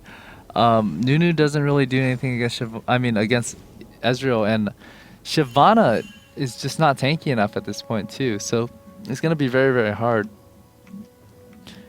Like, I can see this game dragging out for like 40, 50 minutes too, unless either team just makes a really big mistake, which creates an opening for pushing. Because, you know, if V8 has a stronger open field team fight, they're gonna force stuff out in the open. And since Choppa has a really, really good wave clear tower defense, you know, there's gonna be a lot of waiting for opportunities to fight just by V8 or push tower. So they can't be as aggressive as they were. Had they been aggressive and successful early game, they'd be able to just press the advantage and end the game early. But since they were unsuccessful and just gave Choppa a lot of slack, is going to pull very, very late, and it's going to be a very, very difficult game in both cases. Now, or from both sides. I always think about this, but what's your opinion on the Realize on Ahri in this situation? Because Realize, it does synergize extremely well with her kit. However, they already have a lot of disables on their team. Do you think it maybe would have been a little bit better for her to go a little bit more burst so that she has the damage to just, take people out in these fights, since they want to be, aggressive and take these fights in order to be able to push. I feel like Ari and this team comp, she doesn't really want to just get in the middle and just keep on doing damage. It's more of like, I want to go and do damage, back out, go and do damage, back out. With the slow, it's going to allow her to kite better and just not get caught. And so, also, they're going to, like, Ari's a very, very high priority target. And so people usually like to focus her. So if she dies early, she's not going to be able to do as much as she needs to. And so just sticking in the fight and living longer means she can get that passive up and just get more lifesteal. I think she's going to go will too. So, with all that lifesteal she's going to have, just surviving long enough is very, very important to her. But we do have Choppa aggressively pushing down this mid lane. Sion is going to be able to get a push here. He does have his teleport, just came back up. So Sivir taking the blue buff. Sivir, that's one of the strengths of Sivir as well. You were talking about how this game could go late. Sivir can, just stall as long as she wants, just clearing those creep waves. And then the fact that, Nidalee also kind of stalls a little bit. So we'll see. Like you said, I think a lot of it will come down to, the next couple of fights that we see. Sion is actually going to be able to drop this second tower. So even though they lost the dragon, that tower will definitely make up for it. And the map control, if they can get it back, will work with their aggressive team. Honestly, I felt like that tower for Dragon was pretty much worth it because it gives them the map control that they need. And taking tower for V8 is actually very, very hard. Like, hypothetically, if they just ace the team and they don't have inhib tower down, I'd rather take inhib tower than just rush for Baron right away. Because, you can use the Baron, force another fight. Because at this point, I feel like if you have a stronger team comp, Baron's easier to come by than actually taking tower for V8. So, with the aggression that we're seeing from V8, coming into this, I mean, it's this mid game. It's actually, getting pretty late. What do you think we'll try and see from V8 in order to pressure fights? I mean, lots of ward coverage in the jungles, moving back and forth between lanes to pick people off, or what they need to do is they need to have good map coverage, which they do. They have 1, 2, 3, 4, probably like 4 or 5 wards down. Definitely, like, every team's is starting to have Baron on the mind, so everything's gonna start revolving around Baron. So what V8 needs to do is they need to be able to defend Baron, farm, and just Zerg towers as necessary right now, because I feel like Choppa, actually, if they start pressing, they do have a lot of poke. Without having sustain, V8's gonna have a lot of problems. Yeah, and with Sion on top, he does have the teleport, but we actually have the Twisted Advance onto Ahri, and Mashmi is going to try and take him down really quickly. Ahri is able to get out of there, but MuffinQT taking a lot of damage. Ezreal is perfectly fine. Maokai does go down. Shyvana needs to get out of there. The Ignite, and then Igata almost taking him down. Aphromoo going to chase him down some, but Mashmi is on top of Ahri there, able to pick up that kill. And now Sion in the middle of the team did teleport in, but wasn't ever able to get in on Mashmi. So wow, the double kill real quick from Aphromoo, and now he's chasing down Ezreal here. He will have a speed advantage. Can he get one attack? There it goes. So he's got the red buff. Ezreal doesn't have enough mana for an Arcane Shift. Oh, Sivir doesn't know that, though. Sivir doesn't know that. Now he has enough now, but at that moment, has she just started chasing and just right-click all the way, she got baited by the Ezreal moving to the wall, expecting him to phase shift, but he actually, I don't think, can you click on him really quick? Oh, it's too late. I honestly don't think that Easy had the mana to phase shift right there. He had 50 mana, 90 mana for Arcane Shift, so he wasn't able to do it. He did have the flash up, but still, she could have burned the flash. She didn't really have the team with her anyway, so it would have been hard-pressed to get that kill. It would have been hard-pressed, but having that flash burn for that next team fight is very important. But the that was definitely a successful fight. V8 was able to take another tower, and you have been talking about how it will be tough for them. I mean, particularly with Sivir's short range, it's difficult for them to poke down those towers a little bit. But really, having those kills on Sivir was the worst thing that Choppa can do, because Nunu already is like the whole intention of this game is to buff Sivir and have her kill everybody. Right. That's the whole point of having Nunu, right? And so now, since like the way attack speed, crit, and damage works is it's all multiplicative, and so you give Sivir a lot more farm, everything's gonna multiply, and her damage output for the next fight. Oh, Sion almost engaging on Mashme, but is definitely caught out of position here. Wasn't able to get the stun. Mashme just barely able to get out of there. Sion going down very quickly, but we have the rest of them coming in. Aphromoo is doing very well in this fight, but the burst from Nidalee able to take him down, and Mashme did survive. Shyvana is separated from the team, but a huge one fight for CHOPPAINDACAR. They are a little bit low. I don't know if they'll be able to take Baron. Unstoppable is going to back off, but they will be able to push down this mid tower if they want to. They are actually pinging Baron, though. Actually, never mind. Baron, Igata and Mashme are high enough, so they will be fine. So Shyvana, going to teleport back. So a Baron, I don't know, along with, like you were saying, the strong poke that they have, that regen is just going to allow them to sit outside of towers all day. And because, like you said, Nunu doesn't have that heal, I don't know, that regen is just going to be very difficult for them to deal with. I felt like if V8 just hung back and just stopped them from burning and just allow Aphromoo to actually go by and get some mana back, that fight could have gone very, very different. Because if you just look at it, right, they just got tower down mid. They got, I think Aphromoo picked up 2 or 3 kills in the last team fight, so he was unable to buy it. So with that gold advantage that he wasn't able to capitalize on, he wasn't, he wasn't prepared for that next team fight. Given his ult was up, but he didn't have the item that he could have bought, 1, and 2, he didn't have the mana to just dish out the damage they needed to do, 2. And I mean, Sion was extremely pressed to get in on Ezreal, and Ezreal is very safe. They have the snares, so both Sion and Shyvana are movement speed dependent. They have to just kind of run up and get you. So those snares, are very defensive. Do you think that they really needed to wait until Sion has his flash up before they can engage these fights so that they can deal with Mashme? What they needed to do is they needed to just go back and just prepare and buy. If you know a fight's gonna break out and you're really close to having, say, your flash up, or you needed something to actually be effective for that fight, you need to stall and actually get it. Unstoppable's got to get out of here. Is able to get the smite just in time. Maokai not going to go in on him. That was very good. Did Maokai smite that first, or? No, he didn't. Maokai didn't. So that just means that he got that proc on that Wriggles on that Q. Otherwise, there's no way. Yeah, it was a little bit close as far as whether he was going to get it in time. If he didn't get that last Wriggle proc, Maokai would actually been able to chase him off and he wouldn't be able to get it. And blue buff is now on Nidalee, so she's going to just be chucking those spears for a while. Aphromoo can, defend the tower very easily, clear those creep waves, as long as they don't get poked by these spears. Oh, that one almost chunking Takashi there. It does hit a minion. This type of fight is just not good for V8, We do have some Choppa does have Baron. With that heal from Nilly, because she is AP, whatever poke they do have, they're going to be able to just top off. And if they get hit by 1 or 2 spears, it's going to go really bad really quickly. So I just don't see V8 being able to hold out mid. And this, I feel like they're going to lose in hip here, just because the poke from Choppa is just so immense. With Baron buff, V8 is going to drop too low too quickly. We do have some nice poke from Mashme onto this tower. He is very safe, positioning himself away from Sion, all the way on the other side. Knows he doesn't want to have that hard engage there. V8 is doing a pretty good job playing Frogger, though. Yeah. They're not getting hit with all the poke, but once those traps build up, it does quite a bit of damage just walking on it. Oh, and there's the snare onto TreeEskimo, so he's going to take a little bit of damage. Both him and Aphromoo are, getting kind of low, so it will be tough for them to engage. It's gonna force them all back right now, and they're gonna lose tower. So the moment anybody goes back, ooh, wow, he flashed, but he didn't root anybody. Oh, but there's a spear right to the face of TakashiX. So basically, Takashi losing that much health means that this is a free tower on the next wave, because she's not gonna be able to get back in time.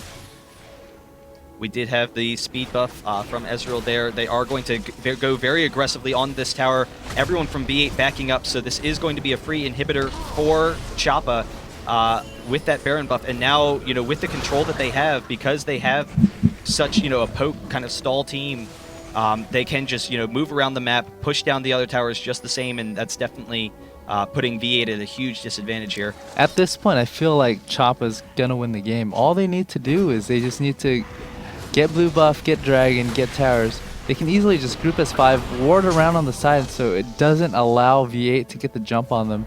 So right now I feel like each of them has over 1,000 gold, and they're going to buy and they're just going to regroup, and they're just going to take everything from V8.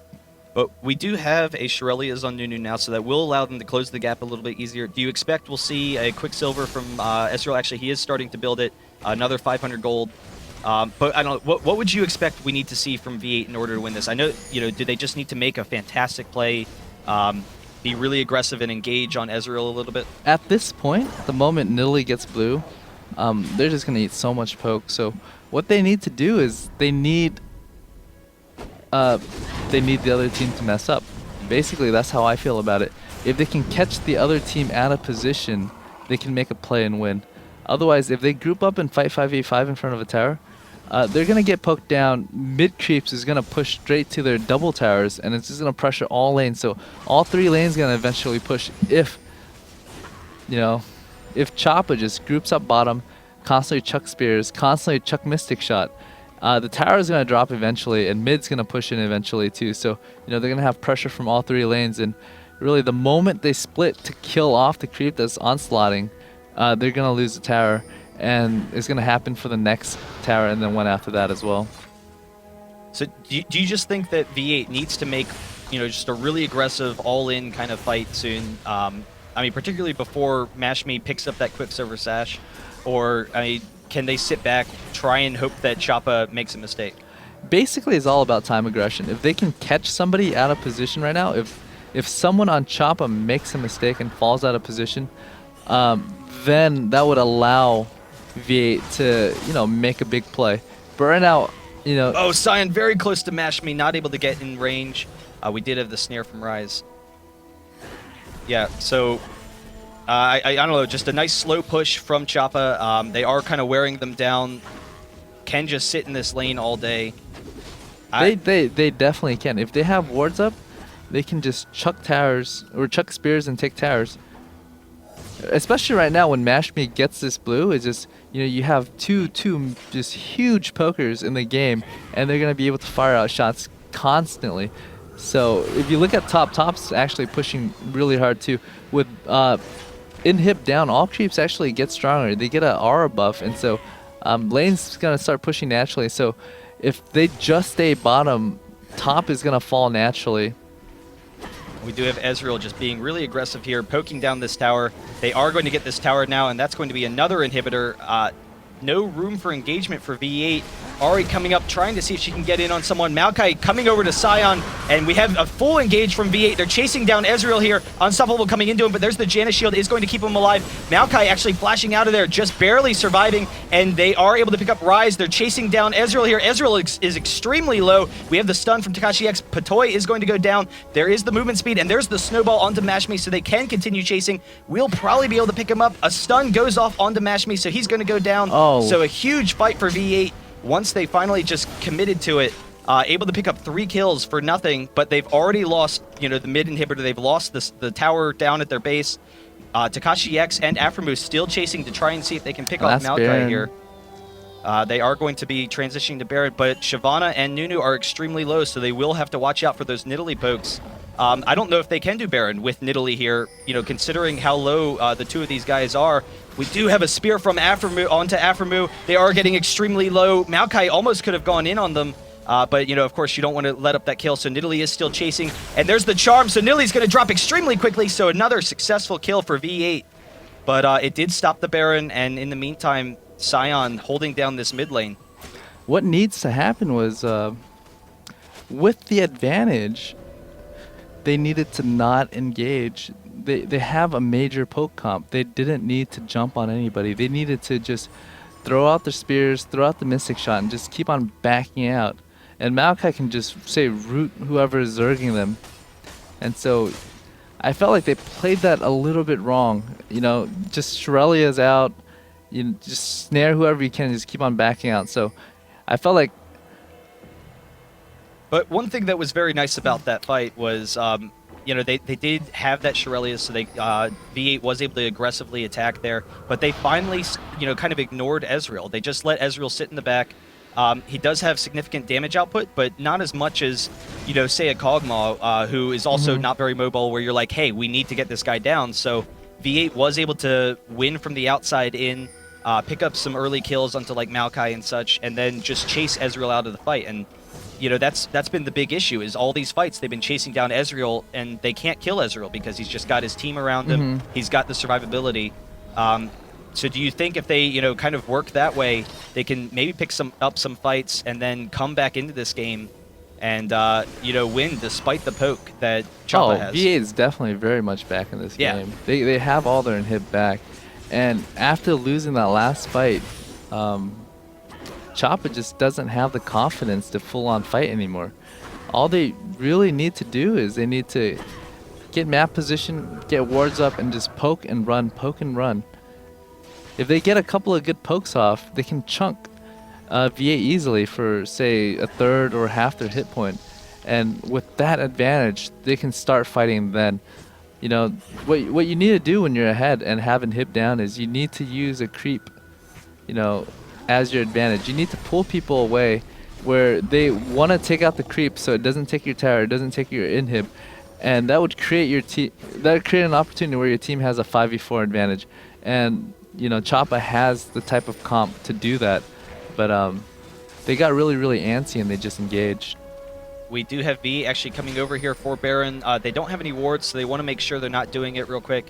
They do see it's not, being taken, so they will back off here. MashMe going to get some nice poke on the TreeEskimo shield. He'll be fine. I don't know. It should be pretty interesting. We have seen, V8 has done a very effective job of avoiding the Nidalee Spears and avoiding MashMe's Qs a little bit. And, because they have a poke team, they definitely can't, force any fights. They don't want to force Baron because, that's going to put them all in a clump situation where V8 can, potentially pick up another win. And since V8 does have the inhibitor back up, they're in a position where they can be a little bit more aggressive with fights, or a little bit more passive, with fights, knowing that they're not going to just automatically lose by, creep push. They're basically back in the position that they were at about like the 25-minute mark, where V8 has a stronger team fight position, and Choppa has the better anti-push poke position.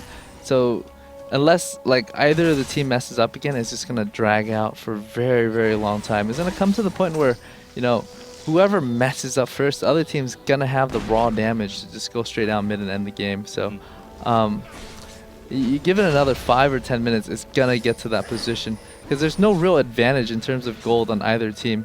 Like gold for gold, I feel like V8 is just so much stronger because just the type of champions they have, it utilizes the gold so much better. But in terms of like champion skills, they're still going to have a really, really hard time pressing against Choppa. Ezreal was able to take the dragon there, but I'm kind of curious whether or not...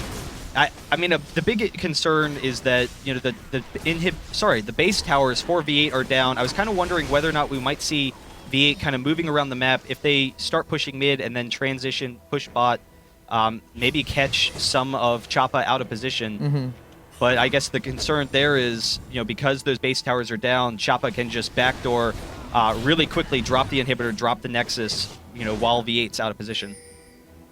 So what do you expect that we'll start seeing from these two teams, particularly V8, in trying to force fights to their favor? Basically, since V8 does have naked inhibs, what they need to do is they need to keep lanes push, so it won't allow the creeps to just take inhib for free.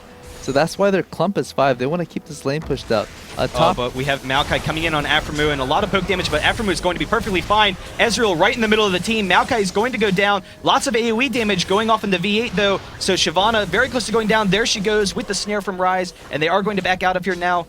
They should be safe enough where they can just, get out of there. Ryze actually chasing down Ahri a little bit, but all their flashes are down. They do back out, so this is going to be another inhibitor for Choppa. I'm a little bit surprised that V8 wasn't able to win that fight a little bit quicker, but the big concern is they wanted to take down Maokai, and he was just too tanky at this point, along with, the AoE damage reduction. Maokai is definitely a lot tankier than, say, Shyvana, because one thing is Sivir is 100% attack speed dependent, except for her boomerang, and when you're focusing Maokai with the Randians and there's a Ryze nearby. But there's the stun on MashMe. He is going to be able to get out of there. Ryze, with him to back him up. So, I'm sorry, what were you saying? I was going to say, like with Sivir focusing on Maokai with the Randuins and the Frozen Heart not too far away, she wasn't able to kill Maokai fast enough. So, that's like one big thing. Shyvana, also, another thing is she's not really tanky. Maokai is just significantly tankier than she is. So, Maokai was able to tank a lot longer, so in the long run, I felt like that's probably the reason why Choppa won that fight. And like another factor is Choppa was able to get a little bit of poke off. If you look at Takashi's hit point before the fight even started, he was at about like 7%, and a couple other people weren't even full either. So definitely with all that poke, it creates an advantage. And when the advantage is big enough and you feel your team can win, that's when you go. But one bad team fight, and I feel like Aphromoo can actually wipe the floor with him. He's that farm at this point. Well, that is the big thing with Sivir is she's, her sustained damage is just so effective. Does have the Last Whisper along with the Phantom Dancer. But I guess the concern is whether or not they can, sustain the fight long enough, protect those, tanky champions up front. And now a lot of the team damage from CHOPPAINDACAR is magic damage. We do have a lot of armor for V8, and I recognize that's because they want to be avoiding the damage from Ezreal, but do you think it would be worth it for them to pick up some magic resistance at this point? I feel like... Or are they just okay with, just chasing down Rise, and Nidalee just doesn't have enough sustained damage? Basically, the only one that really needs MR would be Shyvana, because she's going to be the tank line. If they get this Baron, I feel like it's going to be game, so... They're going to either need to smite steal this. It's pretty close. I don't know if they're going to get in on time, actually. So we do have Choppa taking down this Baron. Actually, no engage from V8. That's uncontested. There's just too much pressure from lanes in every direction. You have bottom pushing, top pushing, and just mid and bottom has super creeps, and top has a big wave. So it just wasn't wise for them. Unless they can steal Baron, it wasn't wise for them to go on and engage on that fight, because one is an uneven fight. It's gonna take a while for Sion to teleport in, and two, well, they didn't have a teleport because they, the oracles, they were able to clear out the wards on the Baron. And two, since the wave was too big, if all 5 faced off at Baron, the creeps would have just naturally pushed in and taken the tower at base. So you're trading. All right, we can potentially fight this and win this. We do have the stun from Sion on the Maokai. A little bit of damage there. Oh, he's going to heal that all back up with Baron buff and his passive. And with Nidalee as well. All he really needs to do is smack and creep a couple of times and have Nidalee heal him, and he's going to be at full hit point. There's the stun on the Mash Me, but he can time it for the Arcane Shift out of there. TakashiX taking a lot of damage. Aphromoo chasing down Maokai here. Can they bait out the ultimate? The ultimate is down, so this might be a good situation for them to engage on. They're just going to kind of back off, but in the meantime, we have a huge creep wave push on bot and mid, and Aphromoo is going to have to back out of there, clear those waves. Nunu is low, so he's going to have to regen in the fountain. So just the slow push working, and there's a Nidalee spear right to TakashiX. That's a free tower. Takashi can't fight this. Oh, so we have an engage from Maokai, and Sion is going down pretty quickly. Ezreal is safe on the other side here. Ahri can't even get in the fight. No damage there. Ezreal flashing in on the enemy team. We did have the Sion stun, but this is a huge win for Choppa. Right there. This is GG. Congratulations to CHOPPAINDACAR winning 2 games against V8, and V8, they were #1 in our qualifiers. They're one of my favorites coming into IPL 4. To compare them with Dignitas and TSM, they've been around for a long time, have been an extremely aggressive team with their comps, but Choppa, extremely impressive play with that poke team. I don't know, what were your thoughts on the game? I thought that V8 definitely had the early game advantage, which they can press into the victory later in the game.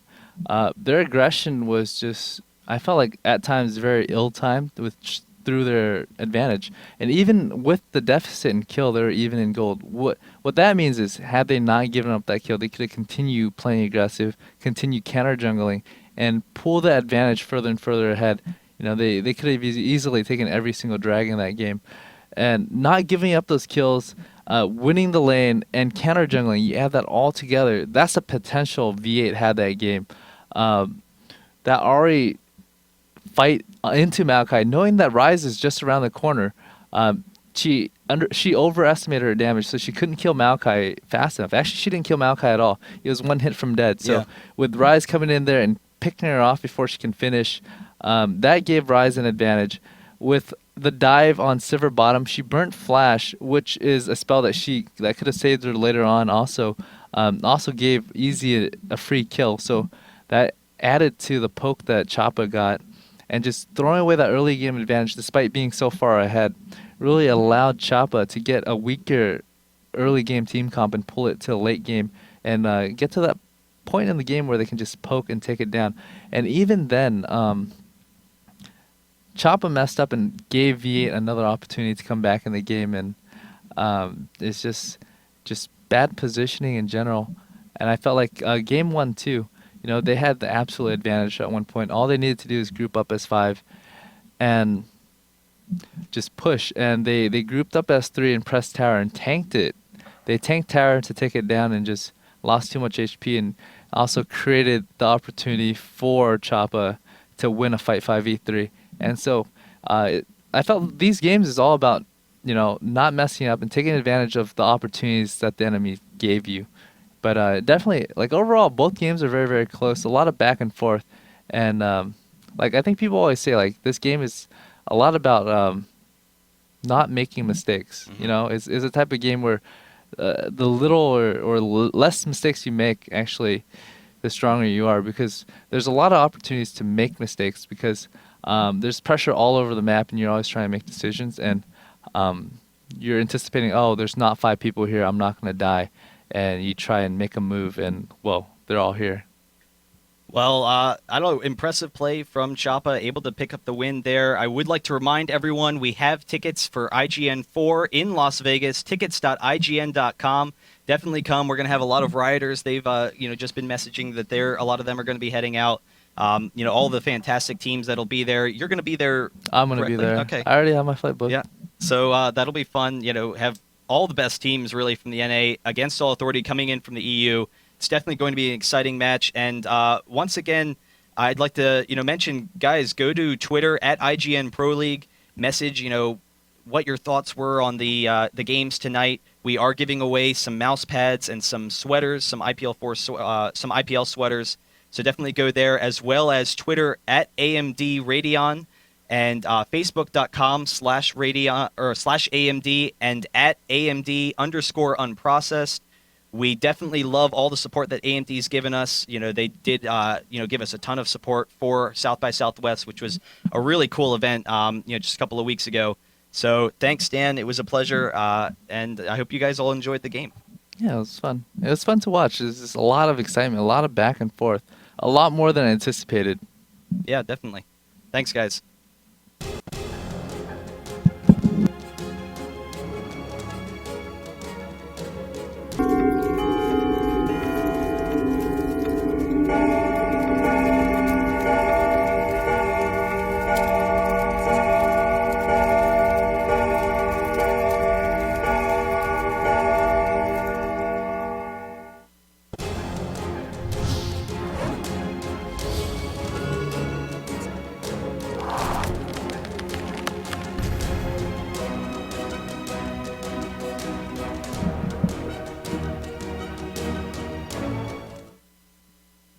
Hello, Summoners. It's a joy to have you with us today.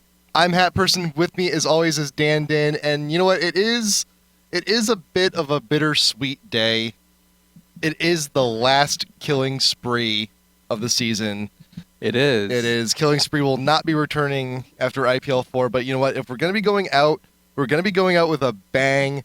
Now, Choppa won last week, but they couldn't join us this week. So we got these two teams. They're kind of popular, guys. I'm not sure if you heard of them. Team Solo Mid and Dignitas. Yeah, I hear they get around. I hear they're pretty good guys. Yeah, they're pretty popular. Familiar. They sound familiar. Yeah, definitely. No, it's everything aside. Two fantastic teams, two great teams, two teams we're very familiar with. We have the IPL 3 champions Dignitas and Team Solo Mid with Dyrus. Mm-hmm. Tell me a little bit now. This been somewhat recent news. Dyrus joined TSM, former Epic member. Mm-hmm. Tell me a little bit about Dyrus. Tell everyone out there who doesn't know about Dyrus. Who doesn't know about Dyrus? Who doesn't know? All right, let me give Dyrus? you like a quick bio on Dyrus. He's basically a Hawaiian native, and right when he graduated high school, when he turned 18, he kind of wanted to go to college and he couldn't, and so what he had to do is he had to work full time. He was a plumber and he played League of Legends part time, and he was actually originally on my WCG team, but he couldn't make it to WCG because he had to fulfill work obligations. So I think for him, like playing League of Legends is like something he really, really enjoyed, but just never had the opportunity to play professionally. And then, you know, you fast forward a little bit, and he had the opportunity to go to DreamHack, and that really just catapulted him into the scene. And from then, he just got more and more popular. And there came a point where TSM decided, hey, we're going to move to New York. That way we can get some serious practice in. And Dyrus, being a friend of mine and Andy's, Reginald, by the way, since beta, he just asked, like, hey, Andy, I'm kind of sick of Hawaii's internet. It sucks really bad. Can I move in with you? And Andy's like, oh, yeah. Because, you know, you meet people on the internet. You don't really have to meet them. And you can already, like, feel like you've developed, you know, a friendship already. And especially they met at DreamHack, too. So, yeah. You know, there's already a good rapport. And so he moved in with them.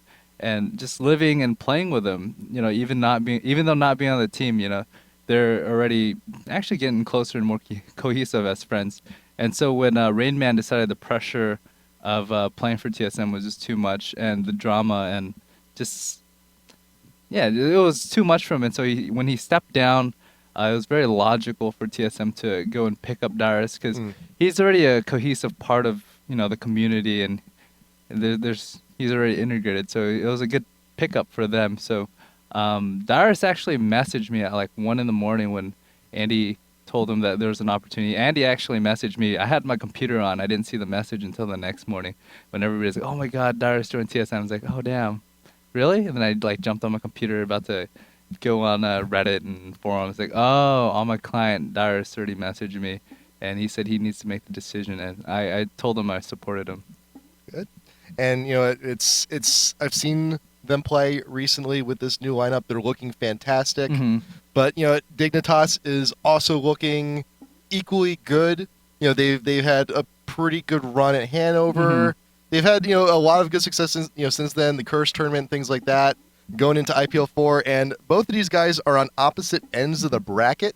Yeah. So if they both just run through winners, that'd be a pretty good winners final, I think. Yeah. I think this would be a good preface to what might happen in the finals, because these are really two really good teams, especially. Yeah. Because TSM took second at Kiev, and the following month Dignitas took second at Hanover, and I think both teams were present there for both tournaments. So, you know, and you got TSM one hand taking first at MOG Providence. Yeah. And you have Dignitas on the other hand taking first at IPL 3. So, you know, you look at the comparisons, like, oh man, all right. So let's see these two great teams with like similar achievements and just see how well they do against each other. So I think this should be a really great match, because from my experience when both teams play, it feels like either of the team can win at any point, you know, because TSM did beat them in Kiev. I don't think they ever met in Hanover. So I don't recall. Yeah, they're on different brackets, and TSM kind of dropped the ball a little bit. They didn't make it to the second day. But right now, this is definitely a hint of things to come. Next weekend at IPL 4, we may very well see this exact same match in the brackets. But for now, for everyone out there, we want to know who you think is going to win. Just like always, just tweet at us at IGN Pro League. We're giving away, just like last week, we're now doubling up 2 Razer mouse pads and 2 IPL hoodies. We're going to pick 2 of you at random. You're going to win that. And once again, shout-outs to AMD, supporting us, supporting esports. Be sure to like them on Facebook, facebook.com/AMD. Post on their wall. Let them know that everything they're doing is absolutely appreciated by esports, you know, and the LoL communities and everyone out there. But for now, I think we are about ready to get this game underway. So we flipped a coin. TSM does get first ban, first pick, and we will see what they do with that. But so what are some of the comps that these guys have been running recently? Because I mean, I've also seen like Dyrus play like, a lot of Vladimir top lane as well. Yeah, definitely. You see a lot of Vladimir top lane, because Vladimir is a really strong champion late game. Once he gets to the point where his pool is max, you know, he can dive into a group, you know, drop his Tides of Blood, Transfusion, and Ultimate, and really when he drops really low, he can pull, and then when he pops out, his ultimate should pop, and it should heal him for a good amount. And really, once he gets to that point where he can get an Hourglass too, he can get 2 pulls off. So it's really hard to shut down Vlad at that point. And so, you know, he's a very, very safe top lane too, and he counters a lot of champions up top too. So just overall very, very annoying to deal with, very hard to gank. And I was also reading the chat before we were getting in here, and a lot of people in chat excited to see a possible Mordekaiser on Scarra. Yeah. Scarra's been playing a lot of Mordekaiser, and Mordekaiser is one of those champions where he kind of gets low too, and he pops his ult, and he gets his shield up, and he gets the heal if he has a will too, because the ult does have an instant nuke for a percentage of the other champion's health, and since it's a single target, it gets the full effect of the will too. So it does a lot of healing, it does a lot of shielding, and really it does a lot of damage too. So if you see the Mordekaiser pick, I don't know if you will, but it's still a possibility. Basically, Dignitas is going to want to gib somebody and really just use that as an advantage really quick. Not so sure though if we're going to be seeing that Nautilus top again though. It didn't quite work out for him. Yeah, it didn't quite work out. I think Voyboy's he practiced Nautilus a lot before Hanover, and I think it didn't work out too well at Hanover. So hopefully, well, maybe it still has a bitter taste in his mouth, so he might not want to pick that. Definitely his Lee Sin top lane is still very, very strong. It beats off a lot of champions, like especially when Aurelia is really popular. Lee Sin would do well against Aurelia. But unfortunately, Lee Sin has been banned out. So TSM has banned out Alistar, Lee Sin, and Ryze, all solid bans. Dignitas a little bit more targeted. We got the Udyr, Urgot, and Cassiopeia bans out. And first pick immediately from TSM, top support in the game right now, that is Janna. Yeah, I think Janna's got the highest win rate right now of all the support, so... I was calculating all the stats from the tail end of our qualifiers, from all the recent big tournaments right now, and if I remember correctly, I think Janna was picked in a little bit over like 33%. Like every third game, she was having a fantastic, massive presence. Yeah, she's just getting picked that much because of the recent heal nerfs. Yeah. Basically, with the heal nerf, you know, heal being weaker, that makes just every other champion stronger. And really, when she shields somebody, that's independent of Ignite. So Ignite doesn't really cut the shield in half too. So it's a very, very good to have a lot of times. Not to mention, you pair her with a very aggressive AD carry, like we've been seeing Mono do Janna Graves quite a bit. Janna with the Vayne hurts quite a bit. Yeah. I've seen some Janna Tristanas also as well, but Ashe actually being I'm actually picked not up. surprised. Like with the Janna Ashe is just gonna make the volley hit really, really hard. It provides a lot of safety too.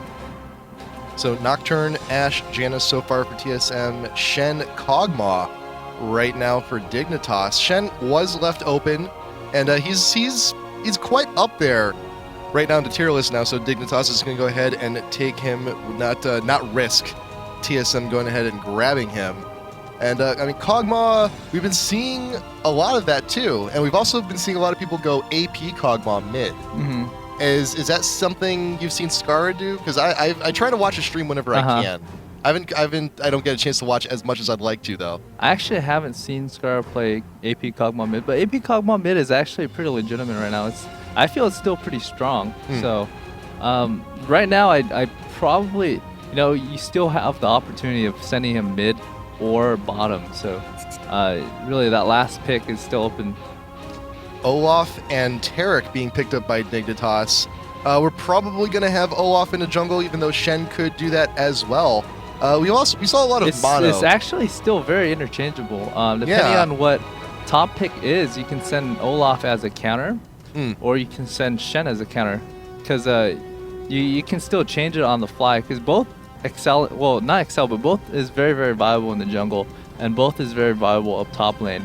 And Kog'Maw is viable mid and bottom too. So Dignitas has the opportunity of just swapping around whichever champion they feel like would fit the role. So they have a lot of versatility in that right now. And that's the beauty of, you know, doing these processed picks in a certain order, because you're still not quite sure where the enemy team is going to be putting all their champs. Yeah. Like I will go in solo queue. They would pick a Vladimir 4th pick. Mhm. I was like, oh, he's got to be going top.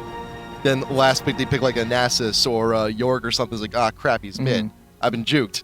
But Vladimir and Kennen being picked for TSM. So we're probably going to see Dyrus doing his Vlad up top, Kennen in the mid, Janna Ashe bottom. So they're gonna do like a heavy pickoff comp with Ashe Nocturne. Basically, when Ashe hits an arrow on somebody and Nocturne follows up, if a champion's alone, they can pick them off pretty easily, and that's gonna give Kennen and Vlad enough time to actually close that gap too.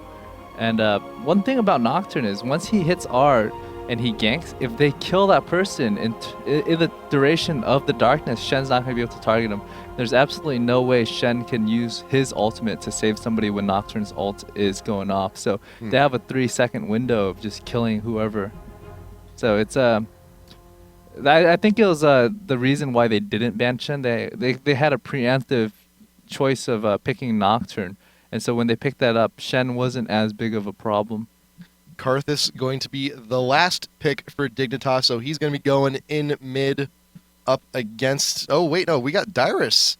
Dyrus is actually going to be taking Kennen, so we actually see Kennen top, Vlad mid. That's very good. Because I was thinking, because Kennen does really, really well against both Shen and Olaf, more so than Vlad. So if Dignitas was going to just do the switch up with Olaf and Shen top, Kennen would be able to handle both of them. And really, Dyrus is very, very good at both champions, both Kennen and Vladimir.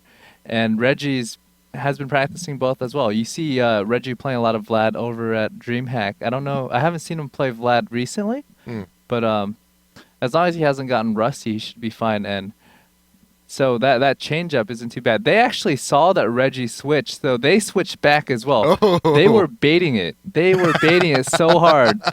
So it was a lot of mind game. You can probably like talk to TSM. It's like, all right, they know that Kennen beats Shen top, right? Yeah. So they swapped it, and they're like, all right, the other team also knows that, so let's like switch it and then switch it at the last minute to throw them off. Because what you can do is you can tell like who's in what row and where they're gonna go. So TSM kind of swapped it and bait them to switch last minute. So that was pretty hilarious. So there's a lot of mind games just in the lobby right off the bat. That is hilarious to me. That is so funny. It's just like whoever's at a disadvantage, who can't get that last swap off. It was so funny because TSM waited until 2 seconds on countdown before they swap. And really, that late in the game, it's hard to do runes and masteries. So Yeah. what Dignitas would have to do is they changed the runes and masteries, and they switched it over, and then they swapped. But by then, TSM had already they have both books ready to swap off instantly, and they just swapped instantly too. So definitely a lot of mind games, and I'm already excited just because of all that. I mean, I wish we could watch their streams just to see like the planning. I want to see the look on Dignitas' face, like, oh damn. I want to see I want to see who bested who in just like the whole like chess move thought process. Like right after this, like as soon as we're done, I'm just gonna go to Scarra's stream. I'm gonna hit the archive on Twitch, and I just want to see that moment. You want to see that? But I also want to hop on like Dyrus' stream. And I want to see the reactions from both. I thought that was very funny because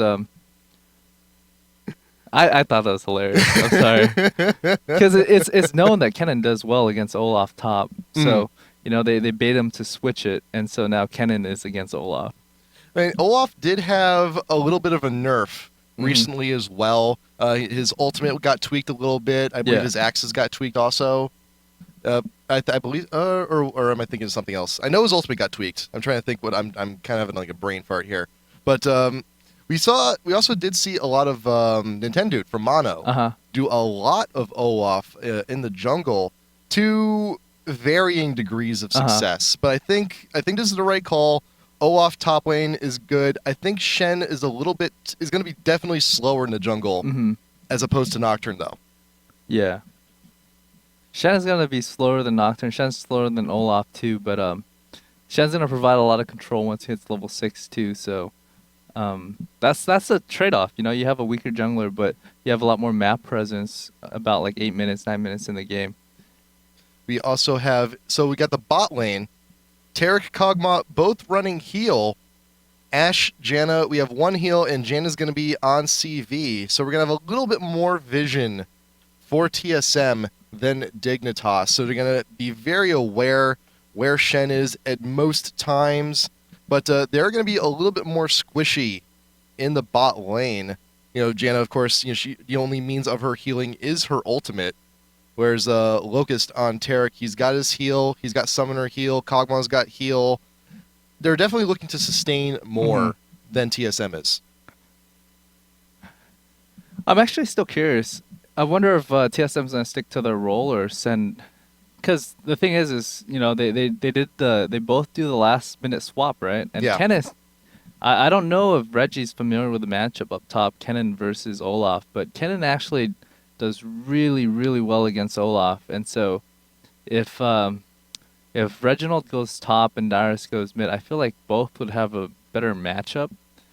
But I'm not sure if both is familiar with like being able to swap mid and top on the fly like that. I feel like if Kennen goes against Olaf and Vlad goes against Karthus, they would both do better. Just overall, I think Kennen versus Karthus, it should be about even. But in terms of Kennen versus Olaf versus Vlad versus Olaf, Vlad can still get, controlled by Olaf. All right, so we are in the game number 1, TSM versus Dignitas. I want to take a look at Reggie real quick. So we got the AP runes. We will not be seeing an AD Kennen here, unfortunately. We've been seeing a lot of that too recently. Just if you go into regular solo queue, you see a lot of AD Kennens these days as well. Dignitas getting a little bit of a point defense started. So what you're gonna see is you're gonna see Voyboy take the Wraith up on the bottom. Yep. I mean on his side, and then they're gonna do blue at the same time. So I feel like Dignitas is just gonna try and get as much advantage early game as possible and just farm as much as they can. We got a nice little scatter here. We got a nice little point defense on both teams. Chaox and Locust there in the bot river. We got Dyrus and we got Voyboy up top lane. Trying to see what everyone else can see. So Locust, basically, we got vision. What both team wants is they both don't plan on invading. They just want to protect their side, and they want to get as much farm in at level 1 as possible in terms of like taking early farm. Shen's probably going to head straight to blue and farm his wolves and blue, while Olaf does he's going to do the Wraith, and he's going to have that level advantage up top. So if Vlad doesn't know that Olaf's gotten Wraith, and Olaf hits level 2, he's going to play really, really aggressive, and he might be able to shut down Vlad. Other than that, I feel like it's a skill matchup, Vlad versus Olaf up top. But this could be very, very bad for Dyrus if they don't stop this. Reggie, Dyrus throwing shurikens into the camp. They don't quite exactly have vision here. They got Voyboy in their sights now, trying to push him away. Blue Wraith has been taken. Dyrus is going to get the last hit on that last Wraith. And then right here at the blue, Dominate will go ahead and take that. But we saw Xpecial really wanted to get a ward down by the Wraiths. Could not get close enough, so they had to settle for just one ward in that bush right over there. But Dignitas knows they saw it planted. And Chaox Xpecial now starting in bot lane. QtPie and Locust now joining them. And we're going to have Voyboy Dyrus top lane duking it out. So right now, Voyboy does have that blue Wraith advantage, and the good thing is Dyrus was there when he did it, so he knows that Voyboy has the advantage, and he's going to ding level 2 really quick. I think he already dinged level 2, so I think if it had gotten him off guard, he might have actually taken a lot of damage, because Olaf would have been able to harass him without Dyrus having pull up early. So right he's now, actually chasing Dyrus right now up top. Yep, yes he is, and Dyrus is already having to use quite a few potions already. He's already had the burn one. He did get the boots, and Dominate has gotten the red, so he should be starting to head into lane. This is actually very now. dangerous for Dyrus, because the lane's not pushing fast enough, and he's hanging on the top side. He's actually further away from tower, and Dominate knows this, so he knows there's a gank opportunity. If the axe land, Dyrus can potentially die. We might see it. Axe does hit. He's trying to get away. He does have the pull. He did get it at level 2. A nice little laugh coming in from right after that, right after the failed attempt. After South by Southwest, I just love that chain taunt that he did. It was so entertaining to me. He does do that a lot. I think the gank would have been a little bit better if they let Dominate get about a second closer. Because what happens is if he can get in melee range and right click, it would have forced Dyrus to use his pull. And when Dyrus uses his pull, Dominate can just follow and force the dash taunt right after he pops out. And that would have given Voyboy free time to close more distance and land the second follow-up act. And then it would have burnt his summer spells at the very least. Xpecial and Chaox are in an absolute pushing spree in bot lane, and OddOne is lining up to see if he can make something happen on Scarra, getting a little bit too far out of the river, and OddOne flashes in, gets the advance on Scarra. Ignite has gone down, he is feared, and he will fall. OddOne does get the first blood, but will he be able to get away? He's got both buffs. Dominate will take both of them. Now here's Reggie's opportunity. Can he kill Dominate and get both buffs? Yes, he will. Oh god, that was so good for them. Wow. That was a very good play for Nocturne, because Reggie forced him over onto the left side, and Karthus had no idea. As far as he knew, he was safe because Shen was over there. And so the Nocturne flash jumped over, and it was actually in front of Karthus. So if Karthus was going to flash to the right, back to his tower, Reggie was on that side. If he's going to flash to the left, he's not going to break the leash on Nocturne. So they had him cornered on both sides. So Karthus was either going to get stunned or going to get feared regardless. And just really, really good play by TSM right there. Wonderful play, wonderful planning. Get the first blood, and both buffs on Reggie.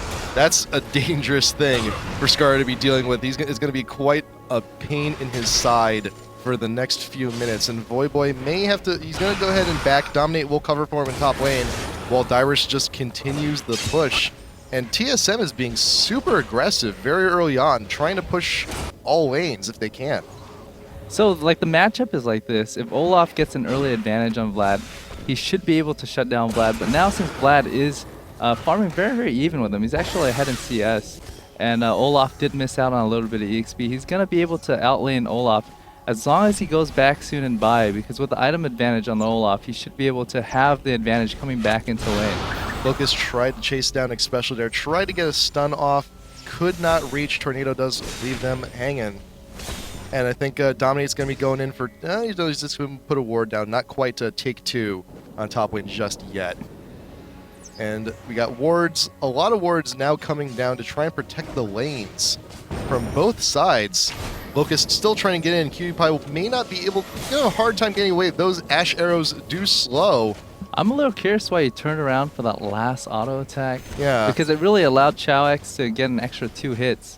Especially with the shield on, that 1 hit isn't going to break it. If he's going to do an exchange, he needs to do at least 2 hits to break off that shield. So I felt like just turning around actually puts him at a little bit more disadvantage. He's out of pots at this point.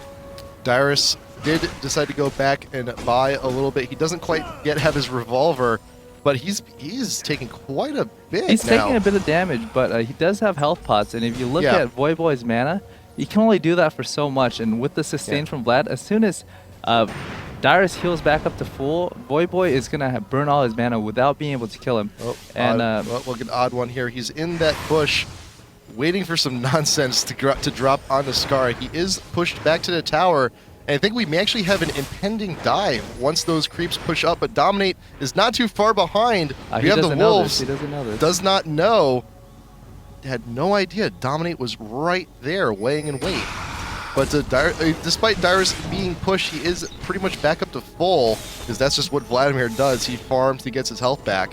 And Blue, stolen for TSM from Dignitas. Oh, this can be very bad. This could be very bad. Oh, they both backed out. They probably felt it was too high risk. I felt it was pretty low just because I have map hack, but We do have that advantage. Anyways, exchange up top, you saw Voyboy get very, very aggressive and burnt a lot of mana harassing Dyrus. So now that Dyrus is full, if Voyboy does the same exchange that he did the first time around, he's going to be back at 0 mana. He's not going to have enough for Ragnarok to chase him down. So you look at his mana now, he did do a lot of harass on Dyrus. Dyrus is very low, but if Dyrus can top off from that, you know, Voyboy's not going to have enough to harass him now.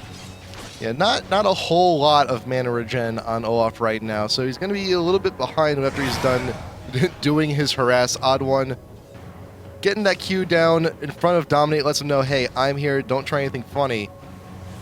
and Scarra returns to the mid versus Reginald. And the ultimate from Reggie coming down on Scarra. Ult from Nocturne here to join the fray. Fear goes down, he is stunned, but will he be able to get the kill? No. But we have an ult still going down from Scarra. Will he be able to get both? He won't get anything! Reginald's still alive with 50 health. No, that could have been something. It could have been really bad for either side. It's I felt like if Reggie had gotten slightly closer and gotten the stun off on Karthus, he probably would have died before he gotten close enough to tower. Because Nocturne could have just stuck on him. And with the fear too, it's just a lot of damage that would have gone out. Pings from Dignitas going on their own blue, but they will find very soon that it is indeed missing. Scarra will be going back to lane a little bit disappointed, but now it's now Dignitas' turn to push. PewDiePie and Locust pushing Chaox and Xpecial to tower.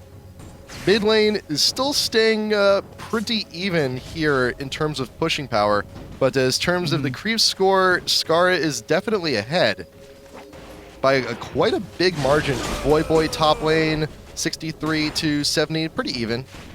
Yeah, the whole thing is his bottom lane is still winning. Xpecial is stunned by a Locust. Ult goes down. We're trying to pick him off.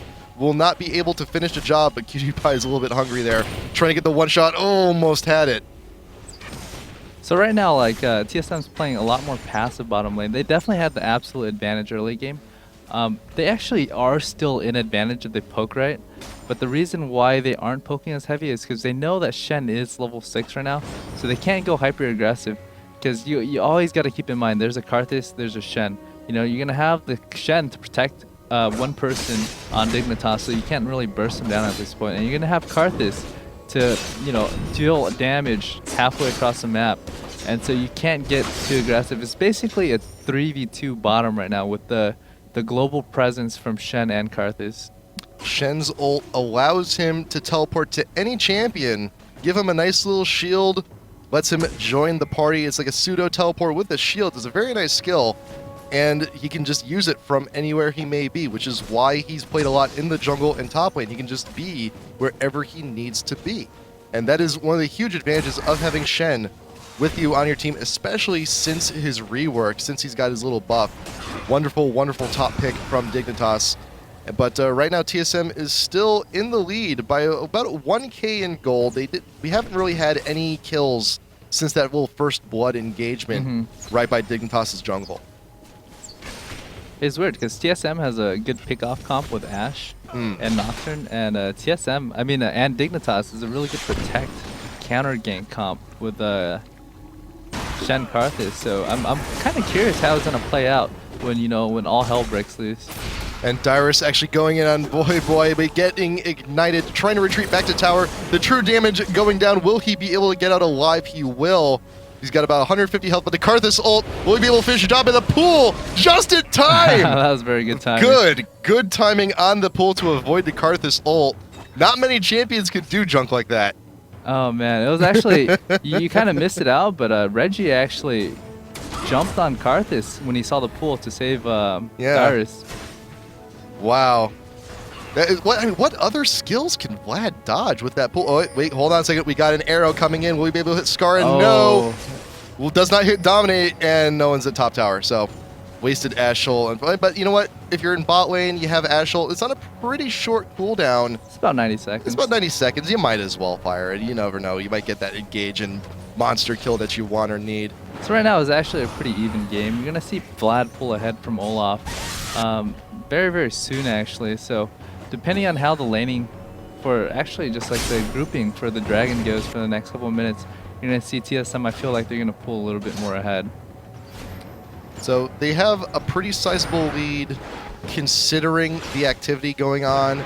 We've had, right now, top lane, Vlad is now edging out in CS. Bot lane, we've got Ashe actually pulling ahead, but right now Locust being spotted out in the jungle. An odd one there for the sandwich. Reggie needs to be there. Reggie needs to be there. This is dangerous. Yeah, Reggie is still stinging. It's actually not too dangerous because I just looked at Karthus' mana. He's at very, very low mana. Yeah, he needs that blue. If Reggie does, Olaf is there too. This is not good. This could be this could be very, very bad.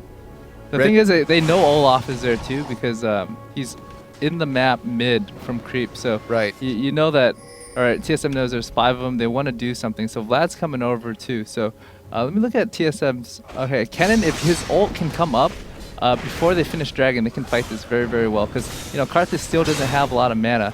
With the poke that they have in the engage, it can be very, very bad for Dignitas as well.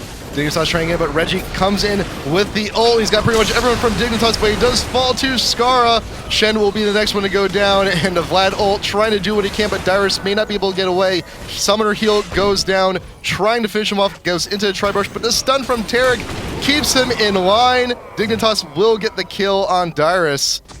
Dragon still up. They did not manage to take it, but they should be able to take it pretty much uncontested right now. So right there, if Ashe had her arrow up, I wasn't sure if it was on cooldown or not, but it is up now. It is up now. I was assuming because she shot the arrow mid and it wasn't on cooldown yet. Had they just stalled it out and not engaged and waited for the cooldown, they would have won that fight 100%. But since she didn't have that arrow, Reggie dropped too quick because they were able to just completely focus him down. And so he wasn't able to output more damage than just the damage he got from his ult.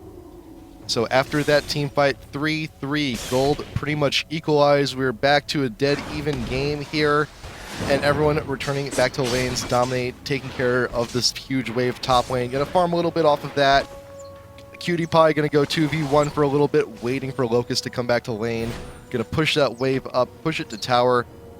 OddOne gonna be going back as well. What has everyone bought recently? What do we got? Olaf, looking, he's looking for, let's see, he's got the Kindle Gem. He's probably going for the Zeke's Herald. He's probably going for Zeke's Herald. Yeah, Zeke's Herald sounds about right. Let's see here. What else we got? And now I realized we got actually a Doran Shield on Dyrus to help mitigate some of the damage, get a little bit extra health regen for him top lane. We got the triple blades and the BF sword for QTPie here. We got a lot of damage down on that. We got the Rod of Ages here for Karthus. He's going to be building all that health, mana, and AP over time. After 10 minutes, that'll be fully stacked.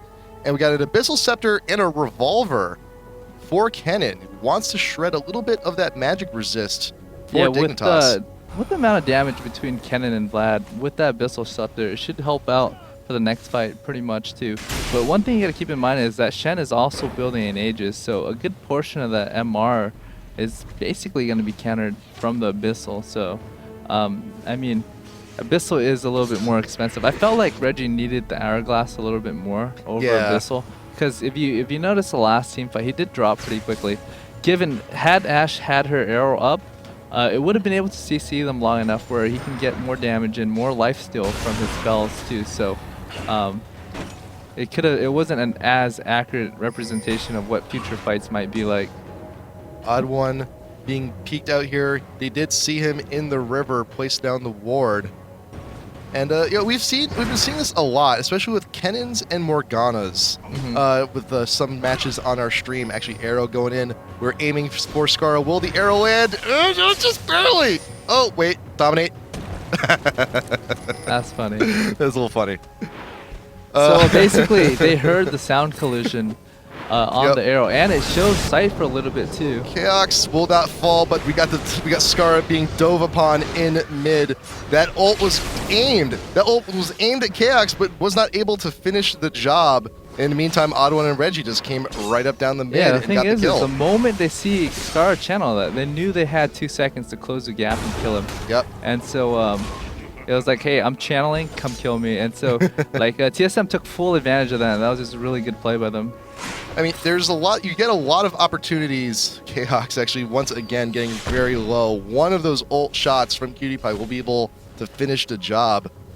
But yeah, it's really, you know, if you're playing as Karthus, you see someone on the enemy team get low, and like you want that kill, you really do. But there are some opportunities where it's just not worth it because you're just going to be singled out, dove, because you're very vulnerable. You have to stay, you have to channel that. Xpecial being smacked under your own tower, about 250 health will be able to walk away. Had Reggie gotten there a little bit earlier, could have made a difference. Probably wouldn't be able to kill them though, just chunk him a little bit more. Just because he doesn't have his ultimate up. So, playing as Karthus, what are some of the opportunities where you shouldn't use your ult? Where you shouldn't use your ult? Basically at every team fight you want to be able to get your ultimate off. Ideally, you want to use it at the beginning, but when you're using it at the beginning, you're not able to cast spells, so you can't maximize that damage. So, the trade-off is, do I use it early to guarantee the damage on everybody? You do that, they can potentially heal back up if you don't full-on engage. That would be the highest damage. Oh, Voyboy now hiding in the bush. Want to get the engage on Dyrus, but he does pull away. We'll be able to get back to tower, but Voyboy is still in pursuit, getting the true damage and the ignite off. Summoner heal goes off, but I think the ignite will be able to finish the job. Shen ult coming down from Voyboy and the axe. Oh, that axe. Oh, that axe. And this top tower will be taking quite a bit, but it looks like Reggie has something to say about that. Nah, he's just... There's no way. Yeah. It's too dangerous for him. But he's going to give it a shot anyway. He's just going to let him know that he's there. But yeah, I was hoping that Voyboy was going to stick around for a little while longer. If Voyboy went to blue pill in the brush, then maybe, but... Yeah. And we got Arrow going down in bot lane, trying to make something happen, but nothing doing. And Reggie in Steed, with Dyrus' absence, will just go ahead and decide to put some hurt on the top tower. Taking a shot, nothing huge. So, like, the thing I was talking about Karthus earlier is, yeah, like, if you want to maximize the damage you can do on Karthus ult, you use it at the beginning of the fight. But the risks that you hold using at the beginning would be they don't engage or the fight doesn't happen. So, you lose out. OddOne ultimate going down, gonna be smacking dominate, but with the taunt, Kennen comes in with the ult. Karthus ult, there you go, right at the beginning of the fight, does something, and Voyboy manages to get the last hit on the OddOne. So 1 for 1 right there. But a tower will fall amidst all of that mess. So Dignitas' top tower has fallen, their mid tower has fallen. So TSM's got a little bit of a positional advantage. They've already taken 2 towers, they're continuing their push, and bot lane is kind of stagnated. It's a little stagnated. It's because Jen and Ashe does exert a lot of pressure. They both have a lot of potential to kill each other down bottom. Because, Nocturne can go in at any time and kill them. But Shen can also go in at any time. So they're both very cautious of each other's composition, so they're not being too overly aggressive. I think they dropped 2 wards on accident, both pinks too. Yeah, they did right there. But Locust now coming in through the jungle, trying to make something happen, just getting the stun off on Chaox, doesn't really do anything to his shield, those will go ahead and walk away.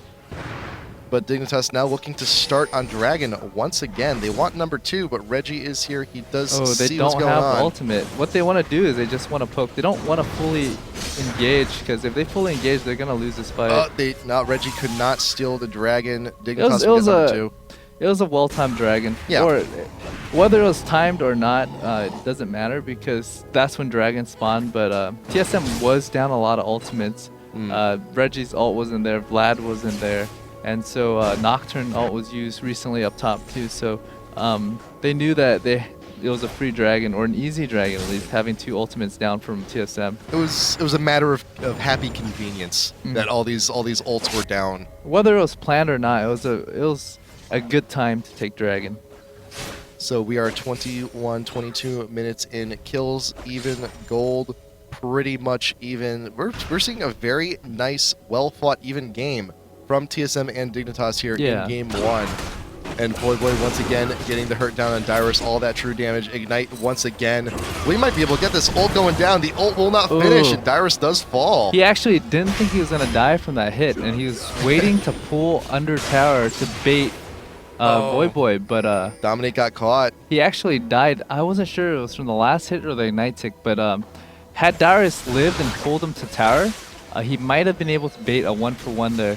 And so, Reggie getting poked out with a late waste. No! Oh, I thought that late was going to get Janna ult. Wonderfully timed to try and counteract the damage from Karthus ult. Had to happen. Actually, he lived anyways. If you look at Reggie's health, he's at like 300-400. So, the Janna ult didn't heal so much that he's actually at 500 hit point. No, it's still, you get that insurance. You get the ult down. Yeah, you definitely, just in case. Definitely just in case. I felt like they didn't need to burn Summoner's Heal though. That was a little bit. It was a little too much with Janna's shield, Janna ult. You didn't need to burn Summoner Heal because Karthus at this point just isn't that big. Yeah, he's pretty big, but just not that big. And Reggie's actually doing pretty good for himself right now. 5-1-1. How much gold we got on him? We get total a little bit under 8K. Which is pretty beefy. We have double Woda now on TSM. And Dignitas starting Baron. There is no vision whatsoever here for TSM. They have no idea. Oh, this is going to be very bad. Dignitas can very much win this game because they're all back at base. And this is a huge, huge move for Dignitas. Wow. The thing is Dignitas has no pink wards either. So I felt like it was just misplay by TSM not having a ward there that late in the game. Yeah, it's you hit that 20-minute mark. If there's an ace or any other huge engagement, that could be a pretty free Baron. So that's around the point you want to start getting your wards down, getting your vision. But yeah, Dignitas just decided to go all for it, and they managed to get it uncontested, no wards. But right now, TSM, they have vision on PewDiePie, and they're just going to go right in. Nocturne gets the ult in. PewDiePie's got nowhere to go. Shen ult going down. Reggie coming in with the ult to finish off Tarek. PewDiePie will not be able to get away. Scarra now being cornered out. Their Baron buff is now pretty much useless. All of their big name carries. Scar's going down, PewDiePie's going down, Dominate just slowly being taken away. That's exactly what TSM needed. They needed to fight that so bad because that Baron buff would allow Dignitas so much pressure on lane and allowed them to take so many towers as well. Taking turns, taking this tower, this tier 1 will fall. Man, that was just a fantastic, fantastic play. Wonderful play from TSM. This one ward right here by Blue. I think they dropped it off as they're doing blue, and Nocturne ulted over, and Ash hit that arrow. They saw that blue spawn, and they saw that Dignitas is split, so they knew there was an opportunity to fight an uneven battle, and they went for it. They had no idea it was just two of them, but it was worth it to take that chance. It's all about that killer instinct, and it was just very, very good judgment by TSM. But even despite that, the gold is still pretty much even. But with those few kills, the only person on Dignitas left with the Baron buff is Voyboy. And unfortunately, that doesn't give him any real extra true damage on his ability. But you know what? He's still a force to be reckoned with right now. Mauve Malmortis going down for Olaf. I'm a big fan of this item since its introduction. I really enjoy this. I forgot what it's called, but what's the first part of it? The Hex Trinket. Hex Trinket. It's very, very cheap now. It's only 1,400, and with the MR and extra health you get from it, I think it's a very, very strong item at this point. Even before the changes, I mean, I was still a big fan of grabbing Hex Drinker on Riven, or sometimes Lee Sin, or pre-skill change Jax even. I got it quite a bit on, and it's a wonderful, wonderful magic item, especially if you're going up against like burst casters like LeBlanc. It is wonderful. I felt like it's a very, very good item in this case specifically because they have so much magic damage, and really to focus down Voyboy, and a lot of times they're chasing someone that's low and you think you can finish off. It really baits the other team in a bad situation. So at 26.5, Dignitas, they've lost their Baron, so they're playing a little bit on the defensive end. TSM using that advantage, roaming around, trying to see if they can't single out members once again. And Dominate actually getting a little bit too far away from the rest of the team, sees Dyrus, and will just decide to back off. But it's like now we got to think of what the game plan is now for Dignitas. I think they should just play defensive, wait for the next Baron, and see if they can't force a fight. Can you look at Chaox's gold really quick? I feel like he's nearing his eye edge. Chaox. He's at 2,500. So what TSM's trying to do right now is they're not trying to play too aggressive right now. It's because Chaox almost has his eye edge. Not buying components of it is definitely putting him behind in terms of team fight potential. And so they're not looking to team fight. They're giving up Dragon. They're taking top tower, and they felt it's an even exchange, which it is, because if they can take another tower from this, it's going to be very, very good for them. Oh, Arrow coming in. We'll be catching Dominate off guard. Nocturne ult comes in. He's got the vision he needs. Will they be able to finish him off? Yes. But right, they just got to get away from that tier 3 tower because the rest of Dignitas is here laying in wait. Chaox is a little bit low. Those shots from Kog'Maw trying to slow anyone down. Can we get what we need? Dyrus comes in with the ult. These guys pull down. Will finish? Yes, it will. But Dyrus does go down in the process, and now Reggie's the next one in line. We got the Maw shield coming in, protecting Voyboy from what he needs, and Reginald will not be able to get away. Oh, that was really bad. They burnt all their ultimate just for that one kill. So when Dignitas caught back up, you know, it was very favorable for them to fight that. And really, they need to get ready because I think Baron's going to be up in the next couple minutes too. Baron should be coming up in a little bit. That has expired on Voyboy. So we should be preparing. Do we have any wards? We got a few wards. We got some pink wards here for Locust, and Locust does have an Oracles, so we should be sweeping around the Baron pit, checking, making sure. We'll find that it is empty. So Dignitas will be the first one to get some wards, get some vision on Baron pit. I think and that the tier last 1 tower goes fight- down. That last fight was actually very big for Dignitas. They really needed it because now they're actually ahead in gold. They got an extra tower from that. Yep. They came out a kill ahead too. So with Shen being 0-6, killing him wasn't that big of a deal. And Reggie being 7-2 is worth so much more. Reggie and, well, Dyrus isn't worth that much either. But in terms of EXP, they're both a lot higher level. So Dignitas definitely got the better end of the stick. It's not too uncommon in a lot of matches where you trade like a tier 1 tower for Dragon. It's not very often I see a tier 2 tower traded for Dragon. Now, I mean, gold-wise, it's pretty much even. But from like a tactical perspective, like I can't help but feel that there may be a little bit more of a disadvantage for losing a tier 2 as opposed to a tier 1. With the whole trade, Dignitas did get a tower, got Dragon, got 2 kills out of it.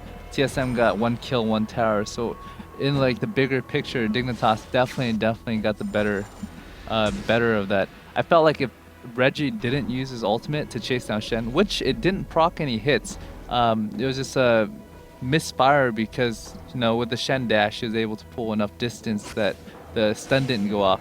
Had it gone off, they would have killed him and they wouldn't have to dive for it. But because they didn't kill him and they went for it anyways, it put them in a bad position. And when Dignitas was chasing him 5v4 out, I felt like if that ultimate was there, they actually would have been able to turn and fight that as well. So Baron should be coming up in a few minutes, not too far away. We have no vision on the pit from TSM. We've got 3 wards in the area from Dignitas. We got CVs going down. We got the Ash arrow going down. Just get a little bit more vision. And Baron is now up. Both teams are now aware. TSM hovering around. Xpecial has the Oracle. Should be clearing that ward in the pit. But right now, Dignitas is making their way. QTPie is a little bit behind, but he should be here shortly. And it looks like we're going to be seeing our next huge team fight here around Baron very soon. This fight can be very, very good for either TSM or Dignitas, depending on the positioning. If they can choke it and just group up very, very close and just pick up Cog really quick with the chain ultimate, it's going to be very, very good for TSM. If they're unable to do that and let them disperse and let Olaf chase down key targets like Ash or Kennen, then Dignitas is going to have a very, very good fight. So depending on, it's just all about positioning at this point, and Dignitas definitely has better map coverage. Dignitas now just making a loop around, trying to reduce as much vision as they can for TSM, but they're going to go for if that. The fight Baron engages in this pit is very, very good for TSM, so they just need to get there in time. Arrows up, all the ultimates we need are up, and Dignitas is turning around to get the engage. Arrow does go in the back of the line, gets his QTPie. Kennen ult going down, will be able to pick up Locust. Dominate, trying to come in, and the Janna ult clears everyone away, but she does die in the process. Voyboy now up in front. Reginald trying to get the damage he needs, and Voyboy will fall. KX is now caught out. Scarra might be able to out damage, and yes, he will. Now it's Reginald. QTPie getting the last true damage he needs. Yes, will Scarra be able to get away? Oh, this is so close. Reginald, can he do it? No! Oh my Look god! at Scarra! His lightning rush expired right when he landed on top of Scarra. So had that lightning rush hit him, he would have killed Scarra. Oh wow, that bush. Scarra just getting that last bit of damage he needed. It was so close. Oh, so clutch. And you know what? We were talking a little bit before about the Karthus ult. Not used. And you know what? That was a good call from Scarra. Either way, it would have been, Reggie would have died, but I felt like it could have been a completely even fight with both sides acing each other. Yeah. It was just, that lightning rush expired right when it was gonna hit him, and because of that, it didn't kill him. And so, Scarra did run through the brush. We had vision of Reggie throwing the shuriken. It looks like a clear whiff, but he really actually didn't know the position because there's no sight in that brush. So it was a tough call. You had like a 30-40% chance of hitting it, and just the missed lightning rush, missed shuriken allowed Karthus to pick up the kill. And speaking of vision, Locust has rebought in Oracles. but Xpecial has not. So we have a little bit more of an advantage from Dignitas going into the next Force Baron fight. I hope we see another fight like we just saw. That would be amazing. Dyrus up front, Chaox. The arrow is already back up. Shirley is being popped. You can't chase down Dyrus. He's out being caught, but Locust taking a little bit more damage than he'd like to. But Karth is there to help clean everything up. Voyboy now out in front. Reggie might be able to get Voyboy. He's a little bit too far out. Pops the ult, does be able to walk away. 2 kills for Dignitas, none for TSM, and Dignitas should be able to get this Baron pretty easy. TSM, they're trying to fight it, but OddOne just being slowly picked away. Reginald comes in with the ult, does get the stun of Locust, and Xpecial is blowing people away. Nocturne ult coming in, focusing Dominate, but the Baron will fall, and Dignitas has got it. Oh god, TSM's looking not too good right now. That was not a good fight for TSM, because the thing is TSM's a very, very AoE ultimate dependent team fight comp. Right? They're relying on hitting the right ultimate at the right time to fight that. And since Baron was rushed immediately after the last skirmish, they didn't have the cooldown for their ult. So Ashe burnt her ult. Kennen was still on cooldown. Same with Nocturne. So the ultimate kind of just cascaded or staggered throughout the entire fight, with Ashe coming up first, so she threw it out first. Then Vlad came up, then Vlad threw it out. Then Kennen came up, then he threw it out. It was just never comboed. The thing with comboing ultimates is Vlad makes everybody does more damage. Ashe is keeping people in play, so Vlad can do more damage, so Kennen can do more damage. And same with Kennen. He's going to be keeping people in play so everybody else can do damage. So when the CC and stun came off, you know, they weren't able to follow up free damage. I also did just notice this too. So Xpecial did buy the Oracles, just decided not to drink it just yet, just in case he had a big, huge team fight like that. But, you know, team fight's over, managed to live. Going to go ahead, drink the potion, take out a few wards. But, right? But there's actually not a whole lot of ward coverage now from Dignitas after that. So this fight is going to look really, really bad for TSM right now, because yeah. Dignitas is up about 3 dragons, a Baron. Definitely down on towers, but just the global gold is basically the difference in their farm right now. We got a massive 12k on Olaf and Karthus, but you know what? Ashe and Kennen are pretty fat walled as well. But all these team fights recently, these past 2, just Dignitas managed to help just clean up. Rarely in that first fight. Definitely needs his hourglass at this point. Yeah. It's going to be very hard for him actually to go in the middle of anybody and do damage. With Cog doing that much damage and being that big, he's going to be able to kill Reggie really quickly if he rushes in. So you're going to definitely see an hourglass as a priority item for Reggie as a next item. Yeah. And Vlad's going to need that death cap too, so he can just output more damage to keep people off the teammate. By playing Captain Hindsight, we got the Riley. Oh, actually, hold on a second. We got the arrow coming in, hits Scarra right in the face. Ult from Reginald going down, and Scarra will die. He's going to try and get as much damage as he can, but now Dyrus in the thick of it. QTPie will also fall, and Voyboy very low, 200 health, but will die. Dyrus is now trying to. Wow, we got a cleanup. Oh, absolute cleanup from TSM. My God. They didn't lose a single person. It was a very, very well-placed arrow. They're able to kill Karthus before Karthus can lay out any damage, lay out any spell. So it was just a perfect pick-off. And it really, that arrow hit Karthus and it made his entire team come and assist him. So Reggie was able to land a perfect ult. Dyrus was able to land a perfect ult. With everybody chaining their ult perfectly, it was just a lot of damage. And so that fight was exactly what TSM needed to get back in the game. This is definitely going to be an inhibitor. We might even get a tower from Nexus here on the... maybe not. I don't know. We'll have to see. Voyboy, QTPie, and Dominate will be a little bit further back on the respawn. But TSM's going to take their inhib. They're going to take the bottom tower too. We got and this, then they're going to back out to base. And each player on TSM has huge amounts of gold right now. With the tower, the inhib, the bottom tower too, the 5 kills. You know, everybody on TSM's got at least 1,000 gold, and some more than others. Let's take a look at that. Actually, Dyrus actually grabbing 3k from that. That's an hourglass. You know, Vlad's got the hourglass. What else could he possibly buy? He's gonna get his death cap right now. He's got the death cap. As soon as he gets his death cap, his damage is gonna skyrocket. He's at 200 something AP right now. With the death cap, he's gonna catapult to about 500. AP 274 right now. Go ahead, go back and buy. You've earned it. Once he gets that death cap, his AP is gonna almost double, and you're just going to see insane amounts of damage. And he's going to have a lot more HP too, so he's going to be harder to focus down.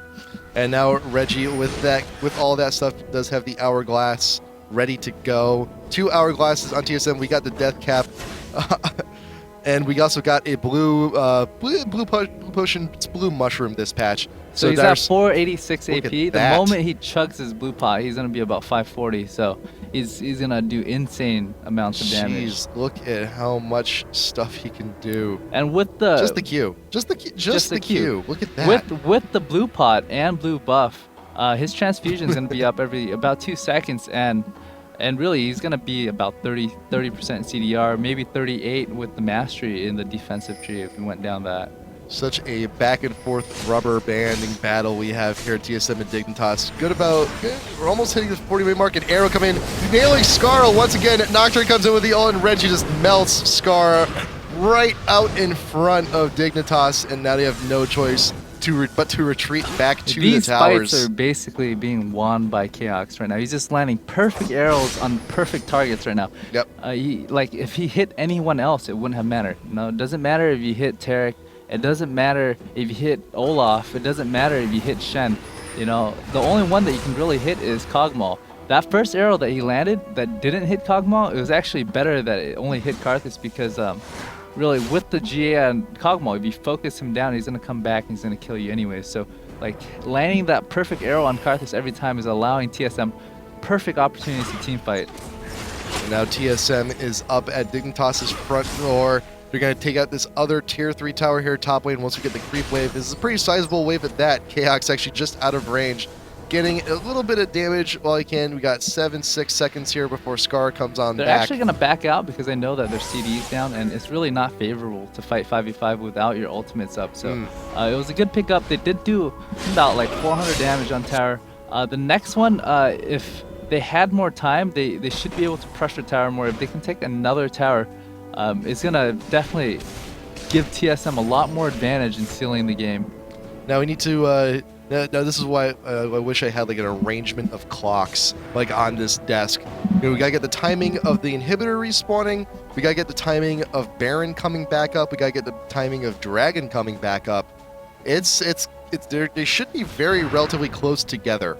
So what happened is Dignitas did get Baron, and so and when they got Baron, they started pushing, and then they got Ace. So Baron and Inhibitor should be up about the same time. If Baron comes up a little bit earlier, the extra pressure from the super creeps might allow TSM to, get a free Baron. Actually, it did. It's up right now. So if they can get a good pick off right here or do Baron with the super creep pressure mid, they might be able to do it. It's actually still very risky though. If they get caught in a bad position. There it is. Oh, that's right now. We got the engage here right from the side of the river.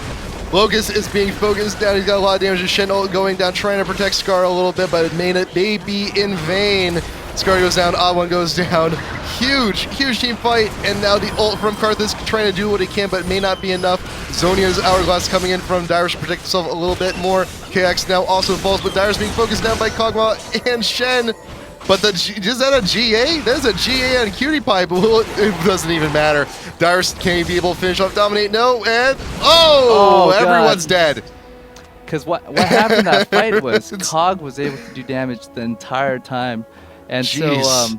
See, now we have a problem because we have a good 20 seconds before someone comes up, and I don't know what to focus on. And there's super creeps. It's gonna push down. It's gonna push down middle, so it's gonna allow for TSM's creeps to just take a lot of damage out from both of Dignitas' top and bottom tower. So that fight was actually, even though both team died, it was at an advantage for TSM because you gotta look at it this way. Imaqtpie lost his GA. Dignitas is gonna take a lot of tower damage. Up top and bottom, so the next fight around, Kog'Maw is not going to have that GA and they're going to be able to focus him down. Inhibitor comes back up, but we got super creeps still in the neighborhood on Dignitas' platform. But that was such an entertaining fight too. I loved that. I for a second there thought Dyrus was going to live. I thought he was going to live from that. I thought he was going to live too. I felt like that Kog'Maw body that blew him up just overkilled him by about 50 to 100 hit point maximum. 550 true damage. I think it was just enough. Jeez. But you know what? Baron is now up. Inhibitor is up. Have we cleared out all the super creeps? Yeah, we have. So Dignitas is a little bit they're free to go on this. TSM is also gathering around.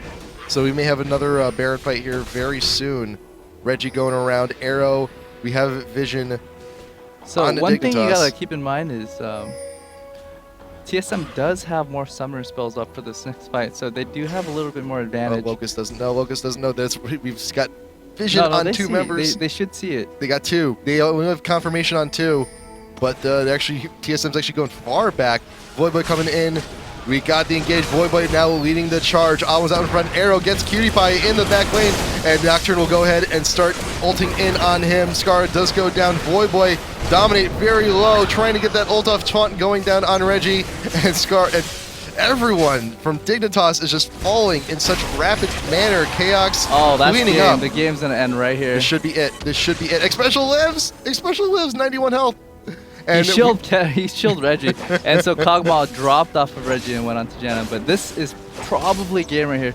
You know, Ash has just got too much time. He's got 40 seconds to just finish everything right now. We should be able to finish the game right here. Both towers are open. Xpecial, Reginald, and Chaox will just go ahead, plug that down. We got tons of time. We got 30 seconds. This should be game. So game one should be going here to TSM. Fantastic, so entertaining, wonderful, wonderful team fights all around. Gotta give credit to everybody. Those arrows are really amazing right now. Like, it just went through everybody. It went through Olaf, it went through Shen, and went through Ash, and it hit Cog, the target that does the absolute most damage. And the thing with Karthus' build is he's pure damage, he's squish build.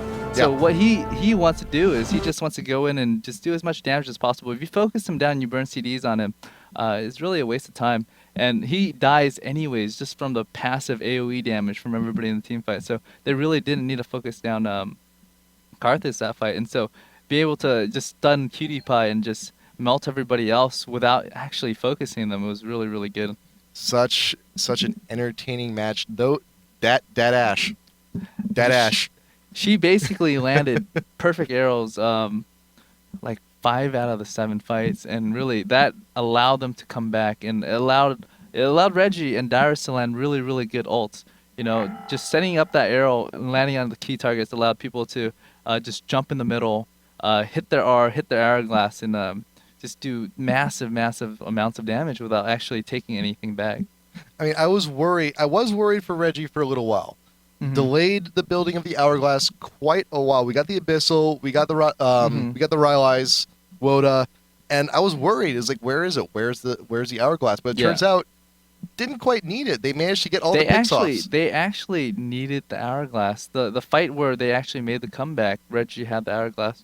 Because the problem with Olaf is he's able to run through everything and just get the key targets and kill them. And so if Olaf were to run at Reggie when he goes in the middle and kill him during the ultimate, Reggie can hourglass, and that's going to waste some of his time because Olaf is going to have to use his ultimate so he doesn't get stunned. And for whatever the few seconds that Reggie hourglass, that's time ticking down on Olaf too. And say he runs at Vlad next, when that hourglass down, Vlad can hourglass as well. And so the moment they both get out of hourglass, Olaf doesn't have his ultimate anymore. He doesn't have the armor magic resist buff. He doesn't have the CC removal too. So he's actually easy to nuke down because just the confusion that hourglass brings to the table.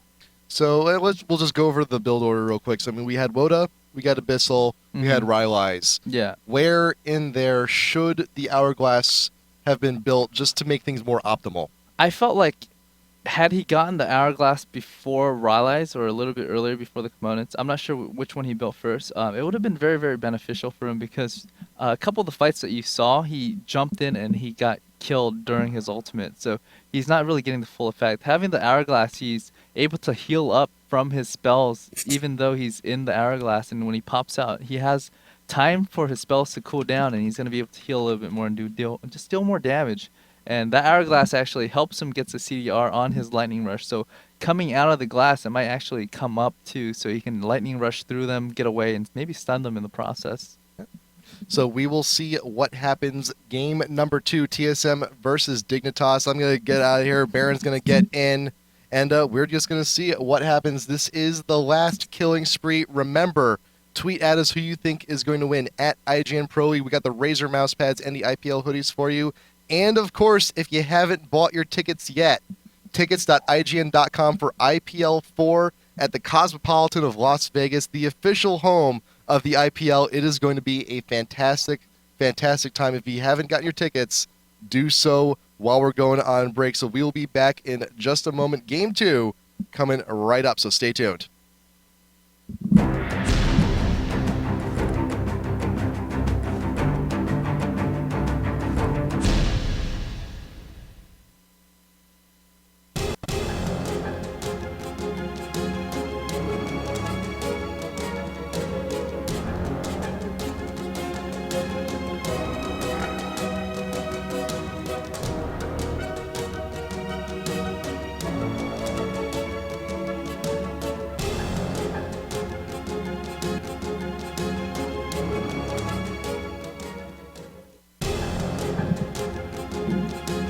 Hello, everyone. Welcome back. I am James Rauman, the RedBaron. This is Dan Dinh. You had game number 1 just a second ago. Let me bring up these lower thirds. There they go. I actually just realized yours still says Team Epic. Yeah, I saw it does. people were mentioning in chat, and I was like, well, the Epic Gamer is his Twitter, but we'll have to correct that. But that game You can number go- 1. Yeah, that game number 1. It was Oh, intense. man. It was We- very intense. I was telling you, we were all sitting out in the office. We had just have a group sitting there watching the game. Everyone jumping around, high-fiving. It was just, the It coolest was thing insane, ever. right? It was like the Super Bowl. Those arrows were very, very well placed. Every fight, it just not only hit the right target, it hits everybody for the damage and the slow, and it just sets up perfect ultimate just opportunities for both Dyrus and Reggie. Reggie's got his ult off on 5 people in every single one of those last team fights. Dyrus hit about like 3 to 4 people every single team fight, and really they're key targets too. So you just see people just take massive, massive amounts of damage left and right. Yeah, they did have great initiation. That was, what they focused their team around. I thought that, we would have a tanky enough core for Dignitas. They had Olaf, they had Shen, the true damage from Olaf. We saw, how it wreaked havoc in that top lane.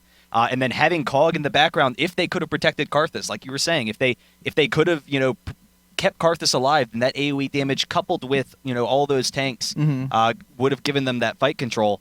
But I don't know, TSM, just the perfect arrows, perfect initiation. That's the danger of Ashe with Nocturne and Kennen, all these aggressive champions. They had the AoE damage from Vlad to back it up. I was kind of curious. You were kind of talking about it, and I would normally expect Kennen to rush his Zhonya's, particularly against that team. But I was wondering at the same time if they wanted Vlad for the sustained damage, if maybe he didn't get Zhonya's on purpose because he wanted to be a focal point. If he wanted Dignitas to focus him down in the fights so that Vladimir could, sustain through the longer portions of the fight. I think the whole idea between Will and Abyssal is he's amplifying everybody else's damage. So the AoE damage potential is so much higher.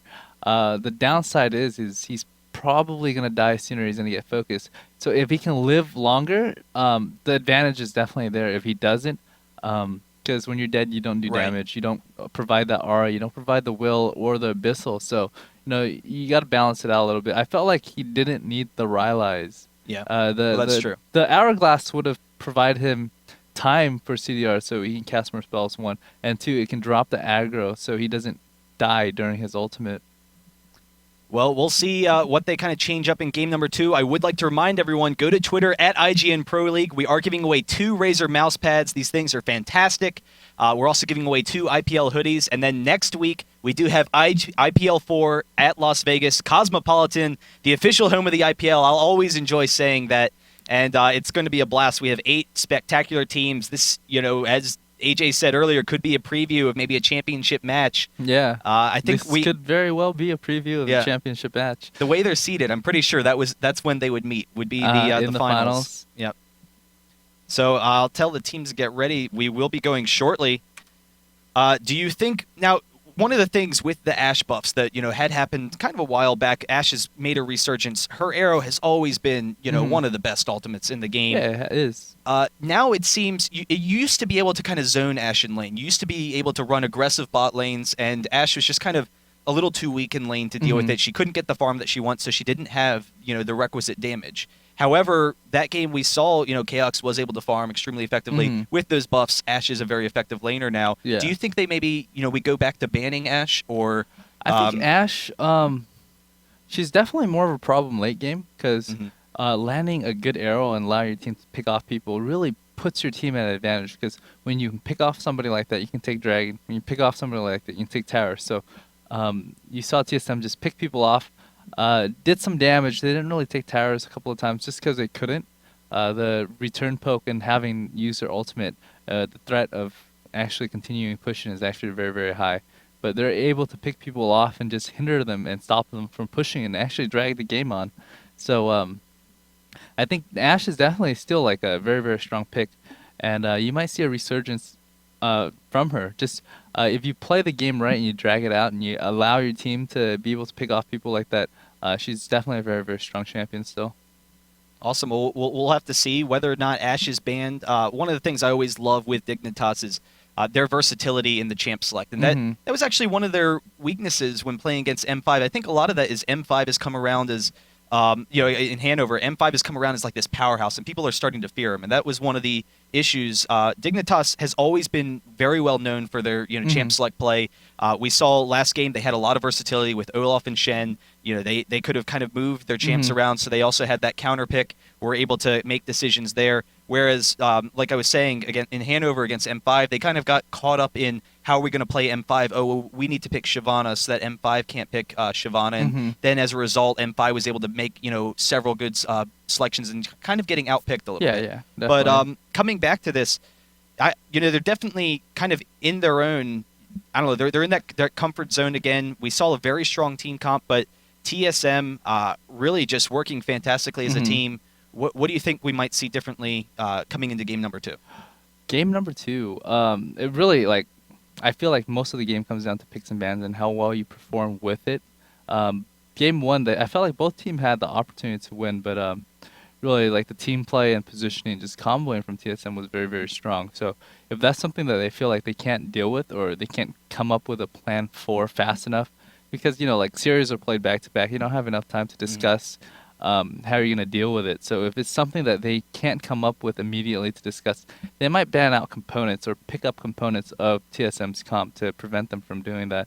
So a problem they would have would be Nocturne 1. Another problem would be Ashe 2. So those two components are definitely very, very pivotal for the type of play style that TSM played last game.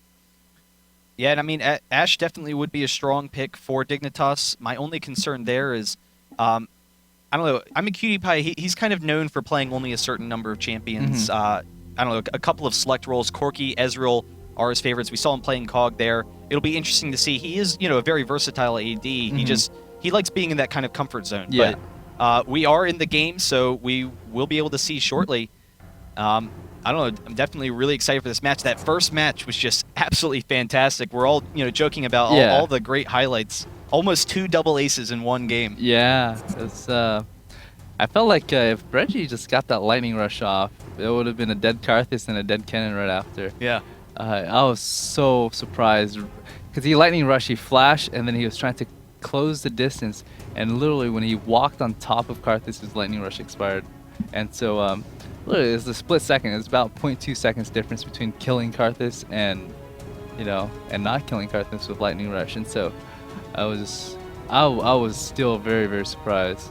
And so he had to run. He took 2 more hits. I felt like if he had killed Karthus, he might have been able to just run back to lane, hit the creeps a couple times, get enough life steal that Karthus ult couldn't kill him. Because you gotta keep in mind, he had the Abyssal, so he had a fair amount of MR. So the ultimate might have done 500 damage only. Yeah, that's true. I mean, early in the game, Karthus' ultimate doesn't really have that much of an impact. He was pretty fed at that point, but it would have been interesting to see. I was kind of curious. I mean, the fight, it did look like it was well maintained generally by Dignitas, but I was kind of wondering whether or not, Scarra should have maybe been a little bit more aggressive earlier, to try and, not necessarily sacrifice himself, but die so he could get off that ultimate, or maybe even front load the ultimate. But the concern was if you try and front load the ultimate, then Ashe is going to have an easy target for her arrow. Yeah. Kennen can get in there. So I don't know. The lack of that damage in the fight, I think, definitely hurt them to a degree. If Karthus could have gotten that off. Yeah, I felt like if Karthus does front load it and Ashe or anybody on TSM has vision, Right. they can easily just snipe him because you have to stand still. You saw it a couple of times when Karthus would channel her ult, and you would see Nocturne just ult on top and Cannon just come in right after and pick her off. Or him off. I'm not sure what gender Karthus is. Honestly, I assumed it was a male, but there's the Statue of Liberty Karthus, so Yeah. I'm not even going to worry about it. I'm not that concerned. We have the bans coming in. We have Udyr, Ashe, and Urgot banned by Dignitas. Alistar and Janna banned by Team Solo Mid. So we're definitely going to see some newer supports. It'll be interesting to see the dynamics of that bottom lane. So, you basically see Udyr. I think Udyr is Dignitas' #1 ban because Udyr just counters so much of what Voyboy likes to play top lane because he likes to play Aurelia. Not Aurelia. He likes to play Lee Sin top, and Udyr does really well against Lee Sin. So, if you don't see a Lee Sin ban from TSM, you might see, oh wow, I think they missed the ban. So, I wonder if they're just going to communicate it or they just messed up. I'm not sure. I mean, no message from that. I guess we'll just have to see. Yeah, so they might be working with 2, they might be working with 3, but we do have the first pick Kog'Maw. Probably going to end up being an AD Kog'Maw, but there is the potential for that AP Kog'Maw. The only concern is, to have an AP Kog'Maw early, because TSM does have the last pick, they can pick their mid late, pick a counter champion, someone, like Ahri, who would do extremely well against Kog'Maw, especially if they have an aggressive jungler. Yeah. So at this point, I wouldn't be surprised if they pick up Lee Sin. And really, I think the reason why they're picking up Nunu right here is also because Nunu Cog is actually a very, very strong steroid late game, and I think TSM doesn't want to deal with it late game, so... Yeah, it is a pretty common lane to run Nunu Cog, and then there's also the fact that, now Cog is an auto-attack champion. He is pretty strong in lane, but Ezreal is a really aggressive laner. Nunu will have that attack speed slow for Kog'Maw, so that's going to be a really dangerous lane for Cog. He just won't have the damage. Slow, actually. Yeah, so. with Ezreal as well. So Kog'Maw not going to have that kind of same damage output he wants in the lane. We'll see whether or not Xpecial keeps the clairvoyance. He does like running clairvoyance a lot, which is always nice. Right now, since you don't see Nocturne pick and you don't see Shen pick, I wonder if they're trying to bait Dignitas into picking Shen again and then having Nocturne again. But it's still open for both sides. Yeah, that would definitely be a nice matchup. I mean, they would have the kill potential. I'm kind of wondering whether or not, we'll see the support. I would expect we'll see Taric would be a nice support. There's a number of different options. Soraka, that heal will definitely help in lane. And so now they do have most of their options left for, top and mid. And then Dominate, always a favorite of Mundo. He was kind of one of the first people who adopted Jungle Mundo. Yeah. Just really that great clearing speed, great counter jungling, really strong early in the game, and then a strong anti-carry. Like right now, you don't see like a lot of tells, but like it feels like TSM's trying to bait Dignitas into picking certain champions, and Dignitas kind of feels that way too. So I felt like TSM did leave Shen open, especially now if Dignitas picks up Shen, TSM can pick up like Olaf to counter him too. So it's very interesting. There's probably a lot of thought going through their mind. What's your thought on the Mundo versus Ezreal matchup as the game progresses? Because Mundo is kind of that anti-carry. Ezreal is very survivable. He, can get out of there. But at the same time, Ezreal, as far as an auto-attack AD carry is concerned, doesn't have the same damage output as some of the others late game. So Mundo maybe not going to be dropped as, readily as you would like. Yeah. Definitely Mundo, if he gets in the middle of everybody, he's not going to die too quickly. So, ooh, that's going to be a Malphite top. Wow. Interesting. Is it going to be Malphite top? Because Malphite should be able to shut down Kog'Maw if he gets in between them. I felt like it's a little too early to pick Malphite, though. Just because, you can go double AP and still blow him up. I don't know if Voyboy's going to play AP, though. So I think the Malphite was just in anticipation of Lee Sin top. Yeah, and I mean, they will have that potential to shut down Kog'Maw as the game progresses with all those attack speed slows stacked on top of each other. Nocturne can engage if they were to run a Kog'Maw central comp, but I don't know, I'm kind of surprised. Malphite does have a number of really strong counters in lane. He can do very well against a number of champions, but sustained damage do pretty well. How is the Jax versus Malphite matchup, actually? Because I would expect that Malphite would actually hold that lane pretty evenly early. He would be able to hold that lane, because if Jax jumps on him, ooh. Like, the thing is Voyboy's been playing a lot of Jax lately, and both Jax and Lee Sin would wouldn't do too well against Malphite. So it was a pick in anticipation of what Voyboy might pick up top. So at this point with Rumble Rise, Malphite's not going to do too well. He's not going to be able to get in there because he's going to be blown up by basically everybody on Dignitas. Just a lot of magic damage. You don't see Malphite building a lot of MR to begin with. So if he can get in there and land his ult on multiple people and allow Reggie to chain that, it can be potentially still pretty good. But I think the matchup for Dyrus top on Malphite might be a little bit at disadvantage right now. There's also the fact that Dignitas has a lot of peel potential for Kog'Maw as the game progresses in those team fights. Nocturne kind of has to run in there. Malphite should be able to engage in Cog, but as long as Cog keeps his positioning, Rise, the snare, will be able to help him out some. Well, once again, it's a little bit different in terms of this comp, but both TSM's running a very, very similar AoE-centric composition right now. So if they can land everything off perfectly like they did the first game, they should be fine. I feel like Dignitas has a lot more leeway in terms of team fighting. They have a lot more openings, and they have more opportunities to mess up without actually destroying the entire fight, and they can back out easier. But if TSM can engage as well as they did game 1, they should be able to clean up with just all the AoE damage they're going to unload. Yeah, it should be a pretty exciting matchup.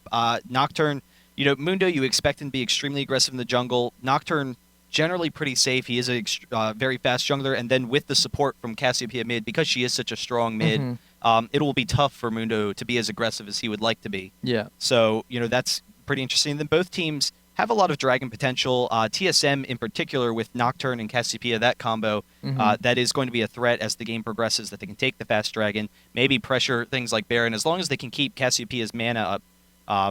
So I don't know, we'll have to see. Coming into the early matchup, we do have that extremely aggressive bottom lane, but with the Soraka, do you expect that that's primarily going to turn into a farm lane, or is Ezreal and Nunu, are they going to be able to get off enough harass against Kog? If they can poke off a lot of early damage, they should be able to pressure bottom lanes enough where, easy Nunu can get the advantage, just because Soraka doesn't deal damage when they just go full-on right-click, and Kog'Maw is not that strong early game, so if TSM doesn't get ganked or harassed too much by Mundo, they should be able to chip down Dignitas enough where they can be very, very aggressive and get the lane advantage that way, and it should pressure on into maybe the 5-10 minute mark, and they should be able to press Kog'Maw back. But as soon as Kog'Maw hits level 6, he's actually pretty safe in terms of farming, and he should be able to catch up a little bit. Yeah, and I was just actually thinking about it. One of the benefits of Mundo kind of getting away from that is, Rise will very easily be able to maintain the blue buff. That's always nice with Mundo, and then because he's such a strong jungler, they'll be okay. And then also the fact that Dignitas is on the blue side, while TSM is on the purple side, they don't really have to worry about the fact that, Ezreal and Nunu are this strong bottom. Like, if Dignitas was on purple against Ezreal and Nunu, then maybe we'd see a lot more invasion from TSM stealing those blues from Rise. Definitely with, easy being able to push back Soraka Kog early game, it would allow for TSM to steal it. So being on blue side is definitely going to be a lot better for them in terms of defending their objectives and buffs. But one thing also is, since TSM does have a pretty strong dragon comp too, if they can pressure hard enough, they can send back mid or bottom and just take a free dragon. So you may be able to see that if they can pull off that advantage early too. Yeah, and particularly with Nocturne's aggression, they don't really need to get a kill. As long as they can just pressure back Kog, they won't have enough damage, to deal with that kind of fighting situation. But we do have everyone in the game, so we will be, going any second now. Should be good, but everyone's joining, so we will have this game up and underway. Game number 2, TSM versus Dignitas. This is a show match, $300 in huge anticipation for IPL 4 this upcoming week. And I don't remember these RE picks. What is this? I know we're just joking, but I don't know. I don't remember. Let's see. Top lane was Malphite versus Rumble. So, Rumble, not the strongest champion in the couple early levels, but once he hits probably about 4, he's really going to be dominant in that lane, I would expect, with his melee harass. Basically, Dyrus is going to spam Q to harass him. If he can get Voyboy low enough that he can actually get up to creeps and farm, then he's going to be in good shape. If he can't, then Voyboy's going to be able to just flamethrower and just use his E on Dyrus every time he wants to go up to last hit and just deal damage that way. So depending on how the exchange is early on, you can kind of tell who's going to come out ahead. And really, when Nocturne hits level 6, there's actually a lot of threat and pressure on Rumble top, because the thing with Rumble is you go early Will and Revolver, and when you go early Will and Revolver, you're not too tanky. You probably have about like 900 to 1100 by the time Nocturne hits level 6. And so with the burst from Malphite, if he runs Ignite, and the ultimate and Q from Nocturne, that's actually about, you think of the burst damage, it's about like 700-800 damage already. So they just need to get off a couple of right clicks, and Rumble should be able to drop. And so if you see Malphite and Nocturne positioned correctly and engaging correctly, you're gonna see. I feel like Rumble's gonna drop quite a few times if he's not too careful top, because if Malphite and Nocturne stacks on top as they chase him in a funnel, Rumble's gonna be able to shield and drop her ulti and or its ulti and just run away. But if Malphite ults, Nocturne ults, and just flank from other sides to the ultimate, they have to choose either one, and they run forward as they attack him. They should be able to drop him down. So in the early levels of this game, it seems likely that all of TSM's lanes will probably be pushing it up to the tower. Dignitas will probably be a little bit more defensive. And then, because we have champs like Ezreal, we have champs like Cassiopeia, TSM will probably be kind of pushed a little bit early. Will this open up opportunities for Mundo, or is there just not enough kill potential early for Dignitas? Will Mundo primarily sit in the jungle, try and farm, get some levels? In terms of ganking, top's going to be pretty hard for Mundo, because Dyrus is going to be able to speed himself up, and if he starts boots early too, he can run away. So ganking mid is actually probably easier for Mundo, because Reggie, basically every single castable spell from except for Twin Fang, actually, I take that back. Just most of the damage that Cassiopeia is going to be doing to creeps and harassing Ryze is going to be AoE, so lanes are naturally going to push, so when it pushed far enough, Ryze is going to be able to snare her, and Mundo's going to be able to just slow her indefinitely and chase her down. So in terms of threat, I feel like TSM, or Reggie in particular, is going to have a lot of threat middle. Okay, well, we'll have to see. We did see, though, Rumble, we were already talking about, as the game progresses, he will have that advantage in that top lane against Malphite. Malphite taking the teleport. So teleport, will make him even weaker in lane, particularly when Rumble has the Ignite. It will give them a lot more map control, though. It will definitely give them a lot more map control, but I felt like Ignite wouldn't be too bad of a pick for Malphite, just because of the kill potential that he's going to have when Nocturne ganks at level 6. And, there is a Soraka, too. So you factor in the Soraka heal when they gank him. You can cut that in half with Ignite. So I'm a little curious. I'm debating whether it's worth it for him to take teleport for the map presence, or to take Ignite for the kill potential up top. Though I guess really they're trying to pressure the fact that they have such a strong advantage in that bottom lane. Really want to focus on that dragon control, get those early kills. Maybe we might even see some tower dives bottom as the game kind of progresses, because if we have the teleport in from Malphite, couple that with Nocturne, there's a lot of kill potential for TSM. So that would be something interesting to see. But I don't know. We'll have to see. Once again, we are remaking the game, so just another second here. We should have everyone in a second, and then we will be able to get started for game number 2. I think everybody's leaving. You got to rejoin. Oh. You're getting trolled by random people right now. So, anyways, I'm curious. Dyrus is taking teleport top, so he's giving up the potential threat and pressure from Ignite. So he's you can expect him to lose lane. Or break even at best at this point, because in terms of offensive center spells, the game's not letting me leave. It keeps on throwing me back in the custom game, so I'm going to log out and I'll be right back. Sorry, what were you saying? I was saying how Rumble versus Malphite, without the extra offensive center spell, he's definitely going to be at a disadvantage. So I feel like at best he's going to break even, potentially mostly just lose his lane. So he kind of loses that gank potential with coupling with Nocturne. So that means that Nocturne ganking top wouldn't be as effective, especially when Soraka hits level 6. It's not going to be able to do as much. Wow, that Q. Well, we should be back in this shortly. I don't know. I'm really excited to see what TSM brings out.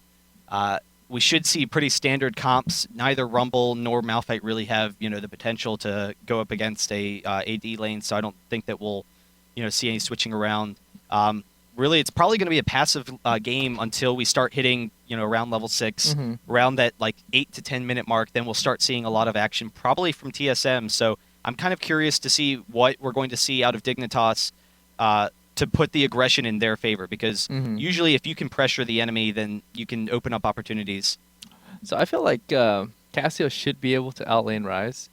As soon as Rise gets the Banshee, however, Rise should be able to press back on Cassio. So if Cassio can take advantage of the early game that he has, maybe the first 9-10 levels, he should be able to press enough where he's going to get the advantage into late game too. But you also got to worry, if you press the lane, you're going to get snared by Rise and you're going to get ganked by Mundo. So it's going to require good map coverage and just map awareness and just not getting ganked by Mundo.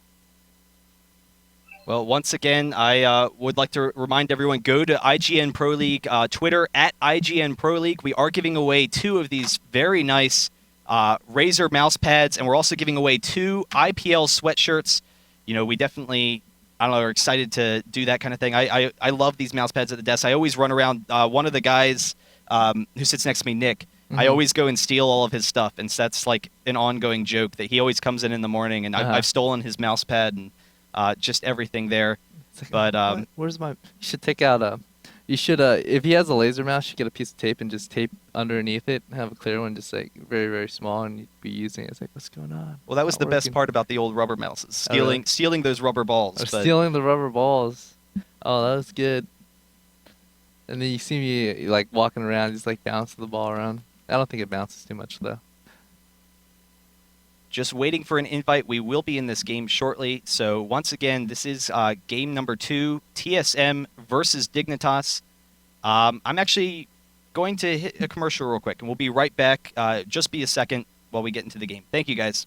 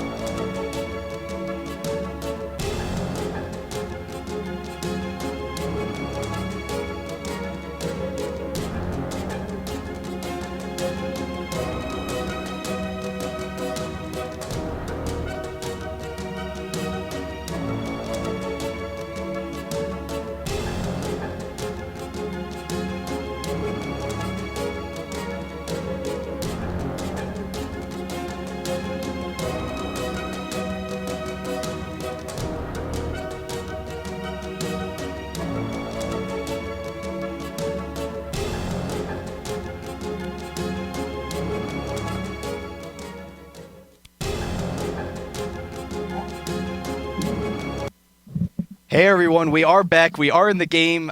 Everything is going fine. My name is just so long. I've got one of those old beta names, so I love it personally, but just a little bit hard. So we will, be in this game shortly. Everything is up and running. Game number 2 coming in.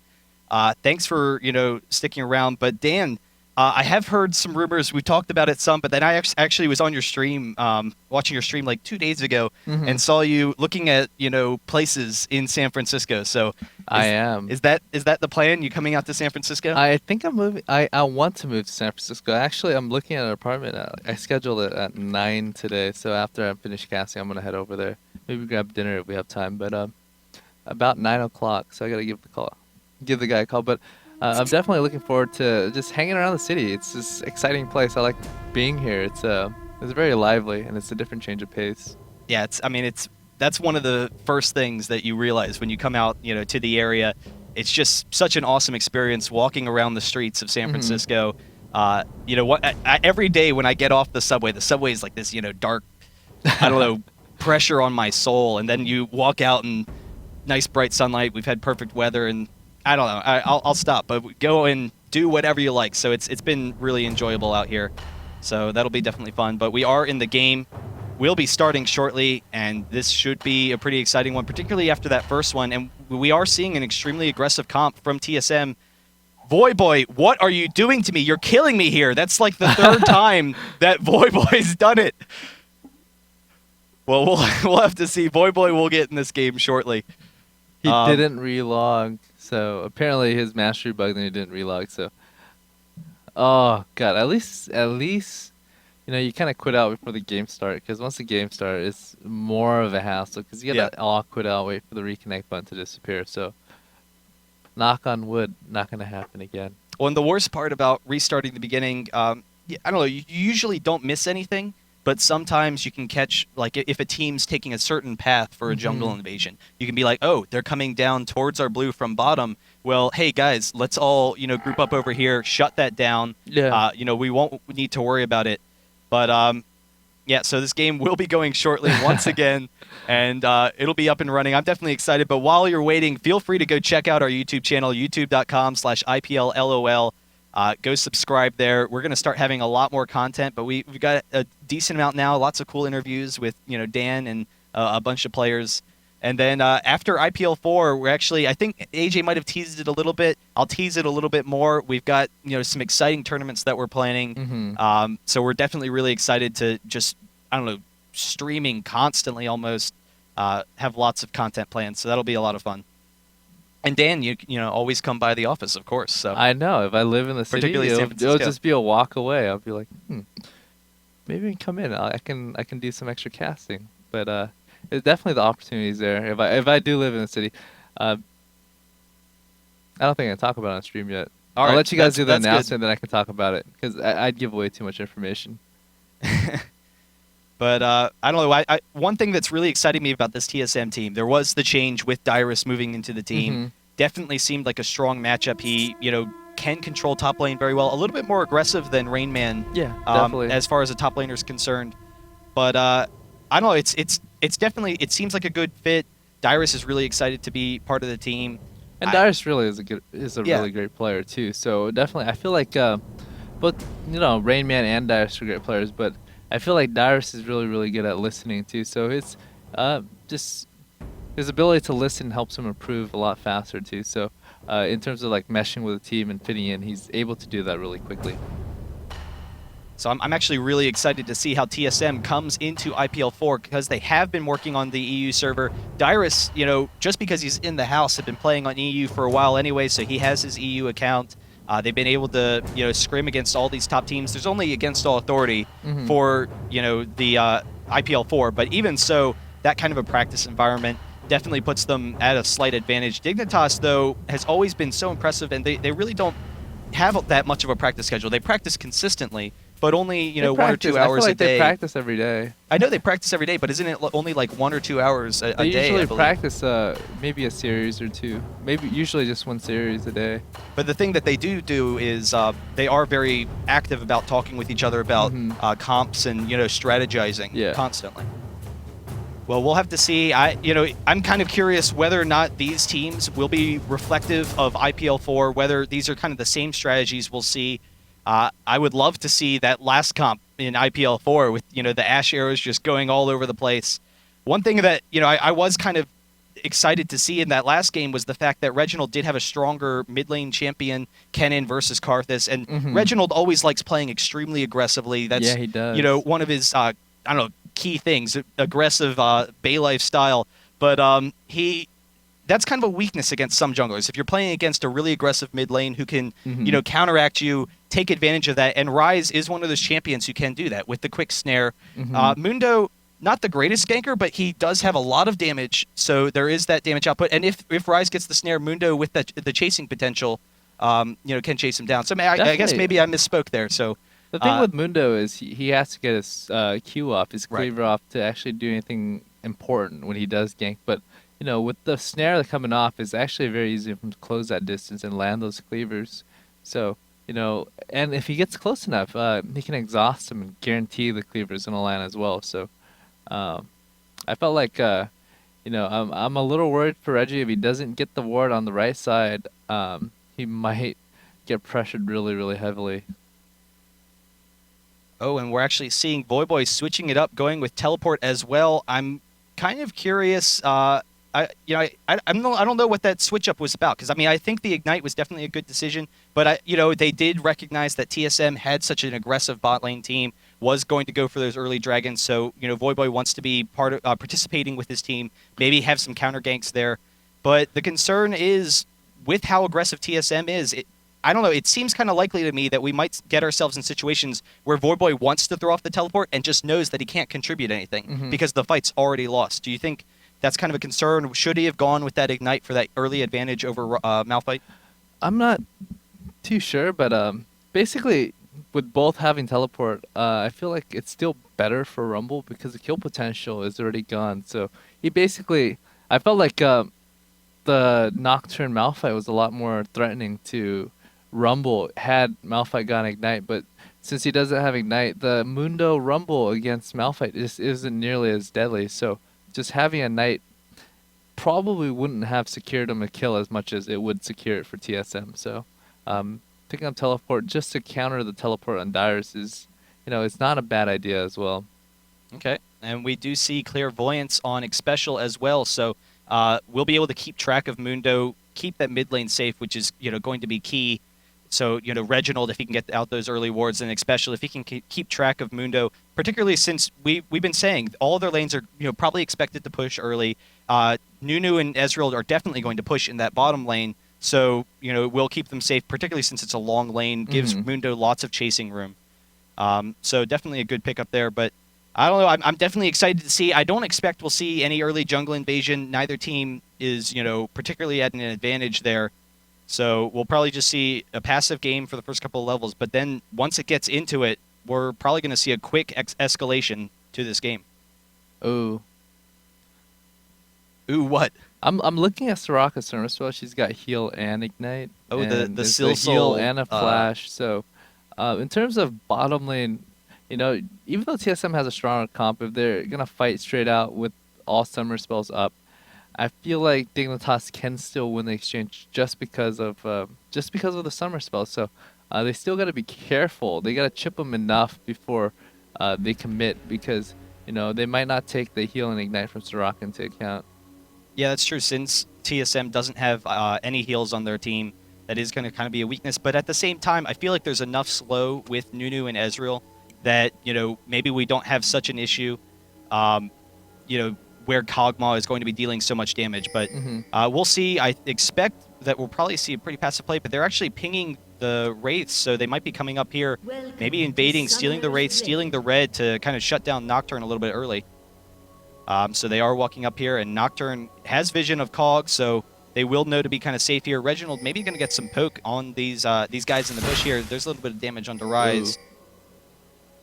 And there is an effective ward here from Nunu, so they can, you know, keep a better eye over Mundo. It will see him coming from that red buff if he's looking to gank mid, which is going to be key. So what I feel like is, instead of TSM going and stopping double golems, they might just go in and steal the Wraith, if they know it's a free Wraith. So that could be a way where they can take the advantage early game and just get extra levels, or at least break even if Dignitas takes a double golem on bottom lane. Because just Nocturne and Cassio should be able to do Wolves alone, and so TSM should be able to take... Oh, they're going back.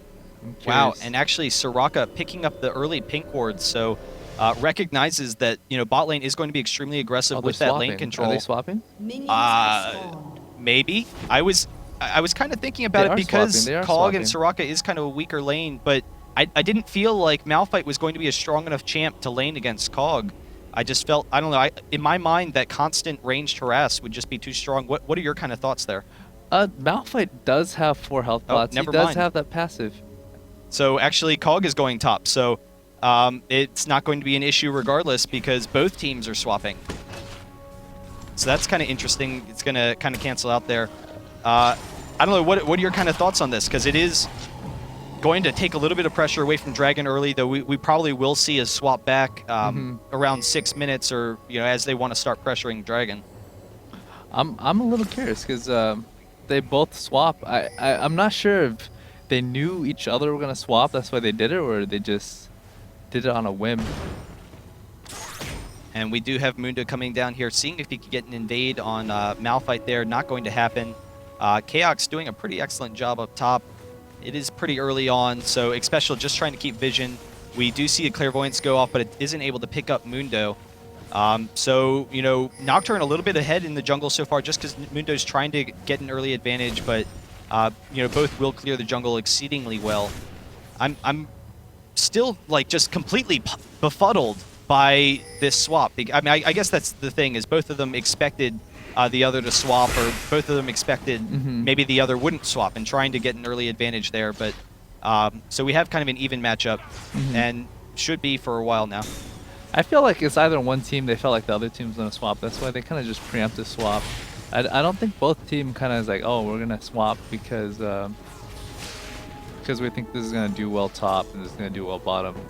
And here's what we were talking about mid. Reginald is pushed up really early. So Scarra, he is level 3 now, does have that snare. Mundo is coming up behind, so he is coming in range. He actually smite stole over the wall. We did have, he stole a creep from Nocturne on his way there. But just a single cleaver onto Reginald. Not a whole lot of damage, not able to get the snare from Rise.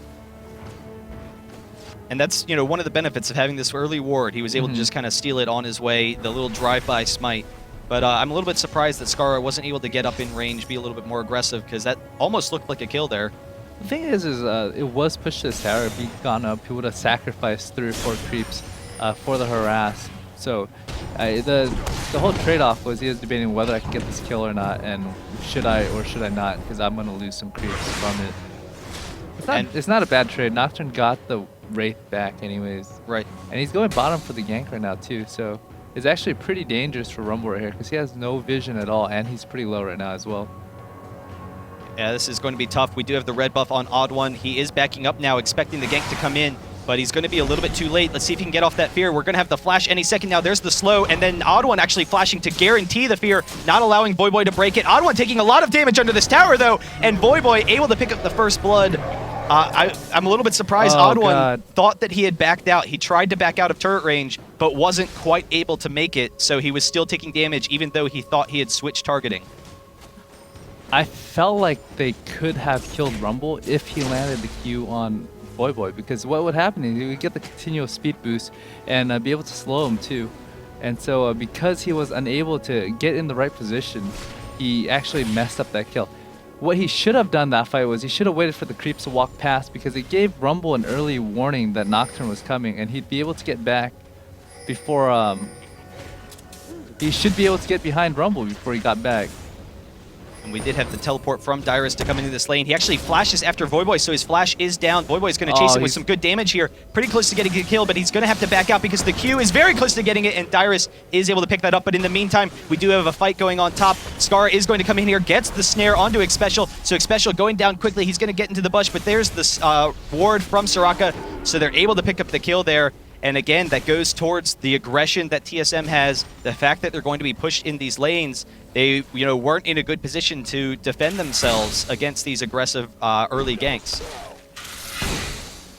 So really effective play by Rise there. TSM, not good vision. That's kind of why Xpecial's been sitting in that river brush this whole time, trying to avoid those kind of situations from happening. But really needed the early ward. I'm a little bit surprised this ward didn't, pick him up, or that they didn't notice him at that point. I guess maybe he went in through the jungle, though that seems like a really aggressive route for Rise to take, particularly with, Cassiopeia with Nocturne. That would be pretty Well, surprising. the thing is they knew Nocturne was just killed, so right. there's no presence from Nocturne at that point. And so Scarra does have blue buff, so he should be able to push out Reggie at this point. Yeah, Rise definitely very strong in that lane.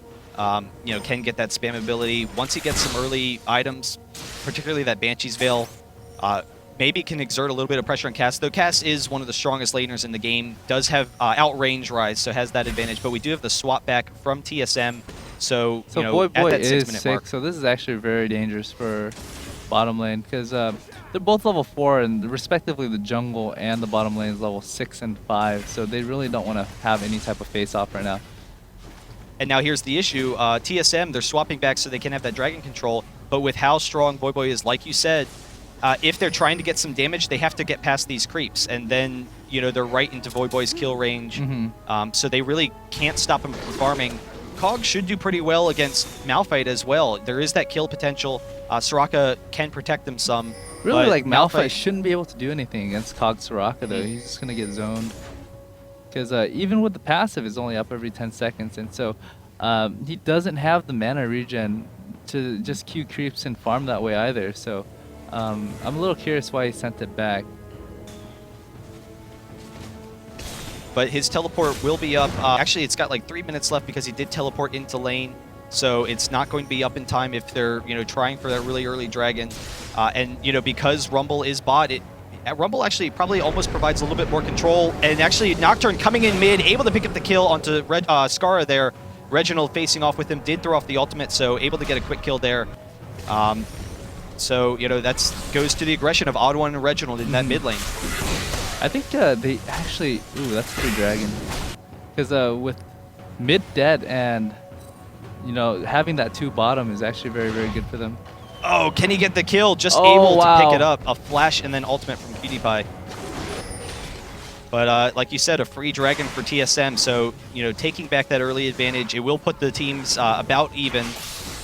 We'll see whether or not TSM can exert any pressure, but even so, not as far ahead as you would expect. It's because Dyrus did die top, and he's losing a lot of gold, and this tower is probably going to drop as well.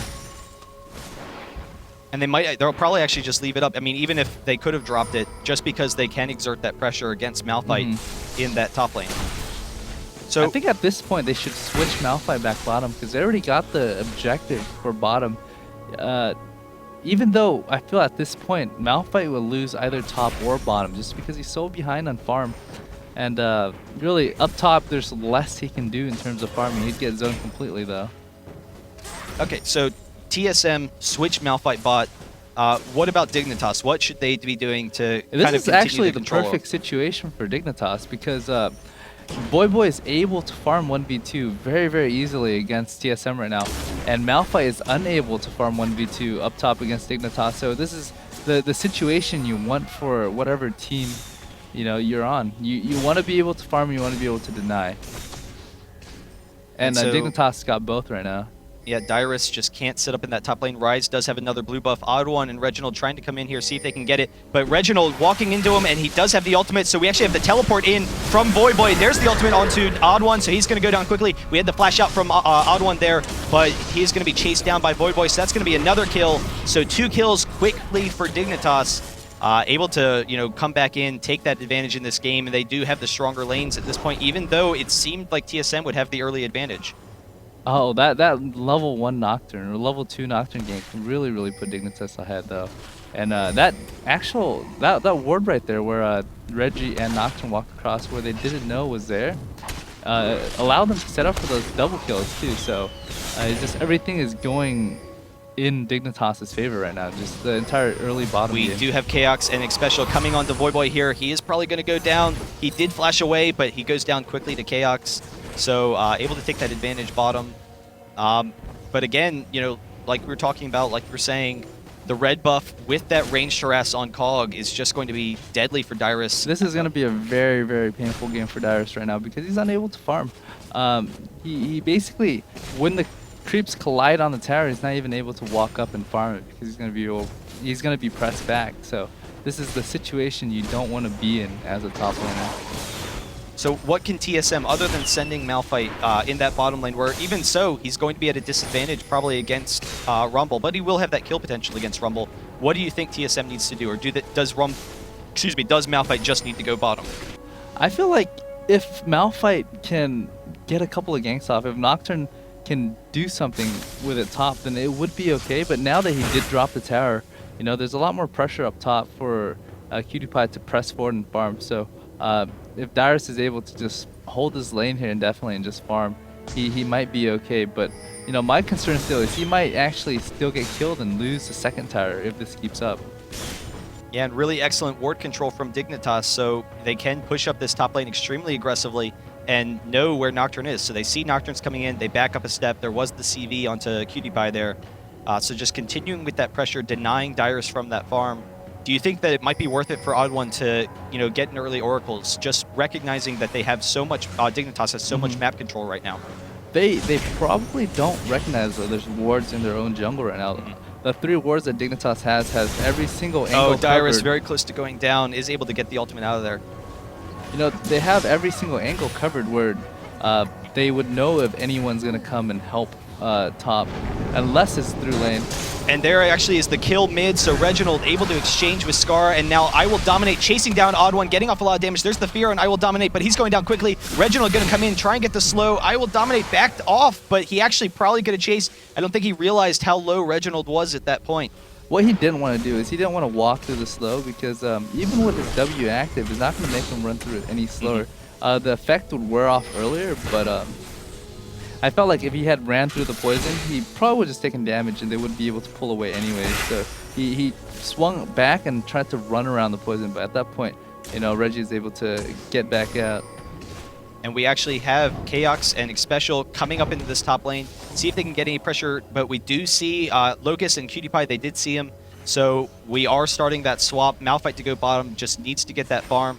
And we'll see whether or not Dignitas, you know, kind of returns and we see them go bot as well. It is kind of an awkward timing though, because we are starting to come to that point. It's about another 2 minutes till Dragon. Maybe, you know, them going top now, they leave themselves in a position where they can't get back to Dragon in time, though there still is plenty of time. Dragon should be up pretty soon. It shouldn't take too long for it to come up. I think it's got about like a minute and a half, right? Yeah. So I feel like this next Dragon is pretty much in Dignitas' hands, but they are continuing sending to top, even though they know that there's going to be a switch. So I'm a little curious. So coming into this next Dragon fight, who do you expect is going to be an advantage with this right now? Can TSM hold on to it? Because Dignitas just recently bought and went back up top, and the first tower is gone, so the creep's got a long way to press. So if Dragon spawns in the next minute, I feel like TSM should be able to pick it up and send both their AD and support back up top and clear the wave and not lose too much at all. So they definitely can have this Dragon still. And really, this is what they need. They need this Dragon to catch back up in terms of farming, because they are behind about 800 gold. And Reginald just being extremely aggressive in that mid lane. Here's the Dragon, so TSM just going to jump on it. I don't think that Dignitas is in a position to defend it here. They are all kind of split. Reginald maybe getting caught here a little bit, is able to back out. So we do have the Dragon, but Voyboy and Mundo are coming in here. Xpecial going down extremely quickly. He does get off the full ultimate though, so they should be able to pick up these kills. There goes Rumble, and IWDominate just running around. They can't get enough damage on him. So we do have Dignitas chasing him down. They were able to pick up the kill onto Cassiopeia, and there's the kill onto Dyrus. So a good exchange for Dignitas. We did get the Dragon, so kind of even as far as gold's concerned, but Dignitas now can put some pressure on some objectives. Oh, definitely. I think farming. Dignitas came out ahead on that one. Right. 3 kills is definitely better than Dragon. Just in terms of gold, it's about even. In terms of EXP, Dignitas gets the head in that, and really, when people are dead, they can't farm either. So they're gonna pull ahead in gold definitely, and they're gonna get this extra tower as well. What do you think was the key to that fight? That TSM really needed to position themselves a little bit better. Maybe Reginald needs to group up with the team a little bit sooner. Or what happened was they were getting flanked, but they're too far to turn in one direction. So had Reginald been with the group, they could have been able to kill Mundo and bottom and turn around and fight 5v3. But because he was a little flanked, they were able to kill off one from the bottom side. Dignitas was able to kill off one from the bottom side, and when Reggie died, they were able to close in 4v3. Well, looking at items currently, we do have a Wit's End onto Rumble, so he will have a little bit of sustain, particularly with Rise. That's going to help Rise as well, but let me see how much gold he has, actually. Only 700, so, we'll be looking for some couple of tanking items. Maybe don't allow that engage. Though Rumble should be able to sit in the back a little bit with Mundo and Rise up front, and then, Rise almost done that Banshee's Veil, so going to be extremely tanky coming into these next engages for Dignitas. But we do have Chaox and Xpecial coming down this bottom lane, see if they can get an engage here. And then once again, we do see Dignitas swapping up top lane. Voyboy just controlling this bot, but there's Chaox with the red buff chasing him down. There's Nocturne with the ultimate. He is going to get the fear off. Can Voyboy break it? Just barely able to break it. So he's going to get out of there. And an unsuccessful gank for TSM, though it did burn the flash. So, puts a little bit more pressure on Voyboy. He might want to watch out that they might tower dive him here. They're actually going to back out, so I guess that's not a concern. I think if Nunu was there as well with the Blood Bowl, they should be able to chase him down. But since he couldn't get over the wall in time because basically Chaox was able to jump over the wall and do the engage. Nunu is too far behind to actually follow up with anything. So just looking at the teams, very simply, we do have a really strong late game advantage, I would think, for Dignitas with, the output that COG is going to have, the early tankiness. Is that the case, or is there a point where TSM really needs to pressure an early advantage? Basically, Cassio beats Rise pretty well early game. There's going to come a break point where Rise gets his Banshee Veil, which should be in the next 3 to 5 minutes, and he's going to be able to do really, really well against Reggie. But Reggie is quite a bit in farm ahead of Rise. I think Reggie's 1-2-1, but he's got 2 Dragon. So, actually the farm is about even because I'm looking at the tower. So Rise should be able to hold his own against Reggie as soon as he gets his Banshee, which is very soon. And in terms of Rumble versus Malphite, Rumble's going to be able to do a better job in team fights as well. Just because Malphite doesn't have give potential. He's got a good AoE CC, attack speed slow, but unless the person he ults, they die right away. He's not going to be able to pull an advantage for his team. And we do see Dignitas coming up here trying to put on some pressure. No real lanes for them to gank. It's a little bit early for them to take Dragon. We'll probably see a kind of late Dragon from them, but actually Chaox jumping after Voyboy once again. The red buff is going to slow him. Dyrus coming in here, able to get the ultimate. So there's a kill onto Voyboy. Oh, that was so good. Really effective play there. And that's exactly what they needed, because right now they're invading the blue too, so they can all, ooh, they have no idea. Wow, and so we actually might see Nunu walking into this. He does have the CV though. There it goes. So COG able to get that now. So that will give them, COG and Rise both with the blue. Gives them some nice long range harass. Chaox taking the red here. Will be able to get out with his arcane shift, but they have no idea as well. So you give easy red, which is really strong on him, and then you give Rise blue. So I felt like, oh, it was actually COG that took blue. Yeah, Rise already had a blue, so now COG has his own spam ability. We are starting to see a little bit more presence from TSM, though. They do have the pink ward here on Dragon. Really, the ward advantage, obviously, this whole game has been to Dignitas, though. They've just been so aggressive at pursuing that map control. PewDiePie pressuring this bottom tower. It's the only one that hasn't gone down, and with that blue buff, should be able to get it. There it goes. So, full tower advantage. Do you think that Dignitas may try and, I don't know, pressure the jungle more often? We did see them take that blue. Oh, they've definitely been pressuring the jungle the entire game, because they war deep and they try to steal objectives right now. And it's definitely working in their favor right now. But TSM's getting really, really good ganks off. So if they can continue to get those ganks off and not lose any more towers, they should be able to pull a break even next Dragon round if they get it. Okay, well, I'm definitely curious to see how effective Reginald can be in these fights. He is kind of going a tanky build. He wants to make sure that he can get off all of this damage, particularly with that early, advantage that Dignitas has. We do have a tower going down. Yeah, the thing with his tanky build is once he gets his Rylai's, his team is going to be able to kite, and they really don't want to full-on engage on a Mundo Cogmaw. It's more prudent for him to just drop his slow and nuke and run away. Wow, and so TSM actually, if they go for it, could maybe get another Dragon. Dyrus's teleport is up, but they don't want to pressure it. They did lose that last fight. So that, I guess that's definitely a good call then, you know, to get that realized. It works out well with Cassiopeia. They're actually going to let Dignitas have this. They kind of recognize Dignitas is strong right now, so going to back off. Actually, they didn't even have any ward coverage, so but I would have to imagine that they knew that Dignitas was going to take it. So yeah, there's the... yeah, they kind of didn't want to fight that. Where's oh, this Nocturne? is really I bad. don't even see where Nocturne is. There he goes. 4v5. Ooh. So we do Malphite have teleported Dyrus. in.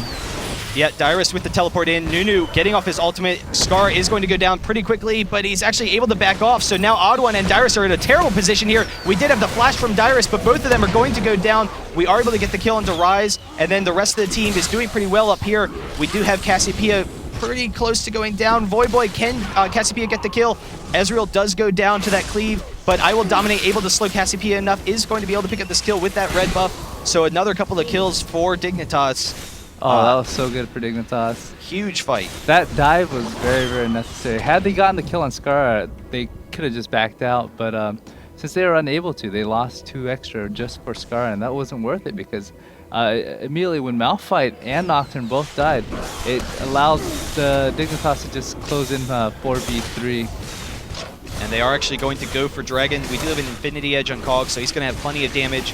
Soraka will be able to keep Mundo up, particularly with Mundo's ultimate, so this will be a free Dragon. Nocturne not going to be able to get there in time, I don't think, but he's closing the gap pretty quickly. He doesn't have Flash or his ultimate, so there's actually no way for him to really defend this. We don't have Flash from Nunu, obviously, so they do get the Baron, and the rest of the team had come up, so the entire team has Baron now for Dignitas. Oh, that was a huge fight for Dignitas. I felt like that dive was so absolutely unnecessary. It just gave Dignitas such an edge after the fight has started because, you know, one of your top lane and your jungler is now dead. And even though it broke even with Cassio and Nunu, with the fight on, I think it was Rumble and Mundo versus Cassio and Nunu, they still had players afterwards, which cleaned up Ezreal and cleaned up Cassio after. So that dive was actually the reason why they lost that fight. So what does TSM do at this point? I mean, clearly, you know, they probably need to be a little bit defensive because of this Baron buff, but do we actually maybe see them amp up the aggression, try and pick people off? Do they really just need to go all out for kills now? Right now, since Dignitas have Baron, what they can do is they can just slowly press because they still do have almost every single tower up, and so if TSM allows them to get in position to push, they're going to lose more towers. So what they need to do is they need better map coverage and just pick off people. If you look on the map, TSM has 1 ward versus 4 wards from Dignitas, and they need that map coverage so they can start picking off people. But because they don't, I feel like it's just going to be Dignitas pushing every lane and just grouping up and taking more towers. Yeah, and with the range that Cog has, they definitely have that tower pushing capability. They have enough tanks up front. You know, Ezreal does have that poke, but with the Baron, they definitely won't have enough to deal with the regen there.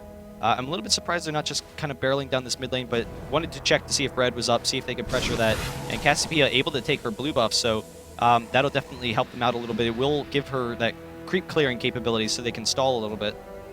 But do you think that Dignitas is just going to kind of barrel down mid, just really aggressively? They want to take tower now. They want to use the Baron buff to the fullest advantage right now because, you know, they are ahead in gold. They're ahead in, with the Baron buff too. So it just 2 factors multiplying with each other. It's fairly easy for them to take towers right now. With Kog'Maw, every time his W is up, he should be able to do sizable amount of damage to the tower.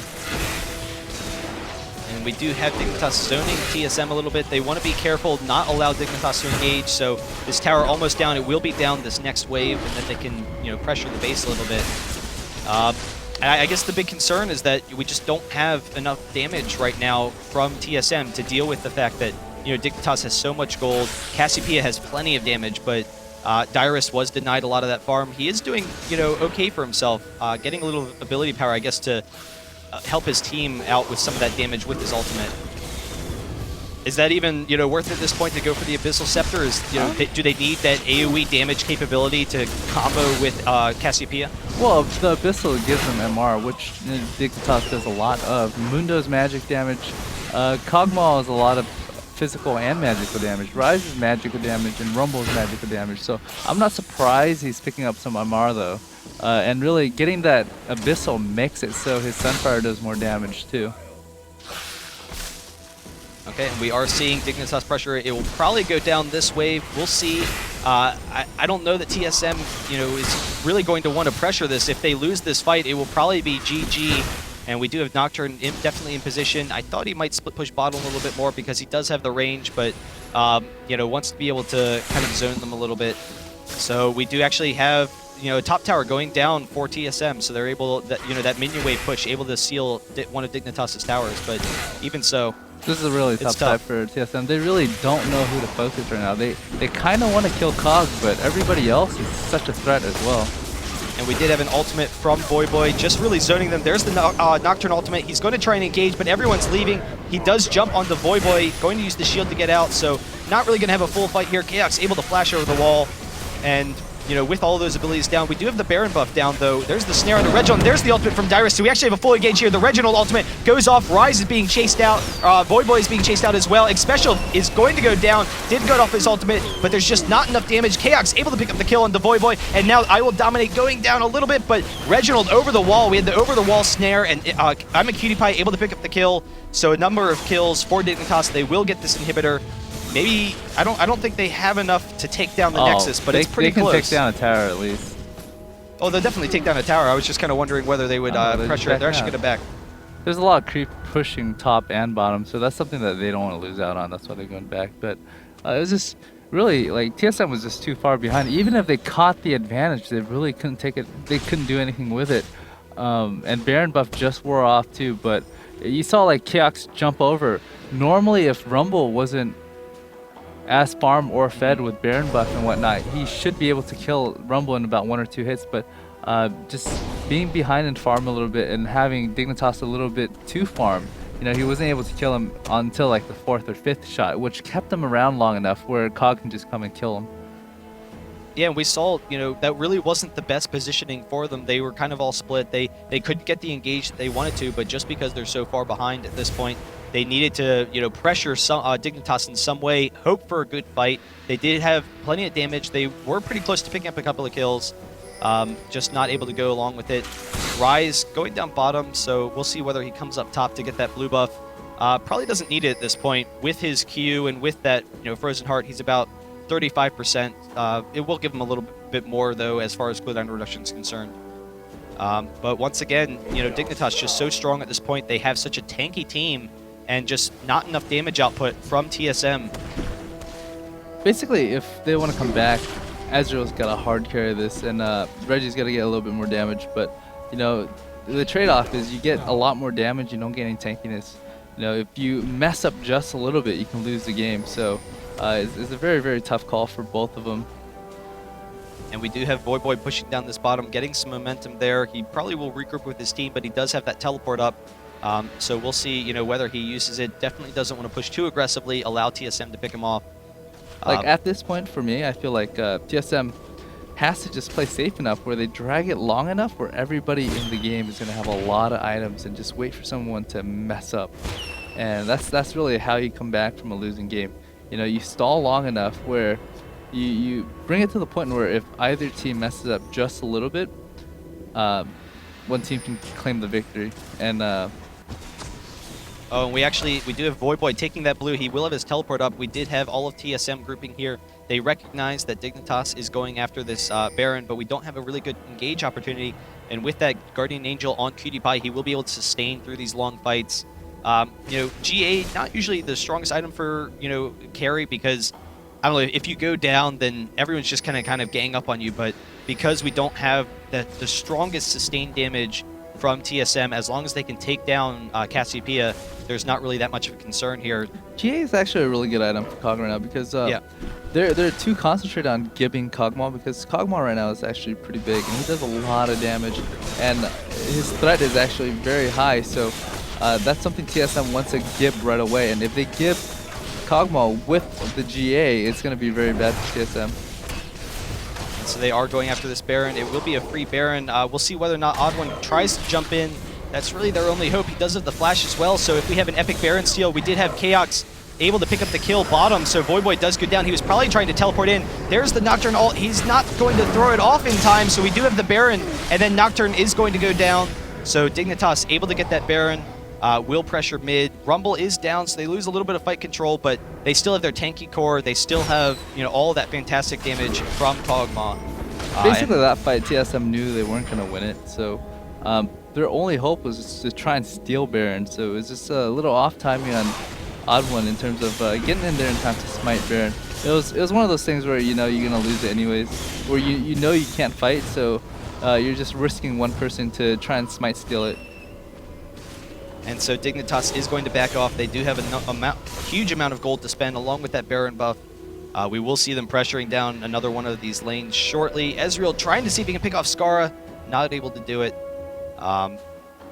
Yeah, but it's just the slow push at this point. It will be extremely difficult for TSM to hold off, but they do have some good creep clearing capabilities. We do have Imaqtpie chasing down OddOne a little bit. He will be able to get out of there. But all alone, Imaqtpie needs to back up. Malphite coming up through this jungle. I don't know. At this point, we'll see whether or not TSM could hold on, but it really just feels like too much of an uphill battle. So it is an uphill battle. Yeah, where could TSM maybe have done some things differently earlier in this game to not allow it to get to this point? Basically, it got to this point because of one. I don't want to call out OddOne, but really his first gank, I felt like could have converted and killed Rumble, but instead he gave Rumble a kill and red buff instead, and really that gave Rumble the advantage where Dyrus couldn't lane against him anymore. So Dyrus went top in an attempt to level down Rumble with Easy and I think Nunu. And so I felt like if Dyrus just got that kill, he could have just laned bottom easily and not be denied, and it should have been a much even fight throughout the entire game. The second one was when Reggie split and tried to zone through people while they did Dragon, and he got killed and they closed on him 5v4. And so Imaqtpie here is going to be able to take this inhibitor. We do have Dignitas getting the mid inhibitor, going to back off, pressure another lane, continue pushing. Is there, coming into the second game, that definitely was key, that OddOne dive early. He thought he had cleared the tower range, hadn't quite, so Voyboy able to pick up the kill. Is there maybe an issue with their team comp? Was Malphite, I don't know, kind of a struggle of a pick to get involved, or I think it okay? should have been fine. What OddOne should have waited, he should have noticed that the oncoming creep wave was gonna be there, so right when he turned that corner, it would have seen him. So that gave Voyboy an early warning. Had he waited about like 5-10 seconds and just followed after the creep, he should have been able to just get behind Voyboy and then get the fear off and the Q off, because he didn't land his Q damage because he blindly threw it into the brush. We do have Voyboy coming up here, and Dignitas is going to be pressuring this top tower. It's basically dead. I'm surprised they haven't just come up and taken it. So there we go. They have taken it. We'll be taking this inhibitor shortly. Probably the last stand. Chaox very close to going down, able to use his Arcane Shift to get out of there. But another inhibitor for Dignitas, slowly making their way in, and just not enough poke, to sustain against that regen from the Baron buff. So I don't know, not really able to get a strong engage. We do have a couple of wards going off, but the Oracles on Soraka will be able to get it. And Chaox taking a little bit of damage from Voyboy, but Dignitas will pressure down this third inhibitor, get this third inhibitor, and presumably be able to take this game. So we'll see whether or not we can see any kind of last stand from TSM. I don't know what This is basically just gonna snowball. It's basically just the slow It's gonna over. be a snowball because right now TSM cannot fight them. They need to pick them, but at this point Dignitas isn't gonna split. There it is, though. We do have the Dyrus ult coming in, but he did miss his ultimate, so IWDominate taking some damage. Lucas pretty close to going down, but no pressure on Cog yet. And we do have Chaox going down. Xpecial is going to go down. OddOne, Dyrus, all going down. We did have Reginald going down as well. And Dignitas is going to be able to take this. Game number 2. There's the surrender vote. So TSM, GG for Dignitas. 1-1 the series now. It will go into game number 3. Definitely a huge turnaround from that last game, though. Last game was a really close series the entire way, and we saw a lot of pressure, from both teams going back and forth, getting into those late game team fights. Do you think that we'll see a difference, in the comp for TSM, or do you think that their team comp was okay, their team strategy was okay? Their team comp this game should have been fine if they didn't fall behind too early. Really, because I felt like Dyrus wasn't a big enough factor throughout the game, and that one dive mid was they were actually very, very even until they engaged right outside Dragon, and both Nocturne and Malphite saw that Rise was about 300 hit point, and they both wanted to finish it. And they went behind tower, and the Flash immediately when he's behind tower baited them both into dying. And losing both of those players, they were able to pick up the rest of TSM. Because of that fight, it actually catapulted Dignitas into a huge advantage where they can control and dictate the rest of the game. So it was just that one fight. Of course, there was a lot of mistakes throughout the game from either side, but the fight that lost them the game was when they both dove behind that tower. The fight that just gave Dignitas an advantage where they can come back and just pressure them was when Nocturne tanked the tower and didn't wait for the creep to walk by, and that gave them the advantage to pull to mid game where they can take advantage of TSM's mistake. And that's the key. TSM, they went with that aggressive early game team, but weren't able to put as much pressure as they would have liked to. They were able to take a number of dragons, but not a whole lot of pressure on the lanes. Cog did farm extremely well. It wasn't more of like it was just strictly mechanical. It was a mechanical error, and so I felt like it could have been avoided. Okay, well, we will be back shortly for game number 3. Thanks, guys, for tuning in. We do have TSM versus Dignitas. We will be seeing them at IPL 4 next week, April 6th through 8th. It starts on Friday, I believe. So it's definitely going to be exciting. It's an 8-team double elimination, so definitely check it out. If you're in the Vegas area, tickets.ign.com. Head on down. There is a Facebook promotion still. If you go to facebook.com/IGN Pro League, where you get half off on the ticket, it's really cheap. It's like $25, so $12.50 if you use the promotion. Make sure to tweet at IGN Pro League for this match. We are giving away 2 Razer mouse pads as well as 2 IPL hoodies. So, thanks for tuning in. Thank you, Dan. HatPerson will be back shortly after this commercial break.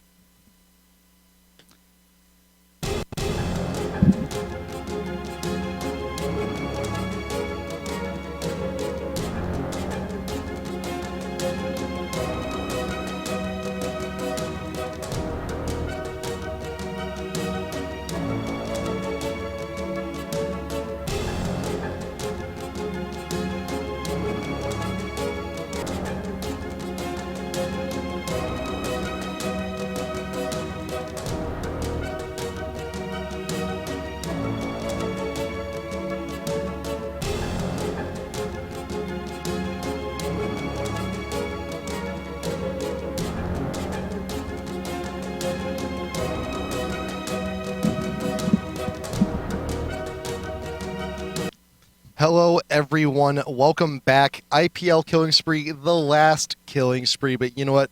Game 3, I can't think of a better way to end Killing Spree other than this. We're 1-1, TSM and Dignitas.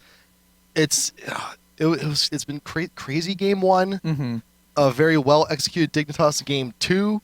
Definitely. It was. I felt it's so like good.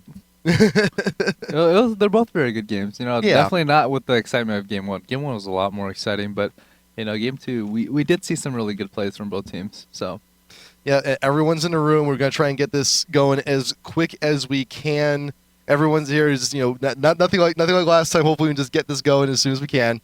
So real quick, who do you think is gonna win? Tweet us at IGN Pro League. You can win the mousepad and the hoodie.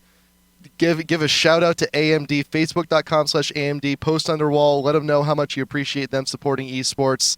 And IPL 4 coming up pretty soon. So if you haven't got your tickets yet, tickets.ign.com. I just want to get this going because I am just I got the vapors a little bit. It's just like I want to see. I got the vapors, but here we go. Already we're good to go. Boom. Immediately, Alistar banned out first, and I was looking over the picks bans from last game. I'm still trying to think about the Malphite pick, but we can talk about that later. TSM did not take their last ban last time. They didn't. Why? I'm a little curious as well. I think they were trying to bait them into picking Lee Sin, and that's why the Malphite was there. Malphite naturally does really well against any type of AD top. So had they had Lee Sin instead of Rumble, Malphite would be able to go in and slow both attack speed and just tank a lot more with all the armor that he would normally stack. So what situations, if you're playing in ranked or playing in tournament play, would you not want to take your last pick? Or your last ban? What other situations? I'm not sure. It's just I feel like if they didn't take their last ban on purpose, it would be to bait them into picking something. But that's my only reasonable explanation at this point. But this game, at least all 6 bans are being taken. Alistar, Rise, Lee Sin, same bans from Game 1 for TSM. Dignitas, Udyr, Ashe, and Urgot will be banned out. Urgot's been banned out every game from for Dignitas here. And again, first pick, Janna. You can't escape that from TSM. Janna's a strong pick. She's overall. a strong pick. And you know what? The Mundo worked last time for Dignitas. It may work again. Dominated. Did not die. Did everything he had to. Wonderful Mundo play coming from him last game. And yeah, hey, if it works, do it. So Kog'Maw, Mundo, and Janna so far. So who So we had Rumble didn't quite work for Dignitas last time. Rumble's a fine pick because because they had Rumble and he had those early kills, you know, they're able to they kind of made Dyrus go back top, and then he was basically shut down, and he was able to continue to farm bottom 1v2 for the most part. So you know, Rumble definitely wasn't the Achilles for Dignitas last game. Yeah. Granted, Voyboy did rack up quite a few deaths on him. He definitely did rack up a few deaths. You know, just being in a 1v2 lane, especially with Nocturne, you know, anytime you get ganked, it's going to be 1v3, and anytime it's 1v3, it's definitely very hard to get away from. Ooh, okay. You know what? I have not seen Annie in a competitive game in a while. Ooh. Why? That's okay. Well, first off, why do we not see Annie that much?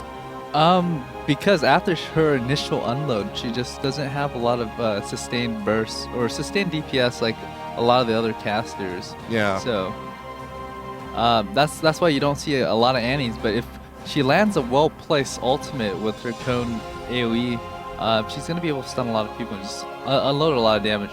In terms of landing her stun is actually a lot harder than say a Cassio would at this point, because you know Cassio people kind of funnel in and then you hit R and you stun them all. Annie, you have to get that perfect timing and flash in and then Tibbers to make sure you stun everybody. Yeah. So it's definitely a lot harder for Annie to get a successful AoE stun off. Well, that, and also she telegraphs very much so when her stun is ready. She has the little ring around her. But I mean, you know, many good Annies, what they'll do is they'll stay one spell away from when they have their stun, and then do something like pop shield and go. They can do that, yeah. Yeah. And here we go. We got Mordekaiser picked for Dignitas, so that's going to be Scarra in the mid. You guys have been calling out for it in chat. We're going to give it to you. Mord in the mid versus Annie, more than likely. Ooh. It's not too bad for Annie because she does have a 650 range, and you know Mord's cone is about 600, so she should be able to harass without taking damage from Mordekaiser if she's playing it right. So we're still thinking about what we can get for the last 2 picks for TSM, but man, I loved watching Scarra to play Mordekaiser. I haven't seen Annie in high level play in so long. It's been wait a long time since I've seen an Annie as well. Like give me a time frame. How long has it been? I really don't remember. I honestly do not remember. Because I can't recall even like season 1 championship. Oh, it was played at season 1. I can't think of a match though. That's the thing. Like I can't think of like any specific incidents. Oh, TSM definitely pulled out Annie in season 1 tournament quite a few times actually against AAA. So it's been a while. See, like, it's been a while. Yeah. That would make it like 10 months ago, but I'm pretty sure she's used here and there. It's just definitely on the back burner at the moment. So yeah, it's like I was actually I was looking back at a little of the season 1 stuff way back when, but I was only looking at the Against All Authority stuff. You know, they are coming to IPL 4. I'm trying to catch up on my EU teams. I'm doing what I can. Yeah. But I should just go back and watch some of the TSM games. Actually, some of your guys' games too. Yeah. Just to catch up a little bit. It's been a while. So Olaf will be the last pick for Dignitas. So right now, these are the teams. TSM going at Janna, Annie, Nocturne, Kennen, and Warwick. Dignitas going Kog'Maw, Mundo, Mordekaiser, Soraka, and Olaf. So I mean, Olaf, they had a little bit of success with Olaf game 1. Yeah. They could try and replicate it. Well, we'll have to see. And Cutie Pie is actually in chat. He's like, I'll never get to play Twitch. Let's see here. So, you guys, what's Xpecial trying to tell me on this? All right, so we can talk about the lanes a little bit too. So Soraka Kog'Maw, we're going for that sustain lane. Actually, now that I realize it, so Nocturne Jungle Warwick top lane, Janna Kennen bot lane. So AD Kennen possibly here. It could be. Yeah. Actually, no, Xpecial here saying that Annie equals Graves. Okay, so we didn't get that yet. So Annie was actually a sub. Oh, okay. Okay, that's why I was so confused. Yeah, Annie's a placeholder for Graves here. So we're gonna have Janna Graves bot, Nocturne Kennen Warwick. Okay then.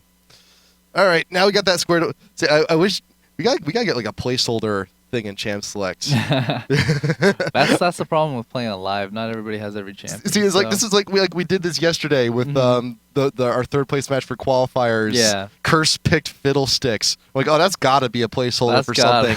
That's gotta be. Oh, he actually picked Fiddlesticks. Damn. And they performed beautifully. They did do well.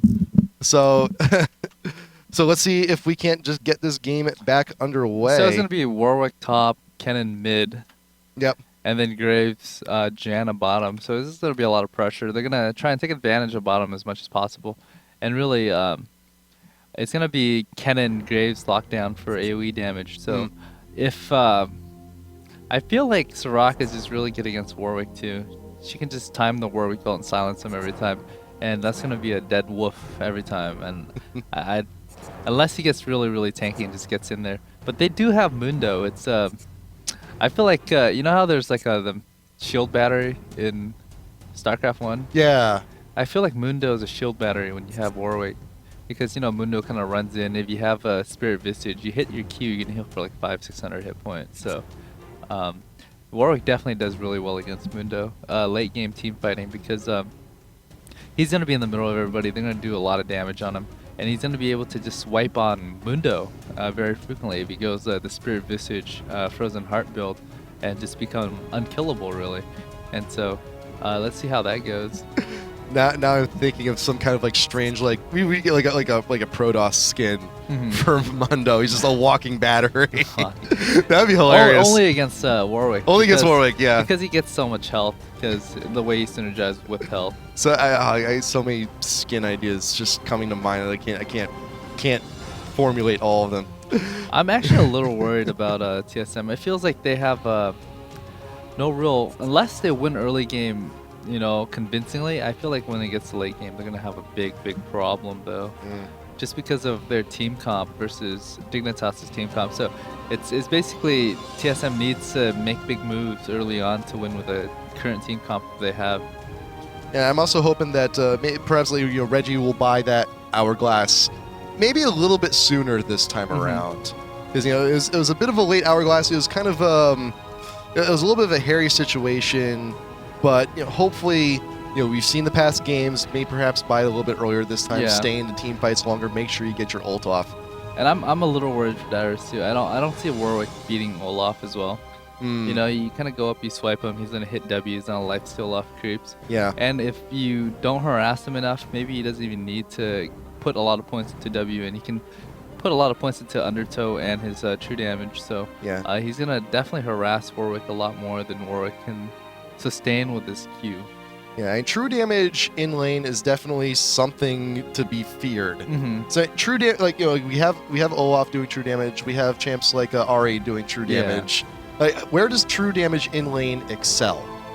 True damage in lane excels against most bruisers, because bruisers, they go tanky DPS, and really the tanky portion of what they got is just basically negated, because armor at that point doesn't matter. So yeah. All right, I just want to remind all of you guys at home, if you have any big plays, any LOL replays that you want to send our way, we do our top 5 videos every now and again, so be sure to send us your replays. IPL LOL replays at gmail.com. We got prizes. We got a few things we give away to some good plays out there. You're on our latest top 5. You had our Shyvana video. Yeah, did you say? Oh damn. Yeah, Nice. we just threw that. It was a Quadra, I think. No, I didn't get the Quadra, No, but it was a 2v4. It was a 2v4. I got hooked by Blitzcrank, I think, and we ended up killing him, which is pretty sweet. So yeah, once again, if you have your LOL replays, you got any big plays, send them our way. IPLLOLreplays@gmail.com. You might end up in one of our videos and might win. You might win something for yourself. Who knows? And once again, big shout outs to AMD. They also got Twitters as well, AMD_unprocessed and AMD Radeon. Be sure to follow them for all of their news and info. We're almost about to head into game. Spectator delays about halfway done. Remember, please do tweet at us who you think is going to win at IGN Pro League. We got the hoodies, we got the mouse pads. You can go ahead and win those. And I'm so excited. Just like I said, I can't think of a better way to end Killing Spree than like this. Dignitas, TSM, two wonderful teams, and this is it. Like, this is the precursor. This is the kind of level of play we can expect from IPL 4. Definitely. I'm so worried this game for TSM though. I know, I am too. I am too. Just because, like Mordekaiser's really good against short range champion, and they have 4 champions that needs to get up in there, and Mordekaiser is going to be able to drop the ult on either one of them, and yeah. So specifically Reggie is going to need to get the early hourglass, or else he's just going to die right away. And having all the extra AP from killing Reggie is going to make Mordekaiser a freaking beast. So, I mean, Mordekaiser, like, there's really not a bad target for him to ult, really. I mean, he can he can ult anyone, and whatever ghost he gets, I mean, it's gonna be a win. I mean, especially Graves and Nocturne, but really, it's because usually when you play Mordekaiser, you want to focus on 1 or 2 champs. You want to focus on the main carries to get their ghosts. Like, if the enemy team has like a Vayne and they have a whole bunch of other tanks, you're pretty much limited to only try and ghost the Vayne. But here, it doesn't matter. You can get anyone. Anyone's a good pick. Like, even Janna, just to force her out of the fight, perfect. Good. He's got options. He's got tons of options right now. Basically, TSM's got a heavy engage comp, but you kind of don't want to heavily engage on Dignitas comp. So I feel like unless they can just completely shut down lane, just get a lot of kills off early game where somebody on their team becomes unstoppable, where they can just press advantage over and over. Once it gets to the 40-minute mark, it's going to be a very, very painful game for TSM. I mean, then again, we may not even get that far. Who knows? Yeah, exactly. We might not. You give Dignitas the slightest advantage in this game, just based off team comp. They're going to be able to just snowball it just incredibly hard. They have a very, very good snowball comp right now, so I don't want to see Dignitas comp get to late game at this point. So we got the time frame. Hopefully that if TSM's gonna win, they gotta do it before 30-minute mark, 40-minute mark, somewhere around there. I feel like they need to make a difference by the 10-minute mark. If they don't have enough pressure or enough advantage by the 10-minute mark, I feel like Dignitas is just gonna pull away from them too quickly. We were going to see what happens, but we may not have any crazy lane switches like we had last time. I don't know. But we got a nice little point defense here coming in from Dignitas. Wants to make sure that they're not invaded. And Dyrus is, are we going to have a remake, I think? Yeah, I think we're going to have a remake here real quick. So, Rune's bugged. Going to have a quick remake. BRB. And actually, let's see if we have an invite ready for us as we come back in here. Hopefully we do. Where's our invite? Can we get an invite? Yeah, we got it. Cool. So, once again, thank you guys, everyone watching it right now. I just want to give a big thank you to all you guys for sticking with us these past few weeks, these past few months. Killing Spree has been an absolute crazy trip for us. It was our first, big show. It was a great big experiment. We've had some fantastic teams come on. We've had some crazy matches, wonderful highlights. If you've missed anything, we have pretty much everything on our YouTube, youtube.com/IPLLOL. Tons of highlights, tons of games, all of our qualifier matches up on there. And do please stick with us for IPL 4, after IPL 4, because we got a lot of stuff lined up. A lot of stuff lined up. Stuff for NA lined up. Stuff for EU lined up. I didn't hear about that. We got some EU stuff That lined sounds up. fun. I mean, I feel like EU is just very, very big on esports right now, and so I definitely welcome with open arms, just because I feel like the audience is just the more people that's involved, the more fun it is going to be. Yeah, and I know there's a few people probably in chat right now. You know, they're in the EU right now. They're staying up. It's like, we gotta get this game going. I have to go to bed. I know.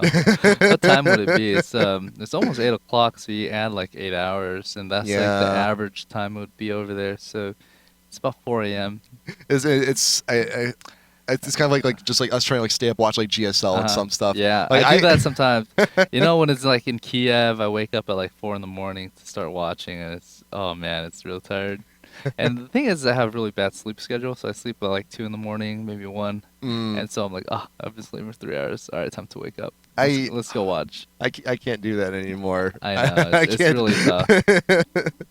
It's like those days of my life are over. Those days are long gone. Yeah. It was wonderful too. It was like there's like a good like few months that I'd just stay up. I'd play Full Tilt when it was still up. I'd be watching GSL, and it's just like it's just staying up until like 8 in the morning. You know, making some money and watching some StarCraft. It was like, I can't do that anymore. I gotta be. I'm in the office, doing what I can to bring wonderful games and content to you guys. That 9 to 9 job isn't too bad after all. I'm just kidding. No, it's you know what, if you do what you love, hours don't matter, and you know, we're here long hours in the office because we're doing what we love. It's definitely fun. It is. I know. I enjoy coming in here. That's why I am here. You know, I continue coming back. It's just fun to come in here. Oh, I think we got everyone back in here.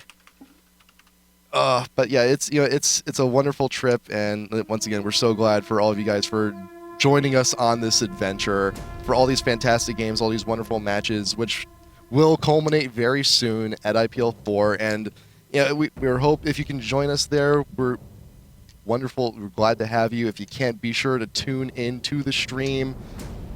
Grand finals are going to be on Easter, so what I'm doing is like I'm trying to get like my family back home to try and like just watch the stream like around like Easter dinner. Yeah. So and I want all of you at home, try and introduce your family to esports and good afternoon, or even if they don't want to watch, just take dinner or go to your room, have your Easter dinner while watching some wall. I need to watch League of Legends. Need to watch League of Legends. We got some important stuff. There are battles going on in parts of the world. They need me to watch. I need to be there. Yeah, they need my support. They need my support. Esports needs you. Esports would die without you. Have dinner. Oh man, I find myself eating on like my computer way too frequently. I feel like, I don't know. It's become a habit now. Actually, I'm like some computer eating, watching. I'm eating, streaming. Yeah, I gotta start streaming again. I gotta get my tower. I gotta start streaming. There's like a week after IPL 4. Like I'm just gonna buy all of my stuff, build my tower. I should start streaming again. I should do that. It's been a while. Like I would just stream like random stuff, like Sega games and things like that. I'm thinking of building a new computer too. Just like make it twice as sexy. Yeah. Even then, like I've seen some like the fighting game guys. Like I know, it's Flo was streaming like I want to be the guy. I want to be the guy. Yeah. Oh, that game's fun. It's so much fun. It's very frustrating sometimes too. Though. Very brutal. It's very brutal. A lot is very deadly. Even some of my friends for a while they were streaming QWOP. Oh yeah, I actually beat that game. I was really proud of myself. How the hell did you do that? I still can't. I mean, I would do it. Like I would have the guy like he'd be like shuffling on his knees. The hardest one is once you get over the hurdle, you basically win the game. Yeah. The first time I got to the end, I couldn't finish because I forgot what the obstacle is after, but it's the pit. Pit. I would run and then I couldn't jump the hurdle, so as I was quapping, I was dragging the hurdle, and it was just blocking me. I couldn't finish because I couldn't jump over the hurdle. So I just like I'm moving forward and like I'm just kicking the hurdle as I'm moving forward. It's ridiculous. I love Quapping is a verb. Clopping. Wait, it's like we were having a discussion yesterday about derp. It's like, oh, I'm derping over here, I'm derping over there. But just everything's a verb now. It's just the most You add convenient ing way. to anything, it becomes a verb. Exactly. I'm derping while I'm quapping. I'm Don't mind me. I'm quapping derping. Clopping. How to Kill 3 Minutes. Brought to you by the IPL. Talking about quap and derp. Yeah, I think I got 40 more seconds. We were still. good. We still got time. But going back to this matchup. So we've had a lot of Jungle Mundo in the meta recently. Do you think we're going to be seeing that a lot at IPL? Mundo is one of those champions that is just very hard to deal with late game. He's got really good, jungle control too, because he's so tanky. He jungles pretty quickly too. So overall, he's a pretty well-rounded champion. The only thing that he lacks is hard CC, but he can just walk into people and he's very hard to ignore because he does a sizable amount of damage and he's really tanky. And I'm just really glad to see Mundo viable again, because pretty much like the only time I'd ever see Mundo was in threes. Really?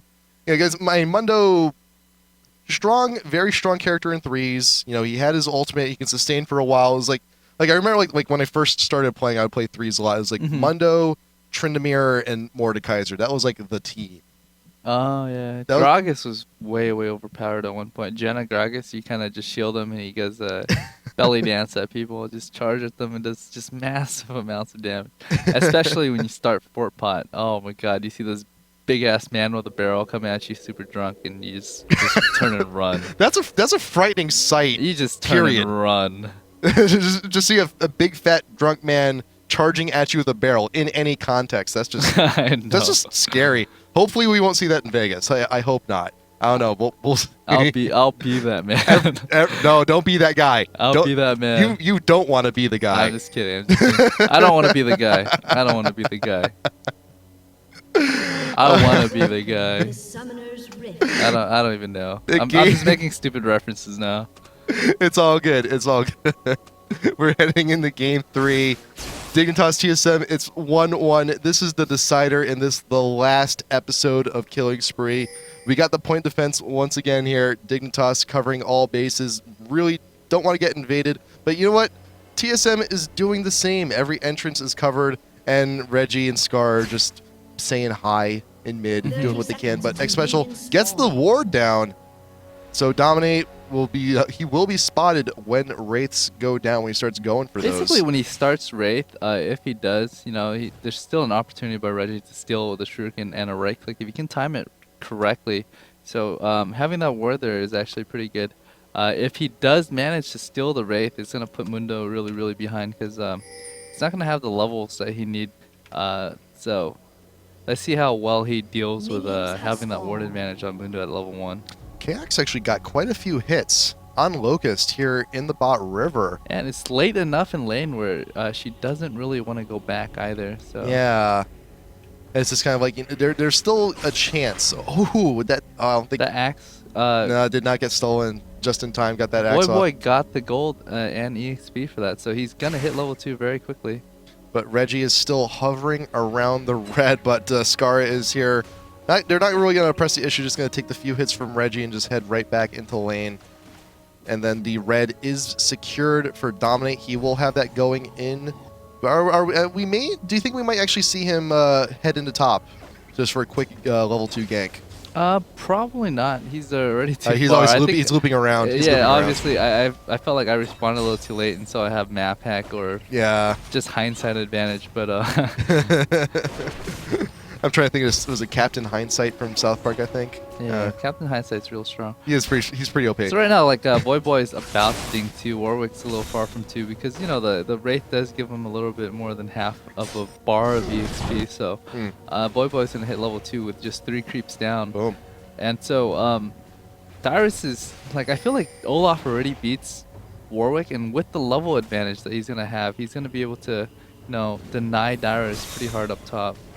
So Dominate grabs the blue, but he's pretty low on health, so he's going to be heading back. And Voyboy actually getting the Ignite. Mutual Ignites going down. Both champs in top lane. They will both survive. Potions being chugged by both guys. And Dyrus gets low again and gets the Q off. A little bit more health regen that he needs to stay alive. Oh, but he can die to if Olaf lands gets the axe. We and got get the axe. Can he get in? He gets the true damage. Q going off from Dyrus again. Trying to get the last bit. The health. 20. Oh, the axe gets it. Woohoo! Wow. That was risky. I wouldn't have gone up for that. I felt like just because Olaf just does really well against Warwick, and so the exchange isn't worth it, especially because he was already behind on Olaf, and once he gets that first axe off, he's gonna be able to chase you continually backwards. So now he's forced to kill. Dyrus has died. He's gonna be losing out on that farm. Voyboy is gonna start wandering back in the lane. He got himself a heart of gold straight away. GP10's gonna help him get that gold that he needs for all kinds of stuff, because stuff is definitely good in most games, this being one of them. And Dyrus forced to farm at tower. He's pushed all the way back, and Dominate is actually gonna be hiding in the bush. Oh, Dyrus isn't gonna even push the lane though, so well, the lane's gonna push naturally, so I'm a little worried for Dyrus. He's gonna be forced out of he's gonna be forced past mid lane within like 40 seconds. As soon as the two Scarra forced the flash out of that one. OddOne came in for an attempted gank, but he does get out of harm's way. As soon as the two creep waves up top finish colliding, and the creep kills each other, Dyrus is exhausted. Dominate coming back from the bush. True damage going down. We got the AoE from Dominate, and that's another quick kill onto Dyrus top lane. Top lane, it's not looking good for Dyrus right now. It's definitely not looking good. Early game without giving up that kill, he can lane at a disadvantage, but now he just absolutely can't lane anymore just because he's level 3 versus a level 5. Soon as he's level 6 Olaf, the level advantage that he's gonna have over Dyrus is gonna be so big at this point. I feel like, having a comp that relies on being ahead early and throughout the game and losing this early is gonna just snowball the game. It's like this is one of the type of games I really, really hate to watch and commentate, because it's for TSM is just so hard for them to come back from this type of disadvantage. So I mean, let's put ourselves actually in the OddOne shoes right now. So we've seen Dyrus die top lane twice. We had to go cover to the lane just a little bit. Do we make top lane a ganking priority? No, you do we give put up other on lanes? top lane. You basically want top lane to drop and have Dyrus just AFK farm at tower. And Dyrus, if his lanes push, as soon as he hits level 6, he needs to start moving around, not worry about catching up in farm, because he's just going to fall more and more behind if he gets caught by Olaf. And Dyrus getting caught once again with the axe. That true damage taking off like a third of his health already. But yeah, I mean, if you are a lane losing pretty hard, I mean, it actually is the jungler will actually have better odds going off somewhere else, because odds are if OddOne comes to try and gank Olaf right now, No, it can turn out really bad. Yeah, they can get turned around and killed actually. And Reginald getting the ult off on Scarra in mid. OddOne comes up with the Q. Ignite going down, and Scarra will die to Reggie and OddOne in mid. So nice quick gank That's there. exactly what you need to do. If you're going to lose top lane and you really can't gank for top lane anymore, you need to concentrate your efforts elsewhere. And top, actually, once you start losing tower, you got to keep your line in. The moment you push, you need to be mobile, because what's going to happen is your lane's going to create a big wave, and it's going to entice the other team to actually come and farm it. So you can create a wave and bait the other team to farm it, and then you can roam around and try and help your team and pick up kills. So you can bring your team at an advantage even though you're behind, to offset you being so far behind. So I think one of the biggest things I see in solo queue is you see someone, they lose lane a little bit early, and then the rest of the game is just, my jungler didn't gank, my jungler didn't gank. Oh, it's so hard to gank once you lose lane. Yeah. There comes a point where not only do you lose lane, like you can't farm, but even when someone ganks for you, you're not going to convert, and potentially they can even turn it around at another point. So top lane still Voyboy now using that advantage as much as he can, and IPL actually getting chunked out by Chaox. We did not burn any summoner heals, but Soraka was there to help out. with her own heals, and Dominate and OddOne high-fiving in the jungle. I thought that briefcase was going to miss for a second. It was like I saw him like for a split second just like go kind of like through him. So Reggie's ult is going to be up in about 15 seconds. So they are looking to pressure mid because Reggie's doing a really, really good job against Scarra, and now he's able to control Scarra right now. Ooh, and Mundo. Yeah, Dominate just taking quite a bit from that. So definitely there's a lot of kill potential mid with Reggie laning against Scarra. So what Nocturne wants to do is he just wants to continually chain gank mid. So even if Dyrus loses top, as long as Scarra loses mid hard enough, it should be, a fair exchange. So Scarra 46, Kennen 62, and Dominate showing up in mid, popping the ult, getting some health back. Once again, try to get around Reggie, but OddOne's here. I can't quite do that. But so Scarra, he's definitely losing mid right now by a fair margin. And actually now we got people converging in on Dragon. TSM's getting ready to try and take it. Warwick went down because, the moment it's pushed out, he's just going to get chased back and get killed. So it's very worth it for him to come down and help him do Dragon.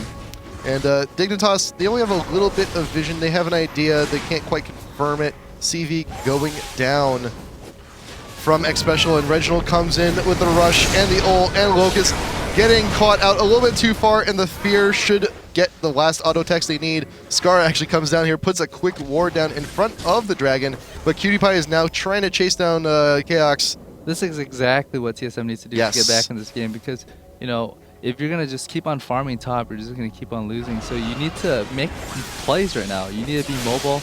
Yep. And right now the flash in from Dyrus ulting on Scarra. We got the Ignite down. He has no shield. Fear coming in, but the ult going down on Dyrus. We will be axed. Dominate comes in and try and connect, and yes, will we get a ghost? We got the ghost. We got the Warwick ghost right there. Xpecial on the back, but OddOne taking shots at the tower, and hopefully Xpecial can get away before a briefcase to the face. That could have been very, very good if everybody was ready for that, because if Reggie was slightly closer, he would have been able to get up and get a couple of attacks off and maybe a stun. We got stuns going down on Mundo, but it looks like if Reggie decides to stay, he will lose that battle. Just going to back up a little bit to tower farm down there. And right now, Graves actually losing bot because when he killed Soraka, he tanked Kog'Maw, so he's already at a disadvantage. But as soon as he gets back into lane and have Janna back into lane, he should be able to hold off that lane. So right now, in terms of gold, it's very, very even, but Olaf is going to be a huge, huge problem later game. And giving that... Oh, actually, that was Mundo that got the kill, so Mundo's still going to be a big problem. I feel like, the best case was they kill Mordekaiser, but actually the worst case happened, and instead of killing Mordekaiser, they actually gave up a kill and assist, so... Yeah. But still, it's like those kind of plays that they need to make to actually get back in the game. If Dyrus actually does the same move again, now Mordekaiser's flash isn't up anymore. They can actually pick up a kill. But it actually opens up a kill for Nocturne Kennen again, because now that Scarra's flash is down, they can close the distance, and he isn't going to be able to bring him back to tower and actually defend it. QTPie was given the blue buff by Dominate, so he's going to be a lot more spammy here down in the bot lane. Reggie doing what he can, pushing up the mid, forcing Scarra back a little bit. Ultimate is back up for Reggie, so we can use that to his advantage. Scarra's ultimate just about to come. Yeah, it is up. It is up. I thought I saw a little cooldown timer arrow on there. And Voyboy is just 85 to 39. He's doubled up Dyrus in creep at kills this top point, lane. Dyrus just can't do anything. Yeah, he needs to roam. He needs to make big plays right now. So that's what he's doing. Because if he can pick up a couple of kills, each kill is worth about 20 CS. So he's going to try and make up the difference that way. So right now, Scar trying to defend the mid. Reginald getting a few shots in. Getting the rush down, trying to clear the wave just so he can start pushing down that mid tower. And Voyboy is just staying to his own devices up top lane. Bot lane is pushing for Dignitas, and TSM, they really want to try and make a play on this tower. They want to grab this objective and catch up.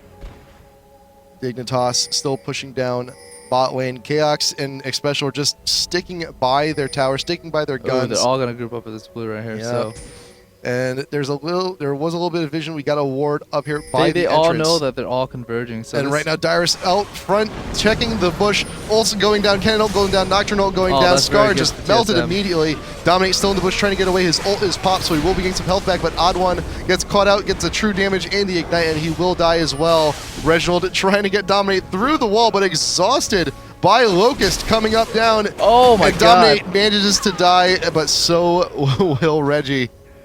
Wow. I'm not.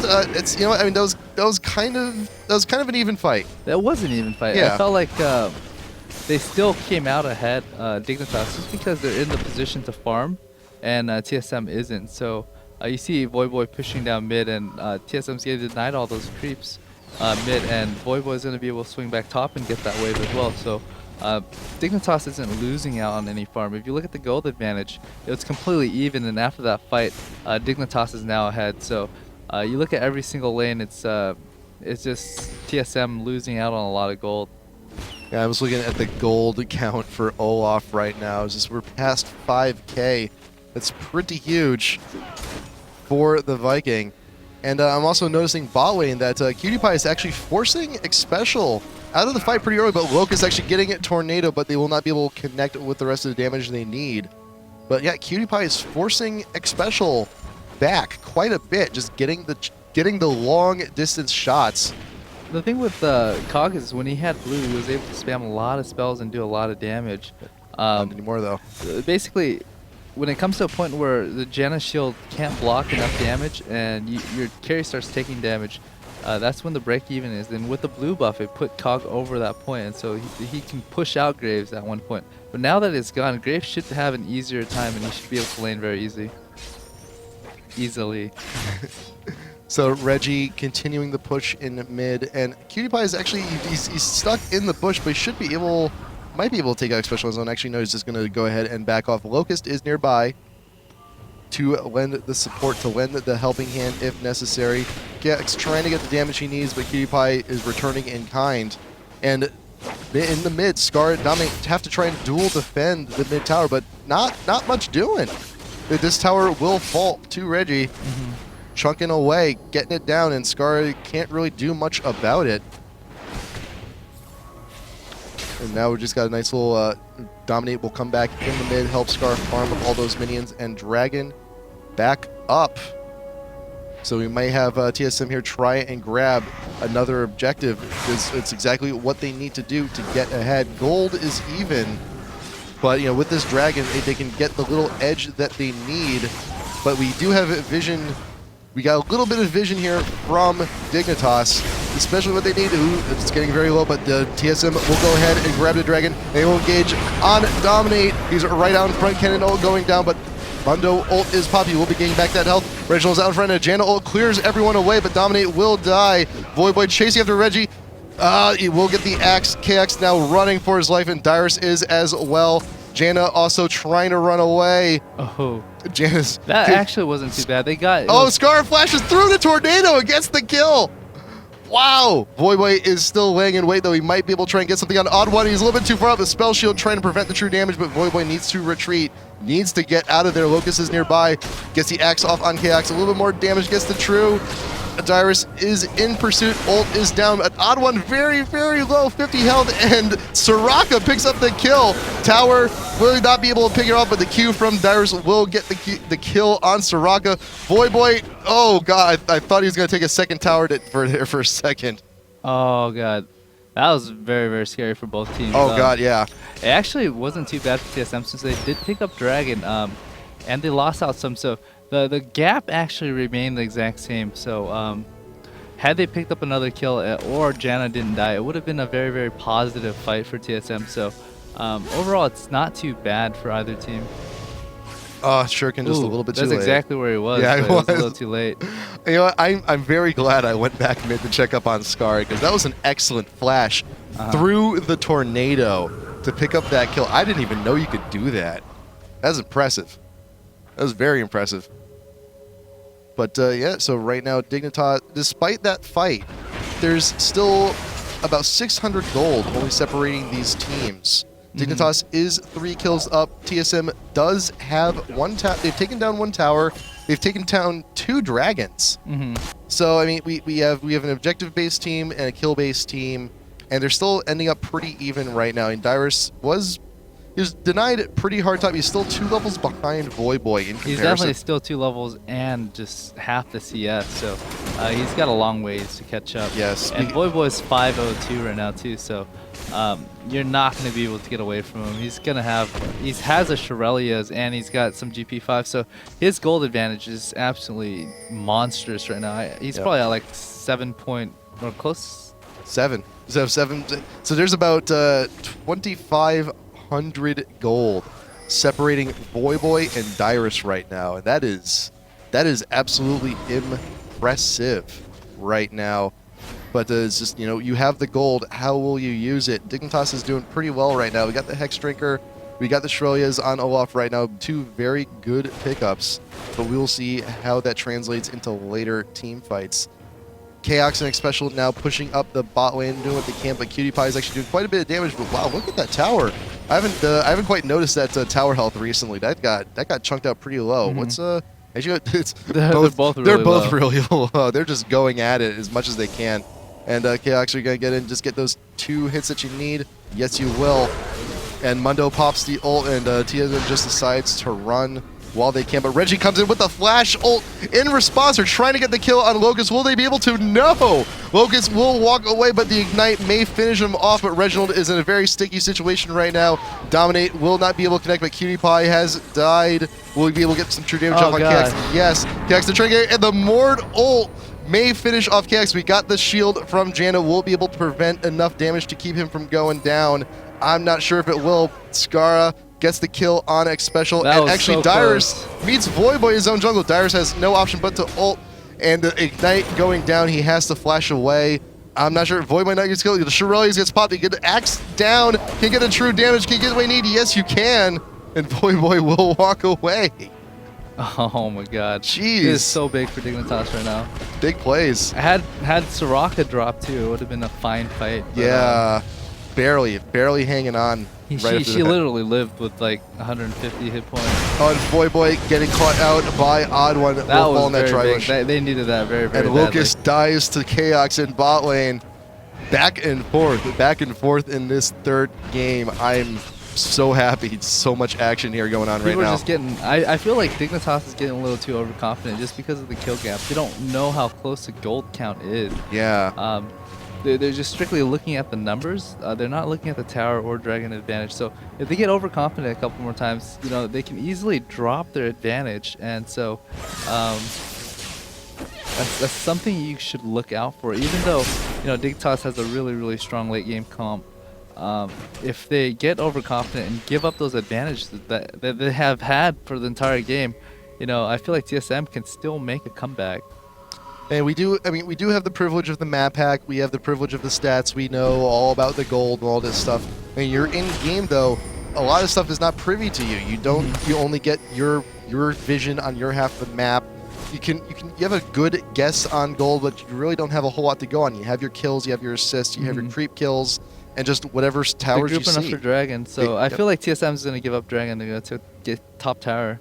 I feel. Because they kind of don't want to fight at this point, so they feel like it's better to just be mobile and just take objectives, or just trade objectives at least. Right, and TSM, they have vision on Baron. Dignitas has vision around Dragon, so it's kind of, you know, even vision right now. Dominate actually getting the wards that he needs down, so Dignitas is pretty well warded at the moment. And we may actually see in Oracles in the near future, possibly on Locust. So even Dominate can grab. Actually, Dominate might actually be a better candidate for the Oracles. He's pretty dang tanky. But Reginald trying not to get caught out by PewDiePie.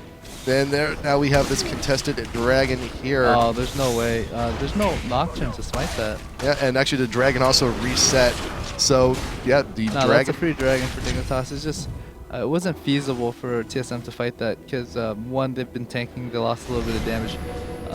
Cannon's Lightning Rush was down too, so there's no real initiation to start that fight. Yeah, Cannon had to Lightning Rush just to get away from PewDiePie, plunking down I felt like if they're going to rush it, they should have all gone and damaged it. They might have been able to finish it in time, And QT Pie actually getting caught out in the middle of the jungle, but the ultimate from KX not enough to finish off. But the ult from Mord will get a Graves Ghost to walk around, and Dyrus is not too far away. Yeah, that's the Graves Ghost doing so much to Dyrus.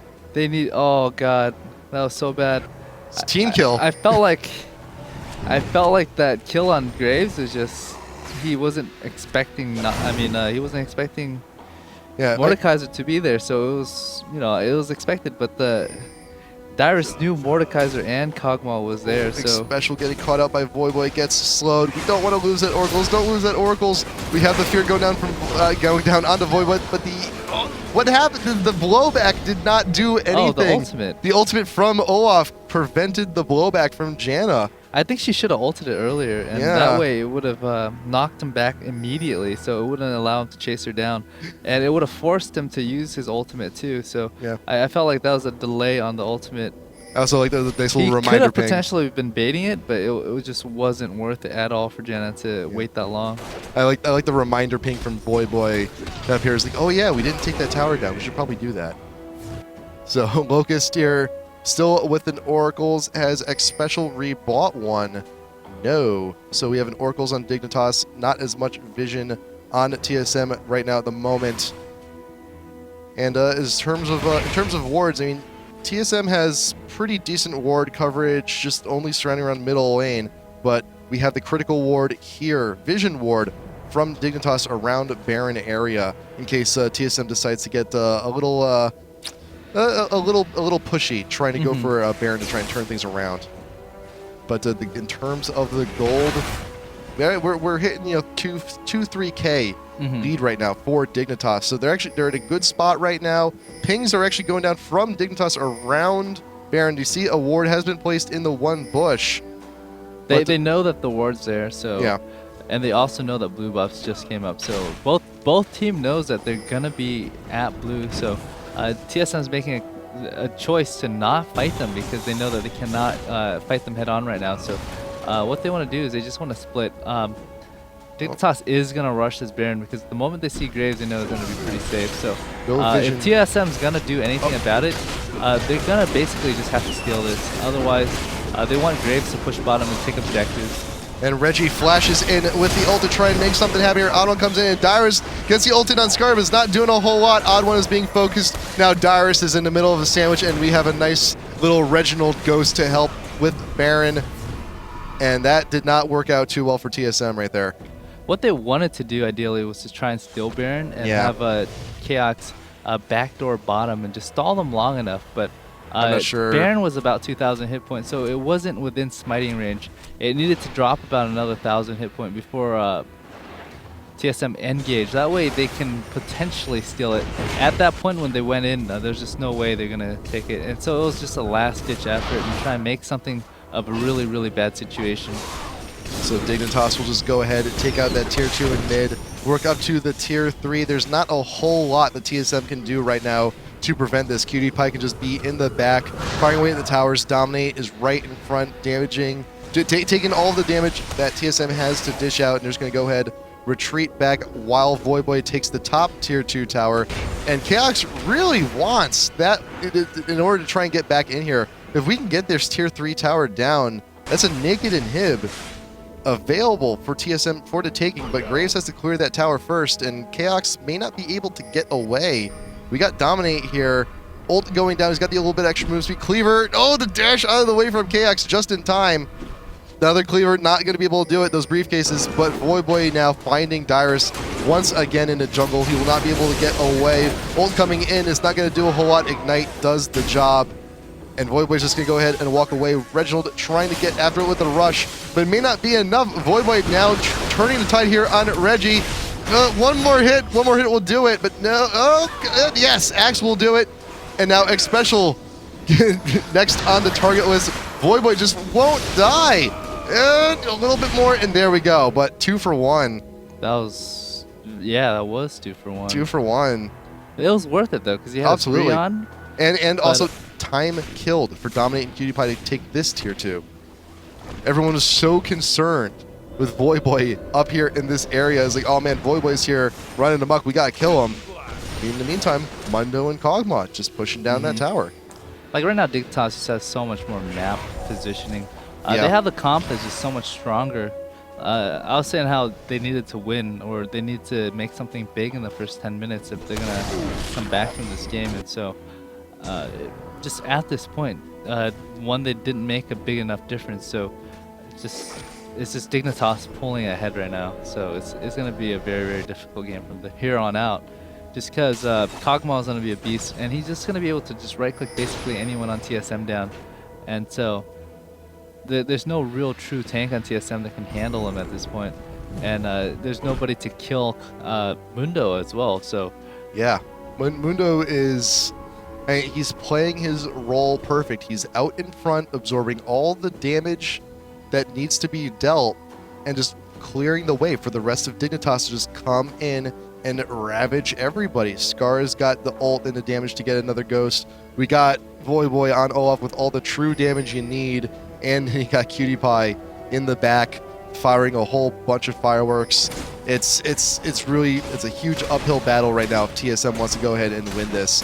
And Baron is actually we got an eighth of the Baron left, so it's just enough to probably get down this push. So you know, this inhib is probably pretty much free for... Oh, wow. Reginald comes in, pushes in on unknown Dominate and Scarra. Scarra being focused right now by OddOne. Lucas is here to help a little bit. We get the heals that we need off.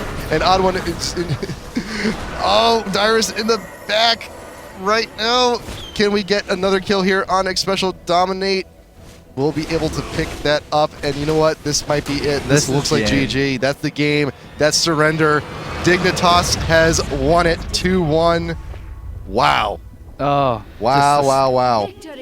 The advantage was just given way too early. They needed to make something happen way too... TSM needed... They have the team comp that requires big plays early game, and they can make big plays with that team comp, but unfortunately, it never converted. Man, you know what? It was still entertaining. It was a wonderful match to watch. But, you know, I mean, I do feel a little bit bad for Dyrus top lane. He got shut down pretty hard. Very, very hard. Very early. And I mean, he did make the best of a bad situation. He started to roam. TSM started to take objectives. They started to try and find people out of position, but they couldn't pull the job off as quick as they needed to. And Dignitas just kind of took their lead and just rolled with it from there. Yeah, it was just... Dignitas had the type of comp where they're just really, really monstrous late game, and they had the early game advantage as well. So it's just a matter of time where they just get to the point where they can just walk into TSM and tank everything and then kill everything afterwards. You know what? Still fantastic games, fantastic, wonderful games, and once again, I can't explain, how happy I am to end Killing Spree on this set. This was such an entertaining set. This is a set you can learn a lot from. Yeah, definitely. You can absolutely just look at all three of these games. It doesn't matter what position you play, if you're support, if you're jungler, top, whatever. You can learn something by watching every single one of these games. And it's try to do our best to just get the best games we can for you at home. And with that though, Killing Spree must come to a close. Has to happen, but we got a lot of stuff in the works, and if you can join us at IPL4, please do, whether in person or online. If you can be there in Vegas, tickets.ign.com. All the info you need is there. If you want to watch at home, just please tune in. Same place right here, twitch.tv/IPL LOL, and always please send us your replays, IPL LOL replays at gmail.com. And I think we got to call it. All right. You guys, good luck. Good luck to everyone going to IPL4. And from everyone here at the IPL, from myself, from Dan, Baron, and our entire LOL team, thank you once again for tuning in to Killing Spree. Whether this is your first time or if you've been watching with us the entire time, thank you for supporting us. Thank you for supporting esports. And we'll see you guys at IPL4 in Vegas. Oh, I'm excited. I'm excited too. So everyone, until then, we will see you soon.